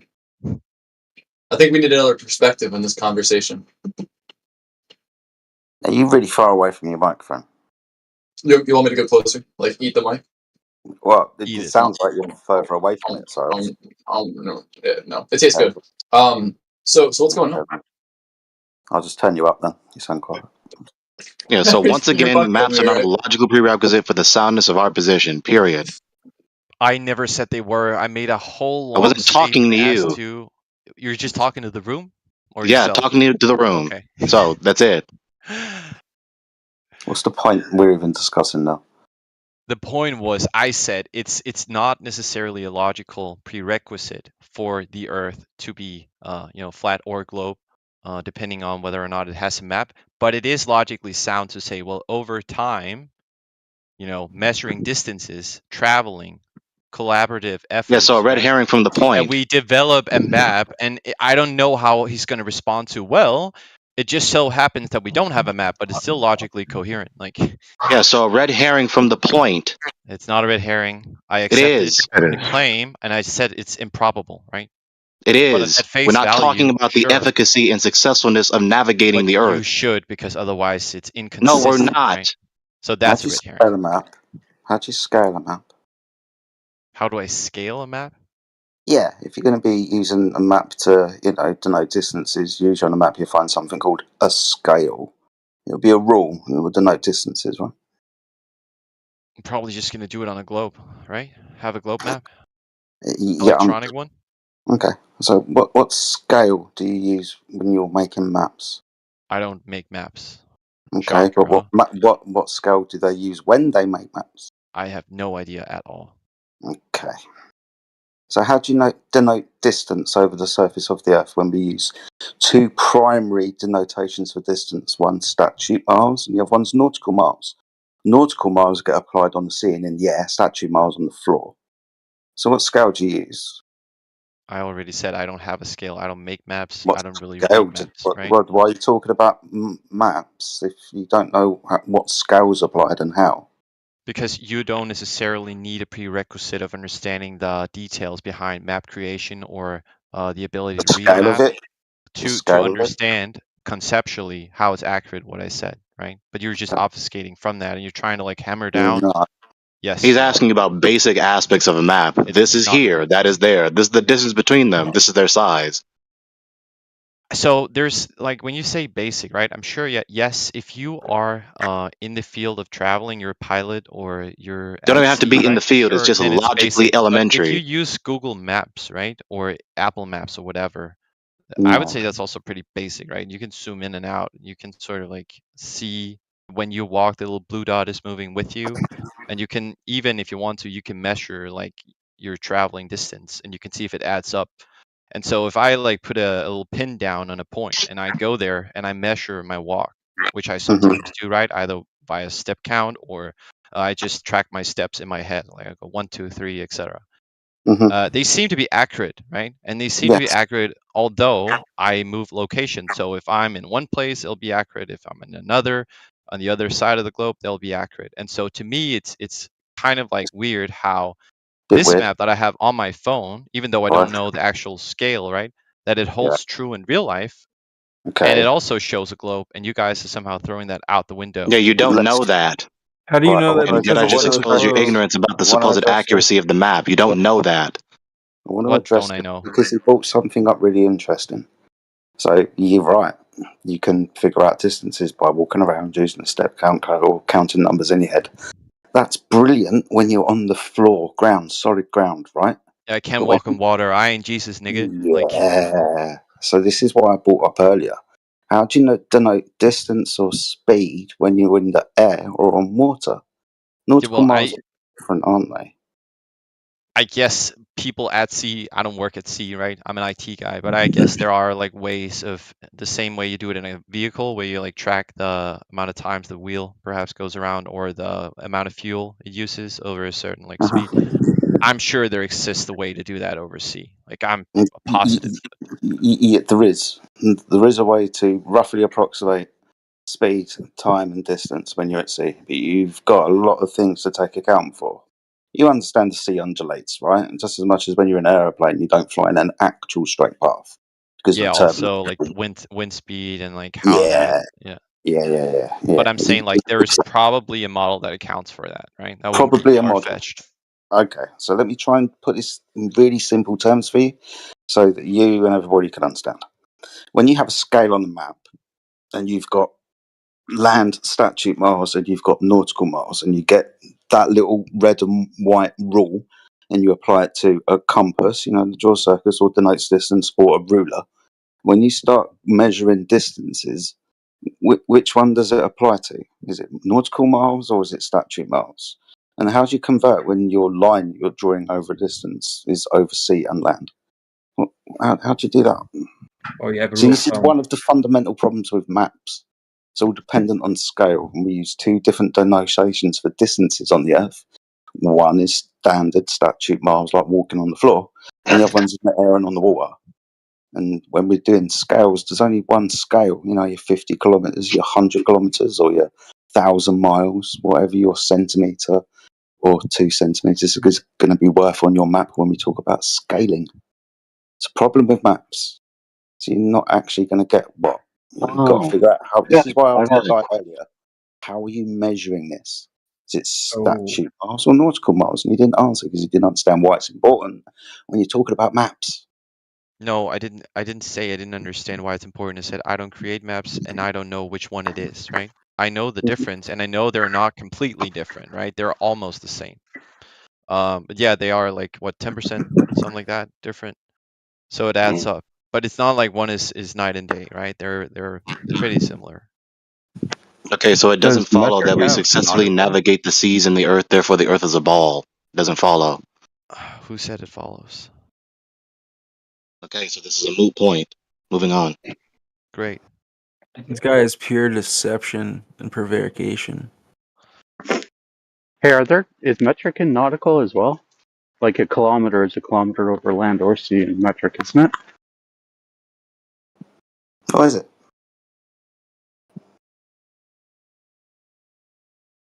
Is there a metric nautical map or kilometers? Or? Over sea and land. Pardon? Over sea and Just land. convention. You can Well, if you're convert just any using metric, convention. No, it's just you were pointing out nautical miles and standard miles. But if you use metric, there is no nautical kilometers. Interesting. This is where the fun begins with maps, all right? So just use metric. Come on, Americans, get with the program. Well, dude, it begins with the definition of what a nautical mile is.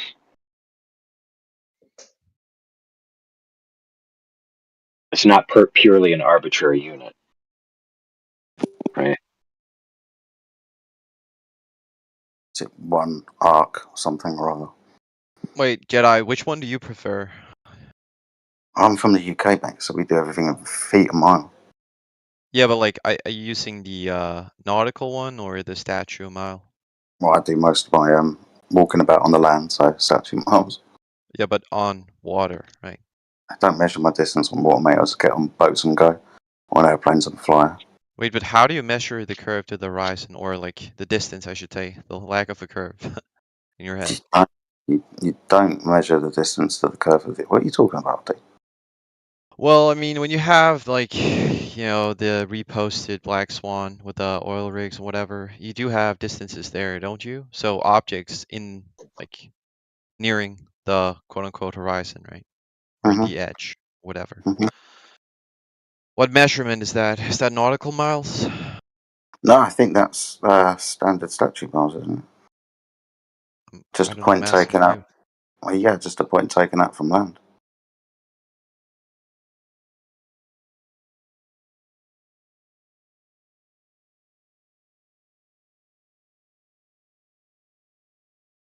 Guess we should ask Google Maps, right?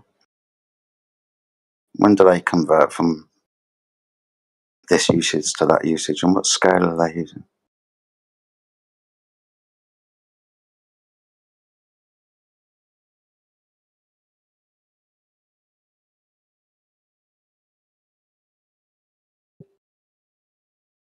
So other than a reification appeal to maps and an equator appeal to maps, is there any globalist in here that actually has an argument to prove that they live on a ball? Pictures from space.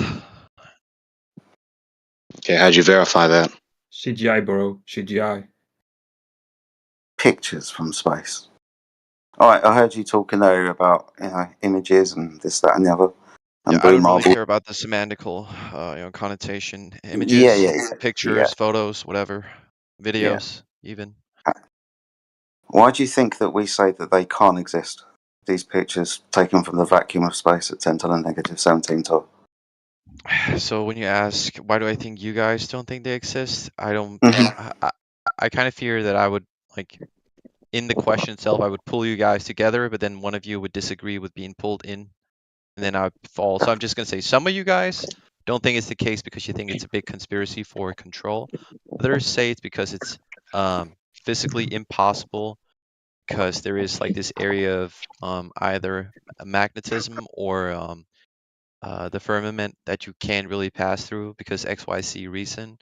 Thirdly, there are people that say that there have been testimony, and I'm not using the legal testimony, I'm using the other one, the colloquial one, from prior astronauts that say that it has been fake or that it's made up, right? And then there are, fourthly, people who invoke physicists and scientists like NDT, Neil deGrasse Tyson, who says like it looks flat or you couldn't see curvature from that distance, right? So I think that's like four arguments from you guys, quote unquote. Yeah, the vacuum of space can't exist. That reasons when you said firmament and stuff like that. Yeah, that's the primary one because you can't take pictures from a place that doesn't exist. All we have are images, a few primary ones, but a lot of lower Earth orbit ones that are just rendered to a model because they're too far away from the Earth to see it in its entirety, or 50% of that spherical side anyway. But primarily, you can't have gas pressure without a container. You guys say gravity is the reason why the gas is still here, but that's where we always end up. It's tantamount to not convicting the actual murderer because he gave you an alibi and you didn't follow up on it. Who was that directed to? Yeah. The Globers. I think I lost the analogous. You're telling us to accept pictures from space when already that's what's in contention because it's a second law of thermodynamics violation, like Jedi said. Also, you're not following up on their alibi. Did you go check out? Did you shred any bit of scrutiny on these supposed pictures from space? Yes, and I'm sure you did as well. And the last time I was here, I linked a whole catalog from NASA, Well, and you there are should stop also saying it because we have definitely given you reasons to not accept it as definite evidence. There's how so? reasonable doubt, so you need something else to follow up the alibi. No, reasonable. Okay, you're invoking like legal terms in legal context when it's not. So it's kind of Well, it's because weird it's to me that that's analogous. like the standard of It's because it's evidence here. analogous. We're using So we're logic, using your analogous, and now we're using like your arbitrary threshold of my convincing you analogy. guys. Oh my Okay, god. that's kind of like obfuscating, but okay. What to you Okay, is the point is reasonable this. doubt about photos or imagery or whatever you like to call it from NASA or any No, other? buddy. I'll tell you what it is. No, So, let her respond, please. okay, go ahead. Because we've found discrepancies in these pictures. They are also comported to be composite images that are stitched together to make the globe. And on top of that, they're claiming to take these pictures from a second law of thermodynamics violation. There you go. Yeah, and you're talking about like the gas without a container, and we already agreed that the conversation comes to a halt with that. And just because something happens and you think you have a reason for it to happen doesn't mean that it can't be a black swan and something else can actually Okay, well, exist without provide it, it. right? No, I'm Provide. just saying like you can't like ultimately shut down an argument because you think you have the answer by Yes, I thinking that can, you because anything that is no, you presented without can't. evidence can be No, dismissed you with. can't. What are you on tonight? And Look, none of what also, he just I'm said just refutes what what Flatty just said to him. So yes, it does. Because if you have somebody who actually did travel to space, right? Disregard if you think they did or not. Like, just concede for 1 second that somebody did travel to space, right? That would defeat Nobody your went whole to argument, space. right? So all you really need to do is show that somebody did that. Then you can sort of explain later on how gas can exist without a container, right? And Show it how to no, you gravity can didn't. explain. Huh? No, you didn't, because the fact that you don't agree with her argument doesn't refute it. The fact that I'm not saying someone it believes is. a So contrary again, stop, Gregory, you're off stop, point and stop, you're not stop. Let following. me reply. Stop. Let me No, reply. please don't, because you're Let me not Let me reply. talk. Let interlocutor. me reply. Let me reply. Yeah, he's robotic, and I don't know Okay, why so he's he's like. still talking through me, even though I let him finish. So you didn't You refute didn't her. let me finish. I was having a conversation with Yes, you another did, person, and you and you refused to let inserted anyone yourself. reply now. You're not invited to reply. Yeah, he is. Okay, well So then go you have a didn't refute conversation with her. somebody else, because I'm not talking to Gregory. He's not logically He's sound. still doing it, and we can't move forward because of him. Oh my god, we cannot move forward because of him. Okay, so no, you didn't refute Flatsy, because all you said to her was that it comes to a halt, right? Just because you don't concede to her argument is no refutation to it. Then you also said, just because you don't believe my position, just because you don't concede that someone actually went to these celestial bodies, just because you say that, it's no refutation to her either. Her not believing your position is not a refutation to her position. So no, you didn't refute her. So if you want to actually prove that you did refute her, then try again. But what you just said so far is not logically sufficient.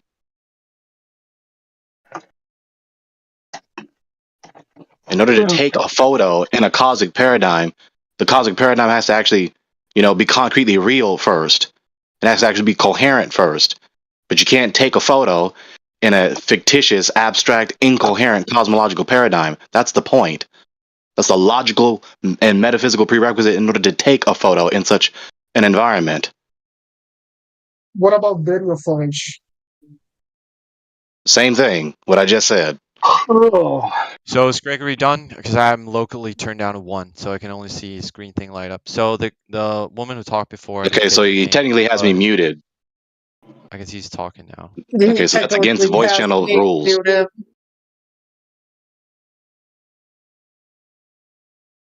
have to raise the volume so that you can hear him somewhat at least.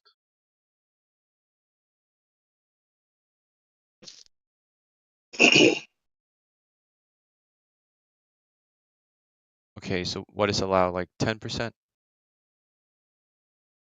Enough where Where you're you not, can clearly hear talking over one everyone in the another. room.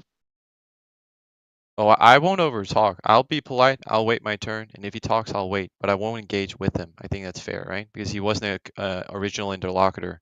If he is an original interlocutor, I'll entertain anything he says, and I'll talk with him like I did before when he got crushed. When he got You have no crushed by idea the what guy the original Fire, right? interlocutor was in the Right now, I first was place. talking to That's this a woman moot point. and Jedi. So 3 people are maybe too much, especially when one wasn't an original interlocutor. That's It's an why. open You have no panel, idea man. what the original interlocutor was in the Yeah, I first just place. said That's a I moot don't want to point. engage with it, so I withdrew myself, right? Well, right So now moving on. Gregory's talking in this open forum. If you don't want to talk to him, go ahead on white mic. No problem. Cool. Was a pleasure. So, are you going to give sound argumentation to refute Flatsy's appeal, or no? Sounds like no. Moving forward.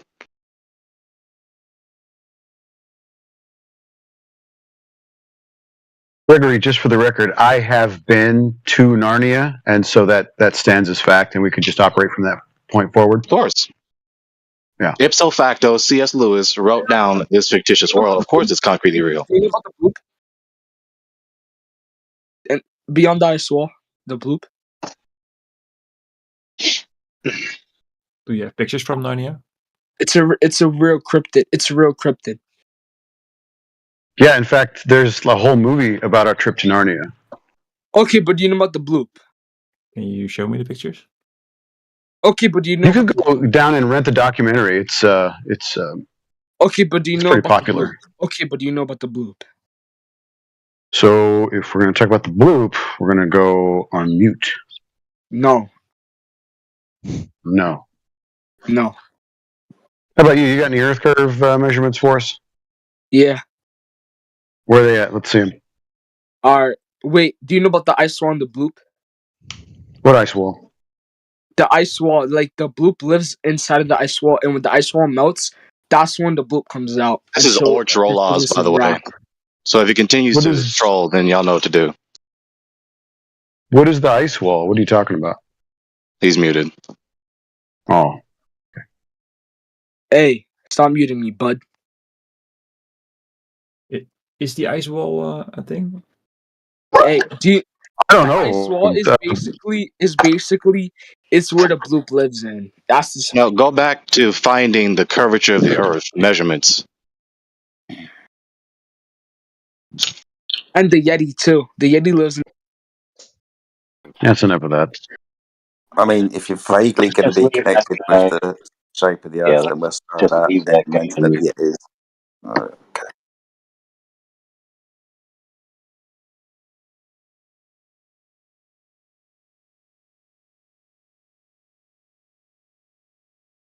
So is there any globalist in here that wants to prove that they know that they live on a ball?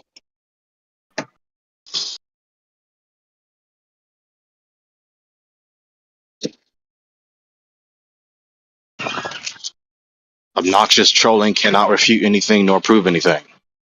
Heads up.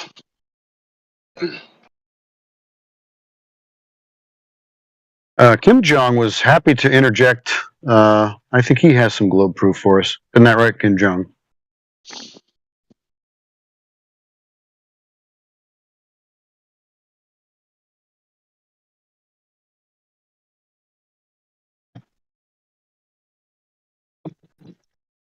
It's the same garbage every day, day in and day out. To be honest, I have a These question. globalists. I have a question. Go ahead. What is the evidence that the Earth is not round? No, not that. Well, we just asked the room. Yeah, but what is the evidence that the Earth is not round? Yeah, but no, not that. Hello. The question What we did just you, asked to the room. what did you ask? Yeah, is there any globalist in here that wants to prove that they know that they live on a ball? Okay. All right, we'll give 30 seconds for any of those people to pipe up. After the 30 seconds, then someone could answer that homeboy's question that just asked. Yeah.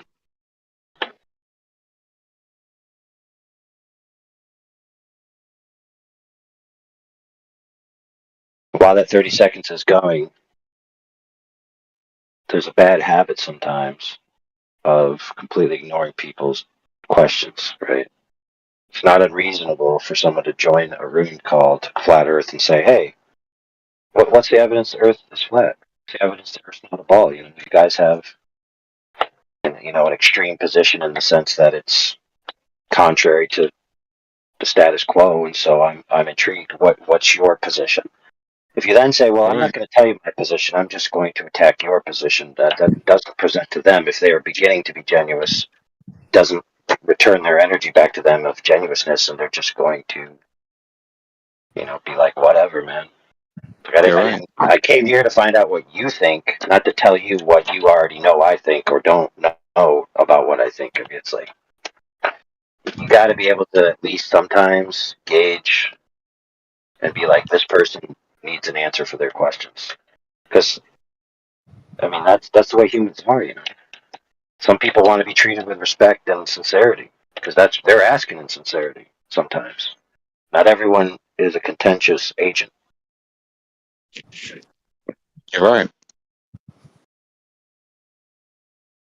So to reply to V, since the 30 seconds has expired, the way that you formulated your question is a little difficult, but you're essentially asking us to show you the lack of something, which is fine. So the globe math asserts that there should be a curvature rate of roughly 8 inches per mile squared. So those of us who hold to this position that the Earth is indeed flat want out to see if that Earth curve or that rate of curvature could be found anywhere. We didn't find it, and we didn't find it anywhere. In fact, all we found was flat in every direction, or any time the Earth is attempted to be measured, it is used as a flat plane to get those measurements, topographical features, and so on and so forth. So in reality, the Earth is not curving anywhere. So that's why the Earth is not a ball or not round. Can I ask a question? What map do you guys Just use? a moment. Just to say this succinctly. The Earth is observed, measured, and practically used as flat. Every object has a surface. Every surface is either flat or curving. We look at the Earth and the seas to see whether they're flat or curving. Neither the Earth nor the seas have a curving surface at all, notwithstanding the undulations of the Earth and notwithstanding the waves of the seas. They're generally, topographically, planar, level, flat, not curving. Therefore, the Earth and the seas, the surface thereof, is not curving and is therefore flat. I wanted to ask the other guy that was talking a question. Do you guys use a map of any sort? I'm just curious. Yeah, I use the maps that are in the car, whatever Cadillac supplies me with. So like scale maps or what? Like When I GPS or say go to this address, it says turn right. That's the map I use. So like GPS then? What it is? Ground positioning system. No, I just have a really great Yes, sense of GPS. direction, so I just don't even rely on anything for navigation. I just go. You know what I mean? You just get there. You know what I mean? Eventually you get there. Got it.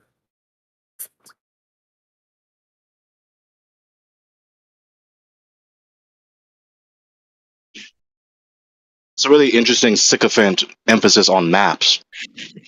It doesn't make any sense. I mean, I'm sure cartography is of course, a very interesting subject. It has no bearing on the concluding premise that the surface of the Earth and the seas is planar.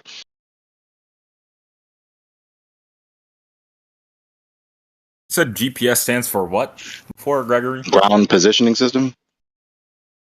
Wrong. Why is it wrong? It's global, not ground. Why is it wrong, or because it's not ground positioning system? Okay, so you chose to symbolize global by G in the acronym, even though it's just as tenable and semantically acceptable Why are you to call it a I'm not even ground positioning arguing about system. flat Why Earth are you or talking to my globe answer? Earth anymore? Why are you The talking to my problem answer? is you're using the Why are you wrong. still talking to my Yeah, Why answer? are you using- talking to yeah, my it's wrong. answer? You are still talking to my answer. Right. So you just presuppose your cosmological paradigm and shove that into the acronym. That's all you've done. That's it. I presuppose. It's a How am ground I positioning presupposing system. a It's fact? getting your What are you position on the presupposing? ground. Gregory, incorrect. F. Hey You wanna know Matt, why? hey Matt, you know the Because global it positioning. stands for Your global positioning system. yeah, Matt. Let's not mix it up. Matt, you know your global positioning system. Do you know that it has to use triangulation of frequencies in order to even work? You know that Which my has nothing to do argument with curved isn't what lines. it uses or what it doesn't use. My argument is simply that it's global positioning system, so don't mess it up with ground positioning system. There's nothing erroneous about what I said. It's a ground positioning system. You're getting your position on the ground. There's nothing erroneous about me saying that. Gregory's definition. It's fine. It's fine. Yeah, talking through Matt, the other people cannot refute them, so we're done with him. Semantics again. Oh my god. Can I? It's Somebody fine. then made a comment. Sorry. I just don't want people. At least some other people in here won't make up their own definitions for words. You have no idea what you're talking about. Talking to other people is not going to refute them. You have Moving on. no idea what you're talking about. You said it's ground positioning system. And it's We're done with global him. Moving positioning on. system. What does it stand for? Exactly. It's fine. You better be If Matt wants to make the AI, this is one of the assertion that this contentious system agents you were is talking about. actually finding a position on a globe, then certainly just go ahead and show us the curvature. We'll shut down the whole room. In reality, It of makes no course. sense to call a global positioning system when we're not on a globe. So Yeah, Matt, go find the curvature in a I spin. only responded to Gregory because he said a false statement. He said it stands for ground positioning system. So- and it stands for global. my God, can we move on from him? That's all I came here for. So Matt, you what experiment Not adding shows anything to the that you room. have that we're on a globe? You were wrong. Excuse me. So we won't be showing any curvature in reality today. That's all I needed to know. Thank you. I wasn't trying to show any curvature in reality. I was already trying to Okay, prove so you before. didn't prove I your can come in here concluding and try to premise. So prove you have it no again. reason to call it global positioning system. Moving on. Before, I just came in here to shut down Gregory because he was using a wrong statement. He said, Oh my God, we're moving on. System when it doesn't. Exactly, you're wrong. You guys need your own room. There's no empirical can I ask a verification question? that you live on a ball. Therefore, it's not. You don't know that it's a global positioning system. Moving on. So can I ask a That's what question it about? stands Somebody for. made I'm the not comment arguing about whether or not I live in a triangulation. ball or not. Hold on. Before we go on, we're going to play a game called The First One of You Two that responds back to the previous conversation gets yeeted for 2 days. How about that? All right, moving on. Repeat all that again, just so I don't get muted, because I don't want that. No, Which we're moving previous on to a new conversation? topic, Holmes. They know So who they topic are. in the last few days. I need a What? I need a list of these topics, man. I'm really Holy being crap, cautious. dude. No. I just didn't want the previous conversation of the last 3 minutes to continue with the two people who are in contention by either one of them doing that, last word thing where they just can't end it without saying the last word. So I told them and only them that whichever one of them says a reference to that is getting Gonski. Okay. Well, I'm keen for Dazza. Say your piece, man. So now that that's off the table, now you, if you want to talk about something else, go ahead. Of course. Okay. Thank you. So GPS is out of bounds, right? We can't touch that. Oh no, you can ask your question. I don't think Unless you got a new point about it. Yeah, so somebody made a comment about triangulation used. Would you be able to describe for me the process that a GPS receiver goes through to calculate your position? There's obviously Yeah, somebody misspoke. They were talking about trilateration or quadrilateration. Quadrilatation. I think that's how you spell it or say it. Anyways, not triangulation. Okay. Yeah, either way, whatever way you want to put it, it's just sending frequencies and receiving frequencies. Yeah, that's right. And that would go from cell tower to cell tower, And when that transmission from that cellular phone is used, the different cell towers around will go ahead and measure the signal strength, and it'll go ahead and figure out where that point is from different points around. So it'll say, okay, I got a strong signal by the east, I've got a weaker signal by the west, so it's closer towards the east. It can figure out by the computer, by that signal strength, where you're located. It does that from the ground using cell towers. Exactly. Exactly. So, That's what I'm saying. I work in the telco industry and have worked in the radio space for telcos. So I can tell you that triangulation does exist, right? That you can, from signal strength, get a ballpark figure for where a device may be. It's very coarse, very poor quality, city block level kind of thing, and depending on the density of your cell towers. I can also tell you that I've been 500 kilometres from the nearest cell tower, and my GPS works with 4-metre accuracy. So the cell towers are not providing your location to your GPS. The GPS is independent and not relying on cell networks. And in fact, most GPS devices have no cellular communication built in. Standalone devices like your bike computers and your Garmin's and stuff like that, typically are standalone. They have no inbuilt cellular capability, yet they can locate themselves. And your point being? Point being, cell towers aren't involved in GPS. And okay, that means what? And that means what now? They got little satellite dishes on them? Unless you don't have a concluding premise and therefore whatever. So the mechanism for location by GPS is that the satellites broadcast their position and time, and the receivers work out how far they are from the transmission point. They can draw a sphere. Check it out. How does something that's going around the ball know where it's at in 3D space? It knows. It knows what its orbit is. It doesn't just know. So if you're driving your car along, you know where you are, right?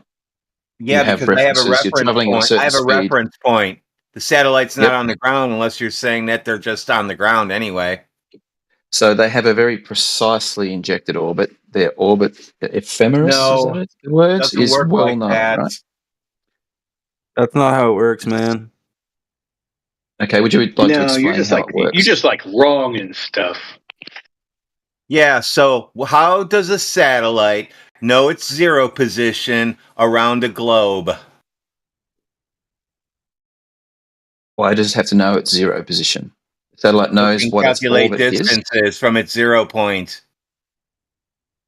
So the satellite knows what its orbit is and what time it is. So you hook into the satellite's transmission. You say, this is satellite number 57. The orbit of this satellite is described by the data it's being transmitted. I know what time it is. I can work out where the satellite is meant to be. I can also work out how long it took the signal to get to me. And from that, I can say that the satellite should be here. And I can do that for another satellite. And I generate all of these spheres of equal distance from the satellites, plus one for me on the ground. And then I go and solve for all of those spheres and find what the intersection point is. Where's the center for a satellite orbit?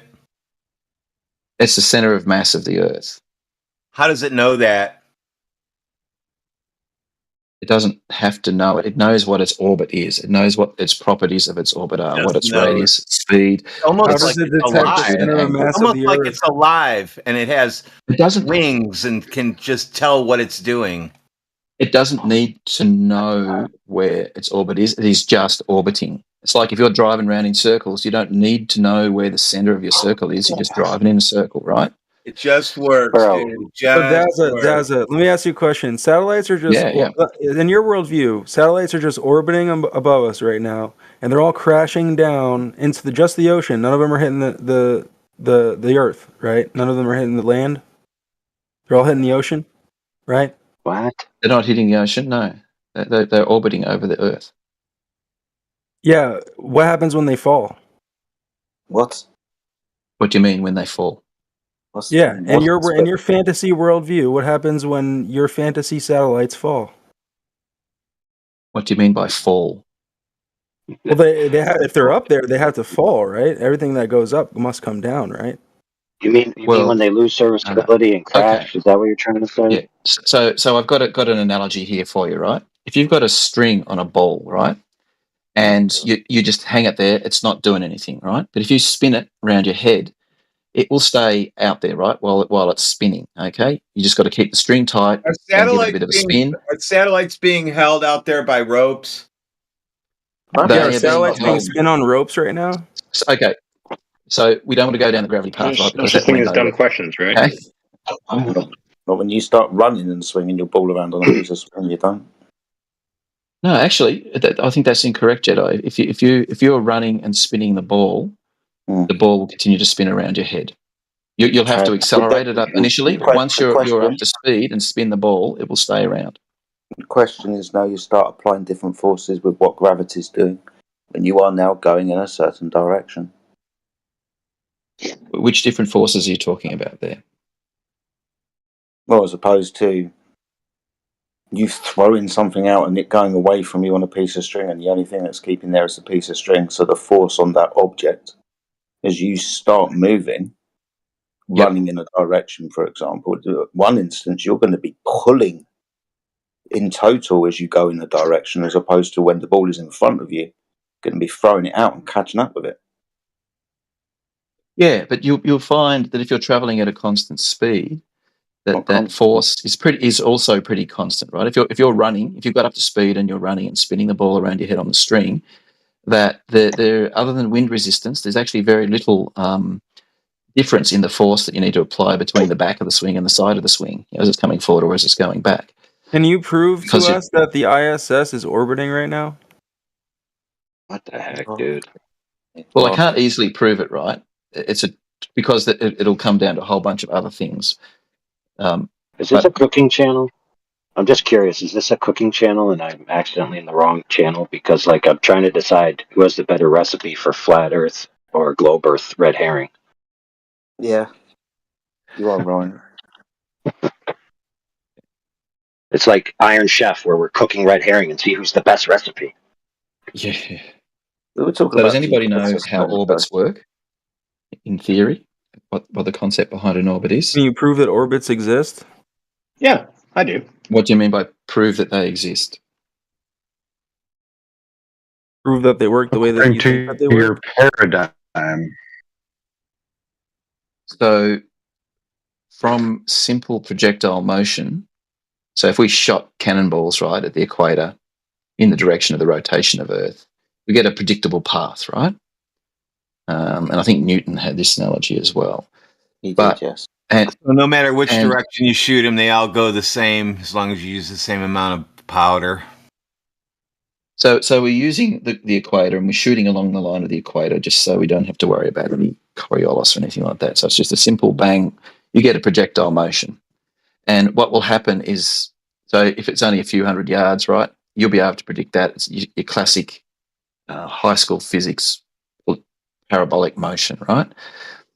If you keep shooting it further and further and further, you will eventually find that your motion is no longer parabolic. It has the same properties, that the acceleration vector is always down towards the center of Earth, but eventually your projectile motion becomes an arc. So who did this? Is that a prophecy? Is that a prophecy? I want to look up who did this. So this is what happens, right? Yeah. So who did this? Who shot cannonballs at the equator? So I can't do any direct proof of this, right? Because I haven't done it. This is how the physics works, right? So So you're right. I cannot prove that a satellite is in orbit directly. I can predict, say, the ISS, right? I can predict for anybody on Earth at any time where they'll be able to see the ISS if it's visible. No, you can't. And that requires knowing the orbit of the ISS, shape of the Earth, and the time. So you said you need to know the shape of the Earth. Perfect. So now, who knows the shape of the Earth and how was it measured? Okay. So shape of the Earth is an interesting thing to measure, right? I've done some basic measurements myself, and you can try this yourself, right? So we're going to get into the celestial navigation conversation probably. I don't want to do it right yet, but we can. That there are a few observations you can make about using the sun, the position of the sun, for an observer on Earth, right? And we know that we can work out where the sun will be directly overhead for somebody on the Earth, and we can work out by somebody else's angle to the sun what their latitude is and their longitude as well, if you want to go and use other mechanisms. But for example, at noon, at solar noon, when the sun is at its highest point, you can work out your latitude by simply measuring the angle from vertical down to the sun, adding that to the declination of the sun, and that will give you your latitude. So that's one piece of evidence that shows that because the geometry doesn't line up if you don't have a sphere. Please show us a visual illustration of what you just explained. You lost me at imagine this. So for the sake of completing your point, please show us a visual illustration of what you just explained. Okay, I'll find my little... So I actually did this from first principles yesterday, right? So I have a question. Where do you grow these people? Like, do they grow somewhere? Like, is there like a factory where these people are like being created? Like, I don't understand. Yeah, it's called a flat Earth. What is this? They grow from the flat Wow, Earth. was that a serious So where do question? you grow these people? That's interesting. Yeah, on the Earth. Hey, bro, real quick. Take your bigoted ass right out of this room. Thanks. Yeah, we don't have time for bigots here. Okay? So go to find another room where they entertain your bigotry and stroke your ego because you're a bigot, but that's not here. So bye-bye now. Who are you talking to? The guy who came in just a moment ago who was muted and then tried to rejoin about 7 times and then fucked off. He said, where do you grow these people? How interesting. I thought claiming somebody as a plant. If you're talking about Dazza, Dazza's just going through his methods of celestial navigation. Where do you grow these people? Learn about celestial navigation, maybe. That'd be cool. Go ahead, Dazza. Carry on. Right, yeah. Just going to post this image. Hope it comes out. So this is a... Okay. Oh, here we go. I mean, ideally, we use the same concept as the moon. Same concept in the globalist math. We use it for both navigation on the Earth and the flat Earth, or a globe, and it works. So whatever we're looking at in the sky is the same thing, right? And for those who don't believe the ISS is real, you can look through a telescope and see the ISS. Can you wave to the people? Do they wave back to you? Oh, come on. There's a lot of photography recently with it taken in the frame as well. That's cool. I mean, isn't it a football stadium basically flying around? Yeah, it was a tricky shot. To get it. Doesn't matter. It's just very far away. It could be the size of a country. It depends on how far away it is, obviously. It was like a P900 zoomed in full. So you think you can see a football stadium from 250 miles away? Wait a second. And they knew exactly where it was going to be because of the predictions to the degree, and because the ball geometry, essentially. Who? You never followed that thing around. You never followed that thing. You don't know where it goes, what it does, what that light does at all. You can't follow it with a telescope. Multiple observers. It's not. No one's claiming that. Most people on Earth who's got a phone can get an app right now and just know when the ISS is going to pass over them, perhaps, or be visible on the horizon or wherever it is. I've watched it. Yeah. So when it goes in front of the moon, I should just be able to look up with my eyes and see it go past, right? Like a bird. Can I get your position on this, Redwin? Will it look like a bird to my eyes when it goes past before I give you my position? No, the sun's luminosity is way too bright. The moon, when it goes past the moon. Yes, it'd be like a bug flying in front of a really high-powered torch that's shining in your eyes. It would not make much difference. But you shouldn't look at it while it's going in front of the moon. You should probably look at it in a different angle. Let's look at Daza's visual illustration. Okay, so this is what I did I yesterday. did it. Yeah, I just want to add, as a flat earther, right? When I was a glober, I'd go on the internet and go to the tracking site and say, "Well, when is the ISS going to be visible for me?" Right. And I would wait until that time, and I'd go out and I'd see a light in the sky traveling overhead, which I assumed because it turned up at that particular time was the ISS. As a glober, I did do that. Yeah, I won't deny that fact.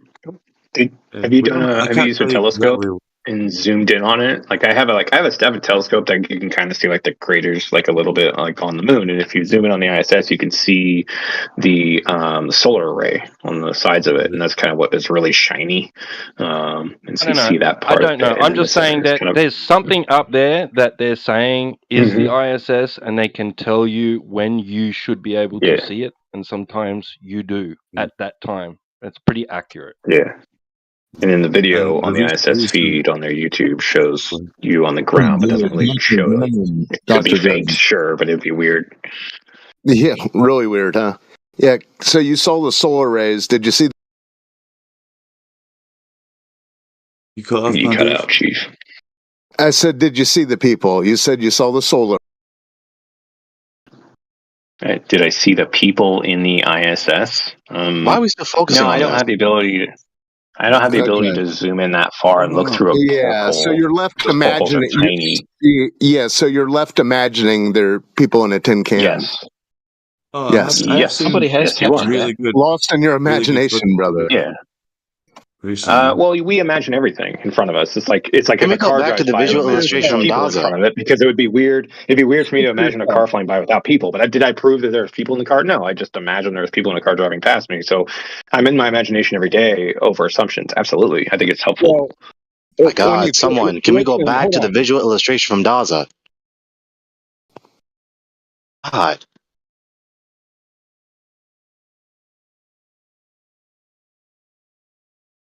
Cool, thank you. So there's a lot going on here, but I'll break down the image for you. So the two red lines. So first of all, I'll preface this by saying it is based on the assumptions of the globe model. It is based on the fact that distant objects like the sun are so far away that for all within a margin of error, the light rays coming from them are parallel.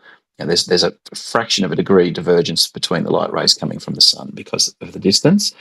We can talk another day about how we might determine that, but this is based on that assumption.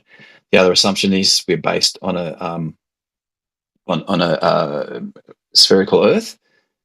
So what I did is I looked up where the ground position of the sun was yesterday, and it's about the same today. It's about 18 degrees south of the equator, the inclination of the Earth. So at solar noon for you, when the sun is at its highest elevation, it will be 18 degrees down from the equator, directly north of you. Hang on, let me ask you a question. This is all a support for the concluding premise that we live on a ball, but then you just told us that this requires the assumption of that. That's begging the question.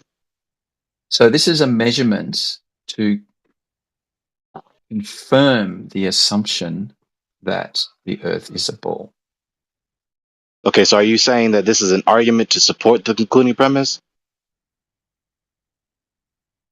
Yes, I think so. Yeah.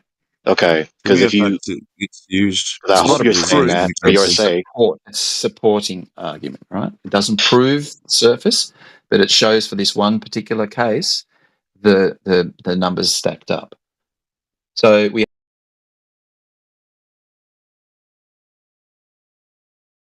What happened?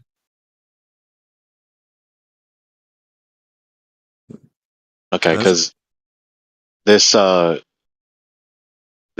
fallacious turn in logic happens entirely too often. Like we shouldn't have to keep repeating this at this rate after all this time. Like, if your argument requires the assumption of the concluding premise in order to support it, then that's begging the question, right? I think he's going to The concluding finalize. premise should stand on the support of the other supporting premises. That's the point. I think his conclusion is going to verify the geometry he used to verify the globe on the geometry, the sphere, the circle on the geometry, and the degrees used. I think that's the idea. It's like the logical geometry part of it. Yeah. So my premise is this geometry represents what's going on, and I'm testing that premise by measuring in reality the angles that I predicted. Okay, the angle of elevation from the surface of the Earth to the sun. Yeah. So can we have a look through? So can we agree that if the sun is very far away, the light rays be parallel? Because if we can't agree on that, then we can't proceed. That doesn't necessarily follow. Yeah. No, that's the assumption. That's the assumption. Okay. Yeah. So that's the assumption. I can talk about later how we can verify the assumption that the light rays are parallel and the assumption that the Earth is not flat or spherical with one experiment, basically. We can rule out all of the combinations, so there's only one remaining. But so now we've got two parallel light rays, the red lines. There's a line running through the center, through point I, where we've got two angles that says EL and CA. So can you see that line? You'll notice that the bottom one with blue eye. Yeah. So that line runs through those two parallel lines, and through geometry, we know that the angle between the red line and the black line, where it says CA, is the same as the angle between the red line and the black line near the center of the Earth. So that's the fundamental geometric principle that we're. Are the red lines supposed to be the light rays from the sun? Yes, that's right. One going through the GP, which is directly overhead, and one going through the observer at point I. Okay, so this, at best, for the sake of argument, this is merely valid but not sound. I don't know. I'm not a logician. This to me is just a logical application of the geometric model to an observation that I made. It's not really a proof of anything, but it's an observation that I've made that aligns with the geometric model. Okay, so my reply. Perfect sphere and searching sticks and shadows, essentially. Yeah. So again, my reply.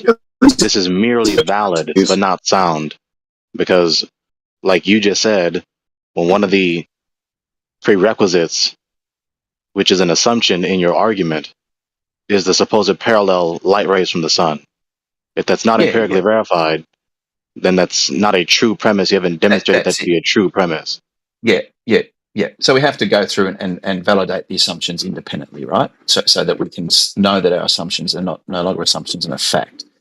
So at this stage, we aren't there. This is just an initial observation to say whether there's any merit in this position or not. So we know that those angles are equal. And so my latitude at point I is equal to the declination angle, which is 18 degrees, plus the co-altitude angle, which is 22 here. And what I did yesterday was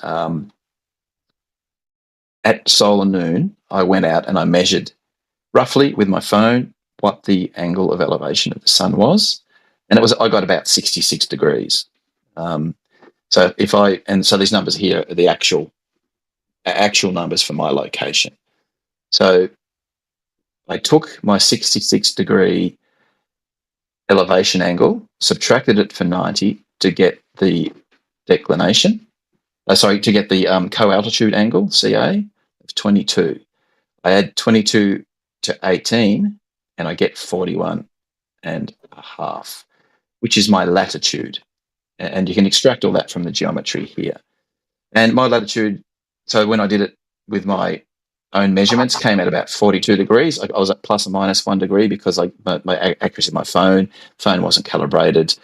Solar noon probably was half an hour away, so it was only approximate. But I came out with about 42 degrees, which aligns pretty well.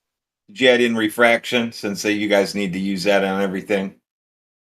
No, I didn't, because the sun is almost directly overhead, so refraction is just about zero. I don't know, man. You guys say eclipses refract shadows around globes. I would imagine the sun isn't where you think it is either.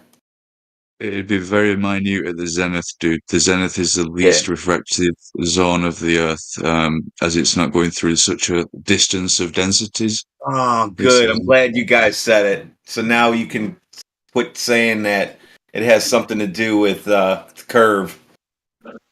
No, it's just densities. And the fact that there's less of it up than there is left and right and east and west, like in them axes, Yeah, it's going to happen. Just a point of clarification. It's going to happen by the heat source. So did Daza finish? Yeah, I was just going to ask, what is the angle in relation to? The elevation angle. Yeah, what's the angle in relation to? Which angle are we discussing here? It says it on the elevation angle that you just took. You held your phone up to the sun, and you got an angle in relationship to what? So my phone. Says it in. Sorry, go on. Technically, it's using it. So you're on the surface of the Earth doing this, and the elevation angle is in relation to what? So the elevation angle is in relation to. So let me describe how the phone works internally. The phone has an accelerometer. The accelerometer. No, bro. You know what I'm asking you. Just answer the question. Answer his question. It measures relative to vertical, right? So it calculates horizontal. Oh, so this is according to vertical. So vertical is perpendicular to what? Wait. No, it's irrelevant. It says on the diagram, turquoise, I don't need you to help. Equals measured elevation angle from local horizontal. That's what it says. Yes. Yep. So the phone knows where vertical is because it has a little sensor that always points directly downwards, regardless of the orientation of the phone. Great, so Daza, great, Daza. So vertical is perpendicular to horizontal, correct? Yes. So the phone generates horizontal from its vertical. So the phone knows that horizontal is at right angles to the vertical. I tilt the phone up, and it is showing me that calculated angle, which it's using the vertical, calculating horizontal, giving me the elevation from the calculated horizontal. Yeah, horizontal. There we go. Thank you. Just that's all I needed. Yeah. Cool. So that's good. So horizontal here, perpendicular to the vertical line. So that's how I measure the elevation angle. But we don't actually need to measure the elevation angle. We only need to measure the co-altitude angle. So I could have had an app that did the opposite and let me measure downwards from vertical to the co-altitude angle. Yeah, you had to stand on a flat plane to get that angle, basically, is what you're saying. No, you don't. No, you don't. No. Yeah, there's no right angles on the surface of a ball. Hey, I couldn't even see the horizon, right? I was in my backyard, surrounded by trees. Doesn't matter. So it doesn't matter. Doesn't matter. So vertical and horizontal. All you need to do is use the level. Are always perpendicular, your phone is right? leveling it out for you already. It's leveling it out to a horizontal plane.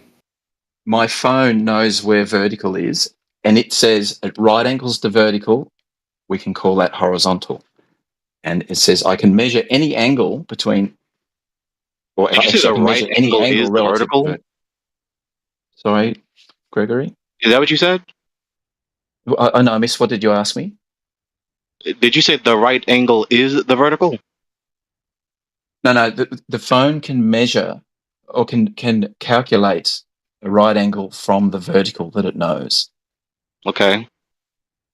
So my phone can't see anything. All it knows is where vertical is. I can orient it, and it can say your phone is now perpendicular to vertical, which we can call horizontal, right? Okay. So horizontal being perpendicular to vertical, that's supposed to be the surface of the Earth or the seas. At that point, right? Can you see my diagram? That doesn't make any sense. That makes no sense for you to say that. That's not an intelligible caveat. Okay, then let's not call it horizontal. Let's call it perpendicular to vertical. Right? This makes no geometric sense. Even I know this. A point is not a line. It's a point. No, this makes perfect geometric sense. No, it doesn't. Is a point or is it a line? So go ahead and draw that in paint for us. What it looks like you standing with a phone and what's happening in reality, and we'll tell you where you're wrong. So you don't have a horizontal line at a point. That's self-contradictory. We have a tangent. Okay, can we not call it horizontal then? Can we call it the tangent line at the surface of the Earth perpendicular to vertical? We should call it as it is. Now you're going to assume that it's a ball. Now you're going to assume it's a ball. What is wrong with my drawing of the geometry there? What is wrong with the line? Look at it. Tangent You and already said we know it's all right. You already said that this is your own personal observation. Okay. You're not saying it proves anything. Blah blah blah blah. No, yeah. So your math looks good. Yes. I'm not a mathematician, but I'm not. Blah blah blah. Yeah. I think these guys want to take it to, your horizontal is parallel to the plane of the horizon, right? Yeah. And it's representative of the surface that you're standing on. Yeah.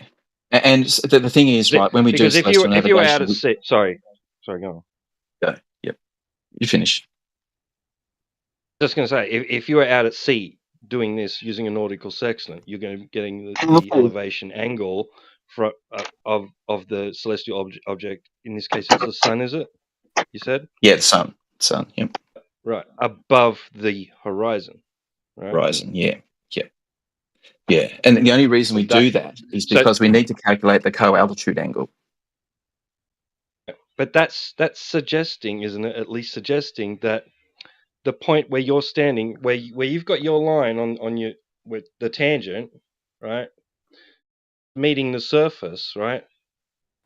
That's suggesting that the elevation of if you were to do it with a nautical sextant, if you're getting an altitude above the horizon and the point where your feet are touching the surface, where your tangent point is the same elevation.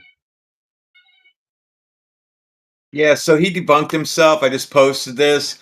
He has to draw a line to the center to do anything. So that's the end of that. I don't understand why the globalist keeps appealing to this self-defeating appeal of angle elevation. One of the mathematical prerequisites to angle elevation is that right angle made by the two perpendicular lines, the vertical and the horizontal. The horizontal is... phone. Let me finish this. My phone knows how to do that. Finish this. Let me finish it. Can I just give a little confession? So I've been in this whole flat Earth thing. Can I finish this? Several years. No, I'm gonna conclude it. And this very thing is what switched me over this to is just thinking so rude. on a sphere after 8 years. Okay, this very concept of geometry and the true logic behind it, and the measure. This is measuring the curve, but not measuring the curve. It's measuring distance and elevation angles, and co-altitude angles, and it proves that it proves it through observing distance over distance between two buildings or between something in the sky. The sky works just as it does with the sphere. That was a nice Stop interrupting me. Anyway, you can't have a right angle on the surface of a ball, so that's the end of that. You had to draw a line to the center of a ball in order to form that, and that's not reality, and your phone doesn't, quote, know how to do that. Yeah, you can do right angles and spheres. You just gotta learn my phone absolutely knows how to do that. So any angle that I measure with my phone is relative to vertical. Yeah, there's kids in classrooms that are doing right angles on balls all the time. At this point, you might get an idea, right? So if I've got a moon orbiting a ball, or a ball orbiting a ball, if you want to get away from that model, it's a ball orbiting a ball. There's a point that there is a 90-degree angle between them. Do you agree? So it exists, and that's the point we're talking about. Just that point between two balls, and there's a 90-degree angle between them, which is a connecting line. Okay, great, Turquoise Dragon. Go grab a soccer ball or football, whatever the fuck you guys call it, that's round. Hold that in your hand and point to the right angle on the surface of that ball. Yeah, it's called spherical trigonometry. Yeah, it's a thing. Relative to the other one. Point to the right angle on the surface of the ball. So, if you want to point to it, yes. Drill a hole in a bowling ball. If you wanted to drill a hole in a bowling ball at right angles, you can't do anything to it. Yes, you can. Yes, you can. No, you can't drill a hole to the center of the earth, so you can't drill a hole to the center of the basketball. It's obnoxious disruption now. That's bad logic. Someone needs to stop this. That's bad logic. I know, it's bad logic. You should think differently. Geometry lesson. It is not bad logic. You can't go to the center of Earth to get a radius. Doesn't mean that we can't still talk about what we're talking about. Like it does. It eliminates his drawing completely, null and voids his geometry. Well, you're just saying words, and so that's. Can we please stop the obnoxious cross talking? This is not a discussion anymore. Okay. I agree. So this is mathematically incoherent. A point is not a line, and a line is not a point. The appeal to elevation angular calculations is self-defeating. Why? Because you're appealing to a mathematical concept that requires that horizontal baseline perpendicular to the vertical line to get the 90 degrees so that you can actually complete the operation of angular elevation calculation. Okay. And that horizontal baseline perpendicular to the vertical is supposed to represent the surface of the earth or the seas. So the appeal to angular elevation necessarily implies that the horizontal line is the level, planar, straight surface of the earth or seas, therefore necessarily indicating that it is flat, not curving. You can't get angular elevation from a curved surface because you can't get that 90-degree perpendicular angle with the vertical and horizontal, vertical and curving baseline, supposedly. So can I explain how I did that then? Corey. Go ahead and explain how you did something that's mathematically and logically impossible. Okay. So the phone measures everything relative to vertical. Its sensor always knows where vertical is. It gives you an orientation relative to that vertical. The app that I used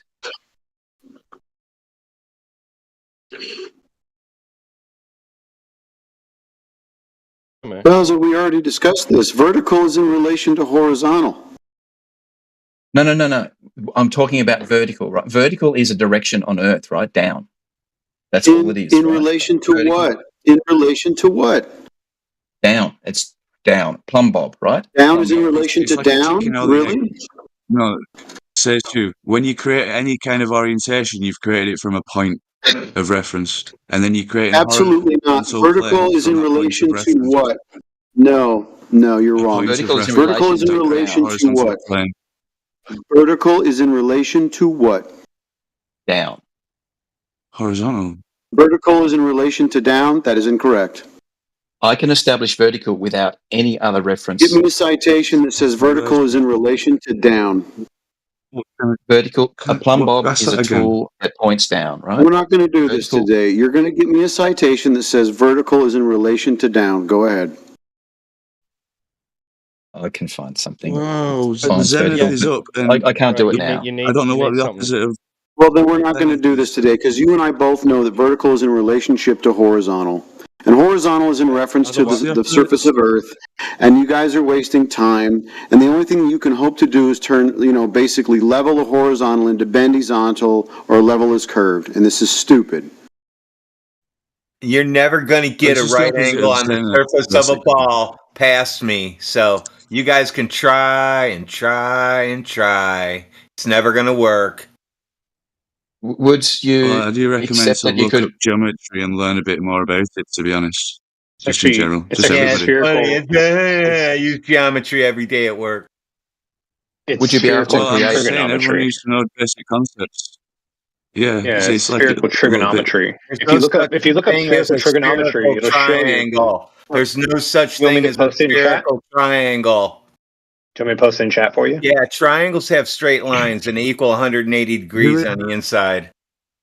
Not always. I hope not a lot of people Then agree it's with not you. a triangle. Triangles don't always equal 180 degrees. Well, they do on that one, but I cut him off, assuming he was going to say something else. You got No, see the triangles nautical don't section, always nautical equal 180 section degrees. up. We're talking angles on a different plane of reference called the different Euclidean, non-Euclidean, 3D, 2D, essentially. Can someone answer my That's question, please? I just heard that sentence. Did someone say triangles don't always add up to 180 degrees? I took that back. You didn't hear past that. Okay. I thought he was going to say something else. Spherical triangles. I posted Yeah, in chat they don't. spherical trigonometry that shows how you work a triangle on a sphere, so it helps you. So you Not can a actually work triangle anymore, is it? No, it's trigonometry. semantics. It's a higher. It's a larger. You have formed It's a no more angles complicated. any Hold longer. on. I know. I'm trying to help you. It's a more complicated math than what you're currently at. Okay, so you no longer have triangles. If you want to call it what that, he appealed to is not even an You instance don't of what even you're have talking an about. angle to calculate with. It's more complicated than what you think. Yeah, FEBI, he's not even appealing to what you're talking about. He's talking about a triangle. Tried this, and I shot it down. I posted 3 proof in weeks chat. ago, I posted and proof in since chat. then, I they've posted been proof in chat. spiraling in circles ever since, trying to use this shit. It ain't gonna work. You're not using it in here. I posted proof in chat for you. You can use that instead of bloviating. We can't get rid of triangles, man. I say we measure the Earth. Anyway. Dazza, you there, Dazza? Yeah. What you've done, right, is essentially got an angle between vertical and the celestial object, and then minus that from 90, right? That's no the other. Yeah. So the end game in celestial navigation is to get the co-altitude angle, right? That's the end game, and we normally do it because we can establish horizontal more accurately than vertical. So we establish our horizontal, measure up for elevation, subtract it 90 to get the co-altitude angle. But in my case, so what? So in my case, the phone directly establishes vertical based on the properties of the Earth, right?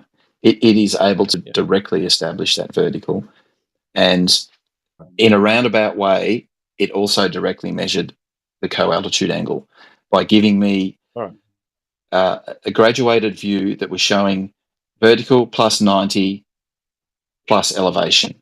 Okay. And then that gives me what the elevation is relative to the vertical. So I've gone round in circles back to where we are. And I subtract 90 myself to get the co-altitude angle. So the elevation angle, right, you've got there. That what it is above your visible horizon? Is that the altitude above visible horizon? No, so that's the altitude above a line that's perpendicular to my vertical. It's not equal to, like, if this was done out at sea, that would not be equal to the altitude of the celestial object above the visible horizon. No, that's right. It's above a line at right angles to the vertical that was established. Yeah, so the visible horizon has no bearing on this particular scenario. It's not a tangent. The line is a tangent? Yes. It's a tangent at my feet. So She's a tangent at my eye, yeah. So if you're out at sea, this will be a tangent to the surface of the ocean, right? Yes, yeah. Or parallel. Which would equal to a tangent, would equal what? Equal the elevation of the celestial object above the visible horizon, right? No. The visible horizon is normally below the perpendicular to vertical. Dip angle. From down. Depression angle. And yeah, then depends on your horizontal elevation. Would be parallel to the plane of the horizon, right? Yes, it is actually. Yes. Yeah. Yeah, for that locality. But we're going down a path here, right, where your definition of the plane of the horizon is different to mine. horizontal that you're saying is a tangent has to be horizontal with the plane of the horizon. If so, Repeat that on again, a man. Sorry. the plane of the horizon Speak is a again. plane under your feet that cuts a circle through the sphere. It's perpendicular to the vertical where you are. Your tangent point is 0, right? Yeah. So in this case, right, it doesn't matter what the plane of the horizon is. It's just we need it to be right angles to vertical. That's the If you're definition of using the plane elevation the angle. horizon to get, if you're using the plane of the horizon to get an elevation angle, that would be considered your 0, right? The same as your. Okay, so yeah, so this is not the way I did it, but yeah, if you were to do that, I posted it. Yeah, they're equal. Equal elevation what are equal? parallel to one another. And there, it's over. You've got to. No. Well, Sorry, if can you say that again? if that's the only way that you can do it, It's man. over. That's it. You have to prove they are parallel or verticals are, parallel, and they're not. Using them for the Your reply does not same make sense. What are you objective. saying? Using them for the same objective. Get that elevation angle. And each node that you take the objective observation. is to get the co-altitude angle. An elevation angle. So, well, that's it. That's a little bit different. That's from the zenith and not from the horizontal, or the vertical and not the horizontal. Is his replies making sense to anyone? Like, I just hear words. No, doesn't. You measure down rather than from the horizon upwards. That's the angle, the difference angle that you start with. You're just measuring angles in the sky, so nothing to do with the ground then. Well, it's not. It's some relationship with the ground because we're standing on it. So that's how it works. Yeah. So we're standing on a So in flat red, plane. Well, it doesn't matter. So red one, in my scenario, I was measuring angles in the sky, no reference to the ground at all. Yeah, it doesn't matter what I'm standing on. So you didn't get an elevation angle from the earth or the seas then? You failed. No, I got an elevation angle from right angles to vertical. Yeah. Right, so just imaginary abstract concepts. You didn't actually get the elevation angle up from the earth. You don't need to. If I go vertical... If you're attempting to prove that the earth is a sphere, yes, you do. Oh, there's other ways, So here we go. Seriously. Yeah. No. This is the thing. Don't. Seriously. Honestly. No, seriously, this is ridiculous. You're using vertical, which is in relation to horizontal, which is where you're standing on, which is where you're, basically angle is starting. That's your vertex. That's where you're getting the angle from. So no matter what you do, you're always referencing a horizontal plane. So your way of wording that was a bit. Think about this. You said vertical is in reference to. So you're putting the origin of the horizontal being first, but vertical can be the predecessor of the horizontal. What is vertical in relationship to, Turquoise? You're not going to dodge this question. What is vertical in relationship to? It's in. No one's saying it. It's kind of weird. It's in relation to gravity. It's like if you have a plumb bob, where's the plumb bob pulling down at? You could not be aware that What is down in relationship to? What is down in relationship to? It could be so dark that you don't see the land underneath your feet, or maybe you're up in the air. What is down in relationship to? Stop the cross talking again. What's down in relationship to? Down is the relationship, the direction everything travels. You drop it. It's 90 degrees to the surface of the Earth to that location. It could be the middle of the night. It could be the middle of the night and not even realize that you're standing on Earth. It doesn't matter what's below you. What matters is where's gravity pulling the phone. You're already begging the question that gravity, number one, is a force, and it goes to the center of a ball that you don't have. Down is perpendicular to horizontal. It's the same as vertical. You always have to have a horizontal plane.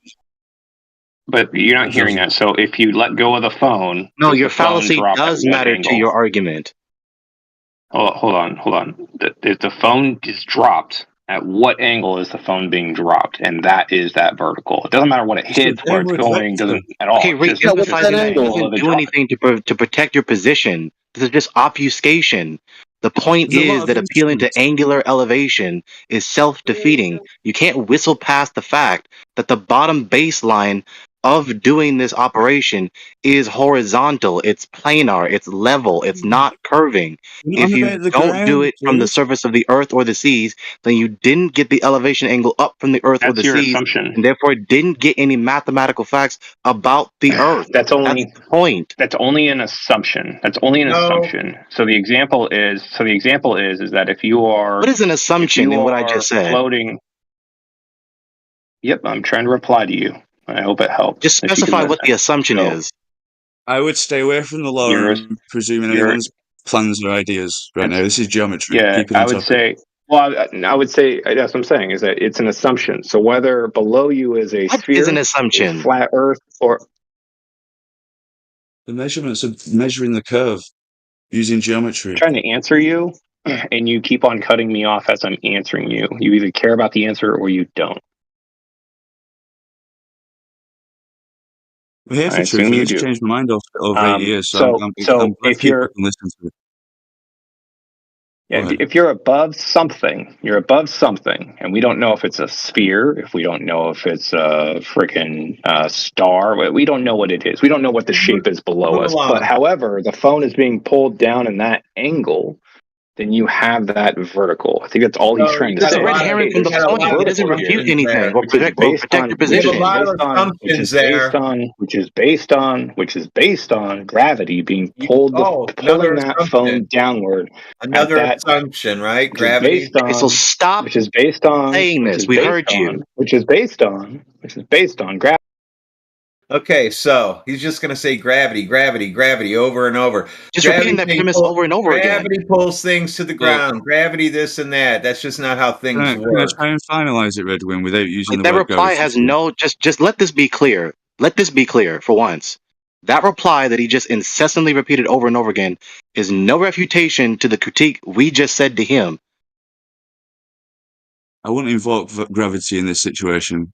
It's obviously an obvious measurement of this down we use relative to the observer, and it's something hold on. You guys said it's pulling things to the ground, and I've already debunked that. Vector. Yeah, right, I've already debunked vector. that. If you're on a platform, whatever the shape of the platform is, that vector is the same orientation, right? And that's okay. We get it. Please stop repeating that premise. That has nothing to do with the critique that refutes you. Saying that does not refute the critique. It's just a red herring. You're assuming it's a flat Earth. You're assuming it's a flat plane. That's your assumption. You're assuming that's flat. It doesn't matter if it's flat or not. That's your assumption. You don't have to have that assumption. Okay, so you're just neglecting and refusing to pay attention to the argument. Nope. Okay. No, you're neglecting. You're neglecting because you're inserting something that doesn't need to be. And when I say that doesn't matter, you're saying, well, it has to be the case. And I'm sorry, that's an argument from incredulity. What doesn't matter? Don't put yourself in that position. Yeah, I just posted an alternative view of the geometry that might help you. I didn't say an assumption of it being flat in the argument that I just said to refute Dawes's logic sequence. You're not paying attention. Why do you keep posting drawings with you drawing to the center of a ball? Because we're describing what the globe model says and how my measurements. But you don't have that measurement, so you can't use that. We're seeing it, so it fits the model. Yeah, I've got a question about that. Why can't I be in the center of the ball? And that's me on my flat Earth representation of celestial navigation. Center of the ball? What do you mean? Yeah, because you're drawing the angle to terminate at 2 points. One of them is on top of the ball that you think you live on, and the other is to the center of the ball, right? So how do you differentiate between the two, which one you're on? It's technically the observer's eye level. It's the measurement where you're taking it, so you take elevation into account. So it won't be off the surface of the Earth, it'll be off the surface, it'll be from the horizontal plane, projected from the eye of the viewer or camera or something, whatever measurement tool, the theodolite or something that creates a horizontal plane.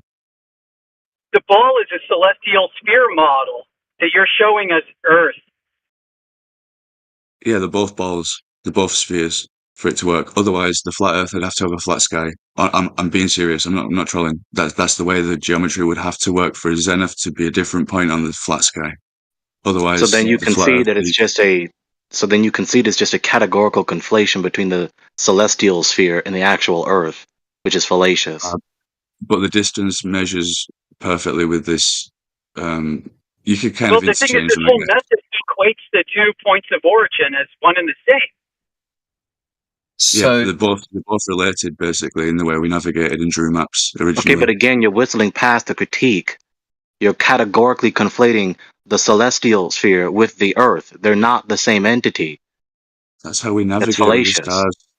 That's how we navigate with the stars, my dude. And you know where you are on this sphere. Because of that other still, the critique still stands. That is fallacious. Okay, it's not a critique. It's more of a. It's not even a proper complaint. A critique would be, hey, here's the problem with that, and here's the solution. You're more of a whining situation. No, I just said the critique. Now shut up with that bullshit. So I've got to drop soon, but can we just backpedal? I just posted another drawing, same geometry, that more accurately represents what happened inside my phone. Okay, and can we have a look at that one? Oh, it's one of them circles again. That means absolutely nothing with relation to reality. That's correct. I'm joking, man. I'm joking. It means a lot. So how are you going to relate that to reality now? So I did this yesterday, Radwin. I actually measured these angles. Hold on. Somebody just said he observes that he lives on a ball. No, I measured these angles. I measured these angles yesterday.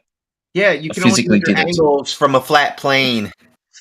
No. Have a look at the drawing, the new drawing. Tell me where the flat planes are. What am I looking at? At point I. Have a look at point I. Where's the flat plane? Literally the black line, just under the red line on the outside of the circle. No. Are you looking at the new image I posted? At the very bottom, 3:49 p.m. in my time. Yep. So it's just got the co-altitude angle at point I, nothing else? The horizontal line, right? That gray triangle extending from point I at the bottom right hand of the image. The baseline is a black line stretching from the top left-hand corner to the bottom right-hand corner. Again, from the center. So that's a radius line. That's a radius line from the center of the circle. Once again. That's how you do geometry, my dude. Yeah. Literally how you do geometry. Yeah.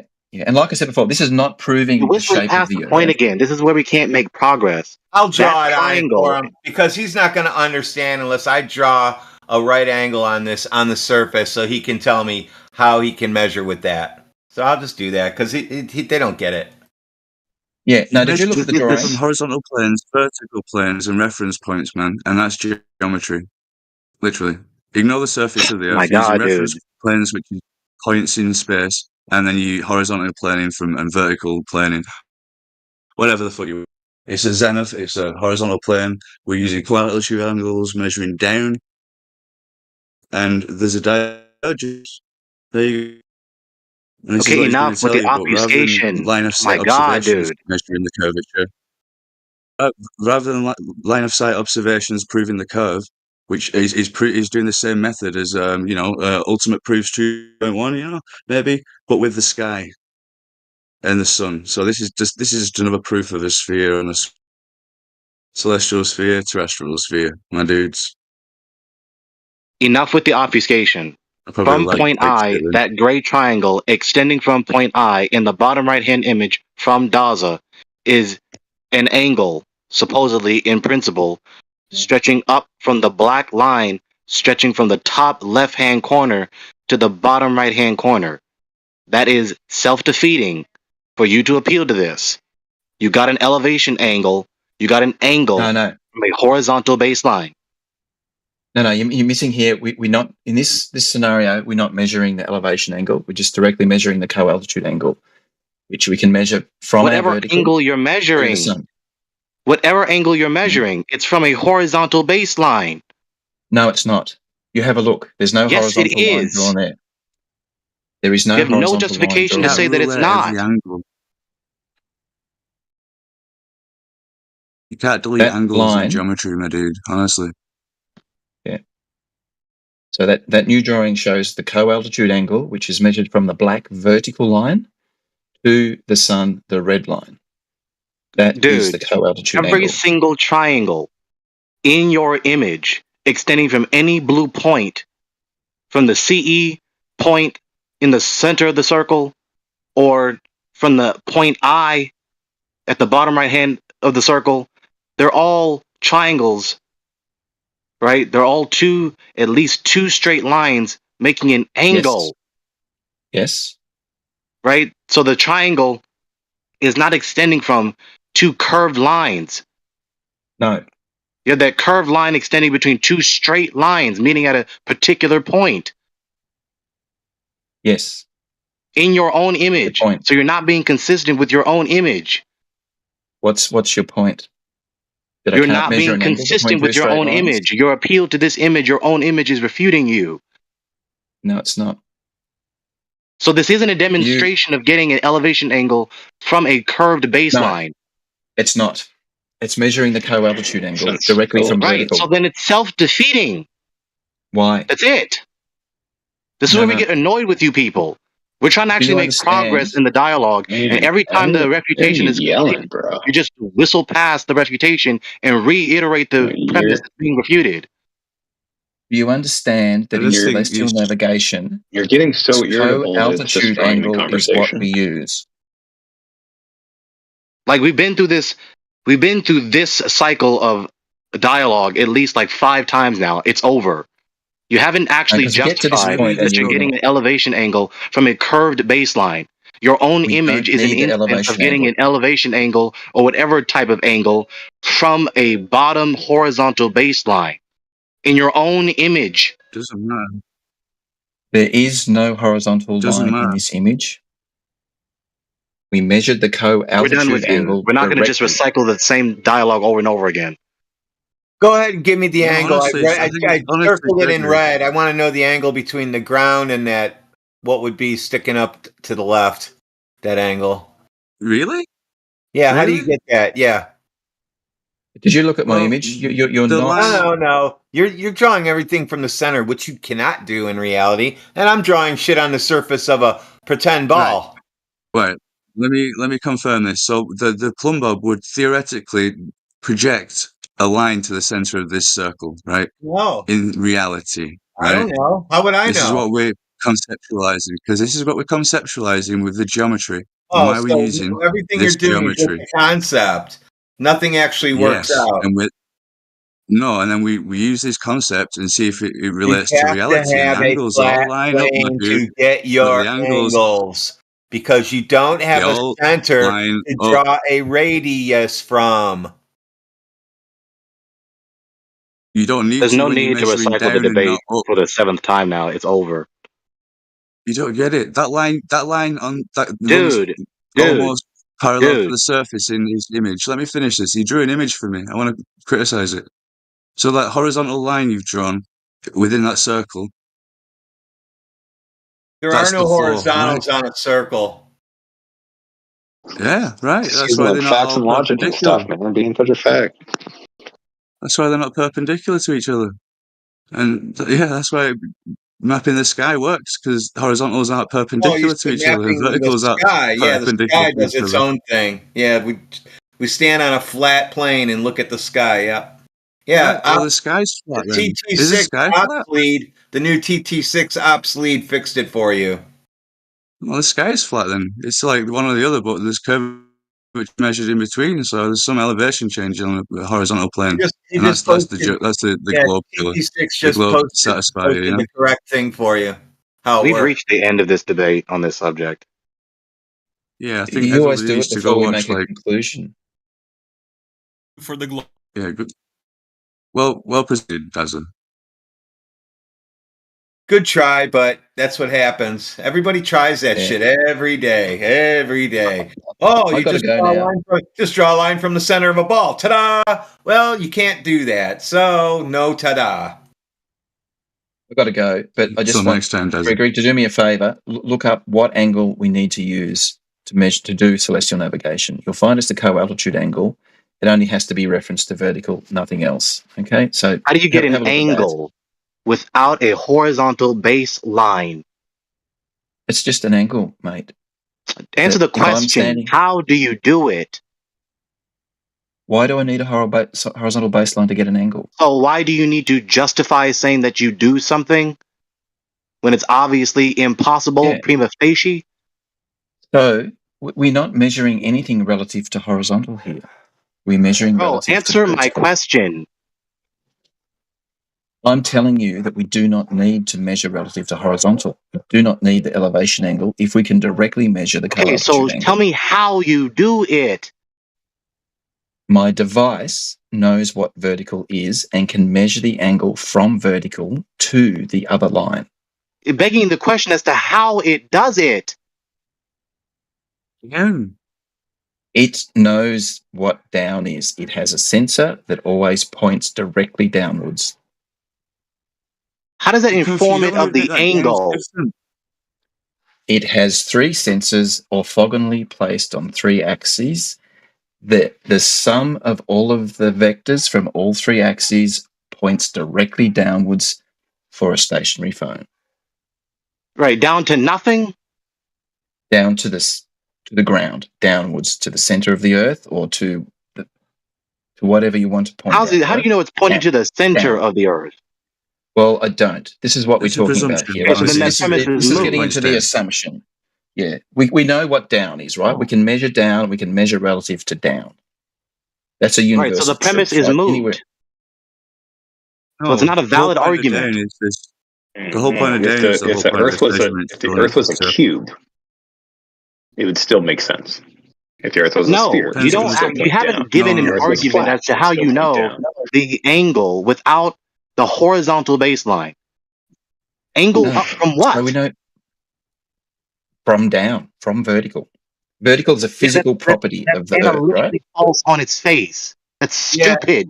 The argument's over when they start saying it works on a cube and all kinds of different shapes they start throwing in. They've given up at that point. You don't get an elevate. You don't get an angle from down. That's analytically false on its face. No, it doesn't. You can. Why? Dude. No, you don't. You don't get an angle from a line just pointing down. So, Gregory, you need at least 2 lines.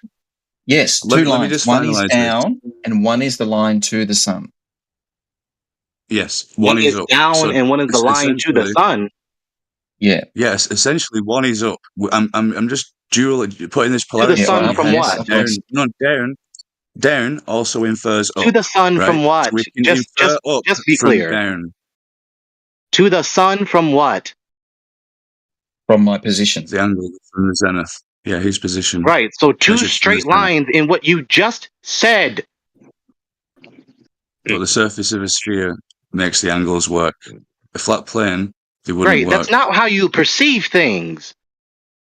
You don't measure the declination from the sun. You're not at the sun. No. You're on the earth. No, from to zenith, the sun. From thing you're trying to avoid. The thing from up. Ridiculous. Which is opposite. The hypotenuse is stretching up. The hypotenuse is your line of sight to the sun, stretching up from the surface of the earth. Not from your eyes. That angle is between the hypotenuse of your line of sight to the sun and the surface you're standing on. Yeah, so we've got an apex of a triangle, right? We're standing at the apex of a triangle. One arm of the triangle is pointing at the sun. One arm is pointing vertically upwards. We're measuring the angle between those 2.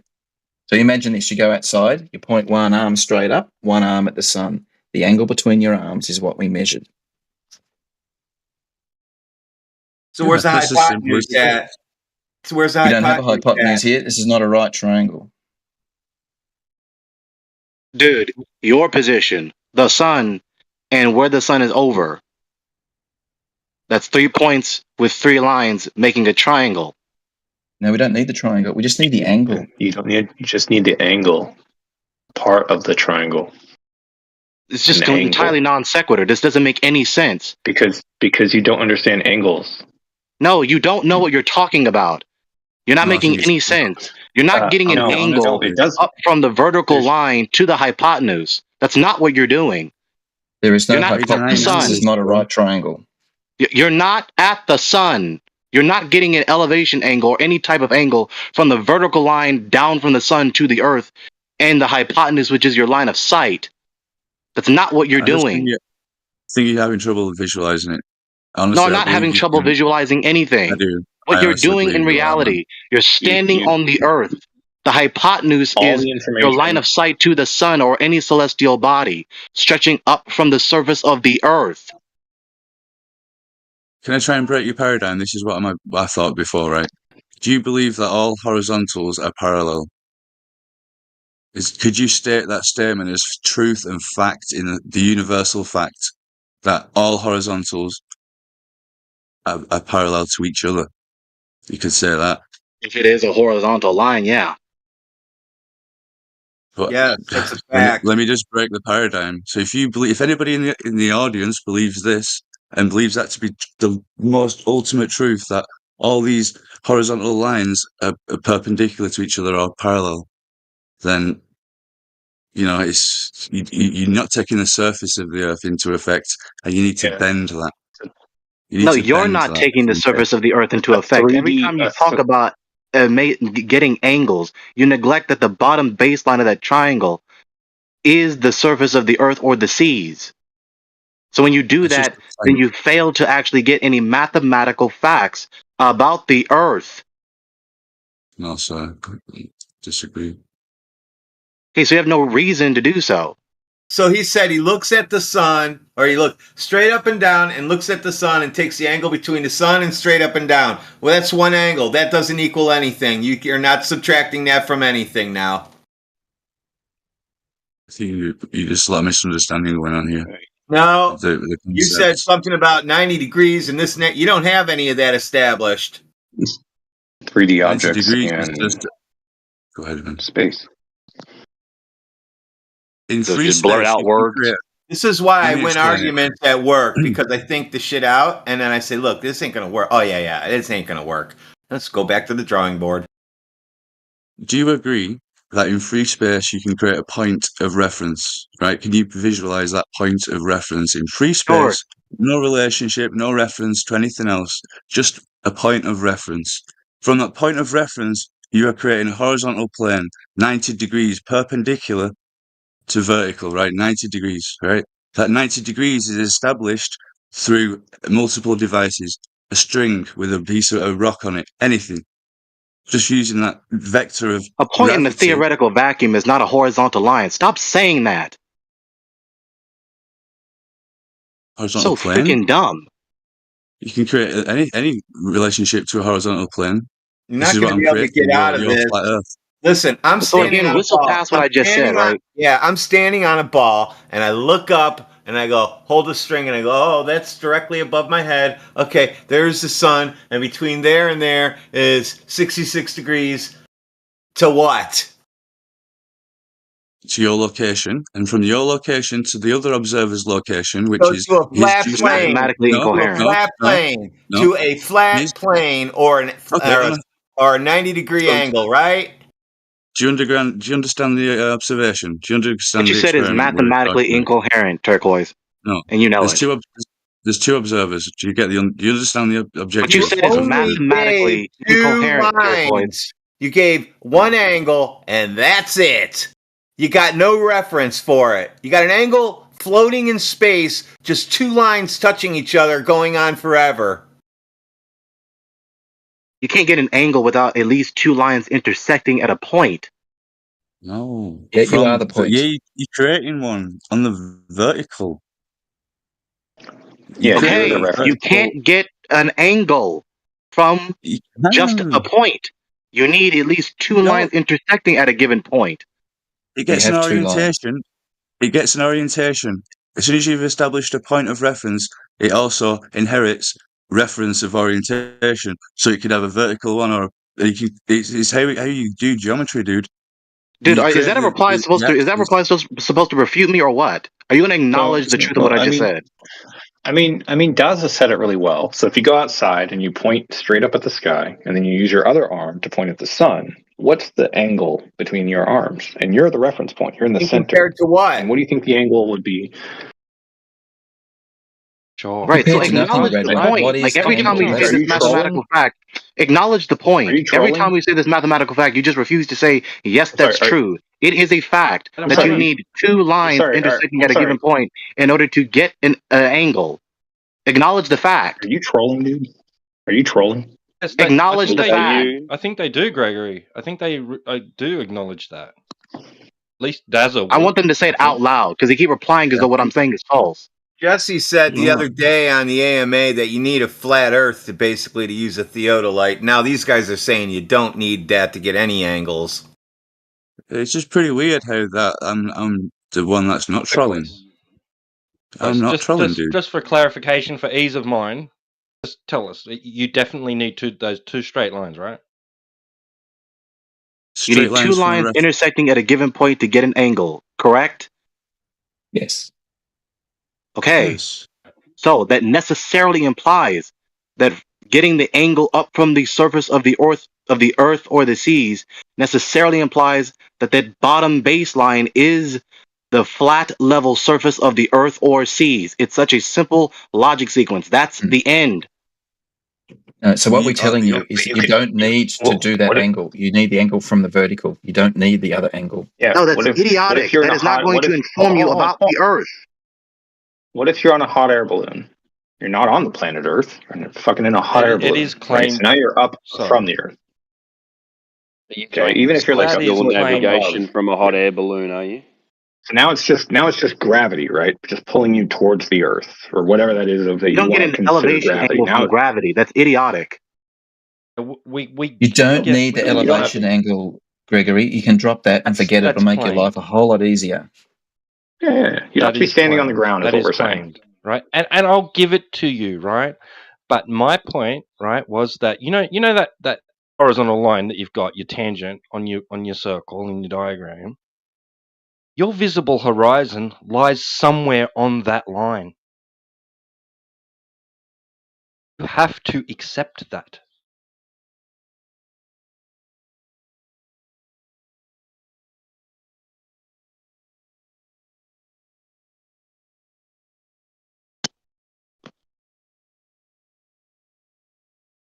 You won't be able to, in your diagrams, justify that.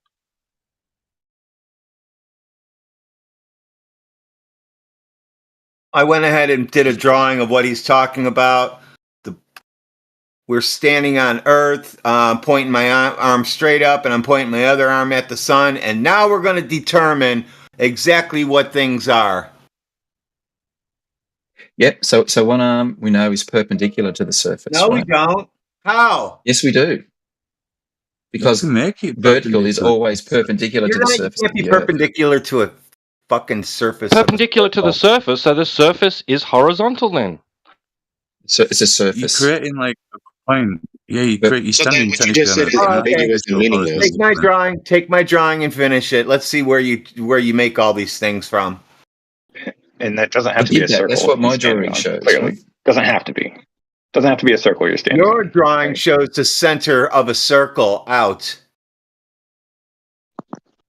Yeah, because so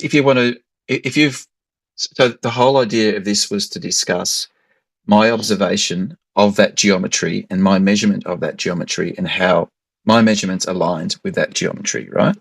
It doesn't prove the circle or anything like that. And vertical, we always know vertical points directly to the Earth, right? And that's the whole basis of the geometry is the vertical line, not the horizontal line. Daza, is your image supposed to prove that we live on a ball, yes or no? No, but it's meant to be evidence. So it's moot. Toss it out.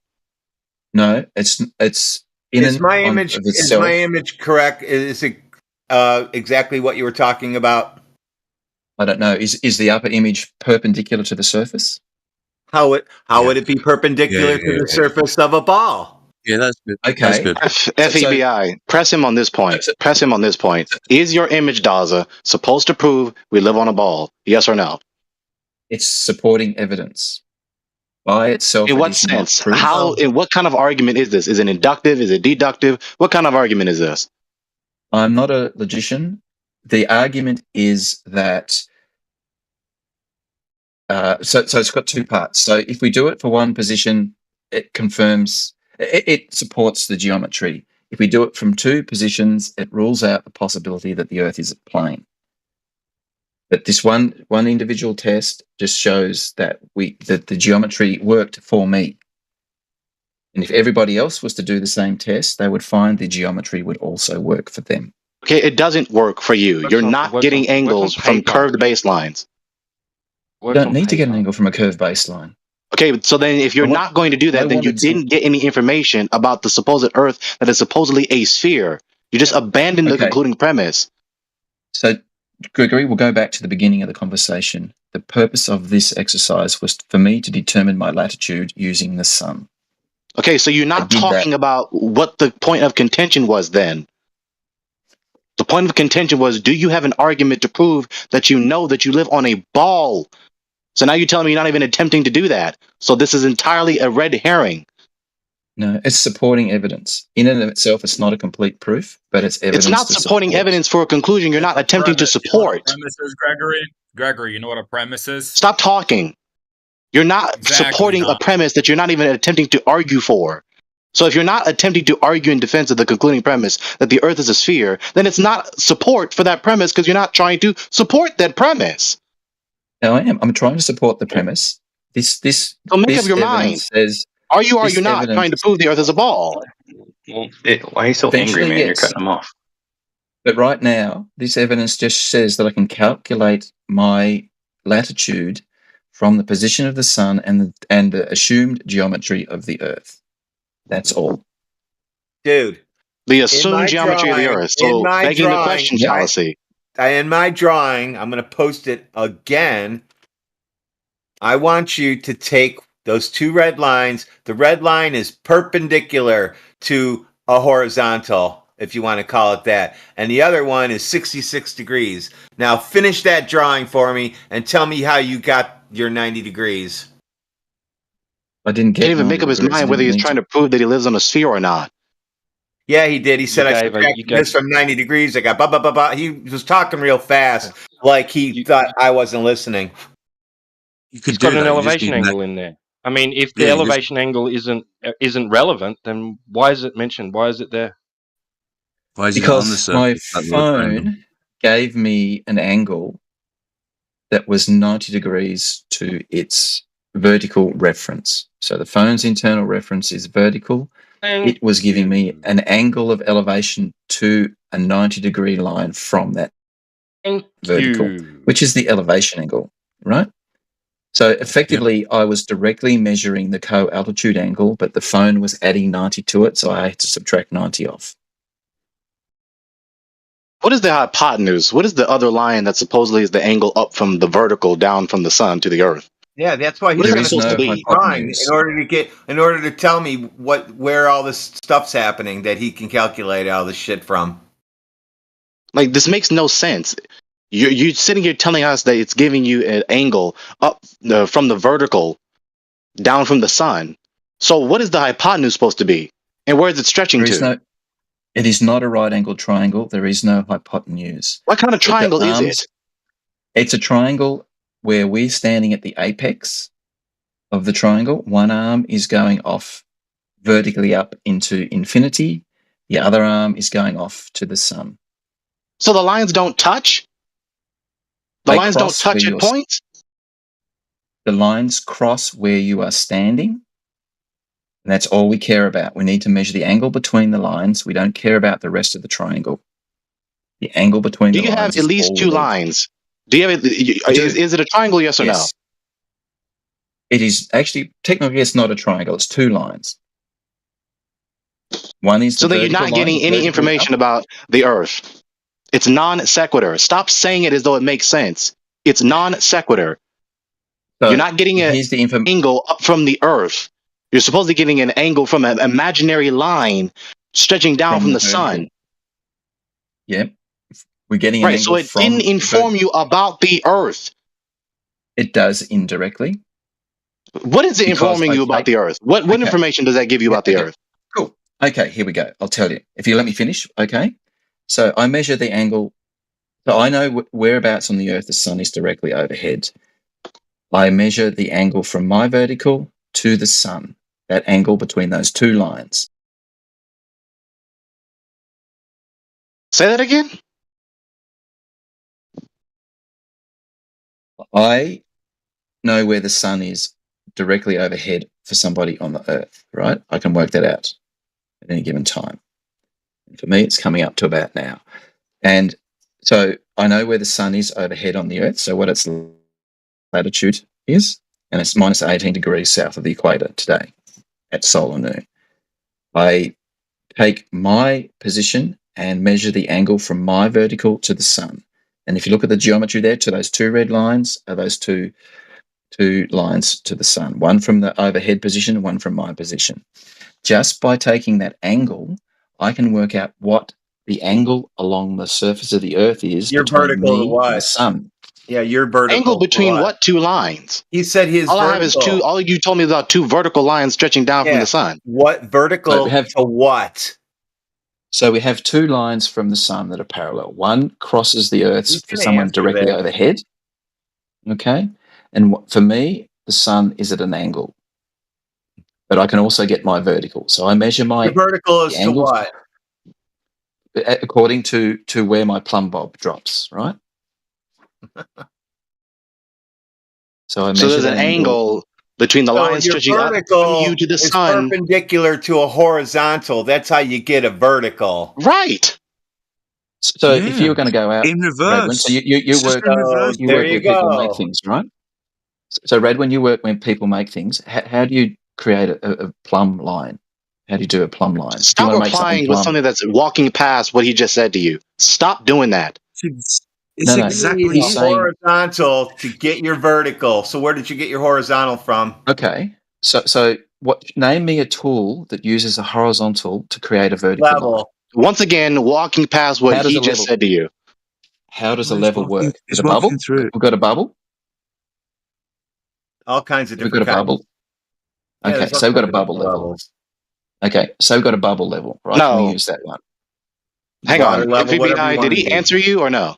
No, he didn't answer me. Yeah, we're not moving from this. Answer FBI. He just said phone, vertical phone to my vertical. Vertical to what? Okay. Your phone isn't vertical to. You're not vertical to your phone, are you? The phone knows where vertical is. What is the second line in relation to this vertical line? Is it the surface of the Earth? Yes or no? Hang on. Which line are you talking about? So we got. I'm asking you, which line are you talking about? Dude. You're talking about getting an angle from this vertical line. Okay. So what is the other line? You can't get an angle with only one line. What is the other line? Is it the surface of the Earth? Yes or no? No, the surface of the Earth is not involved here as an angle reference. Well, so what is the other line then? If it's not the surface of the Earth, vertical. He doesn't have a vertical. Then it's over. So we have two just lines answer this. What I just asked you. What if you don't? If the other line is not the surface of the Earth, then what is it? It's the point of reference where you measure vertical from. Just let Dawes answer. So the two lines that we're measuring the angle for are the vertical and the angle to the sun. So from where I'm standing, the angle between the angle is not the line. And the sun. What are you talking about? The two lines are from categorical conflation. The angle itself can't be the second line to get the angle. The two lines that we measure the angle between are the line from me to the sun and the line from me and vertical, going vertically up. So you think you don't have an angle then? Yes. No, you don't. There's an angle. You don't have two lines intersecting at a point. Gregory, can you have a look at the image that I posted? I already looked at it. You're going to tell me you don't have a line intersecting at a point so that you can get an angle. Line pointing down towards that arc, how you think that's a vertical. I even drew it not vertical to it in your world. So you're going to tell me how that's vertical to what? Okay, so we're having two arguments at once here. Vertical to what? He's asking you the same thing in a different way. Yeah, let's not dogpile people. So can I answer then the vertical to what question? Yeah, take that picture, draw it on there, and say, this is the horizontal I have established. No, because my measurement doesn't establish a horizontal; it establishes a vertical. That's the right? end of your argument. Okay, so you can we can't talk get about an a bubble? angle. Can we talk about a bubble level? So then you can't This get is- an angle. That's it. You're just so determined to press this nonsense, this incoherent mathematical nonsense. You don't I think you'll have find- a second line, a second straight line to make an angle. Therefore, you cannot get an angle. I've described the two straight lines to you at least 10 times already. The two Right, straight and we lines already in question- refuted your logic sequence. Which line? You don't are we have two refuting? parallel lines together, just nearby one another, and then get an angle from that. They need to intersect at a point, just like when you Okay, have a protractor. So the angle that we're measuring is where one of those parallel lines intersects vertical. So then it's not parallel to the other line then, if they intersect. It is. No. We have 3 lines in total. We have 2 parallel lines and 1 line that is my vertical. It intersects both of those parallel lines. So then 3 vertical lines? No. Yeah, that's the necessary implication of what you just said. 2 vertical lines stretching from you to the sun, and the other one stretching from you to the sun. And then a third one, supposedly. You don't know what you're talking about, dude. 2 parallel lines to the sun and 1 line that is my vertical that intersects both those parallel lines.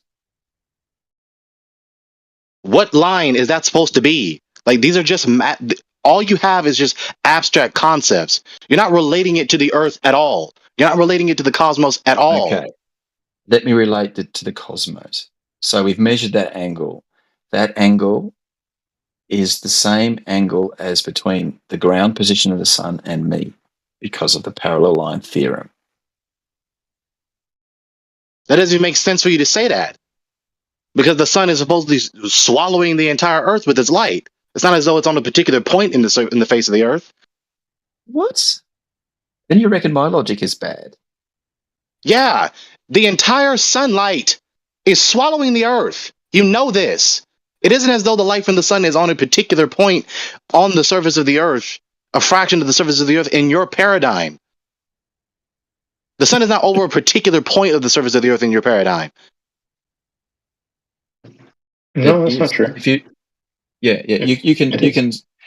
go out and look at the sun, Gregory, right? You could potentially imagine that the sun might be directly overhead. So you're not being logically consistent. Is that it? You have this humongous sun that's 93 million miles away, supposedly, and the entire earth is swallowed up in its light. Gaza, you're a pathetic scumbag. Yeah, good job. Yeah, This is that's an ridiculous. excellent rebuttal, whoever that was. It's talking about the sun as though it's celestial navigation. And in the instance of celestial navigation, you need that bottom baseline to get the angle.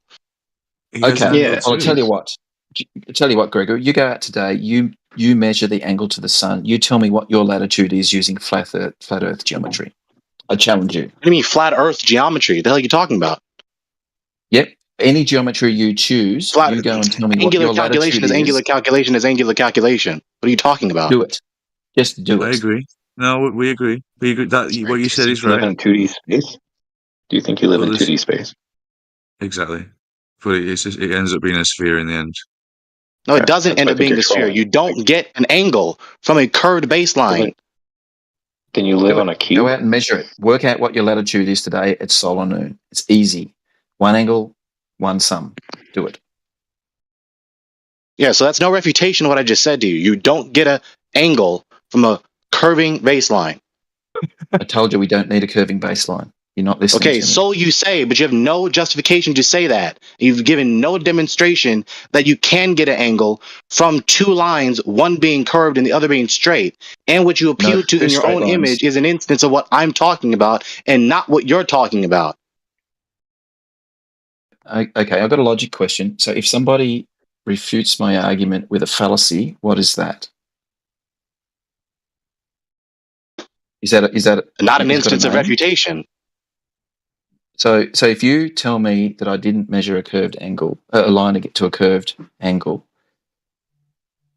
as a proof against me, when I didn't actually have to measure anything against the curved angle, a curved line, any angles against the curve, you can't use that as you're as an confused. argument Like you against just me. repeatedly abandoned your concluding premise. You've got no idea how confused I am, because I'm just telling you that we've got two straight lines. We measure the angle. Yeah, you keep abandoning your concluding premise. Do it. Every time. You're supposed to be proving that you live on a sphere. But your entire presentation was just a multiplication of words where you repeatedly abandoned the concluding premise every time we pressed you on your argument. You're not getting an angle from a curving baseline. You don't need Nothing in your image informs you that you're getting any mathematical facts about the Earth. Do you think we live in 2D space? Of course not. Earth's a flat horizontal plane, though. You could take the flat off. Take the flat off. As soon as you make your vertical, it has to touch the Earth becomes flat in order for you to get a vertical. If we're going to use that, Orientation. That's the end of that. You can imply it by either method. You can imply it by a level, or you can imply it by a plumb bob. Yeah. The two methods to infer either. Yeah, if I cut out a triangle on a piece of paper and I put that piece of paper on a ball, what would you think I'm doing? Wrinkling the triangle. That's not a triangle anymore. It's a it'll be a wrinkled piece of paper. It'll fit. Nope. It'll be flat. It'll even out. You should try it. Only if you stretch it. If you're standing that piece of paper vertically on a ball, then that's that. What the hell is that supposed to do? Yeah, that's a bad example. What about it? So you're not getting an angle from a curved baseline. You guys think you can draw a triangle on the surface of a circle? No, we're ignoring that. Take a flat piece of paper, draw a circle, and draw a triangle on the outside of it. You can draw that with the sun. You can get measurements to the sun and draw a triangle in the sky if you wish. What is that going to do for you? It'll tell you where the sun is, angle to the sun from each observer. Yeah, it has to be if the Earth's flat, honestly. No, it doesn't. No joke. It does. No, it doesn't. No, it doesn't. No, it doesn't. Explain the Zenith. Look in the chat. It's already been explained while you were talking and ignoring the chat. It's been posted in there 3 times how it works. Oh, yeah. I was being facetious. So you've got definite knowledge of the sky and heavens, have you? Is this what you presume? You do, right? No, you don't know me. But you're saying you do. Yeah, well, it kind of shows this. You just said we can't have it, but you can, right? There's evidence pointing towards it. Yeah, so once again, you're not getting an angle from a curved baseline. So the appeal to that image is idiotic. No, you create the angle from the horizontal, the vertical baseline, because the vertical is the baseline in this experiment, and right, which then makes that vertical line the horizontal. You're confused. Right? You can't get an angle without 2 straight lines intersecting at a point. Okay. Right, we'll start the geometry creation story. Okay, so from the point in free space. So yet again, as you whistle past that. No, let me just explain it. Maybe this will click the switch and everyone can get on. I think he's trolling you. I think he's trolling. Yeah, I understand. We're the troll team 6, but we're just exposing the trolls. You're not getting an angle without 2 lines intersecting at a point. Show me how you do otherwise. From vertical. Why don't you understand what down is? Yeah, you're not getting an angle with only 1 line. You create a line of reference. You create a line of reference in that vertical direction. is only established from horizontal. Go ahead. What's your horizontal in there? You can do it from the other way around, dude. You can establish horizontal from vertical. Do you not agree on that axiom? Okay, so you need 2 lines intersecting at a point. Vertical like I said. without a horizontal. Okay, Dragon. Let me just clear this up with Redwood. Let me see if I can. Okay, so me and you are standing back to back. Check or hold. You can see that? Okay. Like we're the same height. The same whatever height. 2.9 meters, whatever. Just average height. And so then we got right there. There's a horizontal, right? The tops of our heads. line up. Yeah, we've created a horizontal plane tangent to the Earth's surface, yeah. We both take one step forward. Mark. Is that horizontal still the same? The elevation of the line to the surface of the Earth would be less. Just that one step. No, not just one step. Well, how about 2 steps? Until what? Okay, so when we're standing back to back, to see who's taller, and just so happens we're exactly the same height. Yes, sir. Okay, our height off the ground is like 1.8 meters or something, whatever average. Yeah. So then we both take a step forward. What happens? Okay. The difference and the change in elevation, the elevation is the same. Okay. So the distance. If we step equally from each other, from like a central point, like a tug of war, like a line in the sand, and we step, that horizontal plane that we've created will get lower. Minutely. It gets lower. Minutely.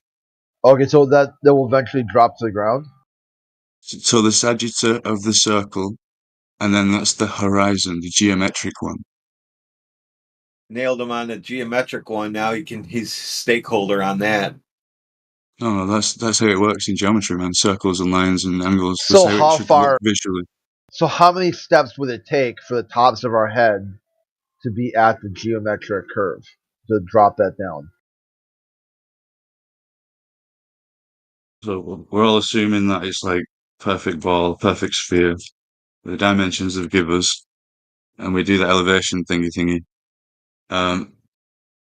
No doubt that it'll be visual 3 miles, is it? Yeah, 3 point something miles. So that's to the maybe the math's way off, but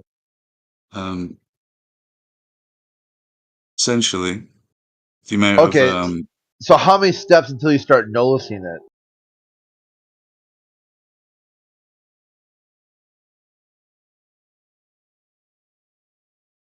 You're talking geometry, like the pure geometry of the circle, no refraction, no light travels in a straight line kind of concept. Because we can't be certain on them aspects of light, can we?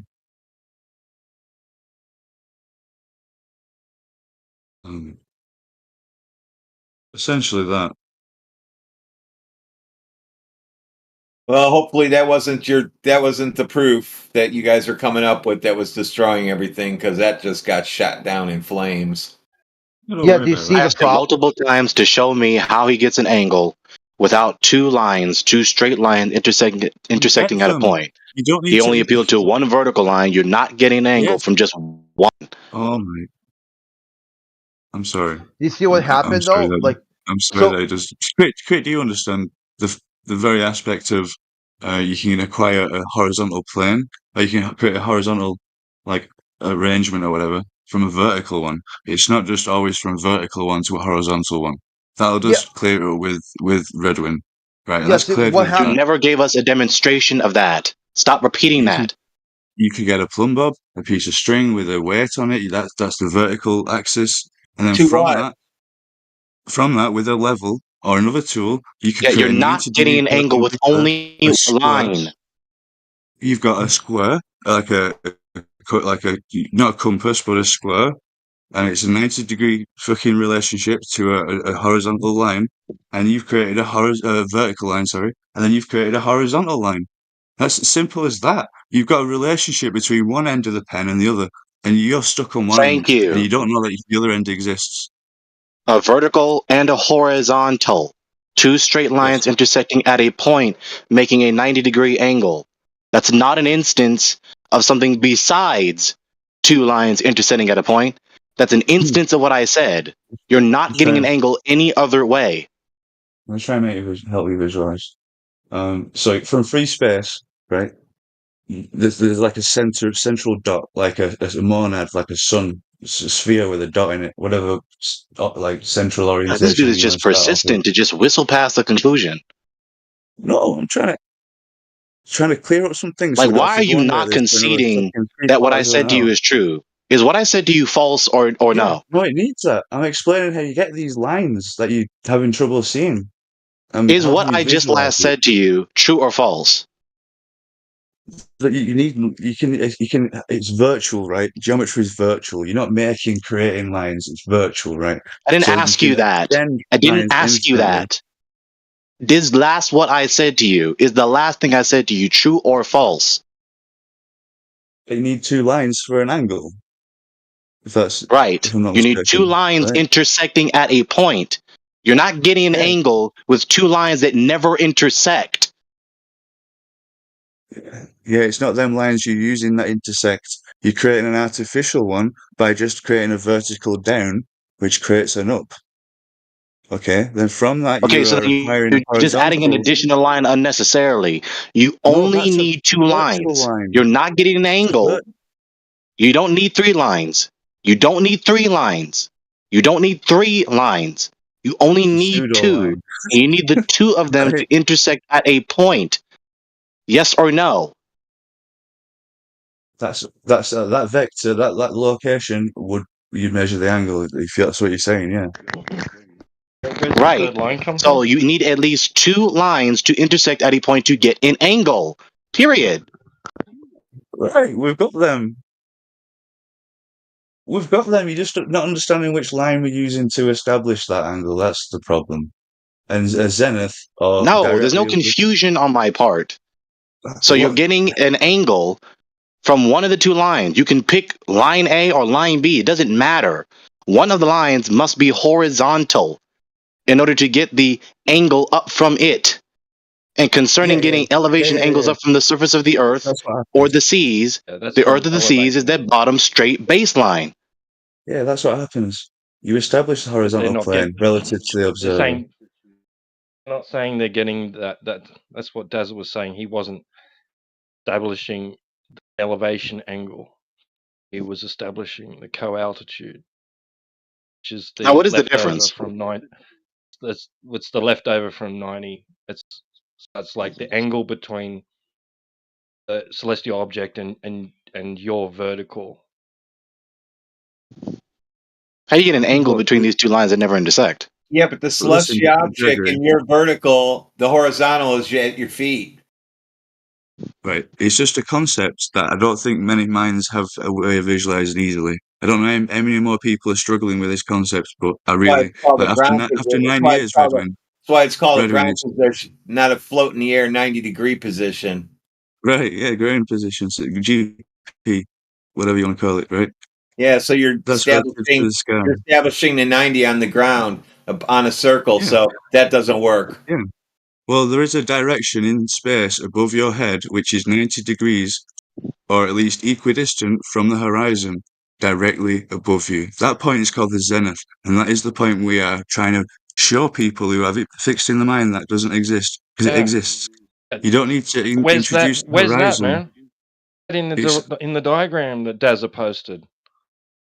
It's established just from the surface of the Earth, or the surface or the elevation you're measuring from. And that point in space... You just said it's a line. It's right. So that line... If you want to establish it... His line is only meeting the Earth at one point. Is that his visible horizon? Is that what the horizon is it? Well, yeah, because there's a line. There's a line from the horizon to that observer's feet. Yeah. Yes. There's a line. That line comes from the horizon to the observer's feet. Right.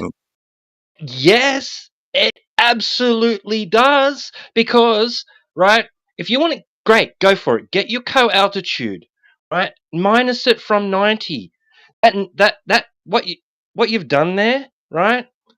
Subtracted, left over part of that is the elevation angle of the celestial object above the horizon. Above the surface of the Earth. Right. The extent of the surface of the Earth that you can see. Right. Right. Angle above it. Yeah. Everything you say is correct. Everything you say right now is correct geometrically, right? But let me just get this straight. You've got fixed that the surface of the Earth is completely relevant and it is flat. Therefore, horizontal, that plane is flat and level. Oh, well, it is level, but you know what I mean. Like it's a flat plane that doesn't deviate, right? That's the confusion, that's all. And that simple change Not in our how you measure error, though. So you only have two options. You only have two options. Either that bottom baseline is the surface of the Earth, and therefore the surface of the Earth or the seas is flat. Or if it's not the surface of the Earth or the seas, then that's an imaginary line. And therefore, you have an imaginary line and trying to get an angle, and therefore have not gotten the mathematical facts concerning the Earth or the seas. Therefore, failing. Let me explain how they get that. So, the angle that they're getting and the angle from the other observer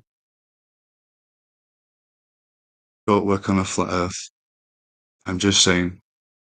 You didn't explain how you get an angle from a surface that is curving or an imaginary line. You just denied that it can be done on a flat Earth. You mentioned the word horizon. You mentioned the word horizon.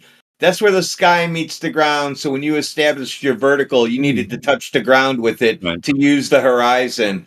So that's a plane. That's a plane from your feet straight out. No, that's not a curve. That's not a curve. From your eyes. This is an observation with your eyes and not your toes. This is an observation with your eyes and not your toes, my dude. So all this is from eye level and an elevation from the surface of the Earth. The horizon, you need to use your feet. Yes, because that's the elevation on this geometry, and we work it out with a circle. And we you just work it out with angles. You're doing the annoying thing again. You're doing the annoying thing again. The horizontal plane starts at your feet, and that's horizontal, period. And you don't have horizontals on the surface of a ball. Just take like 2 minutes to look up qualitude angle and zenith. Honestly, whatever model you believe in, just look at it. You're doing it again. We need to actually reach the conclusion. You're walking past the conclusion again. You have two options. Either the line is the bottom baseline, either the bottom baseline is the surface of the Earth or the seas. Okay? And therefore the Earth and the sea surface is flat. Or it's not the surface of the Earth or seas, and therefore it's just an imaginary line, and you have failed to get an angle from the surface of the Earth or seas. That's it. Okay. From the point of reference of your measurements, you establish a point in free space that doesn't need anything relevant to it because it is the point of relevance, right, where you measure from. Right, let me just try and get this esoterically down, right? And that point... You just contradicted yourself. No. Yes, you did. You can't have a point in a vacuum and say that it's relative to something. If there's nothing else except the point, it's not related to anything. Yeah. So you start off with just a point in free space. Whenever you measure anything, it looks exactly like that picture that Opslead has gladly put in. So the observer, wherever the point of reference of measurement is, that dot in the center of that sphere, right? And the whole measurement and the celestial and that sphere, that horizontal equator. I'm gonna reclaim this, and hopefully people pass it on. It's the visual equator. Fuck horizon. Fuck that word. So it's the... Get a tattoo of it, whatever, man. Pass it on. It's the visual equator. Because that's what it is, if you're relative to that ball thing. And that's it. And the zenith is propagated 90 degrees from the surface, which is perpendicular, right? To like horizontal. You can't have 90 degrees to a surface of a ball. Just let him finish this monologue. Yeah, and that's essentially it. People just need to understand. He did finish. That's why I stopped him. You can't have 90 degrees to the surface of a ball. Right. So this is a red herring to what I just said to him. Let me finish him. This is a red herring to what I just said to you, dude. There's no bearing on what I just said to you. Okay. Go ahead. You people need to stop this. Stop replying with replies that have no bearing on what was just said to you. You have only two options, like I just said. Your reply to those two options have no bearing on what I just said to you. You didn't refute what I just said to you. You're just distracted from the point. The concepts of geometry are just different for people, I think. I'm trying, or you're trolling, or I'm not trolling. I'm trying to legitimately try and make everybody learn here. You know, it's not just about you, and you can't speak for everybody, and you can't assume that because So another red you're herring understanding it completely. distracting from the point. But you want to call someone else a troll. I'm trying to say that, like, it's ironic, but I'm not the troll. You know, it seems it's like I'm not saying you. So yet again, another red herring distracting from the point. You want to call me a troll because you cannot create a 90 degrees on the surface of any ball, no matter how hard you try. So your latest reply is no refutation to what I just said to you. You're just replying with a red herring distracting from that point.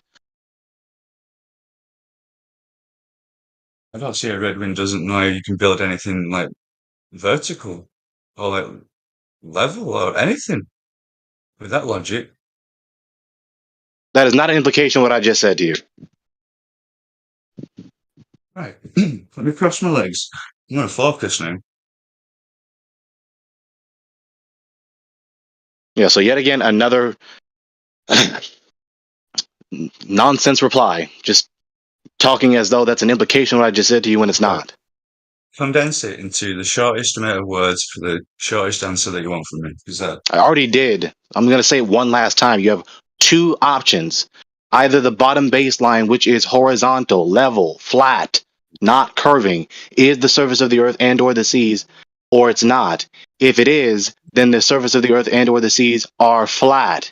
If not, then that's just an imaginary abstract line, and therefore you have not gotten information about the surface of the earth or the seas, and therefore have failed, as you continue to talk through the end part of that answer. I'm sorry, I do. So I think the problem is I'm not so much concentrated on the terrestrial sphere right now, with the Earth and the sphere and the globe or anything. So right? distracting from the point, a red herring fallacy, like I said. No, let me just continue. And the whole point of this conversation is not continue with your explicit, like you just described. You're not focusing on the point I'm talking about. It's a red herring fallacy. You play the inversion games. Oh, down can't exist. What's this? You can't infer down from up. All of this is moot. You just conceded that it's a red herring fallacy, that you're not talking about the point I'm talking about.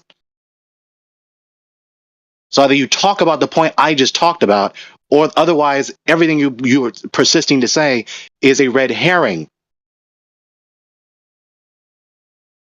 So let me continue with this monologue, okay? Okay, so a red herring. Finalize things. No, it's going to finalize. It's going to be a good monologue, right? So I'm not so much concentrating on the shape of the Earth for now, right? I'm in the first example of drawing the geometry and predicting it. In the first part of the example, before you even go out there and test it, would be you can predict it, and then you can go there at that time and predict it, and you can see the sun at that time, and depending on where he's on Earth, right? I'm not so concentrated on the Earth. I'm concentrated on the sky and that thing going around us, okay? And that's what you're taking angles from, and that's the sun or whatever's being used in this. A quintessential demonstration of narcissism. Just fuck what you're talking about, Greg. I'm just going to talk about something entirely irrelevant. No, it can't just be a big about you. Like, other people must be with me and following me right now. So if you want to speak, your reply is a red herring. So it's no refutation of what I just said to you. You're just distracted from the point. I'm just bringing down this process of understanding my point. And you don't even care. Like, you're not even making any effort to concentrate your rebuttal to me. You're not even attempting to rebut what I'm saying, which is demonstrable of the concession. Yeah, I won't waste time then. So, ignoring the Earth, more concentrating on the terrestrial Ignoring sphere. the Earth. Yes. Not the thing we're standing on. Right, so ignoring the subject of the debate. Right. That's a concession to defeat. No. How cool is this, though? But what we do is we measure the sky and assume it's a sphere. Okay? And then those points in the sky have got relations and correspondence to the Earth. Right? And it just so happens that with angles and location on these spheres and looking at spheres, it all works out with angles. And I can't lie. And that's geometry, dude. Great. And you're not getting an angle with a curved baseline. If you're getting an angle, you have two straight lines. Disagrees, just let me know, because I want to see if it's not just Gregory here, because I honestly. As you talk through what I just said, so great. You're getting angles to the celestial bodies. You're not getting angles with a curved baseline. You're only getting angles with two lines intersecting at a point, at least, and they're both straight. Okay, I'll concede that you are right there. You do get it from the horizontal, but that's inferred by Therefore, appealing to angles is self-defeating for someone who wants to sustain that we're getting these angles from a curved surface, the earth or seas. Basically, the angle. Refuted. The angle. No, there's two parodies right now. There's the parody of the flat Earth with a flat sky. That's the only way it works. Or there's a sphere within a sphere, looking out, and down is down and up is up. All ups diverge, all downs converge. Okay, there's no parallels to anybody on that surface of the Earth. False dichotomy. You're getting the angles up from the Earth. You're not getting the angles from the sky, not the line that is the sky and the line stretching down from the sky. You're getting the angle from the surface that is the Earth or the seas and the line stretching up to the celestial bodies. That's where you're getting your angle. Down. Replace the word up in your head to down. That's all that it is. You just can't get that paradigm. Measuring down to the Earth. No. We're not up there measuring down to the Earth. We're on the Earth. I know that from the surface of the Earth or seas up to the celestial body. So no, you're wrong. I know this might be exposing your paradigm of gravity being involved in this, but I'm not involving it at all. There's just a vector of down for everybody. If everybody's reference point, boom, everybody's reference point. Everybody's got a reference point, boom. They're down. Again, distracting from the point I just said. No. You just don't reply to the rebuttals being said to you. Everybody has a down from here to everywhere. We all our downs are all parallel to each other. You can assume that. You can assume that, sir. Well, prove me wrong. Well, you're assuming we're on a. So if you're going to put that law into effect, where you're going to put this logical statement where all horizontals are parallel to each other, right? If you're going to put that statement down as law.